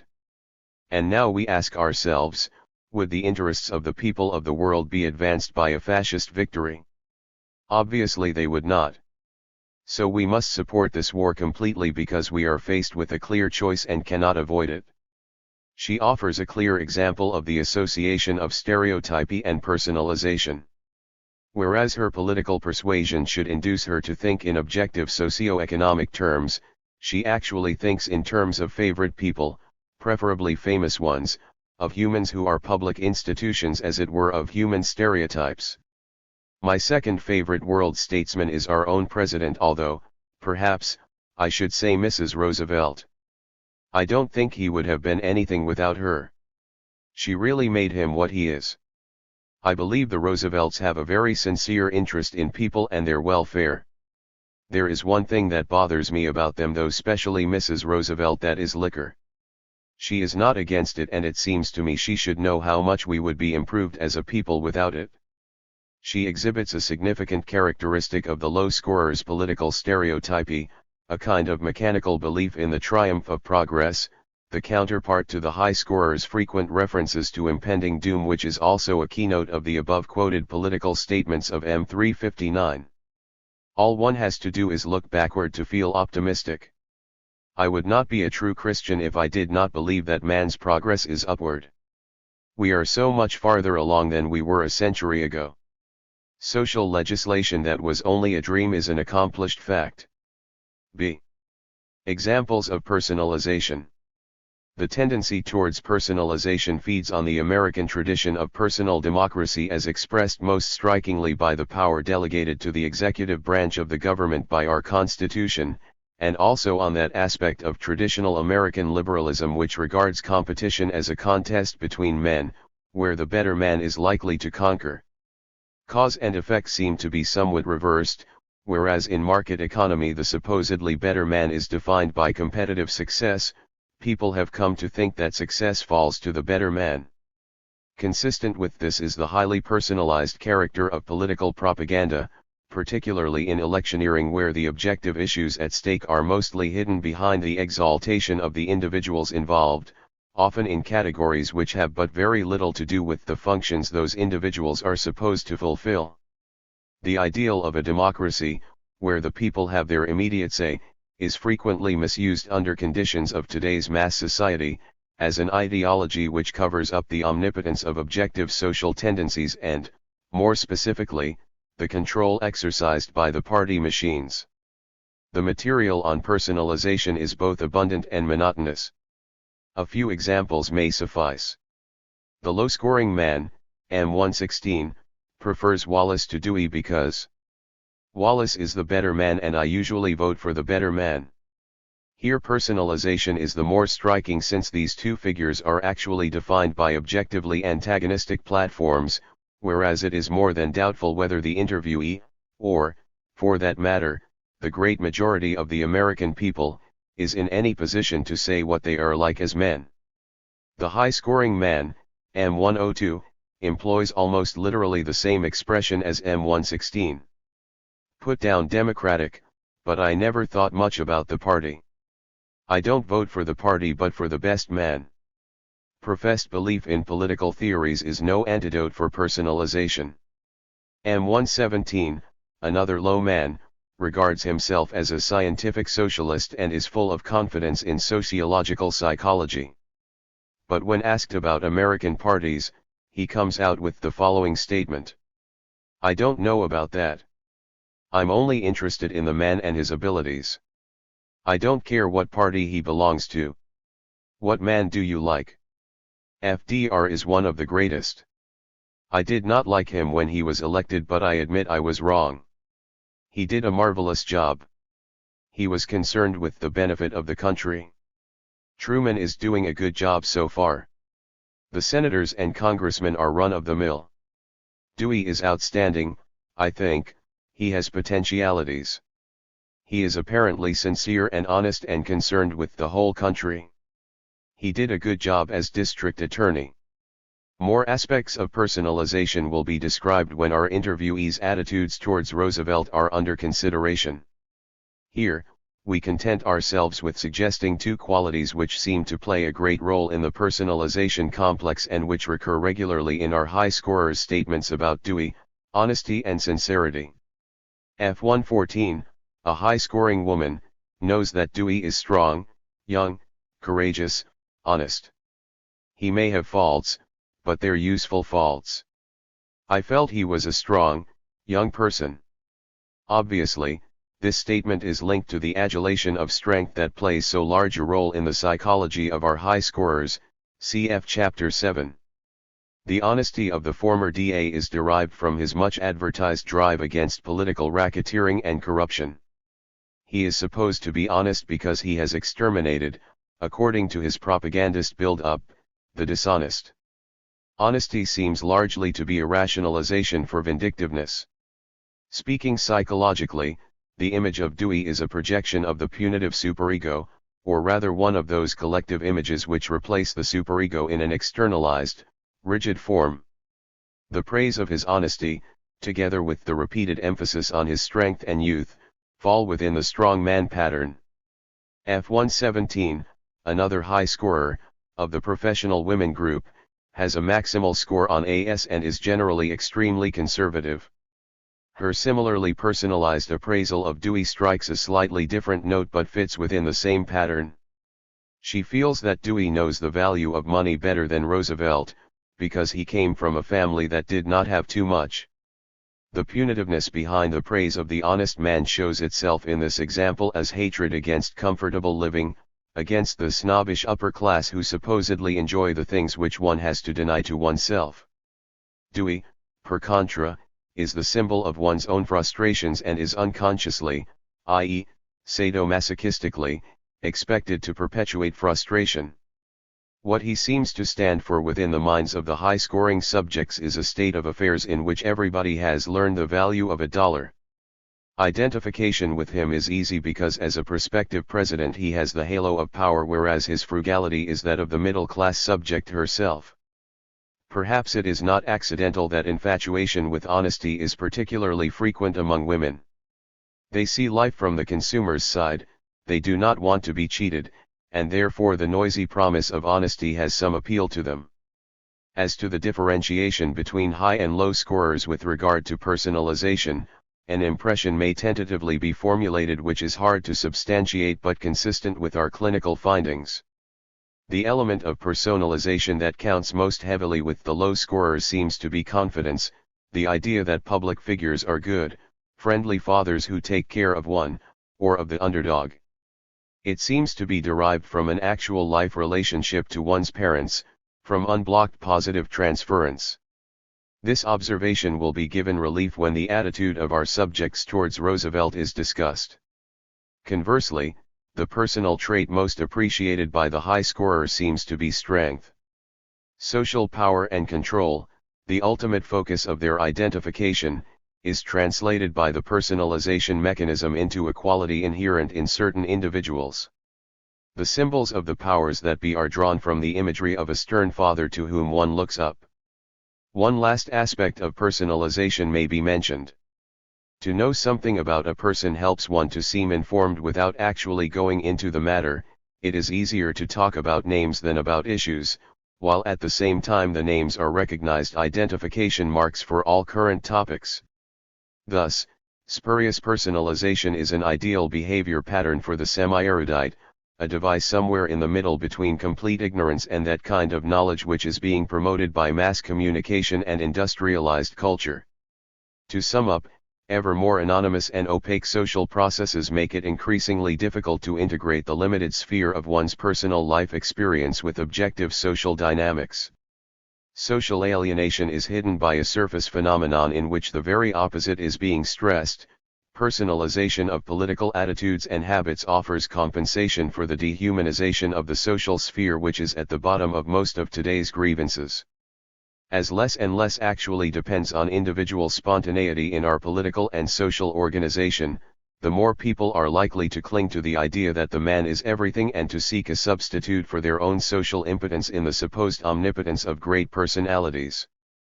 3. Surface ideology and real opinion. The alienation between the political sphere and the life experience of the individual, which the latter often tries to master by psychologically determined intellectual makeshifts such as stereotypy and personalization, sometimes results in a gap between what the subject professes to think about politics and economy and what he really thinks. His official ideology conforms to what he supposes he has to think. His real ideas are an expression of his more immediate personal needs as well as of his psychological urges. The official ideology pertains to the objectified, alienated sphere of the political, the real opinion to the subject's own sphere, and the contradiction between the two expresses their irreconcilability. Since this formal structure of political thinking has an immediate bearing upon one of the key phenomena of susceptibility to fascism, namely upon pseudo-conservatism, it may be appropriate to offer a few examples here. F-116, a prejudiced woman of the University Extension Group, offers an example of a conflict between surface ideology and real attitude through her somewhat deviate pattern of scale scores. She is middle on E and F but low on PEC. In her case, the deeper determinants are doubtless potentially fascist, as evidenced particularly by her strong racial prejudice against both Negroes and Jews. In other political issues the picture is highly ambivalent. Characteristically, she classes herself as a Democrat, but voted for Willkie and then for Dewey. She wasn't against Roosevelt, but her statement that no man is indispensable thinly veils her underlying hostility. She knew what Hoover stood for, and I had no use for him. But that didn't mean I had to worship Roosevelt. He was a good man, but when I heard people weeping and wailing over his death, I was just disgusted. As though he were indispensable. The amazing irregularity is an emphatically pro-Russian statement and an outspokenly anti-fascist attitude in international politics. Now, I am a great admirer of Russia. Perhaps I shouldn't say it out loud, but I am. I think they are really trying to do something for all the people. Of course there was a lot of suffering and bloodshed, but think of what they had to struggle against. My husband really gets disturbed about this. He says I ought to go to Russia if I like communism so much. He says that to admire communism is to want a change, and he thinks it is very wrong for me to even sound as though I wanted any change when we have enough and are comfortable and are getting along all right. I tell him that is very selfish, and also that some people under the Tsar might have felt that way, but when the situation got so bad there was a revolution, they got wiped out too. American communists. Well, I couldn't say because I don't really know anything about them. I don't hold the United States blameless. I think we have lots of faults. We talk now as though we had always hated war and tried to stop this one. That isn't true. There were ways to stop this war if they had wanted to. I remember when Mussolini moved on Ethiopia. I always think of that as the real beginning of this war. And we were not interested in stopping that. My husband doesn't like me to criticize the United States. The frequent interspersion of this statement with reference to disagreements with her husband, from whom she is very much different politically and with whom she has terrible arguments, leads us to assume that her progressive political views in areas apparently not highly affect-laden by her are rationalizations of her strong resentment of the man of whom she says, "I don't think we can live for ourselves alone." One is tempted to hypothesize that she wants him to get mad at her when she speaks in favor of Russia. In her case, the broad-mindedness and rationality of surface opinion seems to be conditioned by strong underlying, repressed irrationalities. Interviewer did not have much success with very personal data. She turned aside questions that came close to her deeper feelings. There was no depth to the discussion of her husband. When it comes, however, to political topics which, for some reason unexplored in the interview, really means something to this subject, she forgets all about her own rationality and gives vent to her vindictiveness, though with a bad conscience, as evidenced by her previously quoted statement, chapter 16, that she is not very proud of her anti-Semitic bias. M320, of the University Extension Testing class, is a low-scoring man, hesitant, apologetic, shy, and unaggressive. He wants to become a landscape architect. His political views are consciously liberal and definitely non-prejudiced. He struggles to maintain his liberalism continuously, but this is not easy for him with regard to certain political matters, his impulses in many instances disavowing what he states. He begins with the typical low scorer's statement. "I am afraid I don't have as many ideas about politics and government as I should, but I think a lot of people are more liberal now than they have been recently. Possibly some like the change that is taking place in England, I don't know." He first takes a mildly anti-strike attitude. "I don't know, I cannot see that, as just a straight demand, without taking into consideration the company and its ties and all that. I have not read much about that, but, in a large company, maybe they might be able to take it, all right, but in little shops, and if it did go through, and even if it did not have disastrous effects on business closing, price rises would make it come out even anyway. I guess I am really not in favor of strikes, but I can see it just about." Then he talks himself into a more definite stand against strikes, introduced by the still democratic getting together formula.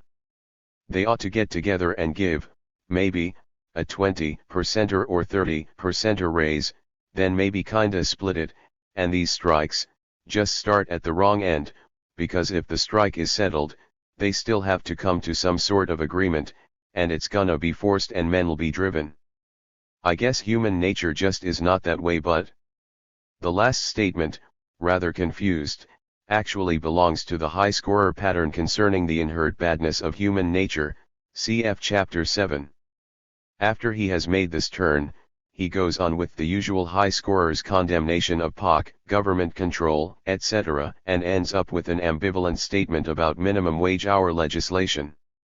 Well, things like that. I guess if I guess they are necessary, I guess maybe I am an idealist. I don't think there should have been a minimum wage law because I think the employer should pay his employee a living wage, and if he cannot pay that, well, the person does not have to work there, but if the employer cannot pay that, he is not going to stay in business. It is the general trend rather than any specific statement which bears witness to the wish to be politically progressive and the very definite changes of mind as soon as concrete issues are raised. This man's political instincts, if this term is allowed, are against his official progressiveness. One might well infer from this observation that one can differentiate better between political potentials by looking at deeper psychological impulses than by looking at avowed ideology. Something similar can be observed with the medium-scoring man M118, of the Extension Psychology class group, a registered Democrat. He was middle on AS but low on F and low middle on E. It is the interviewer's impression that he is potentially low, but that certain personality factors prevent him from going all the way. The exceptional aspect about him may well be explained through the conflict between different opinional layers.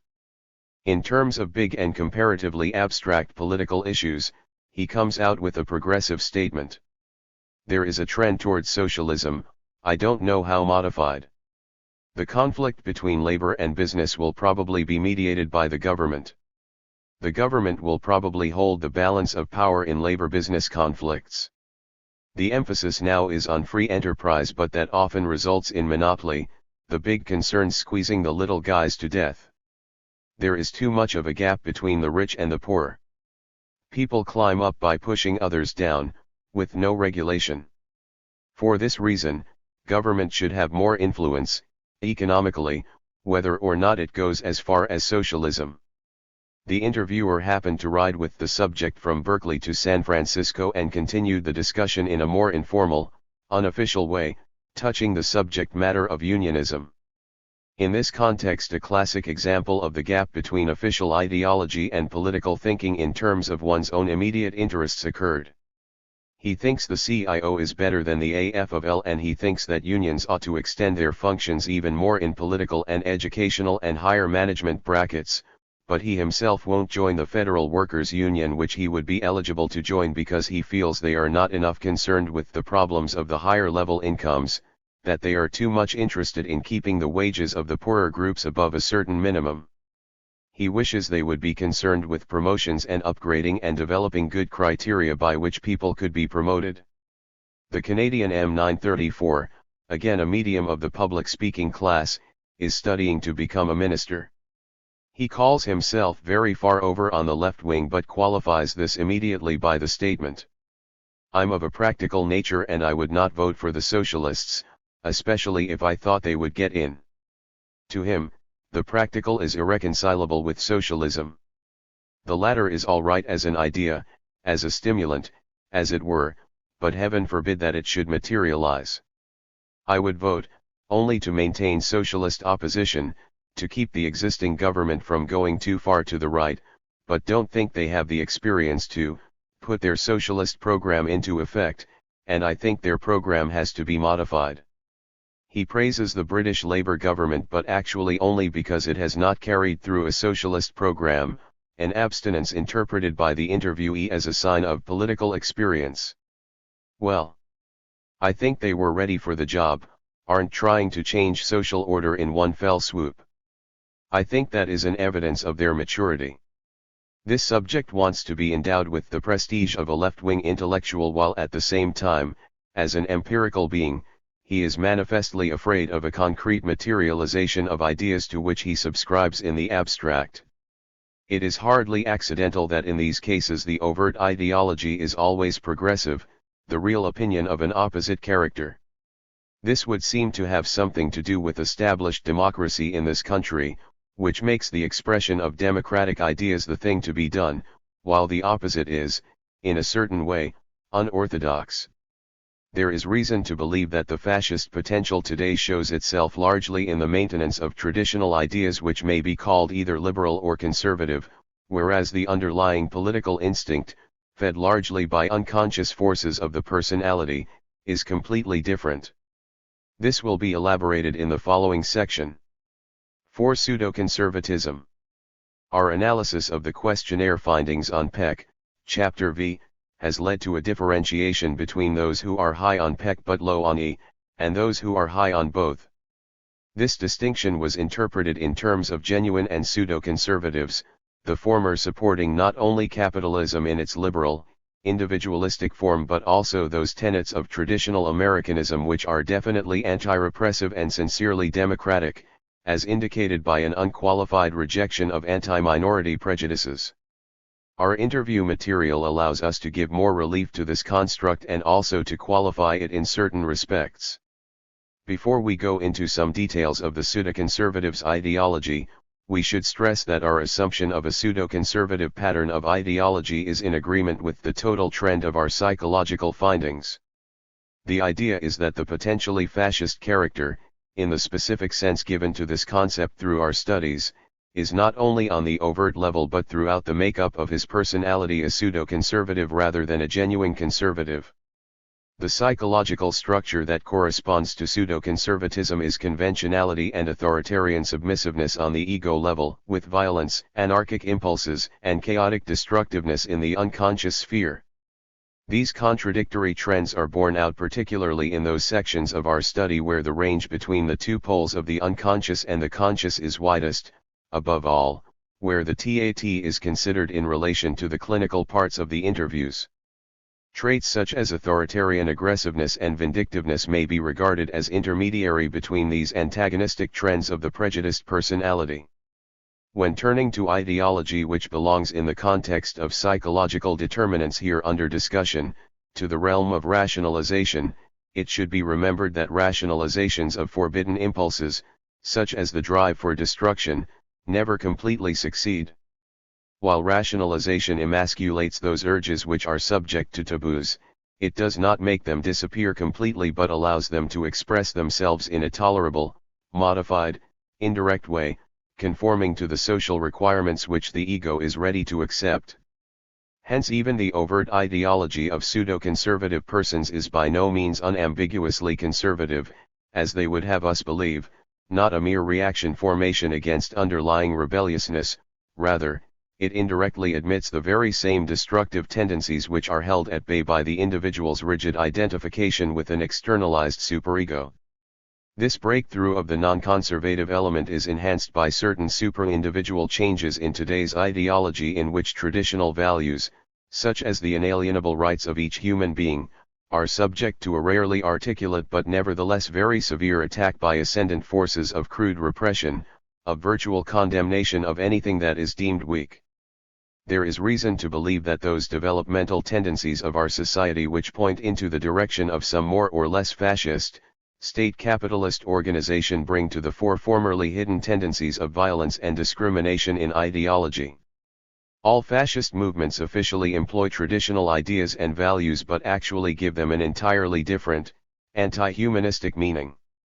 The reason that the pseudo-conservative seems to be such a characteristically modern phenomenon is not that any new psychological element has been added to this particular syndrome, which was probably established during the last 4 centuries, but that objective social conditions make it easier for the character structure in question to express itself in its avowed opinions. It is one of the unpleasant results of our studies, which has to be faced squarely, that this process of social acceptance of pseudo-conservatism has gone a long way, that it has secured an indubitable mass basis. In the opinions of a number of representative high scorers, ideas both of political conservatism and traditional liberalism are frequently neutralized and used as a mere cloak for repressive and ultimately destructive wishes. The pseudo-conservative is a man who, in the name of upholding traditional American values and institutions and defending them against more or less fictitious dangers, consciously or unconsciously aims at their abolition. The pattern of pseudo-conservatism is unfolded in the interviewer's description of M109, another high-scoring man, a semi-fascist parole officer. On his questionnaire, this man writes down Republican as the political party of his preference, and then scratches it out. He agrees with the anti-New Deal Democrats and the Wilkie-type Republicans and disagrees with the New Deal Democrats and the traditional Republicans. This is cleared up in his interview when he says that the party does not mean anything, the candidate is the thing. 3. Asked what is his conception of the Wilkie-type Republican, he says he thinks of the Wilkie supporters as the same as the Dewey supporters. Big business favored both Wilkie and Dewey. The score 67 on Peck is high middle. An examination of the individual item seems to show that he is not a true conservative in the sense of the rugged individual. True, he agrees with most of the Peck items, going to +3 on the child should learn the value of the dollar and the Morgan and Ford items, but marking most of the others +1 or +2, but, be it noted, he does not agree that depressions are like headaches, that businessmen are more important than artists and professors, and he believes the government should guarantee everybody an income, that there should be increased taxes on corporations and wealthy individuals, and that socialized medicine would be a good thing. He goes to +3 on the last item. Thus, it appears that he favors some kind of social function on the part of the government, but believes that the control should be in the proper hands. This is cleared up by the interview. Before becoming a policeman 6½ years ago, this man was in the hospital insurance business. He says he had first to battle with the AMA, who did not favor any kind of medical insurance, and later he thought it wise to give up the business because state medicine was in the offing. In summing up his position concerning medical insurance, he says, "I like the collectiveness of it, but believe private business could do it better than the government. The doctors have butchered the thing and the politicians would do worse. People need this sort of thing and I like it in theory if it is run right." Thus it becomes clear, according to the interviewer, that he has some kind of collectivistic value system but believes that the control should be in the hands of the group with whom he can identify himself. This is clearly the Ford and Morgan sort of group rather than labor unions which he opposes. The decisive thing about this man is that he has, in spite of his general reactionism and his all-pervasive ideas of power which are evidenced by most of the other sections of the interview's socialistic leanings. This, however, does not refer to socialism in the sense of nationalizing the means of production but to his outspoken though inarticulate wish that the system of free enterprise and competition should be replaced by a state capitalist integration where the economically strongest group, that is to say, heavy industry, takes control and organizes the whole life process of society without further interference by democratic dissension or by groups whom he regards as being in control only on account of the process of formal democracy, but not on the basis of the legitimate real economic power behind them. This socialist, or rather, pseudo-socialist, element of pseudo-conservatism, actually defined only by anti-liberalism, serves as the democratic cloak for anti-democratic wishes. Formal democracy seems to this kind of thinking to be too far away from the people, and the people will have their right only if the inefficient democratic processes are substituted by some rather ill-defined strong-arm system. M651A, another high-scoring man, a San Quentin prisoner, convicted of first-degree murder, is a good example of pseudo-democratism as a particular aspect of pseudo-conservatism. What do you think of political trends today? We have got a persecutor in California for governor, don't put that in. They call it a democracy. Democracy is the best type of government but inefficient.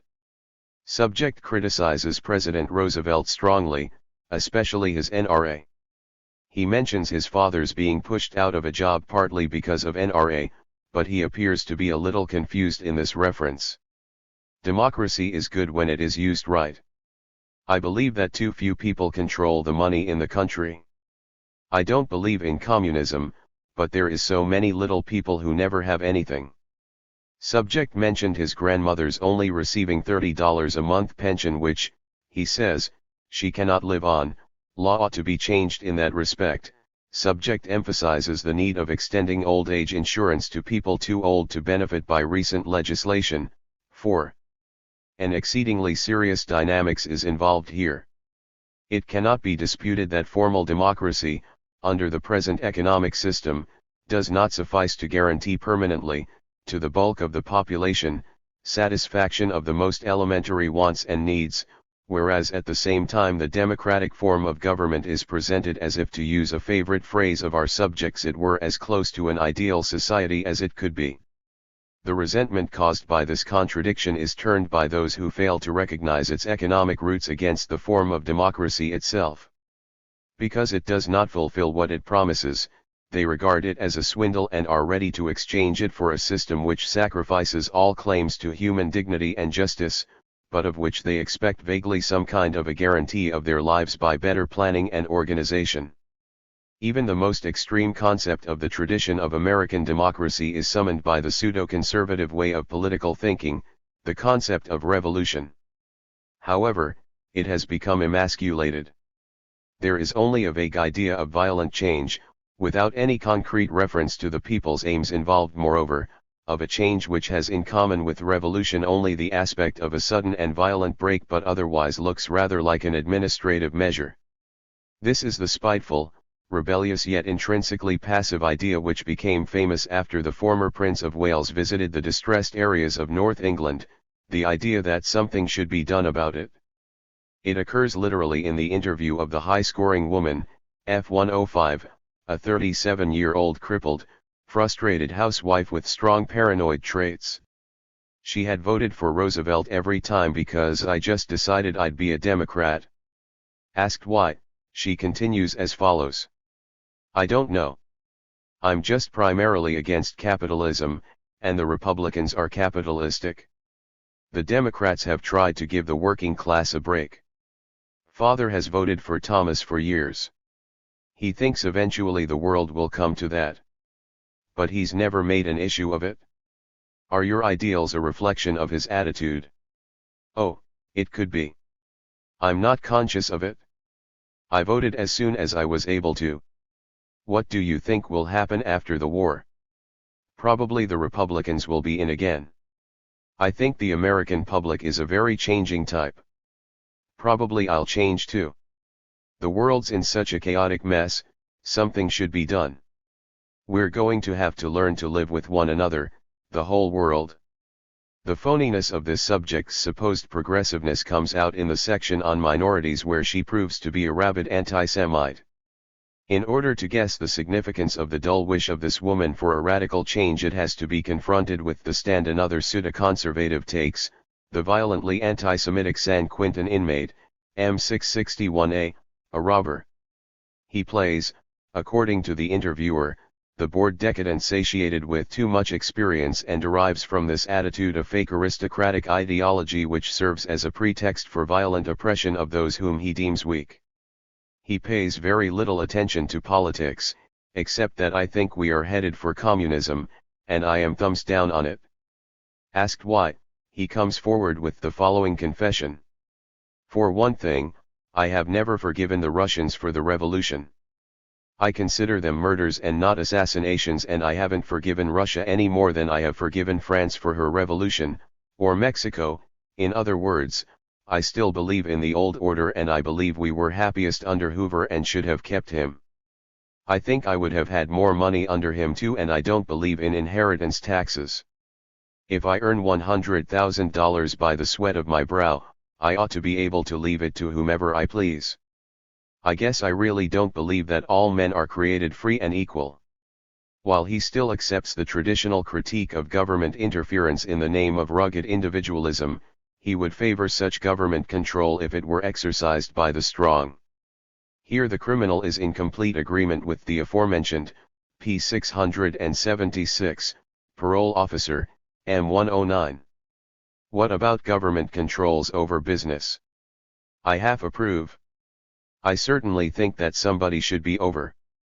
I believe in government control because it makes it less of. I really don't believe in democracy.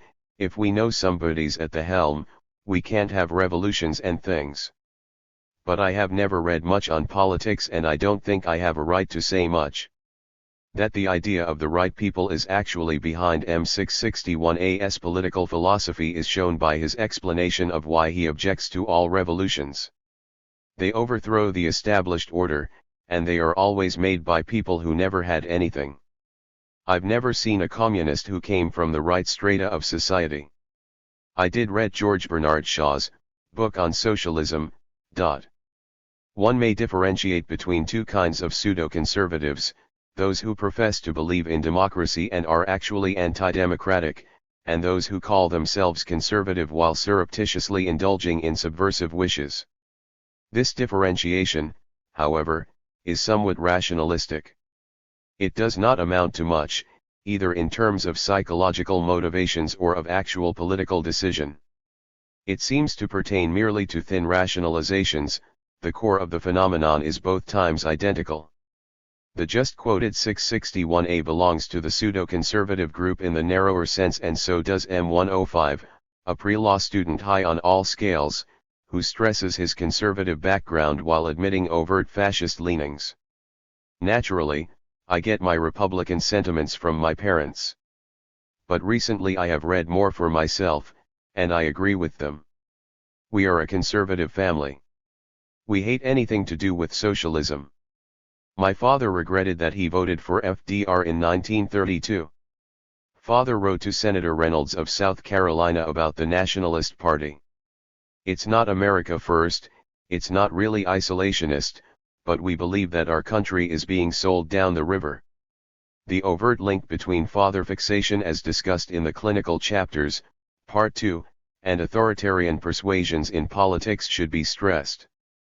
He uses a phrase familiar with fascists when they were faced with the defeat of Germany and the German system and yet somehow wished to cling to their negative utopia. America is fighting the war, but we will lose the peace if we win the war. I can't see what I can possibly get out of it. Conversely, a striking example of pseudo-democratism in the narrower sense is offered at the beginning of the political section of the interview of the high-scoring man M108, a strongly fascistic student of insect toxicology, discussed in the chapter on typology as representative of the extreme manipulative syndrome. He is against Roosevelt, against the New Deal, and against practically any social humanitarian idea. At the next moment, however, he says he did feel that he was somewhat of a socialist. This is literally the pattern by which the German Nazis denounced the Weimar Republic in the name of authority unchecked by democratic control, exalted the sacredness of private property, and simultaneously inserted the word socialist into the vernacular of their own party. It is obvious that this kind of socialism, which actually amounts merely to the curtailment of individual liberties in the name of some ill-defined collectivity, blends very well with the desire for authoritarian control as expressed by those who style themselves as conservatives. Here the overt incompatibility between private interests, what he gets out of it, and objective political logic, the certainty of an Allied victory, is by hook and crook put into the service of pro-fascist post-war defeatism. No matter how it goes, democracy must lose. Psychologically, the destructive impending doom pattern is involved. This defeatism is characteristic of another trait of pseudo-conservative political philosophy, sympathy with the fascist enemy, Hitler's Germany. This is easily rationalized as humane magnanimity and even as the democratic wish to give everybody a fair deal. It is the fifth column mentality on which Hitlerian propaganda in democratic countries drew heavily before the war and which has by no means been uprooted. M106, a college student high on all scales, fairly rational in many respects, seems at first sight to be critical of Germany. By tracing grandiloquently the sources of German fascism to supposedly profound historical roots, largely invented themselves by fascist propaganda, however, he slips into an apologetic attitude. German people have always been aggressive, have loved parades, have always had a big army. They received an unfair peace after the last war. The Treaty of Versailles was obviously unfair to them, and because they were hard up, they were willing to listen to a young man like Hitler when he came along. If there had been a better peace, there'd be no trouble now. Hitler came along with promises, and people were willing to go for him. They had huge unemployment, inflation, and so on. The legend of the unjust Treaty of Versailles must feed on tremendous psychological resources, unconscious guilt feelings against the established symbol of prowess in non-German countries, otherwise it could not have survived the Hitlerian war. That this subject's explanations of Hitler really mean sympathy is evidenced by a subsequent statement on Hitler's policy of exterminating the Jews, already quoted in chapter 16. Well, Hitler carried things just a little too far. There was some justification, some are bad, but not all. But Hitler went on the idea that a rotten apple in the barrel will spoil all the rest of them. Still, even this subject clings to the democratic cloak and refrains from overt fascism. Asked about the Jews in this country, he answers, "Same problem, but it's handled much better, because we're a democratic country." While pseudo-conservatism is, of course, predominantly a trait of high scorers, it is by no means lacking among low scorers. This pertains particularly to the apologetic attitude toward the Nazis. Thus, F133, a woman low on prejudice though high on F, a young student of mathematics, calls herself rather conservative. Her official ideology is set against bigotry. But referring to her Irish descent, she resents the English, and this leads her to pro-German statements which, in harmony with her F-score, more than merely hint at underlying fascist leanings. I am prejudiced against England. England gave a dirty deal to the Irish people. England says the Nazis are black and Russia is white, but I think England is black. She goes around conquering people and is not just at all, and I am opposed to Russia. It is true that they took up the cause of the people, but on the whole they are not right, and their type of government is inferior to ours. What about the Nazis? The Germans lost everything, they just got hopeless. I don't believe in dividing Germany just in order to make Russia and England richer. It isn't true that Germany started the war for war. Two people are necessary. It is not fair to put all the burden on one nation. The Germans will only feel more persecuted and fight more. One should leave the Germans to themselves. There is too much emphasis on how cruel the Nazis are. The Germans did not have a just peace. We can't put our own Nazi regime in to run the Germans. The Russians will cause the next war. The devastation in Germany has been just too great. I am pessimistic because people believe that everybody is bad who is down, and those are good who are strong, and the strong ones cut in pieces the one who is down, and they are just practical and not just. The decisive shift occurs when the subject, after demanding fairness with regard to the problem of war guilt, protests against too much emphasis on Nazi atrocities. Excursus on the meaning of pseudo-conservatism. The introduction of the term pseudo-conservative, which may often be replaced by pseudo-liberal and even pseudo-progressive, necessitates a brief theoretical discussion of what is pseudo about the subjects in question and whether and to what extent the notion of genuine political ideologies can be upheld. All these terms have to be handled with the utmost caution and should never be hypostatized. The distinction between pseudo and genuine political ideologies has been introduced mainly in order to avoid the pitfall of oversimplification, of identifying the prejudiced person, and the prospective fascist in general, with reactionism. It has been established beyond any doubt that fascism in terms of efficient organization and technological achievement has many progressive features. Moreover, it has been recognized long before our study that the general idea of preserving the American way of living, as soon as it assumes the features of vigilantism, hides violently aggressive and destructive tendencies which pertain both to overt political manifestations and to character traits. However, it has to be emphasized that the idea of the genuineness of an attitude or of behavior set against its overplaying, is somehow as problematic as that of, say, normality. Whether a person is a genuine or a pseudo-conservative in overt political terms can be decided only in critical situations when he has to decide on his actions. As far as the distinction pertains to psychological determinants, it has to be relativized. Since all our psychological urges are permeated by identifications of all levels and types, it is impossible ever completely to sever the genuine from what is imitation. It would be obviously nonsensical to call ungenuine those traits of a person which are based on the identification with his father. The idea of an absolute individual per se, completely identical with itself and with nothing else, is an empty abstraction. There is no psychological borderline between the genuine and the assumed. Nor can the relation between the two ever be regarded as a static one. Today's pseudo-conservative may become the genuine conservative of tomorrow. In the light of these considerations, it will be of some methodological importance to formulate the distinction between genuine and pseudo with care. The simplest procedure, of course, would be to define both concepts operationally in terms of cluster relationships of the questionnaire and also of the interviews. One would have to call roughly pseudo-conservative those who show blatant contradictions between their acceptance of all kinds of conventional and traditional values by no means only in the political sphere and their simultaneous acceptance of the more destructive clusters of the F scale, such as cynicism, punitiveness, and violent anti-Semitism. Yet, this procedure is somewhat arbitrary and mechanical. At its best, it would define the terms but never help to understand their implicit etiology.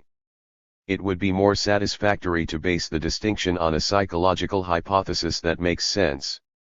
An hypothesis that might serve is one that takes as its point of departure the differentiation between successful or unsuccessful identification. This would imply that the genuine conservative characters would be those who essentially or at least temporarily succeeded in their identification with authoritarian patterns without considerable carryovers of their emotional conflicts, without strong ambivalence and destructive counter-tendencies. Conversely, the pseudo-traits are characteristic of those whose authoritarian identification succeeded only on a superficial level. They are forced to overdo it continuously in order to convince themselves and the others that they belong, to quote the revolution hater of San Quentin, to the right strata of society.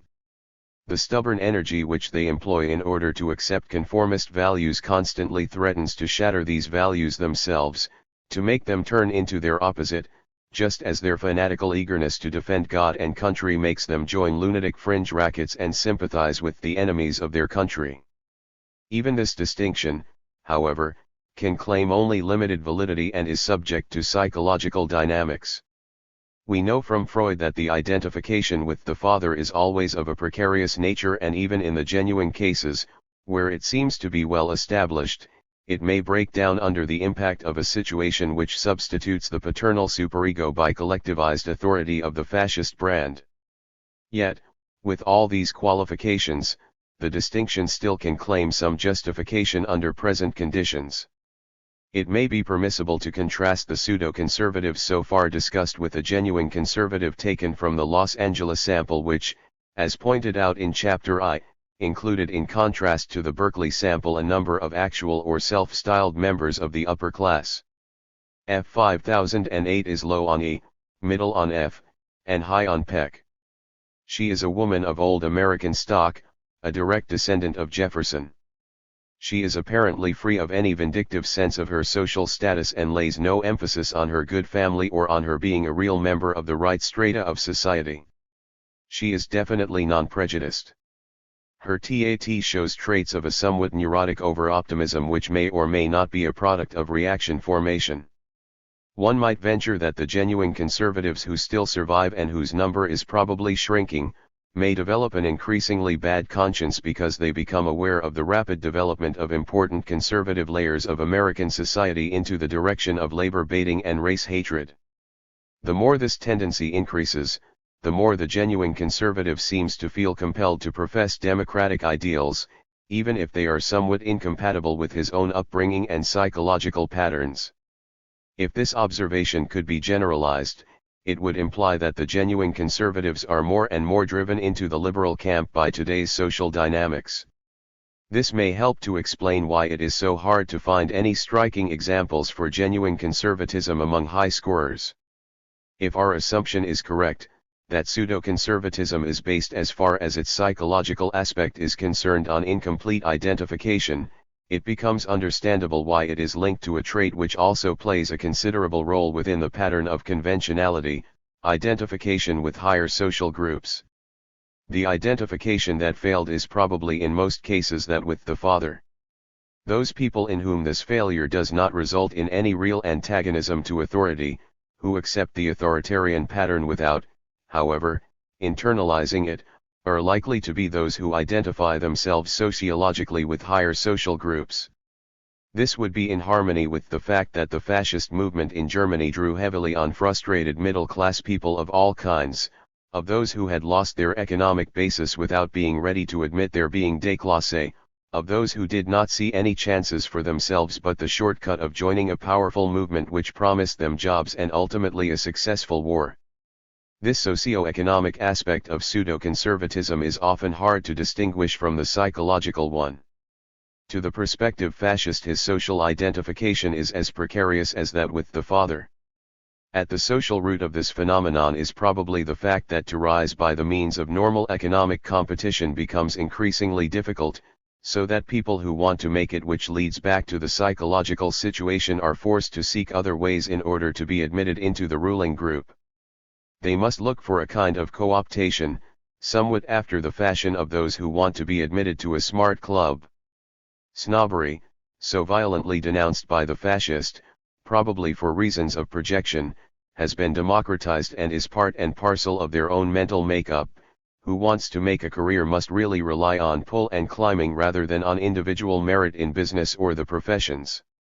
Identification with higher groups is the presupposition for climbing, or at least appears so to the outsider, whereas the genuine conservative group is utterly allergic to it.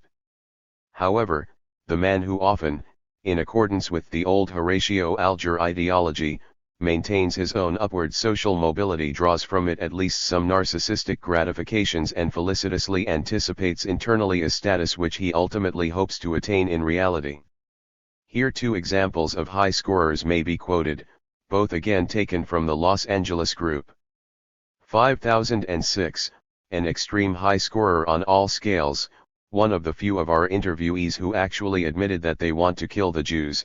See his interview in Chapter 16, p. 636, is the grandson of a dentist, whereas his father failed to become one, and he hopes fervently to regain the grandfather's social status. As to the problem of failure in identification, it is significant in this case that the image of the father is replaced by that of the grandfather, just as the idea of having seen better times, of a good family background clouded over by recent economic developments, played a large role with the pre-fascist, post-inflation generation in Germany. 5013, who is also extremely high on all scales, describes her father as a doctor, whereas he is actually a chiropractor, a habit which seems to be largely shared by the chiropractors themselves.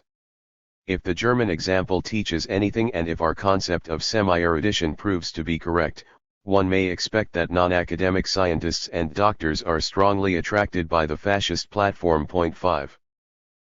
The usurpation complex. The goal toward which the pseudo-conservative mentality strives diffusedly and semi-consciously is to establish a dictatorship of the economically strongest group. This is to be achieved by means of a mass movement, one which promises security and privileges to the so-called little man, that is to say, worried members of the middle and lower middle class who still cling to their status and their supposed independence, if they join with the right people at the right time. This wish appears throughout pseudo-conservative ideology in mirrored reflection. Government by representation is accused of perverting democracy. Roosevelt and the New Deal particularly are said to have usurped power and to have entrenched themselves dictatorially. Thus pseudo-conservatives accuse the progressives of the very thing which they would like to do, and they utilize their indictment as a pretext for throwing the rascals out. They call for a defense of democracy against its abuses and would, through attacking the abuses, ultimately abolish democracy altogether. Pseudo-conservative ideology harmonizes completely with psychological projectivity. One may well ask why people so concerned with power, if they really see the Roosevelt policy as a strong-arm dictatorship, do not endorse it and feel happy about it. The reasons, it would seem, are several. First, the social types representative of pseudo-conservatism are not or do not regard themselves as beneficiaries of the New Deal. It appears to them as a government for the unemployed and for labor, and even if they themselves received some benefits from WPA or the closed shop, they are resentful about it because this demonstrates to them what they are least willing to admit, that their belonging to the middle classes has lost its economic foundation. Second, to them, the Roosevelt administration never was really strong enough. They sense very well the degree to which the New Deal was handicapped by the Supreme Court and by Congress. They know or have an inkling of the concessions Roosevelt had to make. He had to give conspicuous jobs to several men opposed to his political line, example Jesse Jones. They cry dictator because they realize that the New Deal was no dictatorship at all and that it did not fit within the authoritarian pattern of their overall ideology. Thirdly, their idea of the strong man, no matter in what glowing personalized terms it may be expressed, is colored by an image of real strength, the backing of the most powerful industrial groups. To them, progressives in the government are real usurpers, not so much because they have acquired by shrewd and illegal manipulation rights incompatible with American democracy, but rather because they assume a power position which should be reserved for the right people. Pseudo-conservatives have an underlying sense of legitimacy.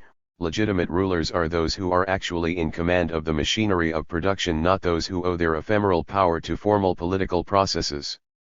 This last motif, which also plays a heavy role in the prehistory of German fascism, is to be taken the more seriously because it does not altogether contradict social reality.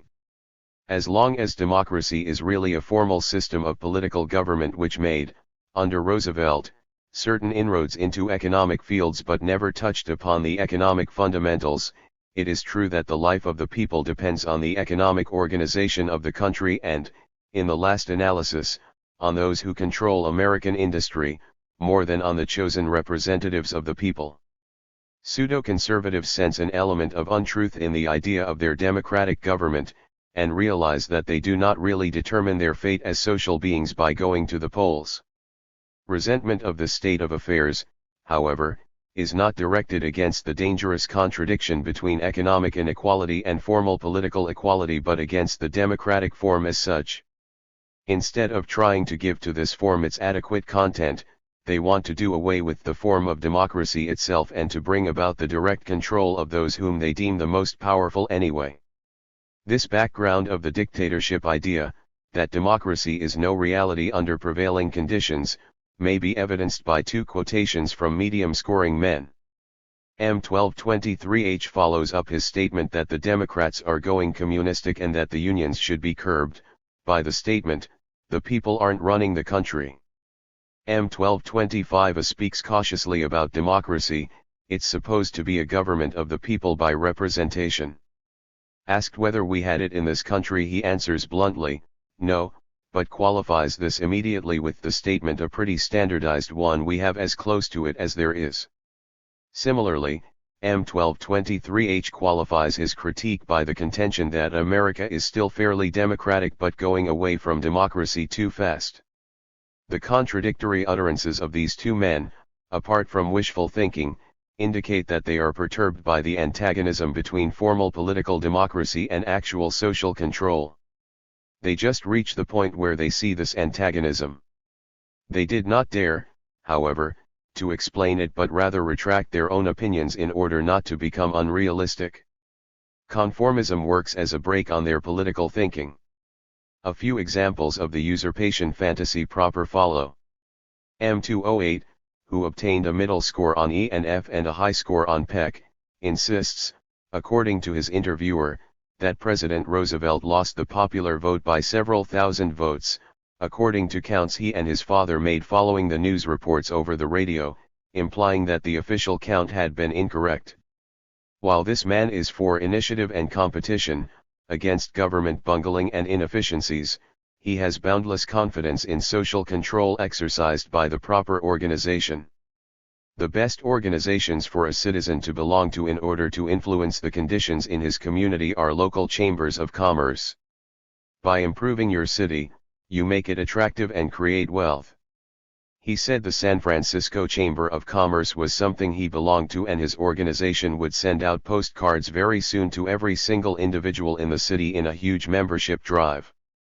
M656, a high-scoring prison inmate, grand theft and forgery, was interviewed shortly after President Roosevelt's death, and when asked what he regarded as the greatest danger facing this country, said, "The government we just had, the one that brought on the war, the Nazi dictatorship."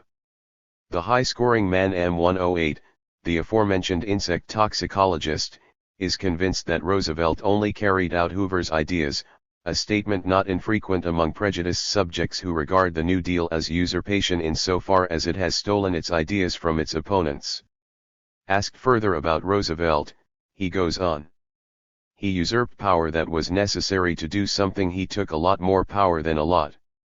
He has been in too long, and there were deals on the fire that we don't know about with Churchill or Stalin." In the end, the usurper idea coincides with that of the conspirator who makes secret deals detrimental to his country. The frequency and intensity of the usurper idea, together with the fantastic nature of many of the pertinent assertions in our material, justifies our calling it a complex, that is to say, looking for a widespread and stable psychological configuration on which this idea feeds. As far as we know, no attention has been given to this complex in psychological literature, though the frequency of usurpation conflicts throughout Occidental drama warrants the assumption that there must be some deep-rooted basis in instinctual dynamics for it. Suffice it to recollect that Shakespeare's most famous tragedies, Hamlet, King Lear, Macbeth, Julius Caesar, and Richard III, deal in one way or the other with usurpation, and that the usurper theme runs as a red thread through the whole dramatic work of Schiller, from Franz Moor in The Robbers to Demetrius. On a socio-psychological level, that is to say comparatively abstractly and superficially, an explanation is easy at hand.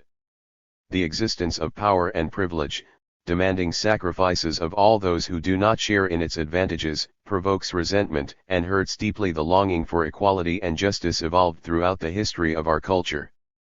In the depth of his heart, everyone regards any privilege as illegitimate. Yet one is forced continuously, in order to get along in the world as it is, to adjust himself to the system of power relationships that actually defines this world. This process has been going on over the ages, and its results have become part and parcel of today's personalities. This means that people have learned to repress their resentment of privilege and to accept as legitimate just that which is suspected of being illegitimate. But since human sufferings from the survival of privilege have never ceased, adjustment to it has never become complete. Hence the prevailing attitude towards privileges is essentially ambivalent. While it is being accepted consciously, the underlying resentment is displaced unconsciously. This is done in such a way that a kind of emotional compromise between our forced acceptance of the existence of power, and resistance against it, is reached. Resentment is shifted from the legitimate representatives of power to those who want to take it away from them, who identify themselves, in their aims, with power but violate, at the same time, the code of existent power relations. The ideal object of this shift is the political usurper in whom one can denounce greed for power while at the same time taking a positive stand with regard to established power. Still, sympathy with the usurper survives at the bottom. It is the conflict between this sympathy and our displaced aggressiveness which qualifies him for dramatic conflict. There is reason to believe, however, that this line of thought does not fully explain the usurper complex. Much more deep-lying, archaic mechanisms seem to be involved. As a rule, the usurper complex is linked with the problem of the family. The usurper is he who claims to be the member of a family to which he does not belong, or at least to pretend to rights due to another family. It may be noted that even in the Oedipus legend, the usurper complex is involved insofar as Oedipus believes himself to be the real child of his foster parents, and this error accounts for his tragic entanglement.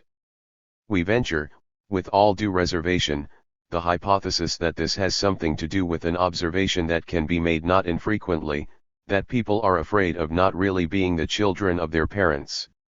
This fear may be based on the dim awareness that the order of the family, which stands for civilization in the form in which we know it, is not identical with nature, that our biological origin does not coincide with the institutional framework of marriage and monogamy, that the stork brings us from the pond. We sense that the shelter of civilization is not safe, that the house of the family is built on shaky ground. We project our uneasiness upon the usurper, the image of him who is not his parents' child, who becomes psychologically a kind of ritualized, institutional victim whose annihilation is unconsciously supposed to bring us rest and security. It may very well be that our tendency to look for the usurper has its origin in psychological resources as deep as those here suggested. 6 FDR. The usurpation complex is focused on Roosevelt, whose name evokes the sharpest differences between high and low scorers that are to be found in the interview material on politico-economic topics. It hardly needs to be said that all the statements touching upon the late president are personalized. The political issues involved appear mainly as qualities of the man himself. He is criticized and praised because he is this or that, not because he stands for this or that. The most drastic accusation is that of warmonger. This accusation often assumes the form of those conspiracy fantasies which are so highly characteristic of the usurper complex. The high-scoring man M664C, serving a San Quentin term of 1 year for forgery and check writing, professes to have been originally pro-Roosevelt.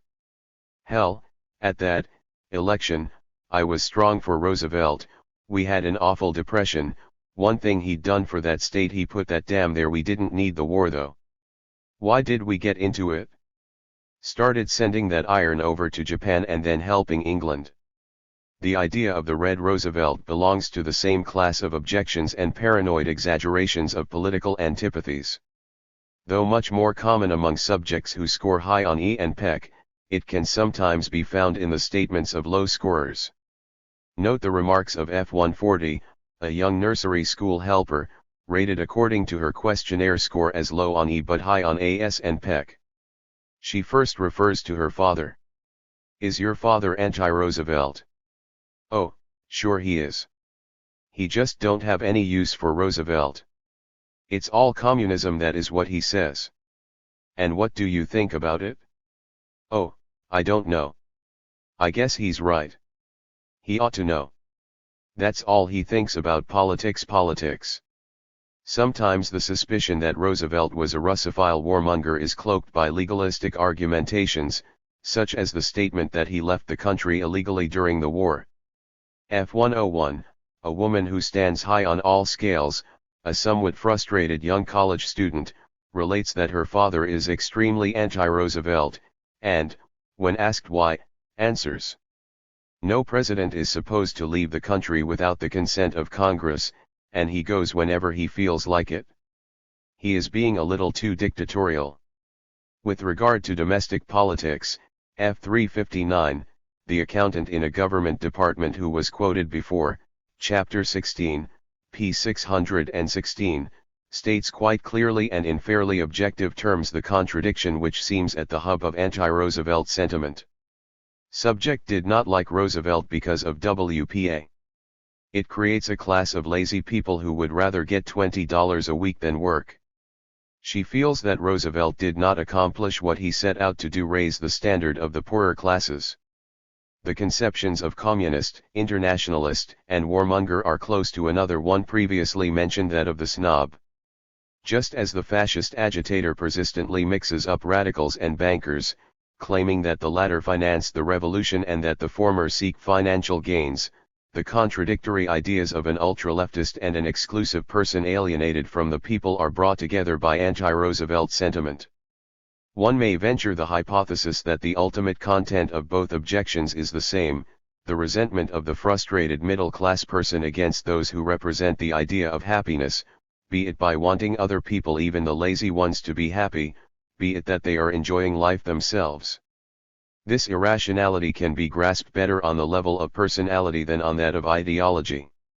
M1223H, of the Maritime School, with medium scores on E and PEC, but high on F, does not like Roosevelt as socialite, got too much power.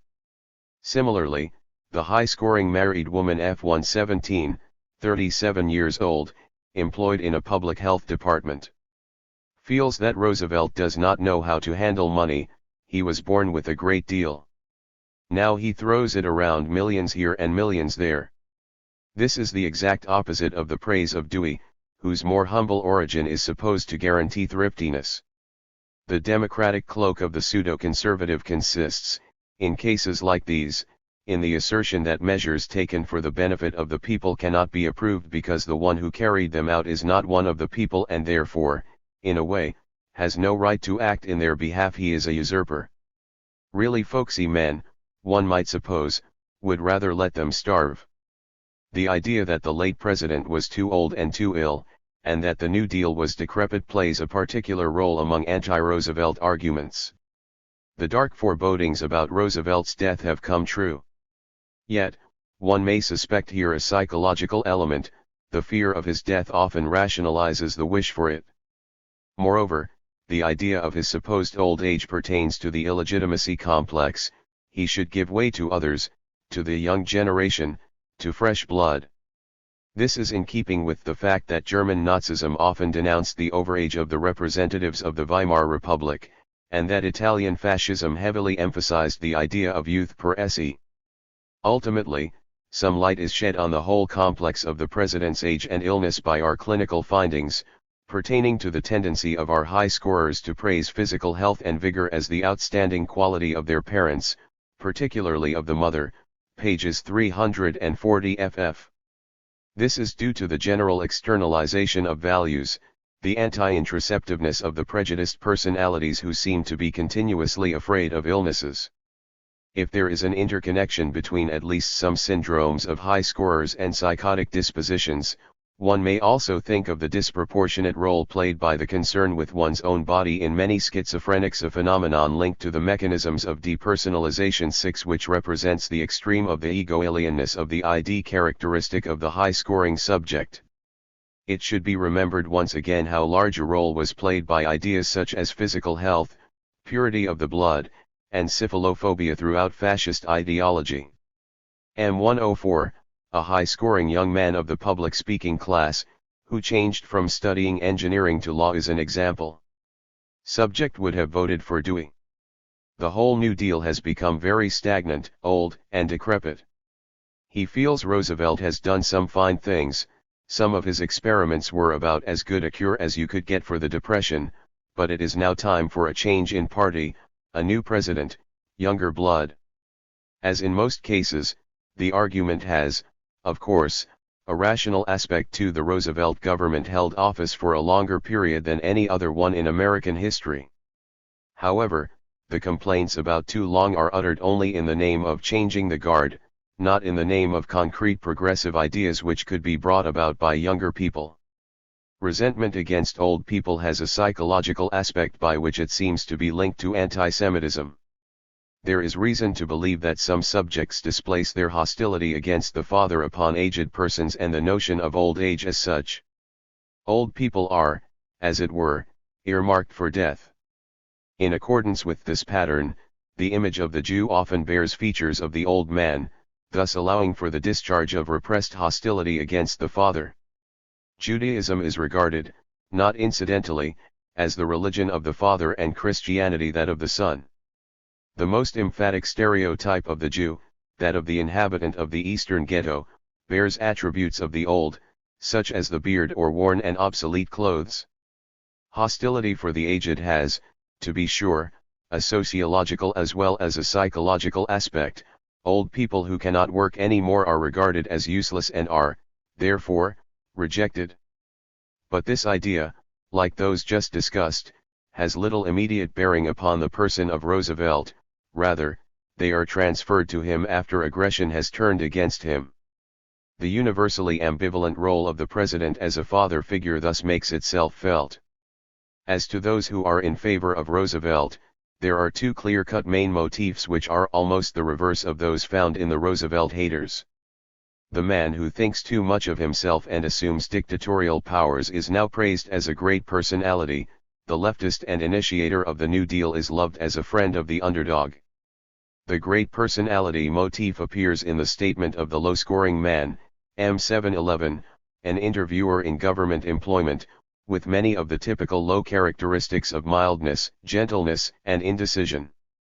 Roosevelt seemed to be the only man the country had produced that seemed to have the qualifications for the assignment of war.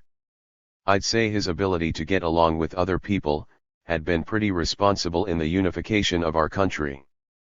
The young woman, F126, scores low on ASNE, middle on F, and high on PEC.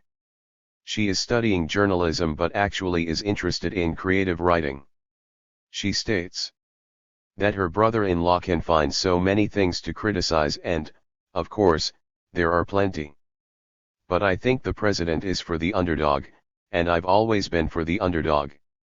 The high-scoring man, M102, a student of seismology who went to college because he did not want to be lined up as just an electrician, praises Roosevelt's talent. Well, if another candidate had approached Roosevelt, I'd have voted for him. But, no other candidate approached his talent.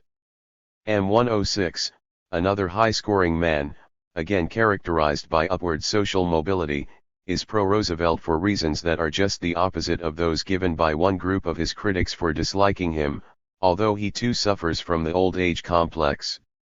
Roosevelt has done a wonderful job, but we should have a young man. Roosevelt stabilized the nation's currency, helped on unemployment, has handled foreign relations marvelously. He is a common man, goes fishing, takes time for relaxation. That's what I like. Mrs. Roosevelt has been active in political and social affairs. The explanation of the deviation of this highly prejudiced man, who is beset by power ideas and objects to the Jews because they supposedly strive for power, is that he himself had infantile paralysis, and you appreciate what Roosevelt has done. The inference may be allowed that if the same man is praised by some people as a common man and by others blamed as a socialite, These judgments express subjective value scales rather than objective facts.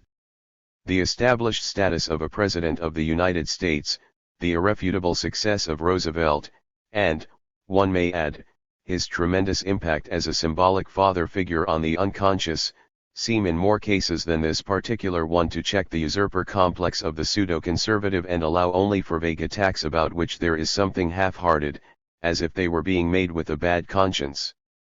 7. Bureaucrats and politicians. There is no mercy, however, for those to whom Roosevelt is supposed to have delegated power. They are usurpers, parasites, know nothing about the people, and should, one may well assume, be replaced by the right men. The wealth of statements against bureaucrats and politicians in our interview material is tremendous. Although it comes mostly from high scorers, it is by no means confined to them, and may again be regarded as one of those patterns of political ideology which spread over the well-defined borderlines of right versus left. It is beyond the scope of the present study to analyze the amount of truth inherent in American distrust of professional politics.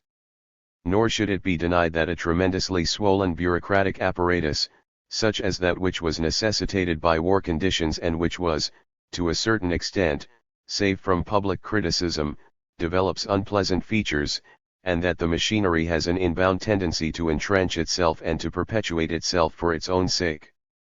However, as one analyzes carefully the standard criticism of the bureaucrats and politicians, he finds very little evidence of such observations, very few specific indictments of bureaucratic institutions which prove them to be incompetent. It is impossible to escape the impression that the bureaucrat, with the help of some sections of the press, and some radio commentators, has become a magic word, that he functions as a scapegoat to be blamed indiscriminately for all kinds of unsatisfactory conditions, somewhat reminiscent of the anti-Semitic imagery of the Jew with which that of the bureaucrat is often enough merged.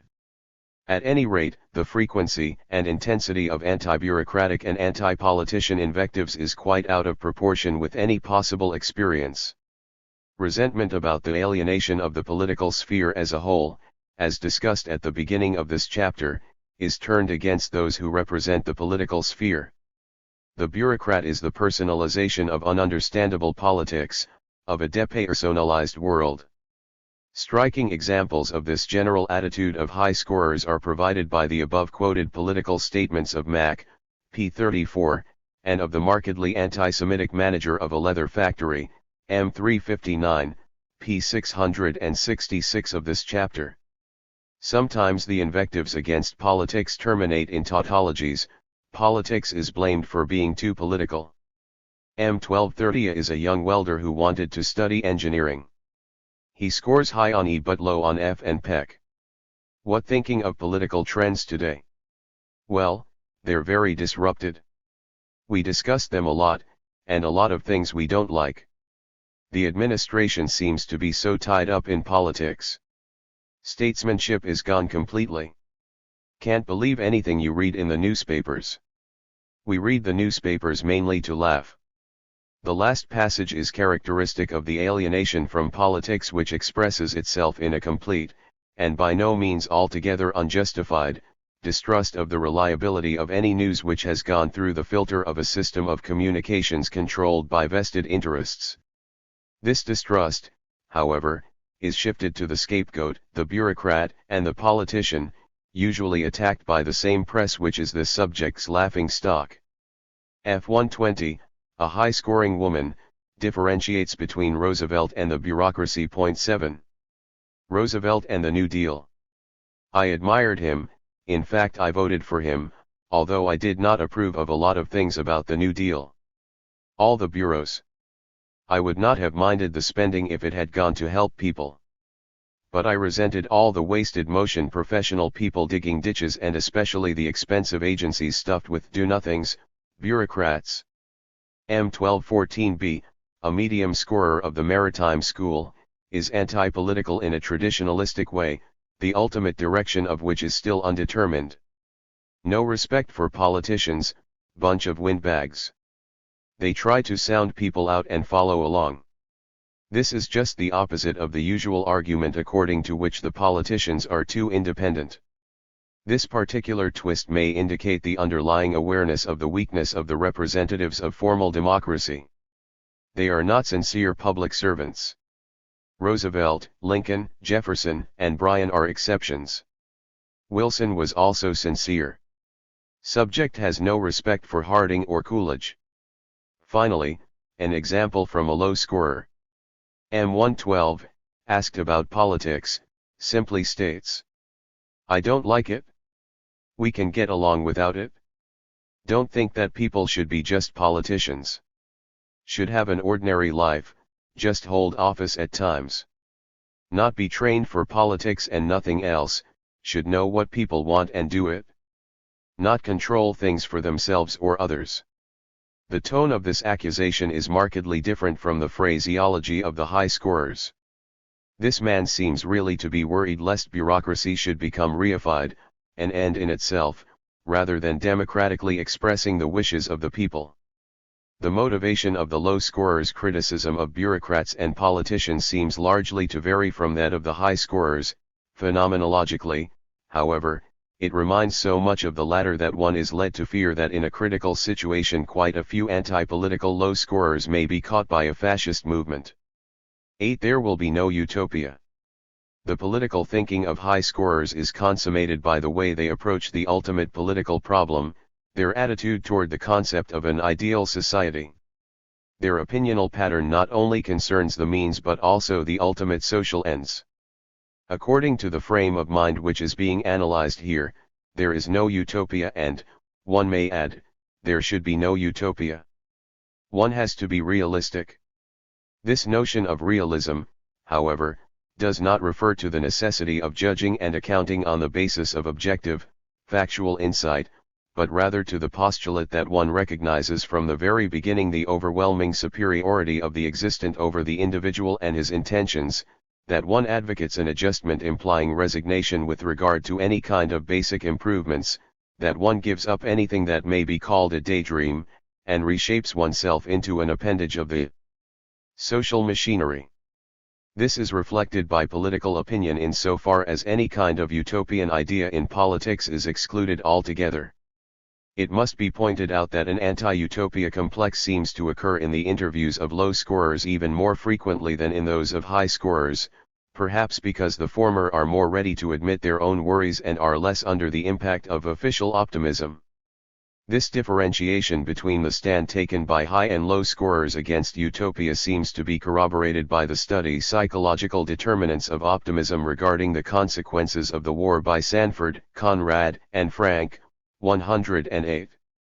Official optimism, the keep smiling attitude, goes with underlying traits of contempt for human nature, as expressed by the cynicism cluster of the F scale, which differentiates clearly between high and low scorers. Conversely, low scorers are much more ready to admit negative facts in general, and particularly with regard to themselves, on a surface level, being less spellbound by the conventional cliché that everything is fine, but they show, on a deeper level of their opinions, much greater confidence in the innate potentialities of the human race.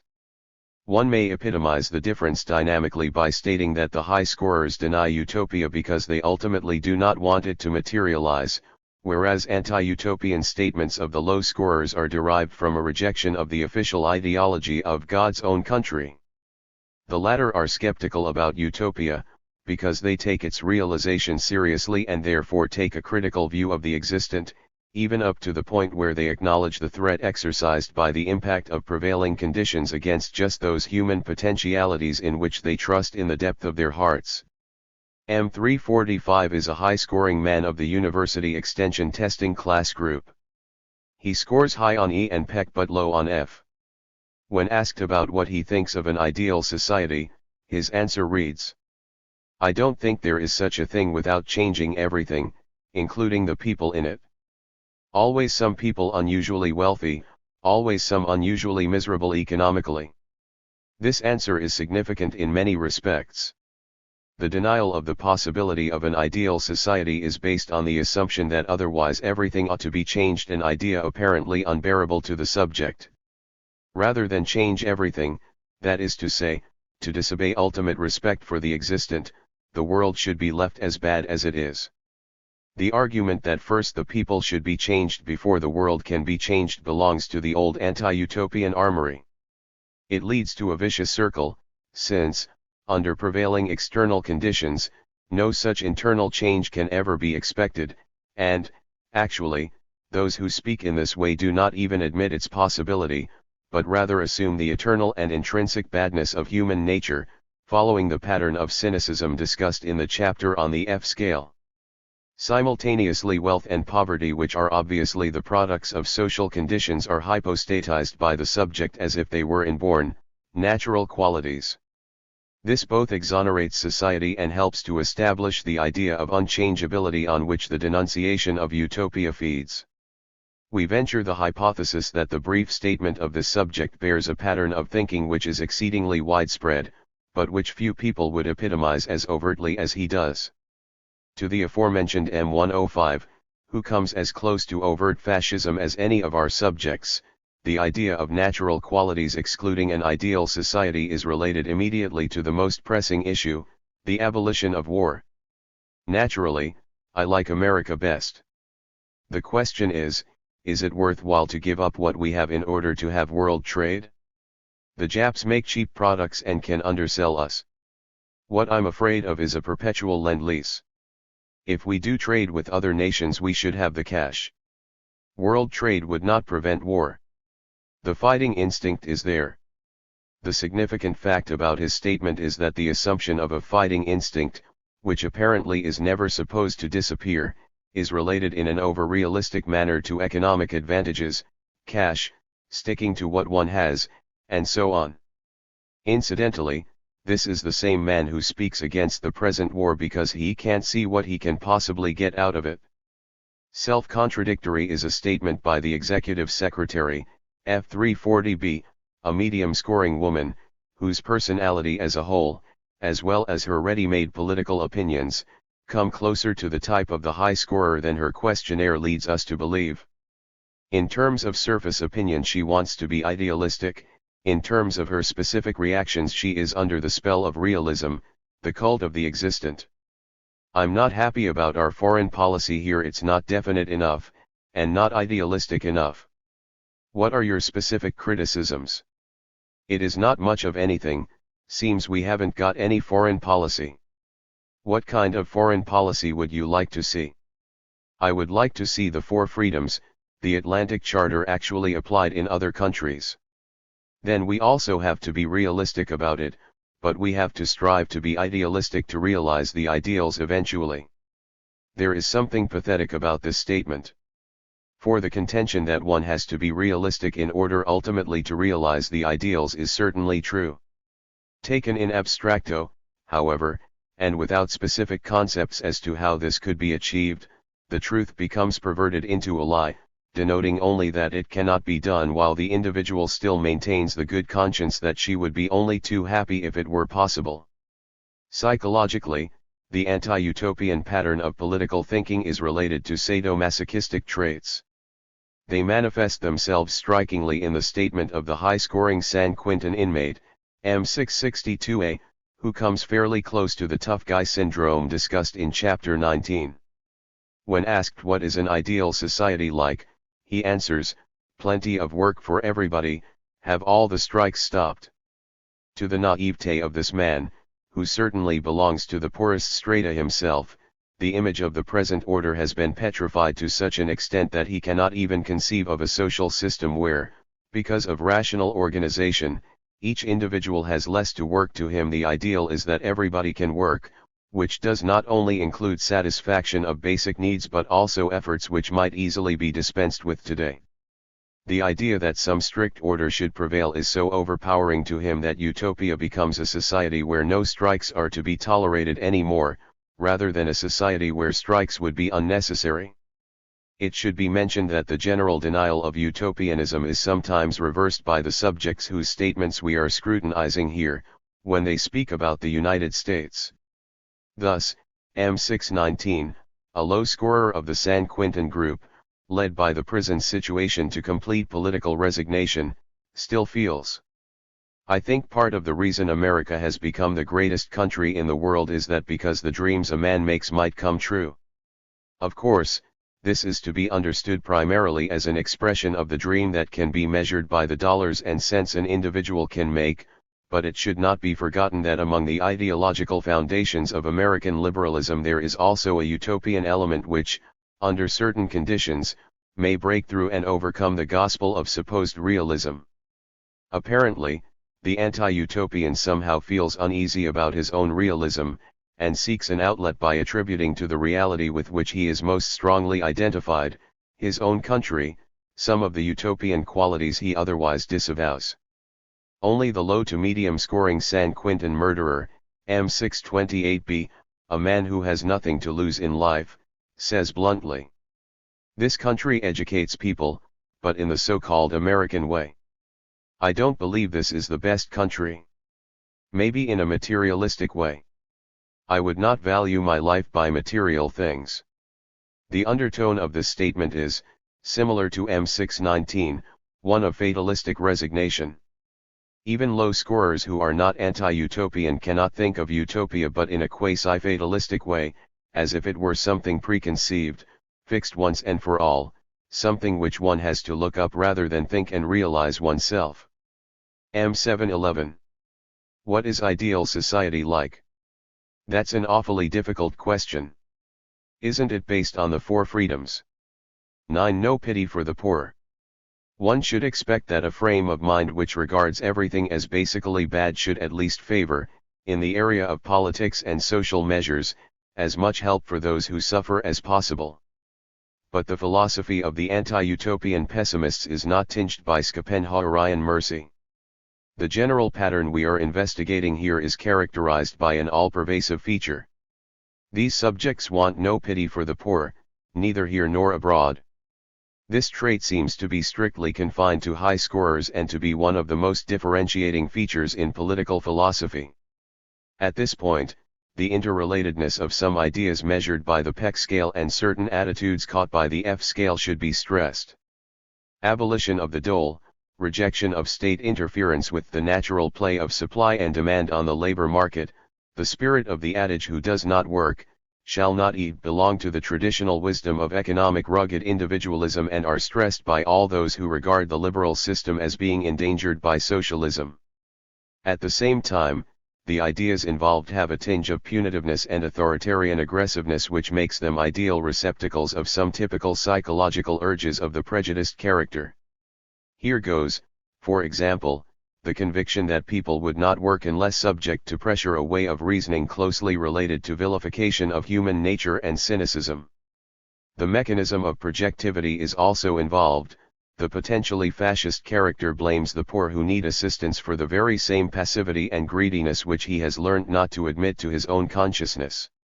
Examples: the extremely high-scoring San Quentin inmate, M664C, whose F score is outstanding, shows clearly the psychological aspect of this particular ideology. He regards as the major problem facing this country the fact that it might do something for the starving people abroad. His statement shows also the intimate interrelation between the no pity for the poor and the fatalism complexes.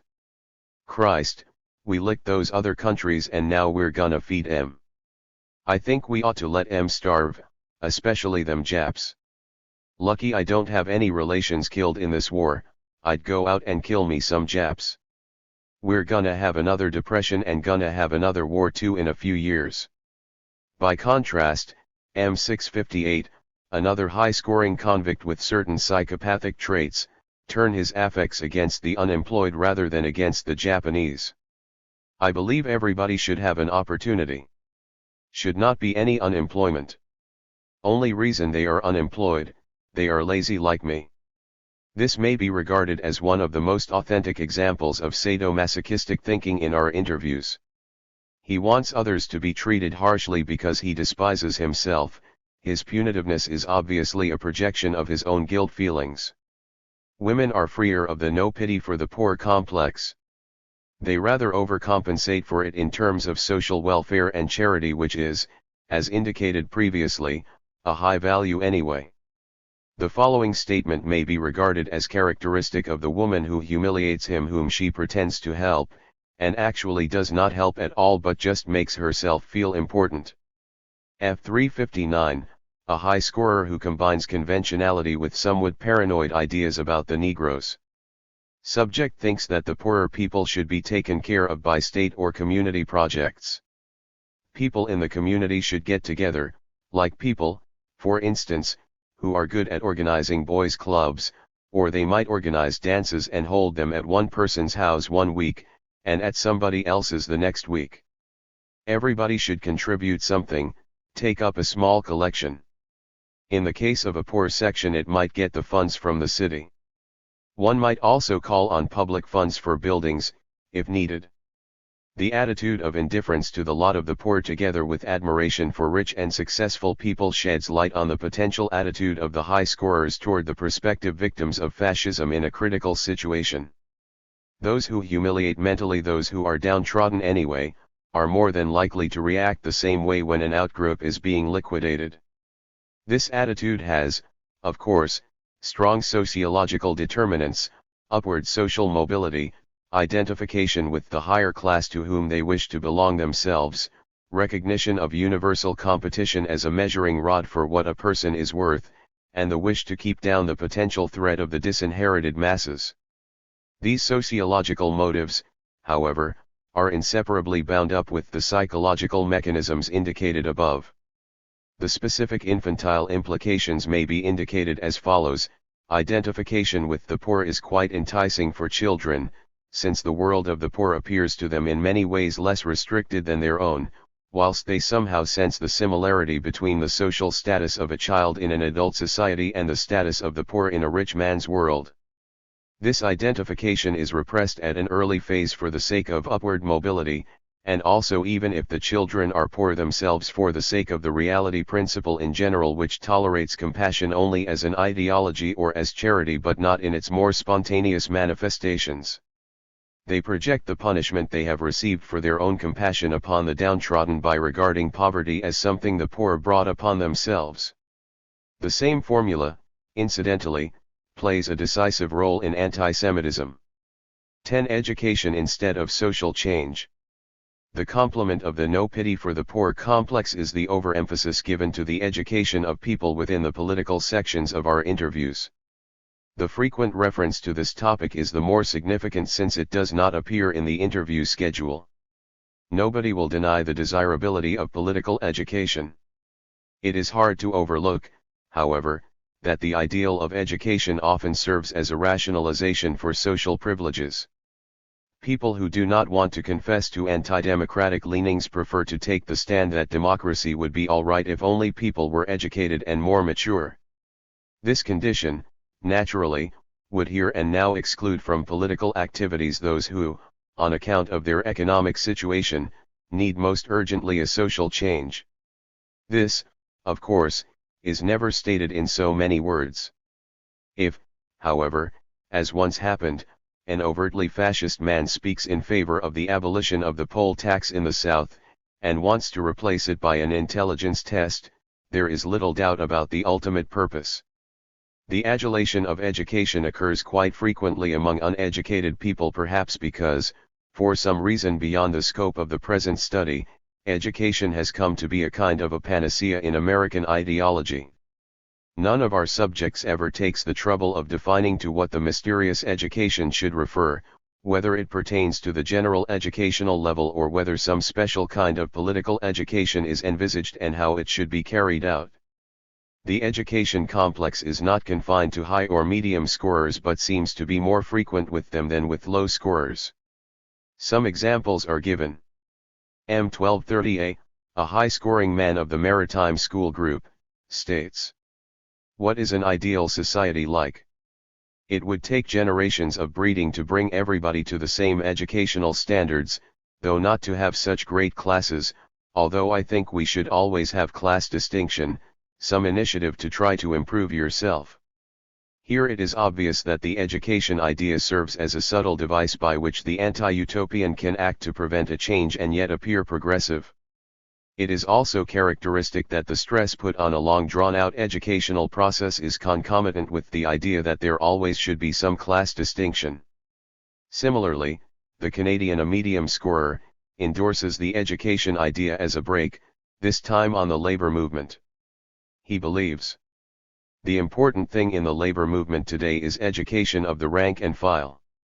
I just don't think labor is ready to take more influence today.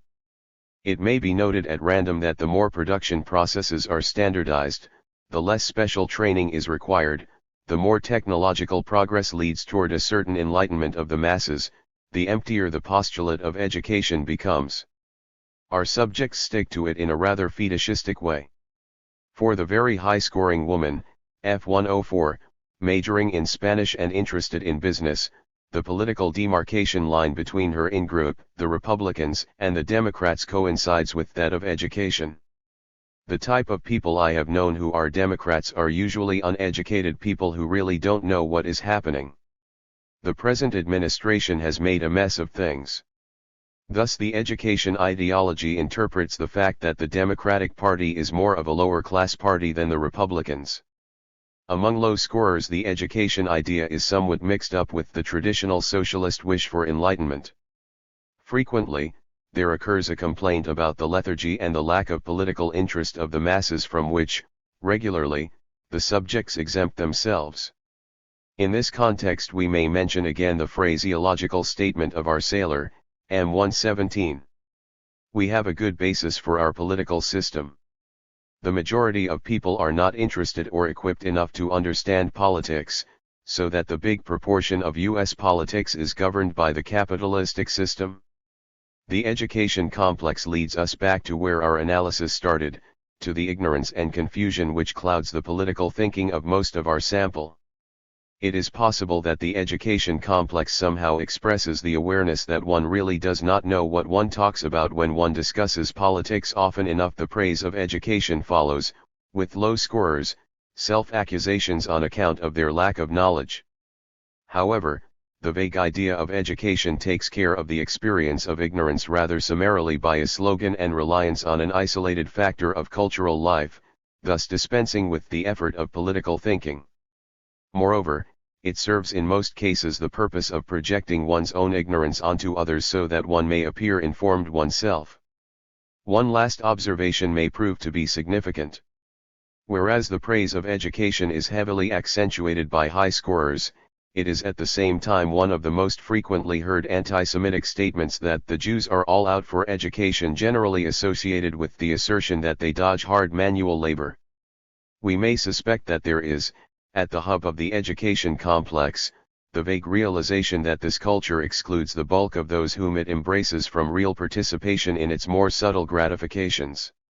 While the awkward talk about education expresses longing for a state of affairs where one is no longer stunted by the requirements of being practical, fury about one's own educational frustration is projected upon the chosen foe who is supposed to possess what one has to deny to oneself. See some political and economic topics. Our previous discussion was, in accordance with the general approach of our study, formulated in subjective, rather than objective terms. That is to say, we have focused our interest on the patterns of political thinking of our interviewees, rather than on the stand they take with regard to objective political issues. As a matter of course, our approach led also to a discussion of numerous political topics such as, for example, the evaluation of Roosevelt, the problem of government bureaucracy, attitudes taken toward ideal society, etc. No strict dichotomy between the subjective and objective political issues could be made. What remains now to be discussed are the attitudes of our subjects toward those political topics of the interview schedule so far not covered, though some of them, particularly with regard to the bureaucrat complex and the problem of government control of business, have been touched upon. 1. Unions. The problem of unionism was heavily emphasized in our interview schedule because it is a very timely politico-economic topic, and because we expected it to be highly discriminatory. The questionnaire item, labor unions should become stronger and have more influence generally, did indeed prove to be discriminating in the statistical sense, DP, 3.16 for men and 3.49 for women on Forms 40 to 45, but the interview protocols offer ample warning against any such primitive formula as low score equals pro-union, high score equals anti-union. A certain amount of criticism of unions is universal, and there is no lack of otherwise outspoken low scorers who deviate with regard to the union question. Unambiguously pro-union are only a small number of politically conscious and highly articulate left-wingers. Otherwise, there are strong reservations with respect to unions throughout our sample. High and low scorers differ more in the way these reservations are made than in the simple pro versus anti dimension. A critical attitude is taken by people who do not belong to unions, as well as by those who are members. Some differences between questionnaire and interview might be expected on the basis that the questionnaire calls for more or less forthright statements, whereas the interview allows the subjects to elaborate their ideas in all their complexity. Here, it would seem, the interview comes closer to the subject's real opinion than does the questionnaire. Since the organization of labor and the issue of the closed shop affects the lives of most people in some immediate way, the factor of alienation and the accompanying ignorance and confusion plays a lesser part than it does, say, when people discuss all those bureaus far away in Washington. Thus, the critical sentiment expressed with regard to the unions has to be taken very seriously. This criticism must not be identified automatically with reactionism. Here more than anywhere else, there is some basis in reality, and the complaints are, generally, much more reasonable, show much more common sense than when it comes to issues such as the politicians or the Jews. Labor organizations have more or less to adapt themselves to the prevailing conditions of an economic life ruled by huge combines, and thus they tend to become monopolies. This means discomfort for innumerable persons who in their business are faced with a power which interferes with what they still feel to be their individual right as free competitors. They have to yield an extra part of their profit to what labor demands from them, over and above the price for the commodity which they buy, the laborer's working power. This appears to them as a mere tribute to the power of the organization. It is significant, however, that at least the high scorers resent labor monopolies but not their model, industrial monopolization as such. This is not surprising. The population has much more direct contact with the labor organizations than with the organizations of industry. People have to negotiate with their local unions about extra pay, overtime, wage increases, and working conditions, while Detroit, where their car is being made and priced, is far away. Of course, deeper lying motives of social identification are also involved. The monopolization of labor affects also the workers themselves, who feel bossed by the huge organization upon which they exercise very little influence as individuals and who, if they are not admitted, feel hopelessly outgrouped. This nucleus of experience in the critique of organized labor has to be recognized lest one rush to conclusions. The element of partial truth in the critique of labor is among the most dangerous fascist potentials in this country. While there are quite a few points in the critique of labor which cannot be refuted, they are easily chosen as points of departure, in order to do away with unions altogether, replacing them by government-controlled corporations, one of the main economic objectives of fascists everywhere.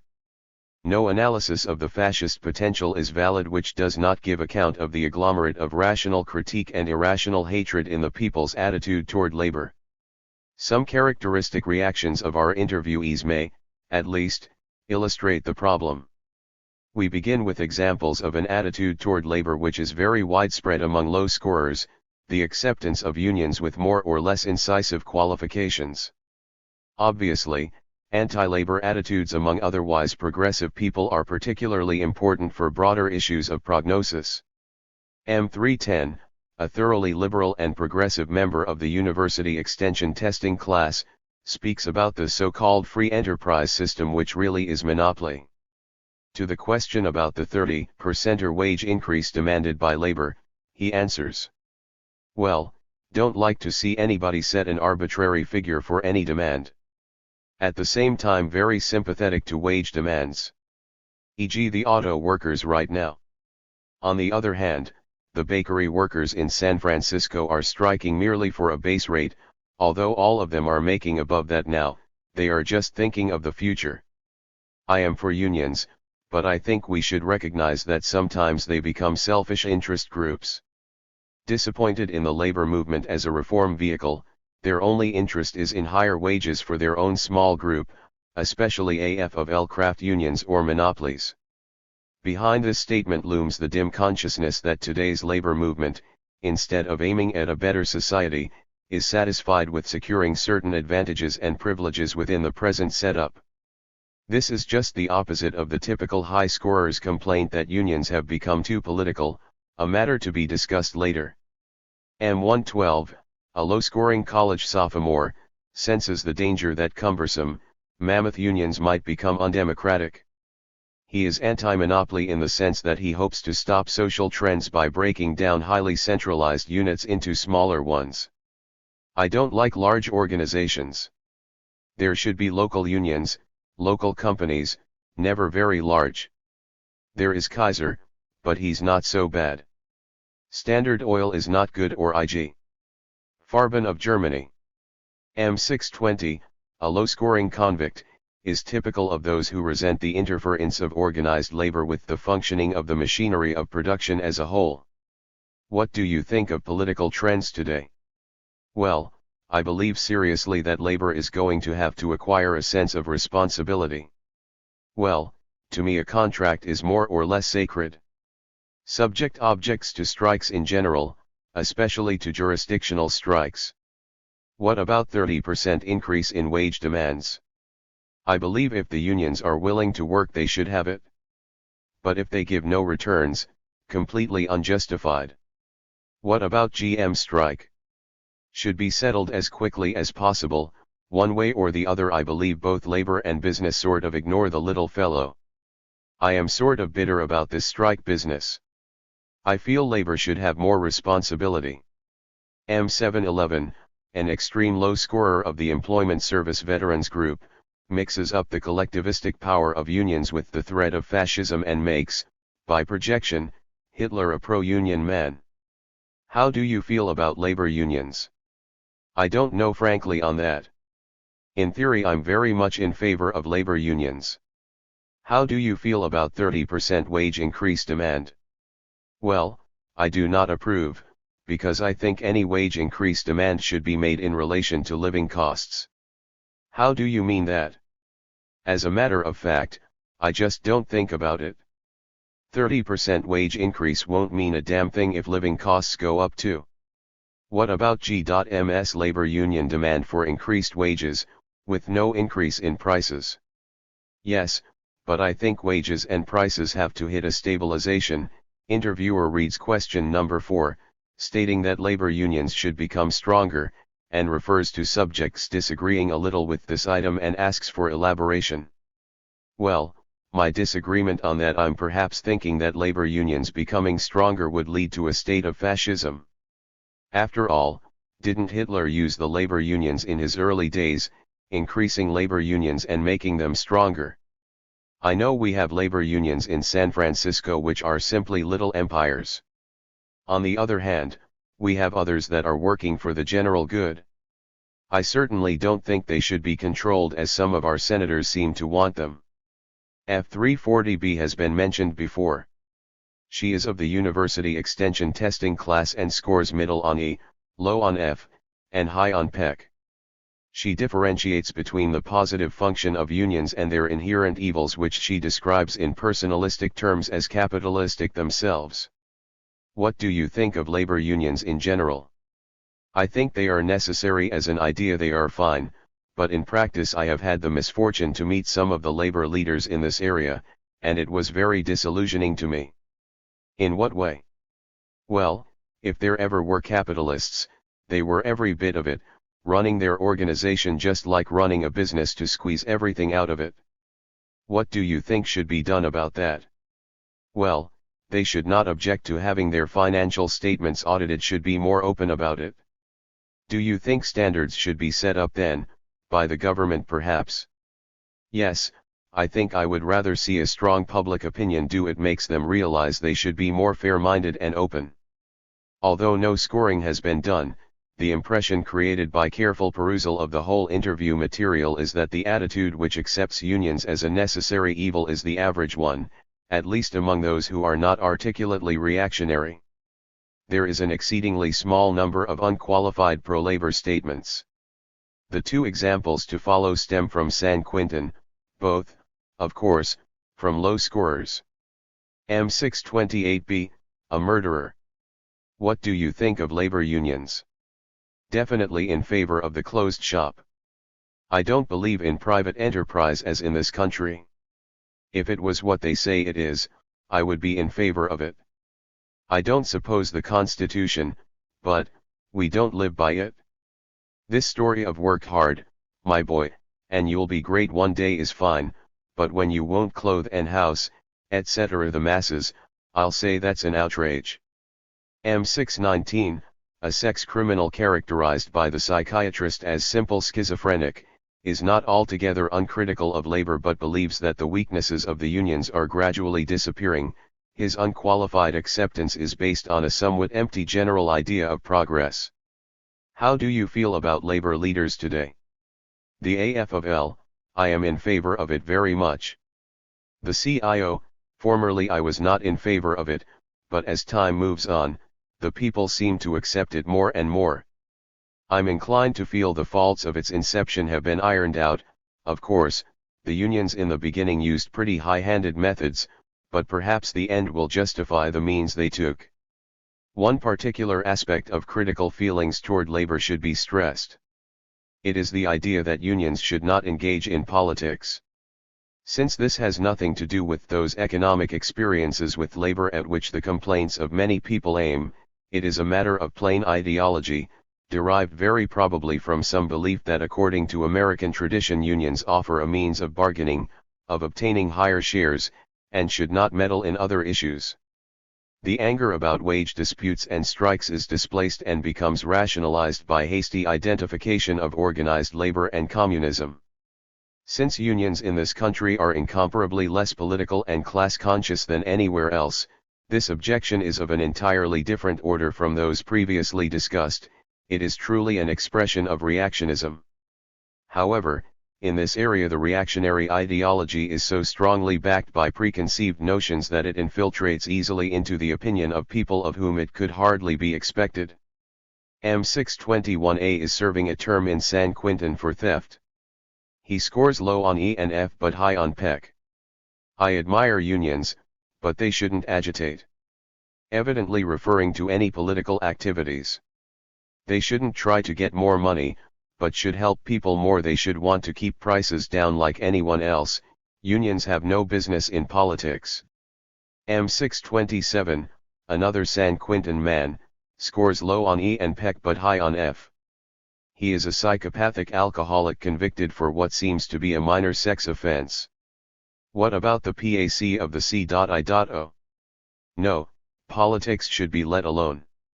Keep politics out of any organization. I just feel that labor and politics won't mix. Do you think it ought to be prohibited? Yes, sir. Finally, just one example from a San Quintin high scorer, M656A, who is by no means extreme. P.A.C. Well, I don't say they should go into politics, they should work through their representatives. As a whole they shouldn't enter into politics. Why not? If they go into politics, they're demanding a lot on the side, where rightfully they should take it to the lawful legislative body. As far as I am concerned, politics shouldn't enter into business, and these unions are a business. That many statements of forthright hostility to labor can be found in our material is not astonishing. The striking fact, however, is that such statements occur not only among high scorers but again also among medium and low scorers. We again limit ourselves to a few examples which will give an idea of the structure of unqualified anti-unionism. M202, a construction engineer, scoring generally very low, is nevertheless strongly identified with the entrepreneurs. His interviewer, as was mentioned above, P649, called him a person who is conservative but not fascist. His invectives against labor, however, make this evaluation appear to be a little too optimistic. As an interesting deviation, a full account of his anti-labor stance should be given. In connection with the discussion of his work, subject was asked about his attitude toward labor unions. His response was, "I am hipped about unions, there you have a hole in me." He joined a company as a strike breaker in 1935. He took on a job as a chemist. At that time he was just out of California and there was a depression on. He had no strong feeling about unions then, but just wanted a job. However, he did feel that a man had a right to work if he wanted to, and he had no compunction about taking another man's job. He continued with the company after the strike was over. He described himself as a company man, and, consequently, as having the company point of view. When he works for a company he is 100% for that company's interests, otherwise he would not stay with them. He has two objections to unions: 1, their policy of assuming that older men are better than younger men and giving the better jobs to them rather than to newcomers; 2, the closed shop. He thinks men should be allowed to enjoy their work. If men know that they are going to be kept on a job even if they don't work hard, it does not encourage them to do their best. For example, he hired 2 shop stewards whom he found were no good, so he fired them, but the union demanded that he take them back, which he had to do, as otherwise he would have had no one to work for him. If a man sees that the fellow next to him goes slow on the job and yet makes the same wages, he will have no incentive to work hard and pretty soon he, too, will slow down. The unions should not prevent a man from working who does not want to join a union. The interviewer suggested that the main purpose of the closed shop was to bargain for rates of pay. Subject replied that if a group of men would band together to rate themselves and ask for more pay for the skilled workers, or to work out better means of production, that would be all right. If a company is not willing to pay for skilled work, they don't need to work there. By way of a summary, it may be pointed out that the subject's objections to unions boil down to a feeling that unions not only do not foster hard work, but even discourage it. This case seems to be that of a man who, although politically unbiased, became highly antagonistic to labor through concrete experience. It should be emphasized that, in spite of his own description of himself as a company man, he by no means admires businessmen, thinks that poverty could be done away with by changes in our social system, and favors government control in many respects. His views may be summarized as being torn by a conflict between very progressive general ideology and violent reactionary impulses within the sphere of his own immediate interests, a configuration that may be indicative of a dangerous pattern of potentialities in many liberals. It seems, however, that the inconsistency of this subject is not so much due to psychological factors as to his professional position. His reactionary traits are derived from his function as a member of the technological hierarchy who has to look out for efficiency and finds that union interference tends to lower this efficiency rather than to enhance it. Thus his attitude is not really so inconsistent as it appears on the surface. One might rather say that his overall progressiveness clashes with his technological progressiveness because the two kinds of progress by no means harmonize objectively under the present conditions of production. The 22-year-old woman, F316A, is structurally similar. She is a low scorer who turns violently anti-labor on account of some grudges she has developed in her work as a junior chemist in an oil development company. Subject feels that the present labor situation is very bad because of all the strikes and that industry is really hamstrung. The big unions are asking too much. What about the union at S? The S union, CIO, is undemocratic because the department heads and the junior chemists make all the decisions, then tell the members about it at meetings, and they are not even members of the union. You also have a company union at S, don't you? You mean the Association of Industrial Scientists? It is not a company union, rather angrily. That was a dirty trick of the C.I.O, or rather not a dirty trick but a ruse to accuse it of being a company union, because then it could not be registered with the WPB and so could not become a bargaining agent for the employees. They thought if they could prevent it from being registered for 1 or 2 years that it would die. Because it is not the bargaining agent, it cannot make a contract for the workers, it can only hint to the company what it would like. Although the AIS only has a chapter at S, I don't think it is company dominated, although I have no proof. Don't the laboratory assistants get paid almost as much as the junior chemists?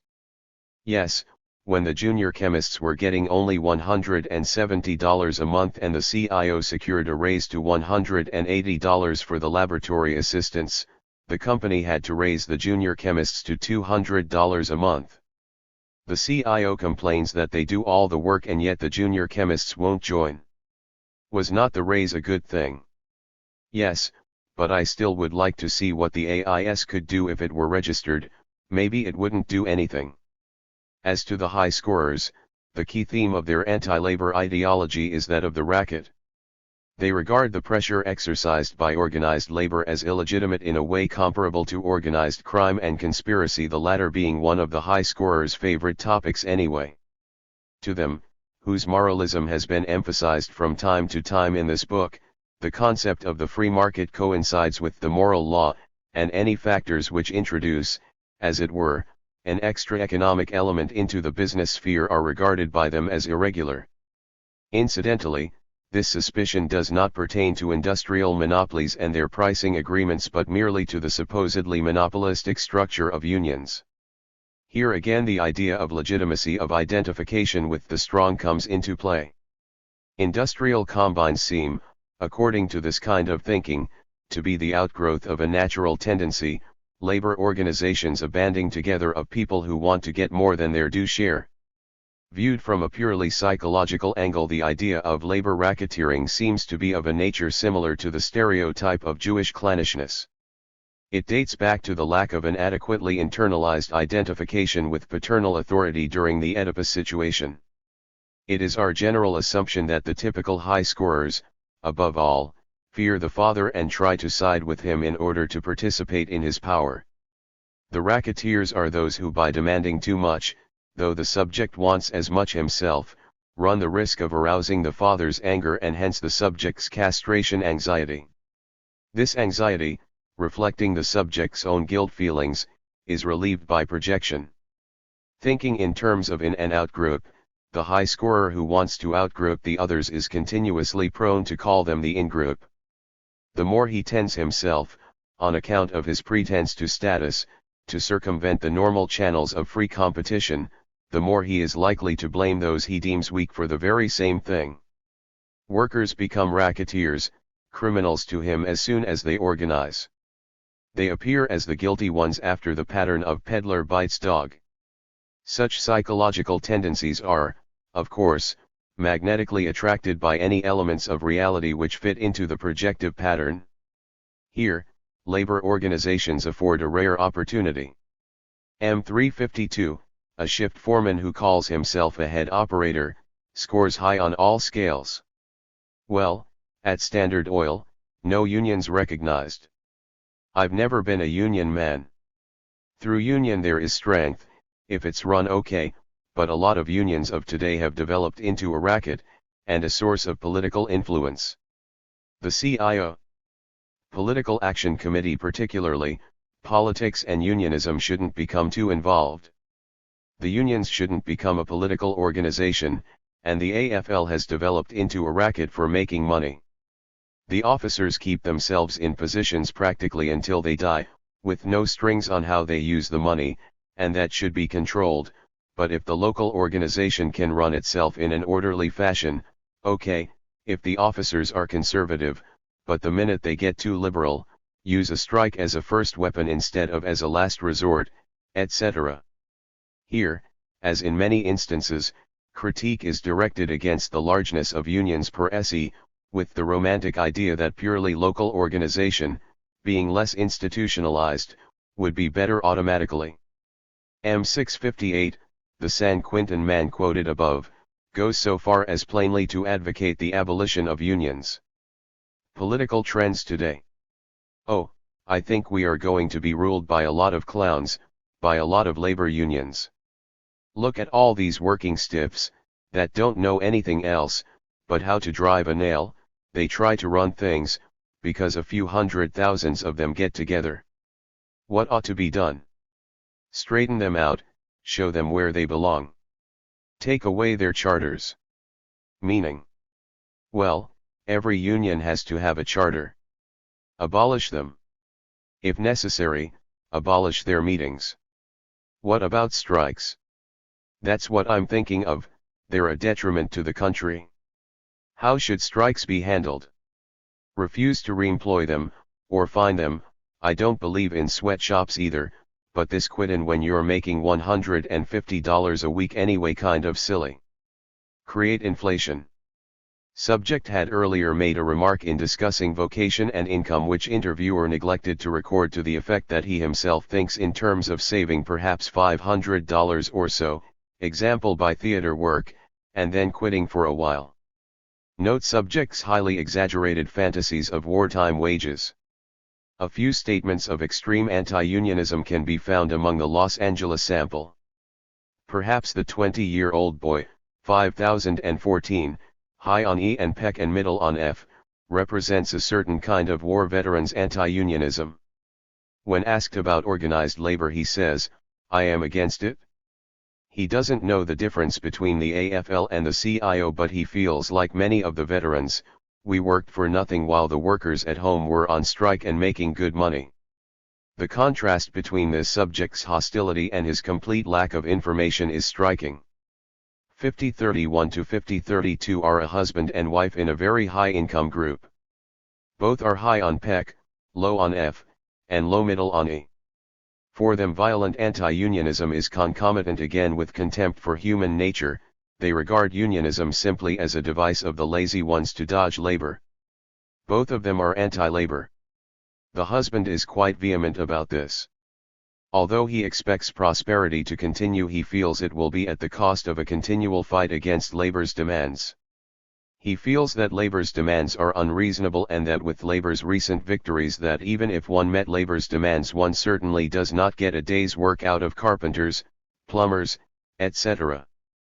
Both of them claim to be without prejudice with regard to various minorities. It is interesting, however, that they did raise the issue of the acceptance of Jewish children in the school where their son went. F5043, an extremely high-scoring middle-aged housewife, belongs to that school of potential fascists who find that everything is a mess. She first creates in true We the Mothers style the imagery of a desperate crisis and then puts the blame on the labor situation. "I have never seen anything like this," she lamented when asked about the labor situation. "What have our boys been fighting for? Why, they come back to find that they have to go without a lot of things, not even a place to live, all because of the strikes." Thus she blames labor for the present crises and resents the growth and strength of labor unions. She also feels that there is an irreconcilable breach between veterans and the workers and fears internal strife. She also blames the strikers for the growing trend of unemployment and is very pessimistic about the possibility of full employment. However, she does not feel that there is too much government interference and is rather vague about the role of big business and free enterprise. In fact, she seems to harbor only very strong anti-labor and anti-strike feelings, without any strong convictions on other issues. "It's just a terrible mess," she repeated, and she does not think the layman should get his hands dirty by messing with politics. Whereas the low scorers who generally take a pro-but attitude toward unions insist on the soundness of the principle but object that unions are going too far, getting more, as it were, than their share, the typical high scorers blame them indiscriminately for the supposedly critical social situation, for the standardization of life, 5001 and 5003, and for forthright dictatorial aims. To the high scorers, anti-unionism is no longer an expression of dissatisfaction with concrete conditions from which they might have suffered, but a plank in the platform of reactionism which also automatically includes anti-Semitism, hostility toward foreign countries, hatred of the New Deal, and all those hostile attitudes which are integrated in the negative imagery of American society underlying fascist and semi-fascist propaganda. 2. Business and government. As was to be expected, The general ideological pattern pertaining to government interference in business is highly consistent with that which pertains to labor. The average opinion, if such a term, without proper quantification, is allowed, seems to be that a certain degree of government control is indispensable, particularly in wartime, but that it contradicts basically the principle of economic liberalism. State interference still falls within the category of the necessary evil. To the high scorers in particular, the government interference in business is just another aspect of the usurpation complex, a matter of dictatorial arbitrariness jeopardizing the rights of the hard-working money earners. But it should be noted again that there is no sharp line between high and low scorers with regard to government interference, whilst the way in which both groups express their critical attitude, differentiates. The following examples of a partly positive attitude toward government interference are chosen from medium and high scorers. F340A, of the extension testing class, a young clerk, is middle on E but high on F and PEC. She is interesting because of a certain attitude of intellectual fairness expressing itself in attempts to see also the other side of the picture, an anti-paranoid trait of the American frame of mind which, incidentally, is among the strongest bulwarks against fascism as far as subjective factors are concerned. She doesn't believe in government control of industry. Maybe it would be all right for the government to take over transportation, gas, electricity, and water. Why? Maybe they could do it cheaper, she is not sure about that.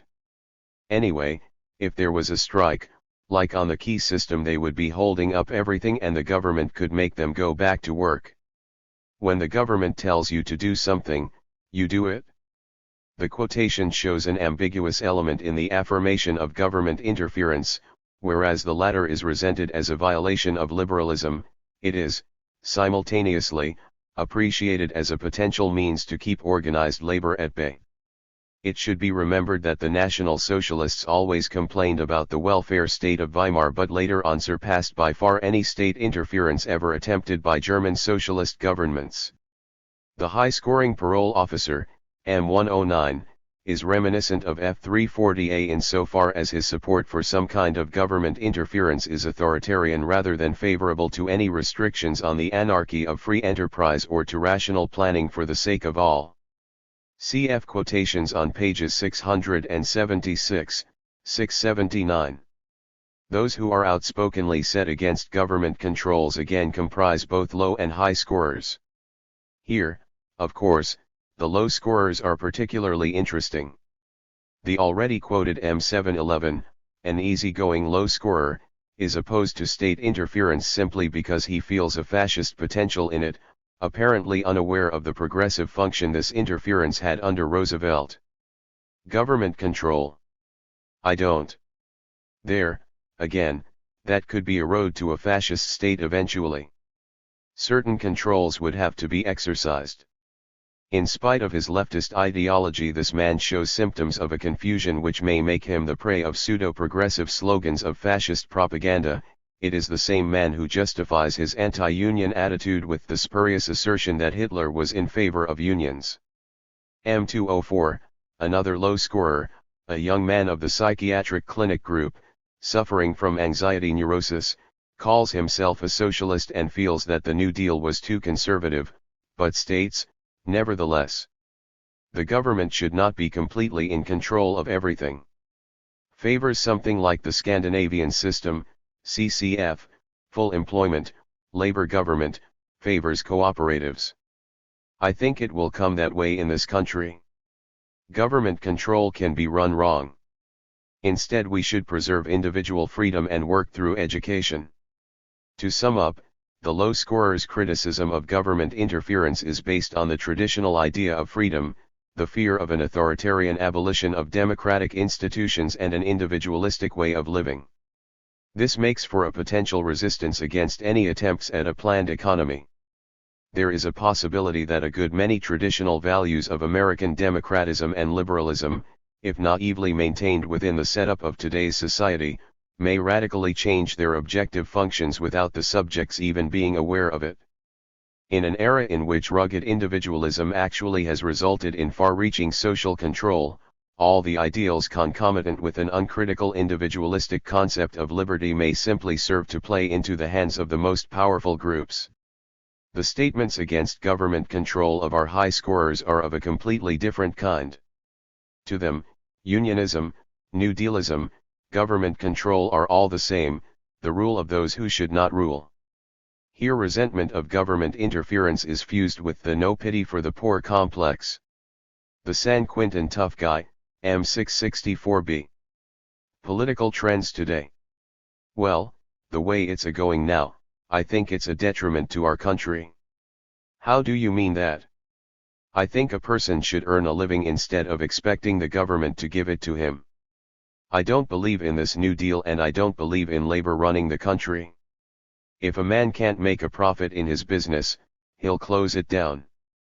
The San Quentin murderer, M651A, who is serving a life sentence, is set against government interference, his point of view being that of the businessman who talks common sense. What about government controls over business? No, I believe in free enterprise. I believe that business should be able to conduct their own business, except during the war we had to have ceiling prices. But competitive business makes low prices.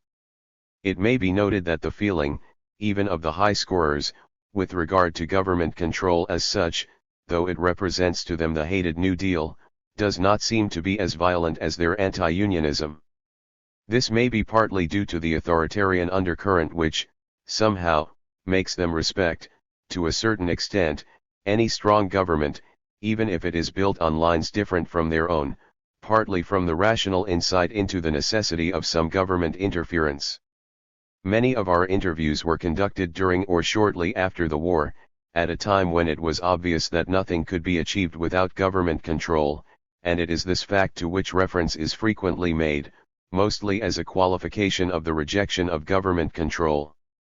This, however, certainly depends largely on the situation, and if interviews should be conducted today, the picture would very probably be different. There is one particular issue which deserves some attention in this connection, the attitude of our subjects toward monopolism. On the one hand, monopolies are the outgrowth of free enterprise, the consummation of rugged individualism. On the other hand, they tend to assume that kind of non-competitive control which is rejected when exercised by the government. Probably no public opinion concerning monopoly has crystallized so far, mainly because much fewer people are aware of the anonymous and objective power of big combines than are aware of official legal measures of the state. However, a few examples may illustrate how the problem of institutionalized superbusiness is reflected in the minds of some of our subjects.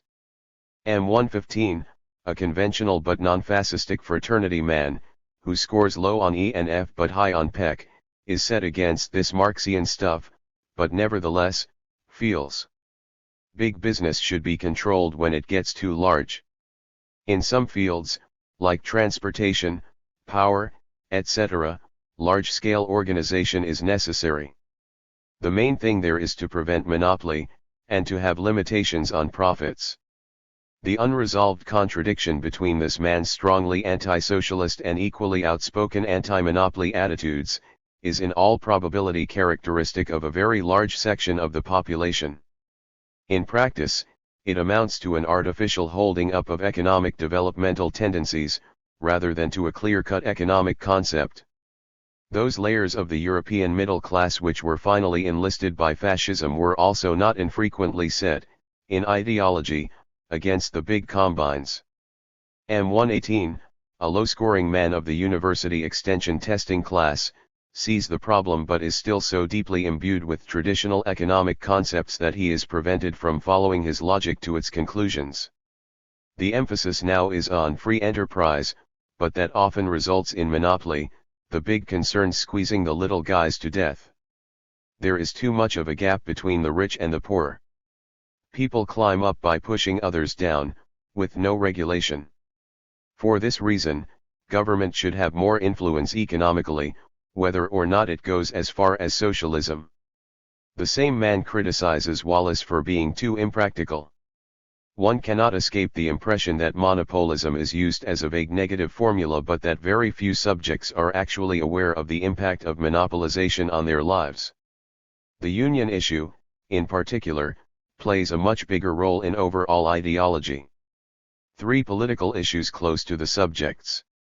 It has been pointed out in the early part of this chapter that political confusion and ignorance, and the gap between surface ideology and concrete reactions, are partly due to the fact that the political sphere, even today, seems to most Americans too far away from their own experiences and their own pressing interests. Here we go briefly into a discussion of some political and economic topics of the interview schedule which, for imaginary or actual reasons, are closer to the hearts of our subjects, in order to form at least an impression on how they behave with regard to these matters, and whether their behavior differs markedly from that in the field of high politics. First, an illustration of what may be called imaginary closeness. Our interview schedule contained at least one question which was, in the middle of its realistic surroundings, of a projective nature. It was concerned with the $25,000 income limit. Neither is this question a pressing political issue, nor could many of our interviewees be expected to have any immediate personal interest in limitations of income on such a high level. The answers to this question, which would deserve a thoroughgoing analysis of its own, are indicative of an element of the American dream much more than of political attitudes. There were exceedingly few among our subjects who wanted to accept such an income limitation. The utmost concession they made was the acknowledgement that one can live on this amount.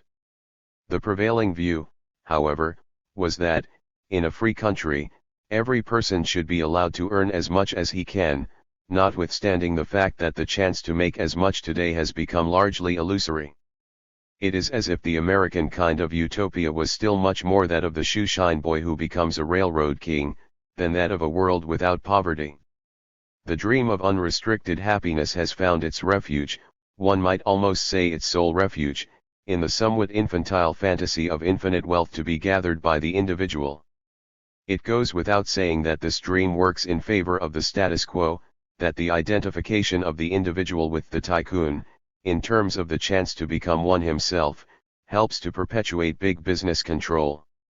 Among those subjects who are outspokenly in favor of the income limit is the San Quentin Czech writer, M664C, a high-scoring man, so full of fury and envy against everything that he does not even like the wealthy. What about $25,000 limit on salaries? What the hell is that for? That's no more than fair, hell, that's too much money anyway. The apparent radicalism of this man can be appreciated only if one recollects that it is he who is outraged by the idea of feeding starving countries. The very widespread feeling of our subjects on the $25,000 income limit can be summed up in the eager plea of M621A, of the San Quentin group, a low scorer on E and F but a high scorer on PEC. They shouldn't do that. If a man has the ability, more power to him. The next few topics are characteristic of the aforementioned tendency of our subjects to become more rational and progressive as soon as institutions or measures of a supposedly socialistic nature, from which the individual feels he can draw immediate benefits, are brought into the discussion. OPA and health insurance are examples. Our interviews seem to show that OPA, also a bureaucratic agency of government interference, is very generally accepted. Here are a few examples, picked at random. Again M621A. OPA. I think it's done a very wonderful thing in this country. May have gone too far, example in the housing situation in San Diego. Subject thinks the OPA should have solved the housing situation. One of the few exceptions is the wealthy Los Angeles couple, 5031 and 5032, who are disgusted and fed up with the New Deal, priorities, and all this damn red tape created by OPA. Most others are in favor of OPA, sometimes, however, with a certain strain of punitiveness, such as the San Quentin low scorer, M627, already quoted. Well, the OPA is doing a good job if they control this black market. This comes out most strongly in the interview of the San Quentin high scorer M658, the man who wants to abolish labor unions. If, the OPA, had an iron glove underneath their kid gloves, be alright. They fine a guy $100 for making $100,000. The general appreciation of OPA is the more interesting since this institution has been under constant newspaper attacks for many years. But here the advantages, particularly with regard to the housing situation, are so obvious that ideological invectives apparently lose some of their impact on the population. To demand the abolition of OPA because of the damn red tape in Washington may mean that one has no roof over one's head. Something similar holds true of health insurance. High and low scorers, with very few exceptions, concur in its appreciation. M656A, a high scorer of the San Quintin group, serving a term for second-degree murder, after having stated that a person can live on $25,000 a year but should be allowed to make what he is capable of making, and who certainly cannot be called a socialist, answers to the question about public health insurance, "I'm for it." The above-quoted easygoing, low-scoring man, M711, is enthusiastic. Public health insurance. Unqualifiedly yes, important as almost any measure of ideal society. Finally, our attention should be directed toward an economic area which is of the utmost importance for the formative processes of fascism. This is taxes. It is perhaps the point at which pent-up social fury is most freely given vent. With the high scorers, this fury is never directed overtly against basic conditions but has nevertheless the undertone of desired violent action. The man who bangs his fist on the table and complains about heavy taxation is a natural candidate for totalitarian movements. Not only are taxes associated with a supposedly spendthrift democratic government giving away millions to idlers and bureaucrats, but it is the very point where people feel, to put it in the words of one of our subjects, that this world does not really belong to the people. Here they feel immediately that they are required to make sacrifices for which they do not get any visible returns, just as one of our subjects complains that he cannot see what he can get out of the war. The indirect advantages each individual may draw from taxes paid are obscure to him. He can only see that he has to give something without getting anything back, and this, in itself, seems to contradict the concept of exchange upon which the free market idea of liberalism is built. However, the extraordinary amount of libido attached to the complex of taxes, even in a boom period, such as the years when our subjects were interviewed, seems to confirm the hypothesis that it draws on deeper sources of the personality as much as on the surface resentment of being deprived of a considerable part of one's income without visible advantages to the individual. The rage against the rational tax system is an explosion of the irrational hatred against the irrational taxation of the individual by society. The Nazis knew very well how to exploit the complex of the taxpayers' money. They went so far as to grant, during the first years of their rule, a kind of tax amnesty, publicized by Goering. When they had to resort to heavier taxation than ever before, they camouflaged it most skillfully as charity, voluntary donations, and so forth, and collected large amounts of money by illegal threats, rather than by official tax legislation. Here are a few examples of the anti-taxation complex. The high-scoring man, M105, who is violently anti-Semitic and associated with the lunatic fringe, says, "It is the taxpayers' money that has been put into South America, other countries will think we are fools." M345, a radar engineer of the extension testing class, who scores middle on E, low on F, but high on PEC, believes. What about government control of business? It has gotten to the point where it is requiring too much of the citizens' tax money and time. Again, the taxpayers' complex is not limited to high scorers. The low-scoring man, M116, the deviate case of a conformist, conventional conservative definitely opposed to prejudice, strongly identified with his father, accepts his Republican views. Also because businessmen generally don't like the taxes. In case of a new economic crisis, where unemployment would necessitate high taxation of people whose incomes have shrunk, this complex would undoubtedly play an exceptionally dangerous role. The threat is the more serious since, in such a situation, a government which would not impose taxes would fail, while one which would take steps in this direction would invariably antagonize the very same group from which totalitarian movements most likely draw their support. 4. Foreign policy and Russia lack of information on the part of our subjects prevails, even more than anywhere else, in the area of foreign politics. There are usually rather vague and misty ideas about international conflicts, interspersed with morsels of information on some individual topics with which the subjects either happen to be familiar or to which they have taken a fancy. The general mood is one of disappointment, anxiety, and vague discontent, as symbolically epitomized by the medium-scoring woman, F340B, seems we haven't got any foreign policy. This may easily be a mere echo of newspaper statements frequently made at the time of the study by columnists such as Walter Lippmann and Dorothy Thompson. Repeating them transforms the feeling of insecurity and disorientation of many of our subjects into the semblance of critical superiority. More than in any other political sphere, our subjects live from hand to mouth in the area of international affairs. There is a striking lack of a sense of proportion, of balanced judgment, considering the importance or unimportance of topics of foreign politics. One illustration, stemming from the easygoing low-scorer M711. Major problems facing country. Hard question to answer. Perhaps the main one is how we're going to fit in with the rest of the world. I'm a little concerned about what we seem to be doing in China. If we are a carrier of the torch of the four freedoms, I think we are a little inconsistent in our maneuverings in China and Indonesia. This statement seems to be a day residue of continuous newspaper reading rather than the expression of autonomous thinking. Yet it should be noted that it remains within the anti-imperialist frame of reference of the low scorer. The symbol of political uneasiness is the atom bomb, which is dreaded everywhere. The stand taken toward the atom bomb seems to differentiate the high from the low scorers. As is to be expected, also for psychological reasons, the high scorers are all out for secrecy.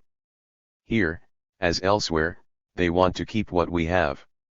M662A, the San Quintin tough guy, high on all scales. Threats to present form of government. Atom bomb. If these other countries get it, they're going to use it on us and we're going to have to look out for Russia. I'm for Russia, but I think sooner or later we're going to go to war with them. As to the prospect of a devastating war, this man seems to take a fatalistic view as if it were a natural catastrophe rather than something dependent on humans. This is in keeping with our clinical knowledge of the male high scorer's psychological passivity, CFP 575. The low scorers either want to outlaw the atom bomb or to make the secret public. M627, the alcoholic sex offender, low on E and PEC but high on F. Major problems facing this country. Well, I think this atom bomb. Solution. Well, it ought to be outlawed and money appropriated to see if we can't use that power for good. F515, the genuine liberal who is to be discussed in detail in Chapter 19, p. 782, pleads for international atomic control. Truman doesn't want to give away the secret of the atom bomb. I think he should. It's already out anyway. Although the overall ideology is fear of war, the high scorer's attitude indicates that, while deeming war inevitable, they have some underlying sympathy for war-making, such as that found in the Los Angeles high-scoring radio writer 5003, characterized as highly neurotic. As for the world state, he expects anything at the present time. Why shouldn't we have further wars? We are animals and have animal instincts, and Darwin showed us it is the survival of the fittest. I'd like to believe in the spiritual brotherhood of men, but it's the strong man who wins. This kind of phrasing, why shouldn't we have further wars, is indicative of his agreement with the idea, in spite of his talk of spiritual brotherhood.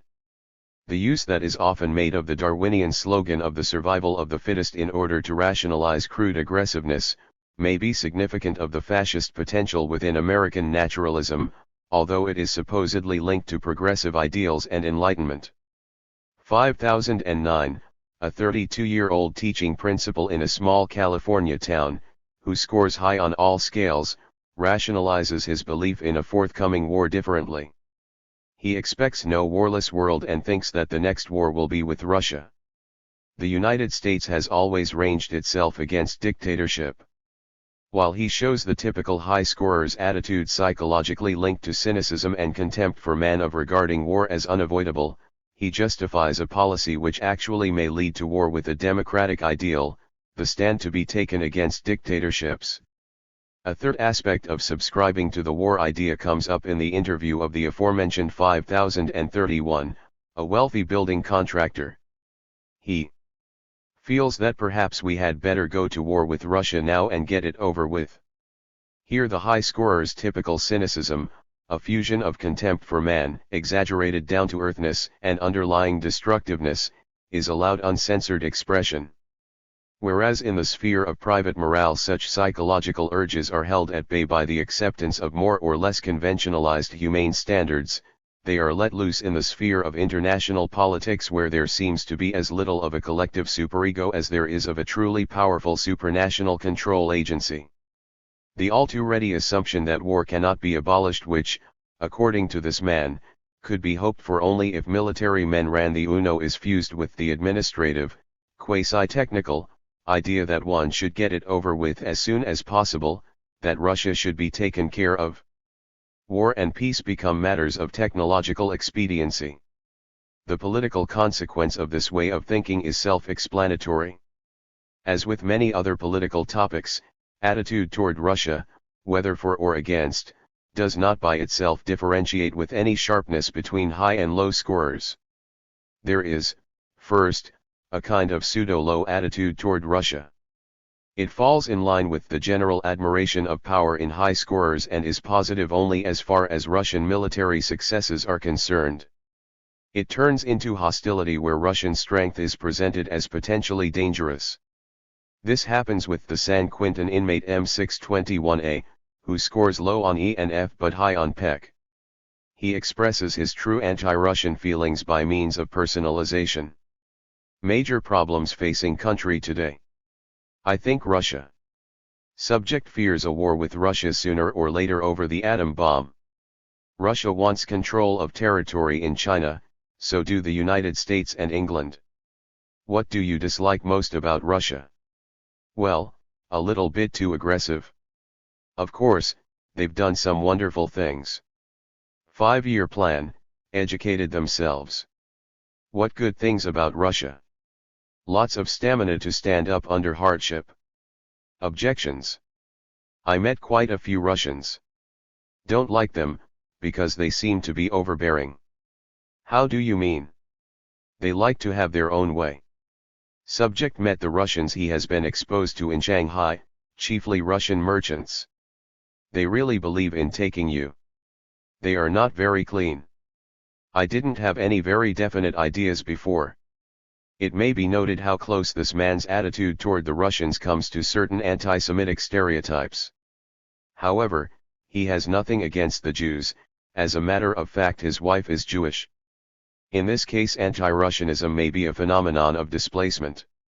However, there is also a genuine low scorer's negative attitude against Russia, based on aversion to totalitarianism. Here, the psychiatric clinic patient M204, suffering from anxiety neurosis, a moderate socialist and militant pacifist, with low scores on all scales, fits in. He is a little skeptical about the Soviet Union, disapproving of their totalitarian methods, but being interested in their interesting experiment.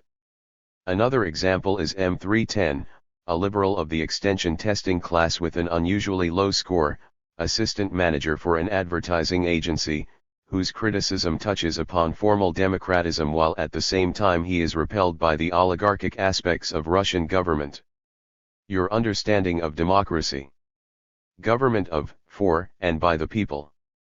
Government by majority, directed to its achieving good results for the people. May be a difference between Nazi Germany and Soviet Russia, in that sense, may be democracy in Russia. I don't think it necessarily takes our voting system, although I like democratic voting. You are critical of Soviet Russia. I don't like the concentration of political power in so few hands. Sometimes this kind of critique assumes, with low scorers, the aspect of disagreement with American communists because of their wholesale endorsement of Russian politics. M203, a teacher, liberal but not radical, with low scores on all scales.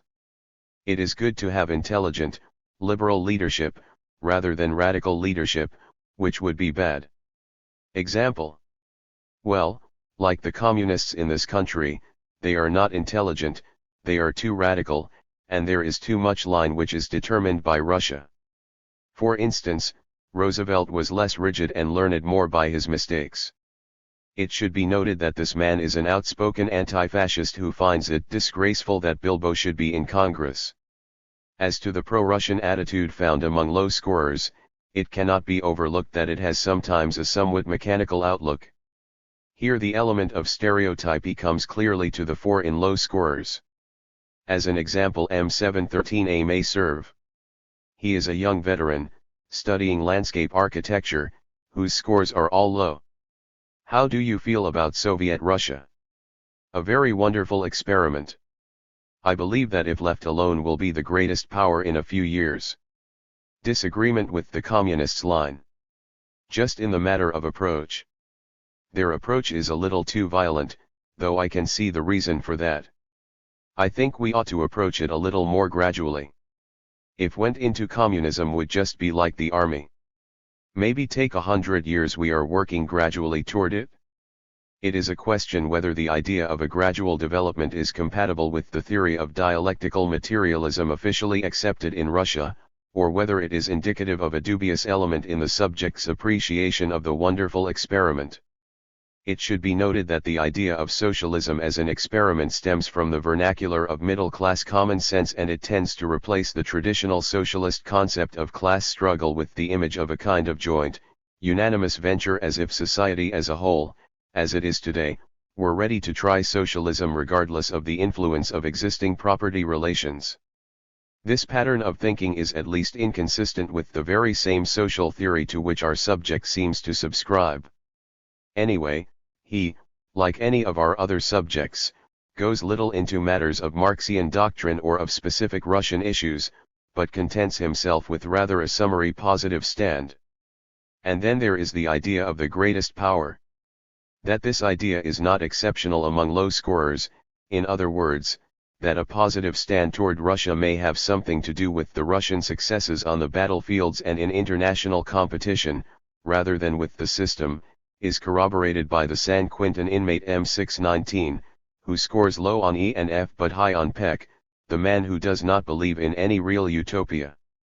Well, Russia is undoubtedly one of the most powerful nations in the world today. They've risen to power in the last few years and made more progress than any other country. Our general impression concerning our subjects' attitude towards Russia may be summed up as follows. To the vast majority of Americans, the very existence of the Soviet Union constitutes a source of continuous uneasiness. The emergence and survival of a system that has done away with free enterprise seems to them a threat to the basic tenets of the culture of this country, to the American way, by the mere fact that it has shattered the belief in liberal economy and liberal political organization as a natural eternal phenomenon which excludes any other rational form of society. On the other hand, the success of Russia, particularly her performance during the war, appeals strongly to the American belief that values can be tested by the outcome, by whether they work, which is a profoundly liberalistic idea by itself. The way our subjects cope with this inconsistency of evaluation differentiates between high and low scorers. To the former, the Soviet Union, incompatible with their frame of reference, should be done away with as the extreme expression of the foreign, of what is also in a psychological sense strange, more than anything else. Even the fact that Russia has proved successful in some respects is put into the service of this fantasy. Frequently, Russian power is exaggerated, with a highly ambivalent undertone comparable to the stereotypes about Jewish world power. To the low scorers, Russia is rarely less strange an attitude which has doubtless some basis in reality. But they try to master the sense of strangeness in a different way, By taking an objective attitude of appreciation, combining understanding with detachment and a dash of superiority. When they express more outspoken sympathies for the Soviet Union, they do so by implicitly translating Russian phenomena into ideas more familiar to Americans, often by presenting the Russian system as something more harmless and democratic than it is, as a kind of pioneering venture somehow reminiscent of our own tradition. Yet indices of a certain inner aloofness are rarely missing. The low scorers' pro-Russian sympathies seem to be of a somewhat indirect nature, either by rigid acceptance of an extraneous ticket or by identification based on theoretical thinking and moral reflections rather than on an immediate feeling that this is my cause.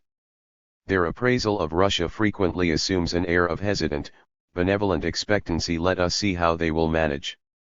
This contains both an element of authentic rationality and the potential of their swinging against Russia under the cover of handy rationalizations if pressure of public opinion should urge such a change. 5. Communism. The complex, Russia, is closely associated with the complex of communism in the minds of our subjects. This is all the more the case since communism has ceased to be in the public mind an entirely new form of society, based on a complete break in the economic setup, and has become bluntly identified with the Russian government and Russian influence on international politics. Hardly any reference to the basic issue of nationalization of the means of production as a part of the communist program has been found in our sample, a negative result which is significant enough with regard to the historical dynamics to which the concept of communism has been subjected during the last 2 decades. Among the high scorers, the only feature of the old idea that seems to have survived is the bogey of communism. The more the latter concept is emptied of any specific content, the more it is being transformed into a receptacle for all kinds of hostile projections, many of them on an infantile level somehow reminiscent of the presentation of evil forces in comic strips. Practically all features of high thinking are absorbed by this imagery. The vagueness of the notion of communism, which makes it an unknown and inscrutable quantity, may even contribute to the negative affects attached to it. Among the crudest expressions of these feelings is that of our insect toxicologist M108, by whom the problem of communism is stated in terms of plain ethnocentrism. Why is he against communism? Well, it is foreign. Socialism, O.K. respect a man who is a socialist, but a communist comes from a foreign country and he has no business here. F111, who scores high on E, middle on F, and low on PEC, is a young girl who wants to become a diplomat because she is mad at England and Russia. Her idea of communism has an involuntarily parodistic ring. Political outgroups. Fascists and communists. I don't like the totalitarian ideas of the fascists, the centralization of the communists. In Russia nothing is private, everything goes to one man.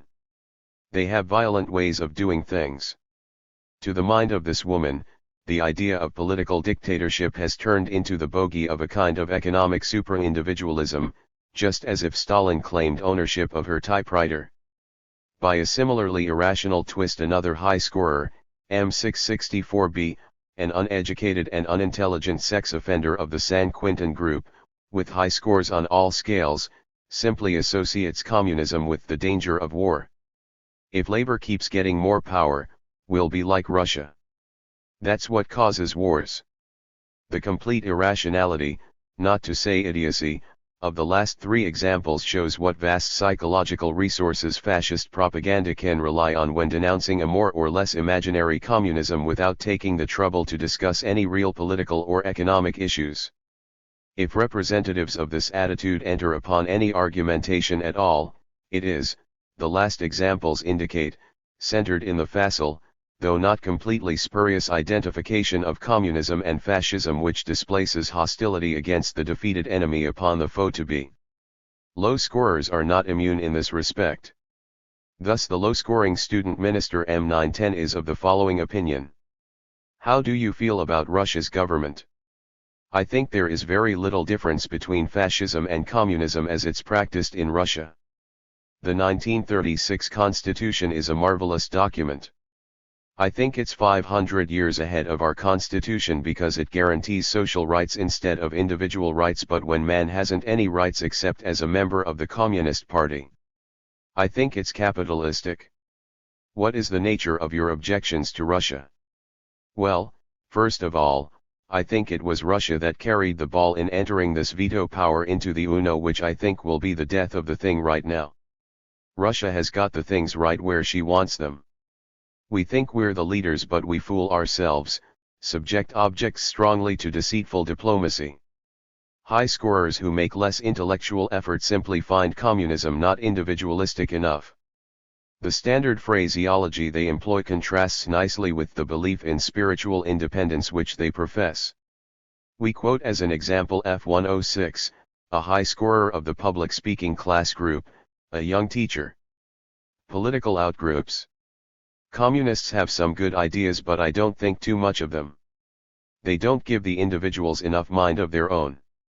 Sometimes the identification of communism and fascism is accompanied by paranoid twists in the Elders of Zion style. M345, our radar field engineer. What do you think of the P.A.C?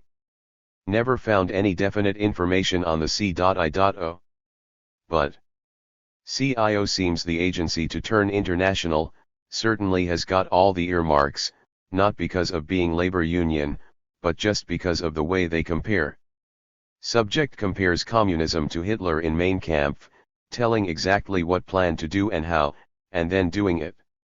C.I.O. has followed the lines of action very similar to pronounced policies of Comintern, even their name, Congress for Industrial Workers, not much faith in the communists succeeding. Their aim is tight little control of their own group. The mix-up of Comintern, CIO, and Mein Kampf is the appropriate climate for panic, and subsequent violent action. But this climate by no means prevails. There is one quite frequently noted way of dealing with the problem of communism which safeguards the aspects of detached objectivity while allowing for good-natured rejection. It reminds one of the story of the boy who, when offered some very sour dish and asked whether he liked it, answered, "Excellent when I'll be grown up." Communism is a good thing for the others, particularly for those foreigners, from whom it has been imported anyway. This technique is employed by both high and low scorers. 5008, the liberal-minded Jefferson descendant. The communists may be able to do something in the Soviet Union, but they would utterly fail here. In M115, the low-scoring fraternity man, the argument has a noticeable taint of contempt for the have-nots. This is the man who wants none of this Marxian stuff. But in poorer countries, like in Russia, Germany, etc., it's necessary in some modified form, but not in America. We have too much here already, that is, we are too developed already. The subject is not struck by the idea that a collectivistic economy might be easier in an industrially highly advanced, mature country, rather than more difficult. To him, communism is simply identified with enhancement of material productive powers through more efficient organization. He seems to be afraid of overproduction, as if this concept would still make sense in an economy no longer dependent upon the contingencies of the market. Even the extreme low scorer M1206A, of the Maritime School Group, who believes that America will eventually become a socialistic country, thinks that Russia has a wonderful system of government for Russia, though I don't think we could transplant its system to this country, though we should watch her and get ideas to build our own country better. In this case the argument is mitigated by an element of thoughtfulness which is in accordance with the stand taken by the subject with regard to the Communist Party in this country. Well, I don't know a great deal about it. I believe that if a man wants to be a communist, that's not only his privilege, but his duty, to try and convince as many people as he can, subject objects vigorously to red-baiting tactics. I think that Russia will be the most democratic country in the world in time.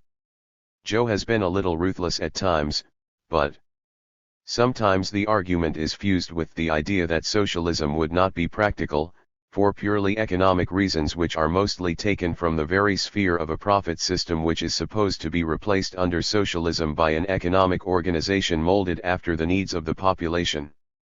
F359, the previously, pages 616, 690, quoted high-scoring accountant in a government department.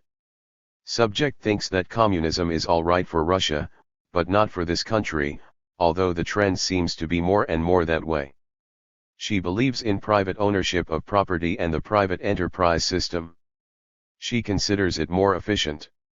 She is not so sure about government ownership of public utilities such as water, etc. She thinks that they probably operate better under private ownership, that the costs are lower. The interviews of other subjects show an unmistakably condescending overtone of this same argument, such as M107, a medical student who scores high on E but middle on F and PEC. We can cooperate with Russia, if they want communism they have to have it. This type of liberal approach, of which, incidentally, the Hitler regime profited during the whole Chamberlain era of non-interference, is not as broad-minded as it may appear.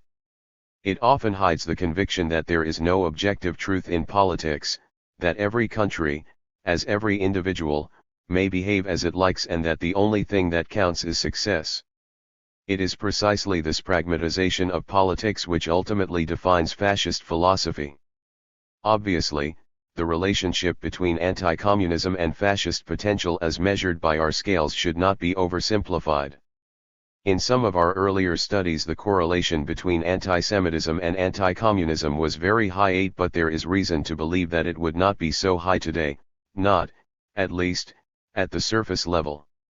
During the last several years all the propaganda machinery of the country has been devoted to promoting anti-communist feeling in the sense of an irrational scare, and there are probably not many people, except followers of the party line, who have been able to resist the incessant ideological pressure.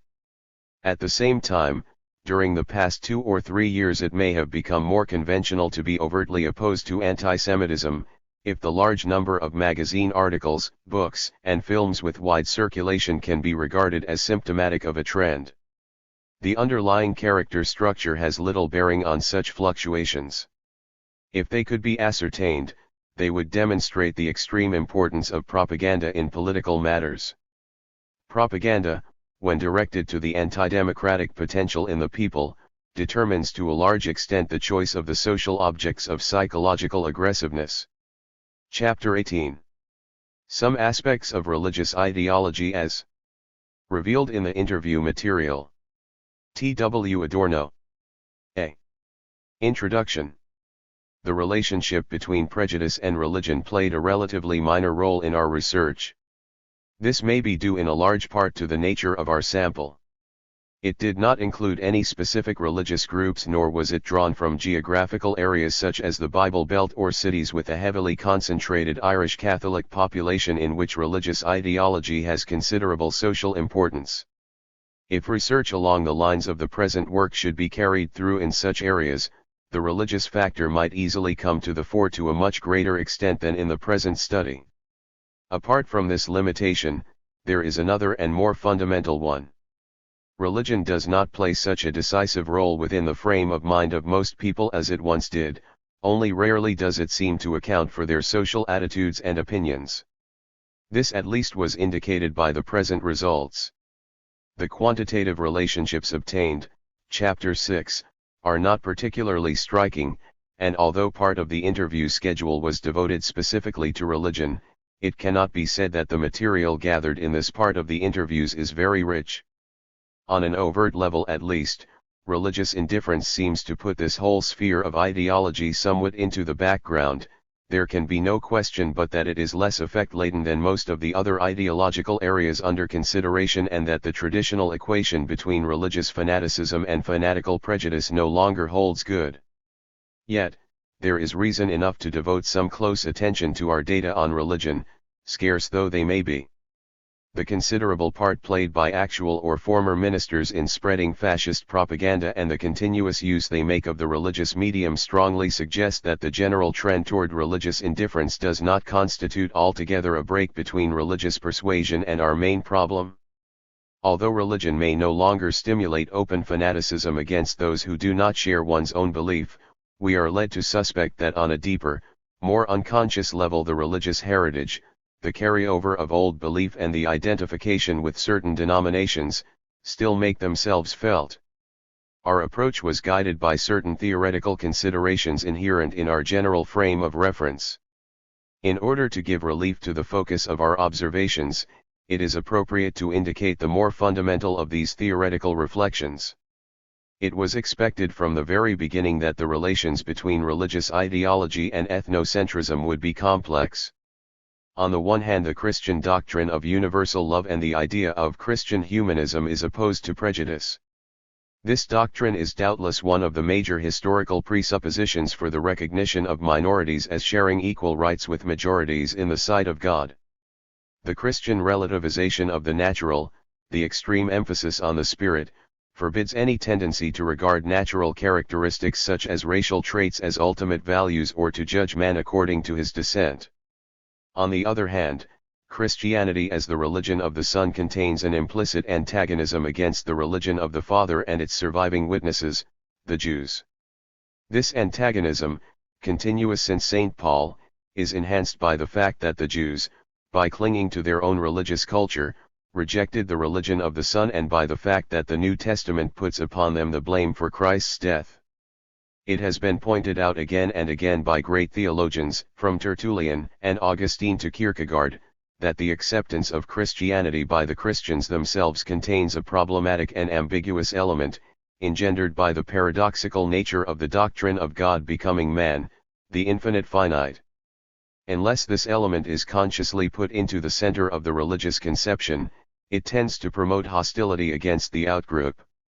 As Samuel, 101, has pointed out, the weak Christians resent bitterly the openly negative attitude of the Jews toward the religion of the Son, since they feel within themselves traces of this negative attitude based upon the paradoxical, irrational nature of their creed, an attitude which they do not dare to admit and which they must therefore put under a heavy taboo in others. It is hardly an exaggeration to say that many of the usual rationalizations of antisemitism originate within Christianity, or at least have been amalgamated with Christian motives.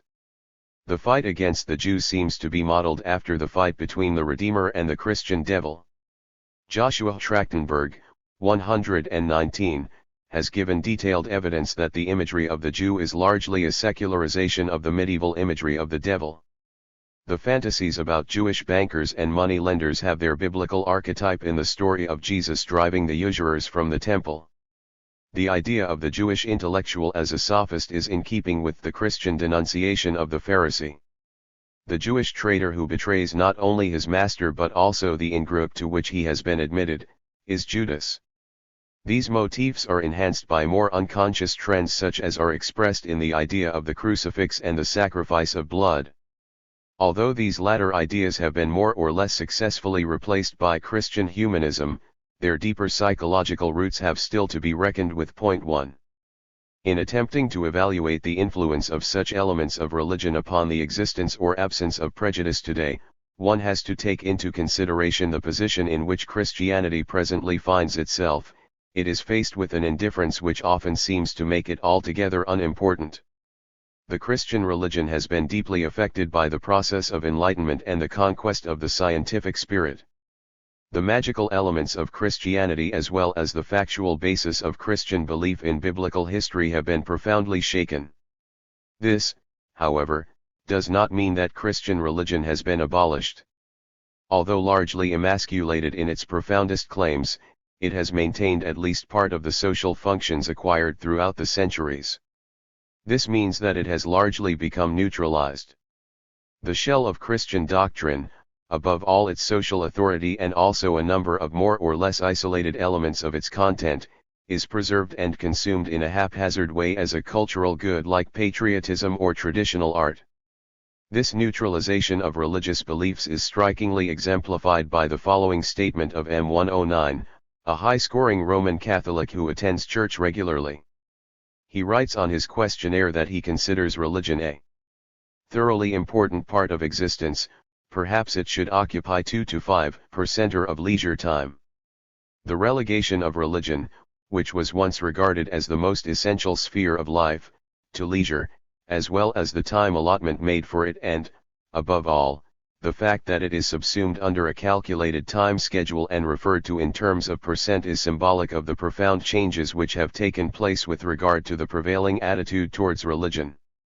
It may be assumed that such neutralized residues of Christianity as that indicated in M109's statement are largely severed from their basis in serious belief and substantial individual experience.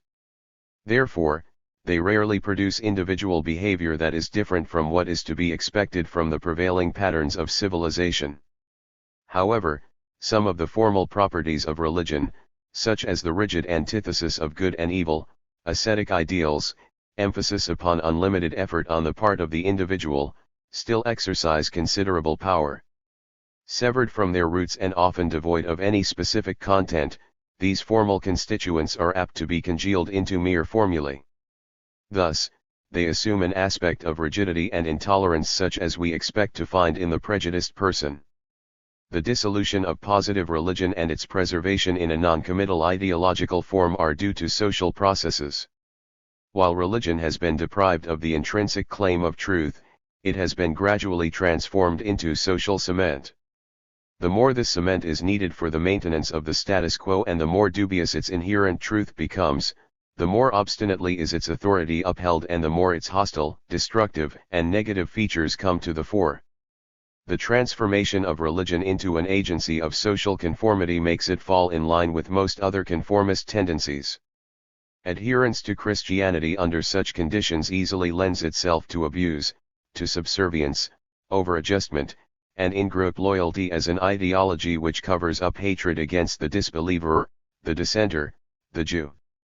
Belonging to a denomination assumes an air of aggressive fatality, similar to that of being born as a member of one particular nation.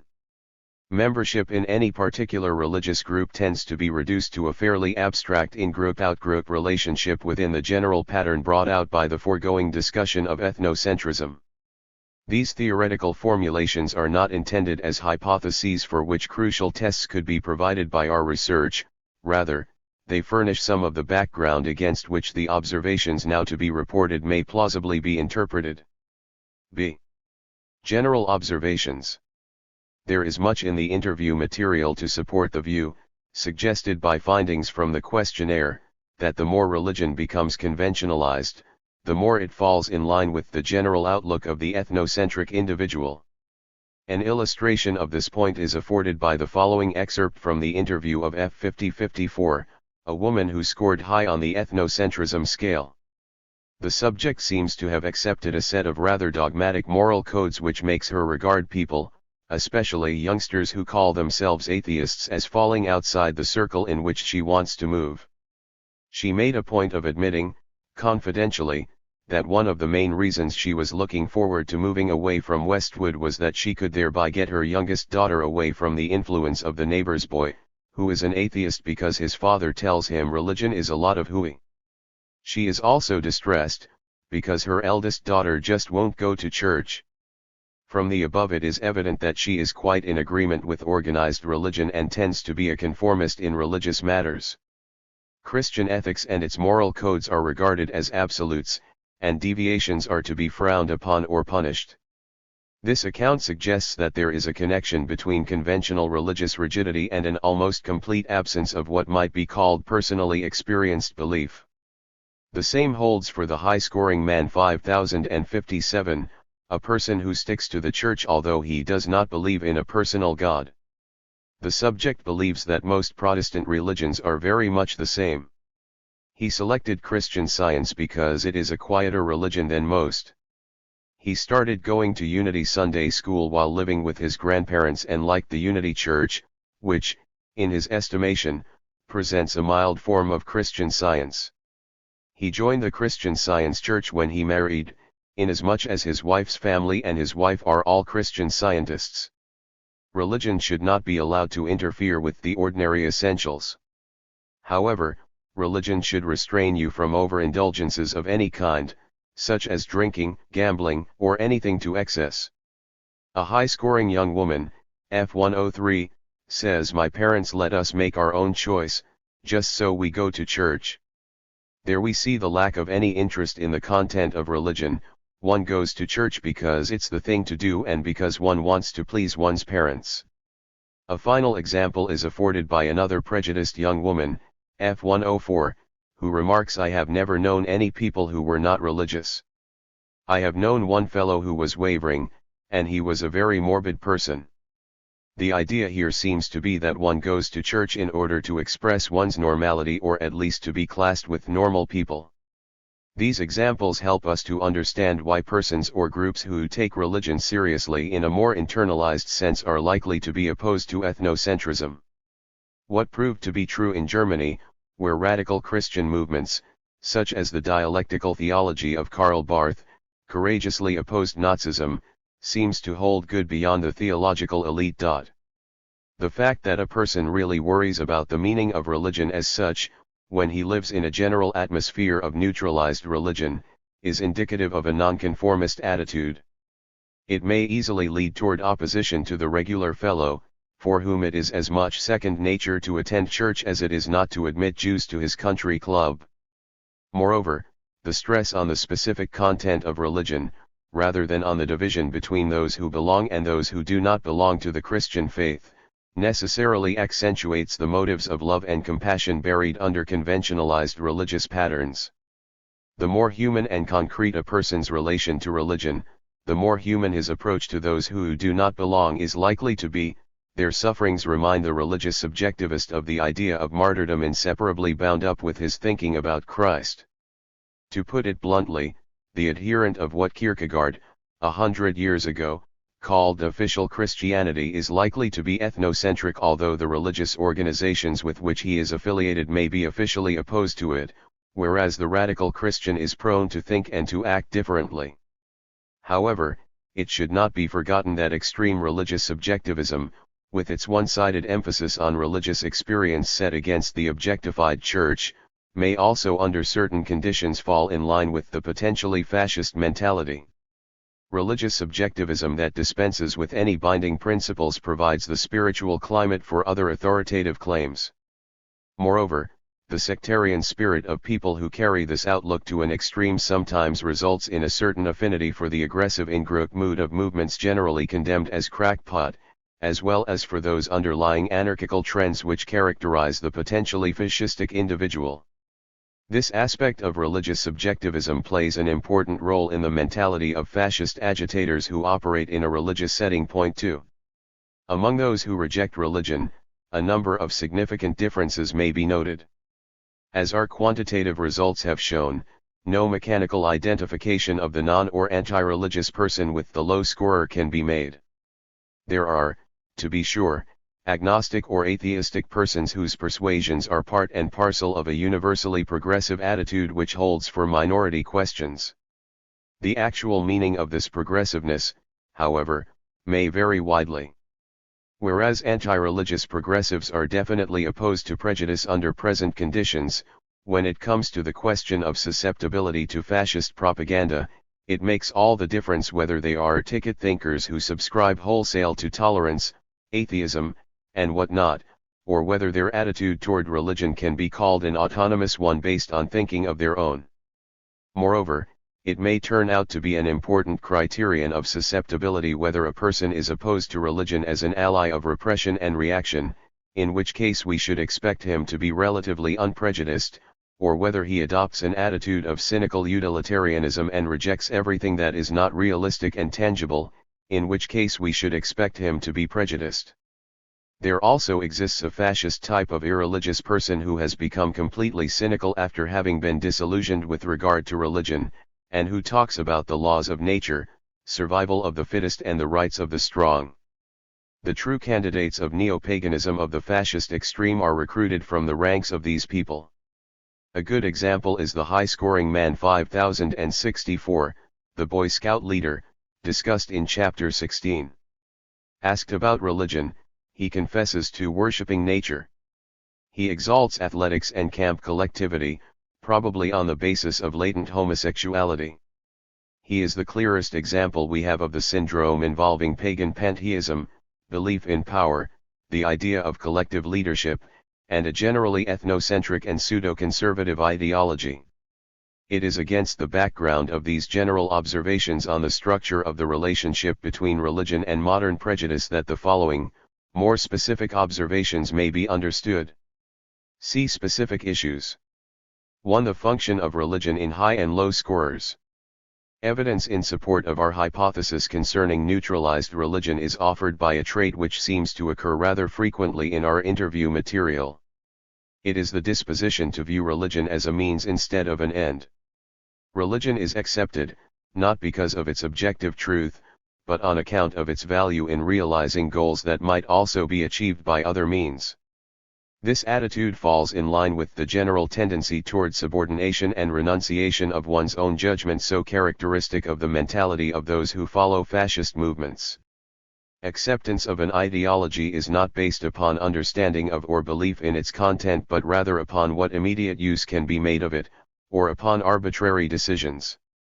Here lies one of the roots of the stubborn, conscious, and manipulative irrationalism of the Nazis, as it was summed up by Hitler's saying, "Man kann nur für eine Idee sterben, die man nicht versteht." One can die only for an idea which one does not understand. This is by its intrinsic logic tantamount to contempt for truth per se. One selects a Weltanschauung after the pattern of choosing a particularly well-advertised commodity, rather than for its real quality. This attitude, applied to religion, must necessarily produce ambivalence, for religion claims to express absolute truth. If it is accepted for some other reason alone, this claim is implicitly denied and thereby religion itself rejected, even while being accepted. Thus, rigid confirmation of religious values on account of their usefulness works against them by necessity. Subordination of religion to extrinsic aims is common in both high and low scorers. By itself, it does not appear to differentiate between them. It seems, however, that prejudiced and unprejudiced subjects do differ with respect to the kinds of goals that are emphasized and the ways in which religion is utilized in their service.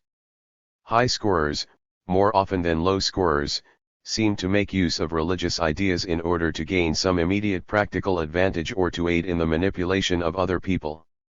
An example of the way in which formalized religion is adhered to as a means for maintaining social status and social relationships is afforded by the highly prejudiced young woman, F201, who is very frankly interested in a stable society in which class lines are clearly drawn. I was brought up in the Episcopalian Church through going to a school for girls. It's nice. My friends go. It's more of a philosophy than Christian Science. It raises your standards.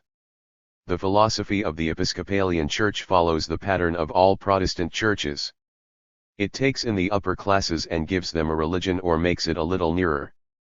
Ethnocentric subjects frequently think of religion as a practical aid in the mental hygiene of the individual.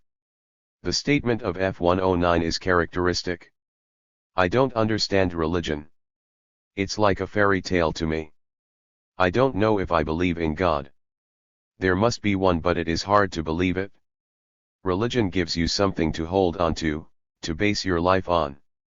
If religion only serves the need for something to hold on to, this need may also be served by anything which provides the individual with absolute authority, such as the fascist state. There is a strong probability that fascism played exactly the same role with German womanhood, which was formally exercised by their belief in positive religion. Psychologically, fascist hierarchies may function largely as secularizations and substitutes of ecclesiastical ones. It is not accidental that Nazism arose in southern Germany with its strong Roman Catholic tradition. M118, a moderately high scorer, shows clearly the element of arbitrariness in his religious belief, mixed up with pseudo-scientific statements which take the stamina out of this belief. I am willing to believe in the existence of a God. Something I can't explain anyway. Was it Darwin who said the world started with whirling gas? Well, who created that? Where did the start of it come from? That of course has little to do with church ritual. He has stated just before that the church is pretty important. There is no logical interconnection between this reasoning and the subject's adherence to positive Christianity. Consequently, the continuation of the passage reveals by its sophistry the aspect of insincerity in conventionalized religion which leads easily to malicious contempt for the values one officially subscribes to. M118 goes on to say, I believe in the power of prayer even if it's just in the satisfaction of the individual performing it. I don't know if there is any direct communication, but it helps the individual, so I'm for it. It's also a chance for introspection, to stop and look at yourself. 3.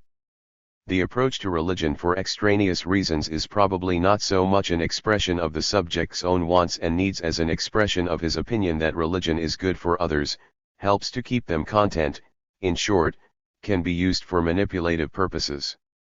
Recommending religion to others makes it easier for a person to be in favor of it without any actual identification with it. The cynicism of the Central European administrators of the 19th century who taught that religion is a good medicine for the masses, seems to have been to a certain extent democratized. Numerous members of the masses themselves proclaim that religion is good for the masses, whereas they make for themselves, as individuals, a kind of mental reservation. There is a strong similarity between these appreciations of religion and a trait which played a large role in Nazi Germany. There, innumerable persons exempted themselves privately from the ruling ideology and talked about they when discussing the party. The fascist-minded personality, it seems, can manage his life only by splitting his own ego into several agencies, some of which fall in line with the official doctrine, whilst others, heirs to the old superego, protect him from mental unbalance and allow him to maintain himself as an individual. Splits of this kind become manifest in the uncontrolled associations of uneducated and naive persons, such as the rather medium-scoring man M629, who is serving a life sentence in San Quentin prison. He makes the extraordinary statement, I believe, personally, I have a religion that hasn't been defined so far as I know in any books yet. I believe that religion has a value for people who believe in it. I think it's used as an escape mechanism by those who use it. The illogical way in which this man has made a sedative of religion can be accounted for without much psychological interpretation by the fact that he spent 19 months in condemned row. More sophisticated persons sometimes have to deal with the same conflict. An example is the moderately high woman, 5059, who rejects atheism because an atheistic funeral was so cold. She simply denies any contradictions between science and religion, calling the idea of a contradiction a malevolent invention, thus apparently projecting her own uneasiness about this conflict upon those who speak it out. This is similar to the mentality of the Nazi who puts the blame for social defects on the critique of our social order. It must now be pointed out that low scorers also often accept religion, not because of any intrinsic truth that it may hold for them, but because it may serve as a means for furthering human aims. An example of such practical religion is the following excerpt from the interview with a woman student of journalism, F126, who obtained extremely low scores on both the AS and the E scales. Family were moderate churchgoers. She rarely goes now.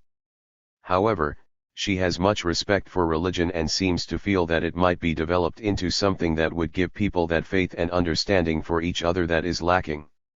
I don't know what else could give people something to hold onto, some purpose in life. They seem to need something to believe in. Some of us seem to have a love for people without that, but not very many. In one sense, this way of looking at religion has something in common with the externalized attitudes described above. However, it is our impression that when the practical approach to religion appears in the thinking of the low scorer, its content, or its context, can usually be distinguished from what is found in the thinking of the high scorer. Thus, although the young woman just quoted believes that religion is good for people, gives them something to hold onto, she seems to mean that they need it at least for a humane and ideal purpose, that is, so that they may have more understanding for each other, not simply in order to get along better or to function more efficiently. Low as well as high scorers are likely to consider that religion contributes to the mental hygiene of the individual, but whereas the high scorers characteristically indicate that it is good for other people because they are chronically weak, and possibly good for themselves in times of acute external stress, Foxhole religion. The low scorers are more likely to think of religion in internalized terms, as a means for reducing hatred, resolving inner conflicts, relieving anxiety, and the like. Practically never do we encounter a low scorer who conceives of religion primarily in terms of external practical utility as an aid to success, to status and power, or to a sense of being in accord with conventional values. 2. Belief in God, disbelief in immortality.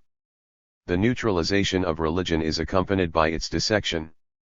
Just as emphasis on the practical uses of religion tends to sever religious truth from religious authority, so the specific contents of religion are continually submitted to a process of selection and adaptation.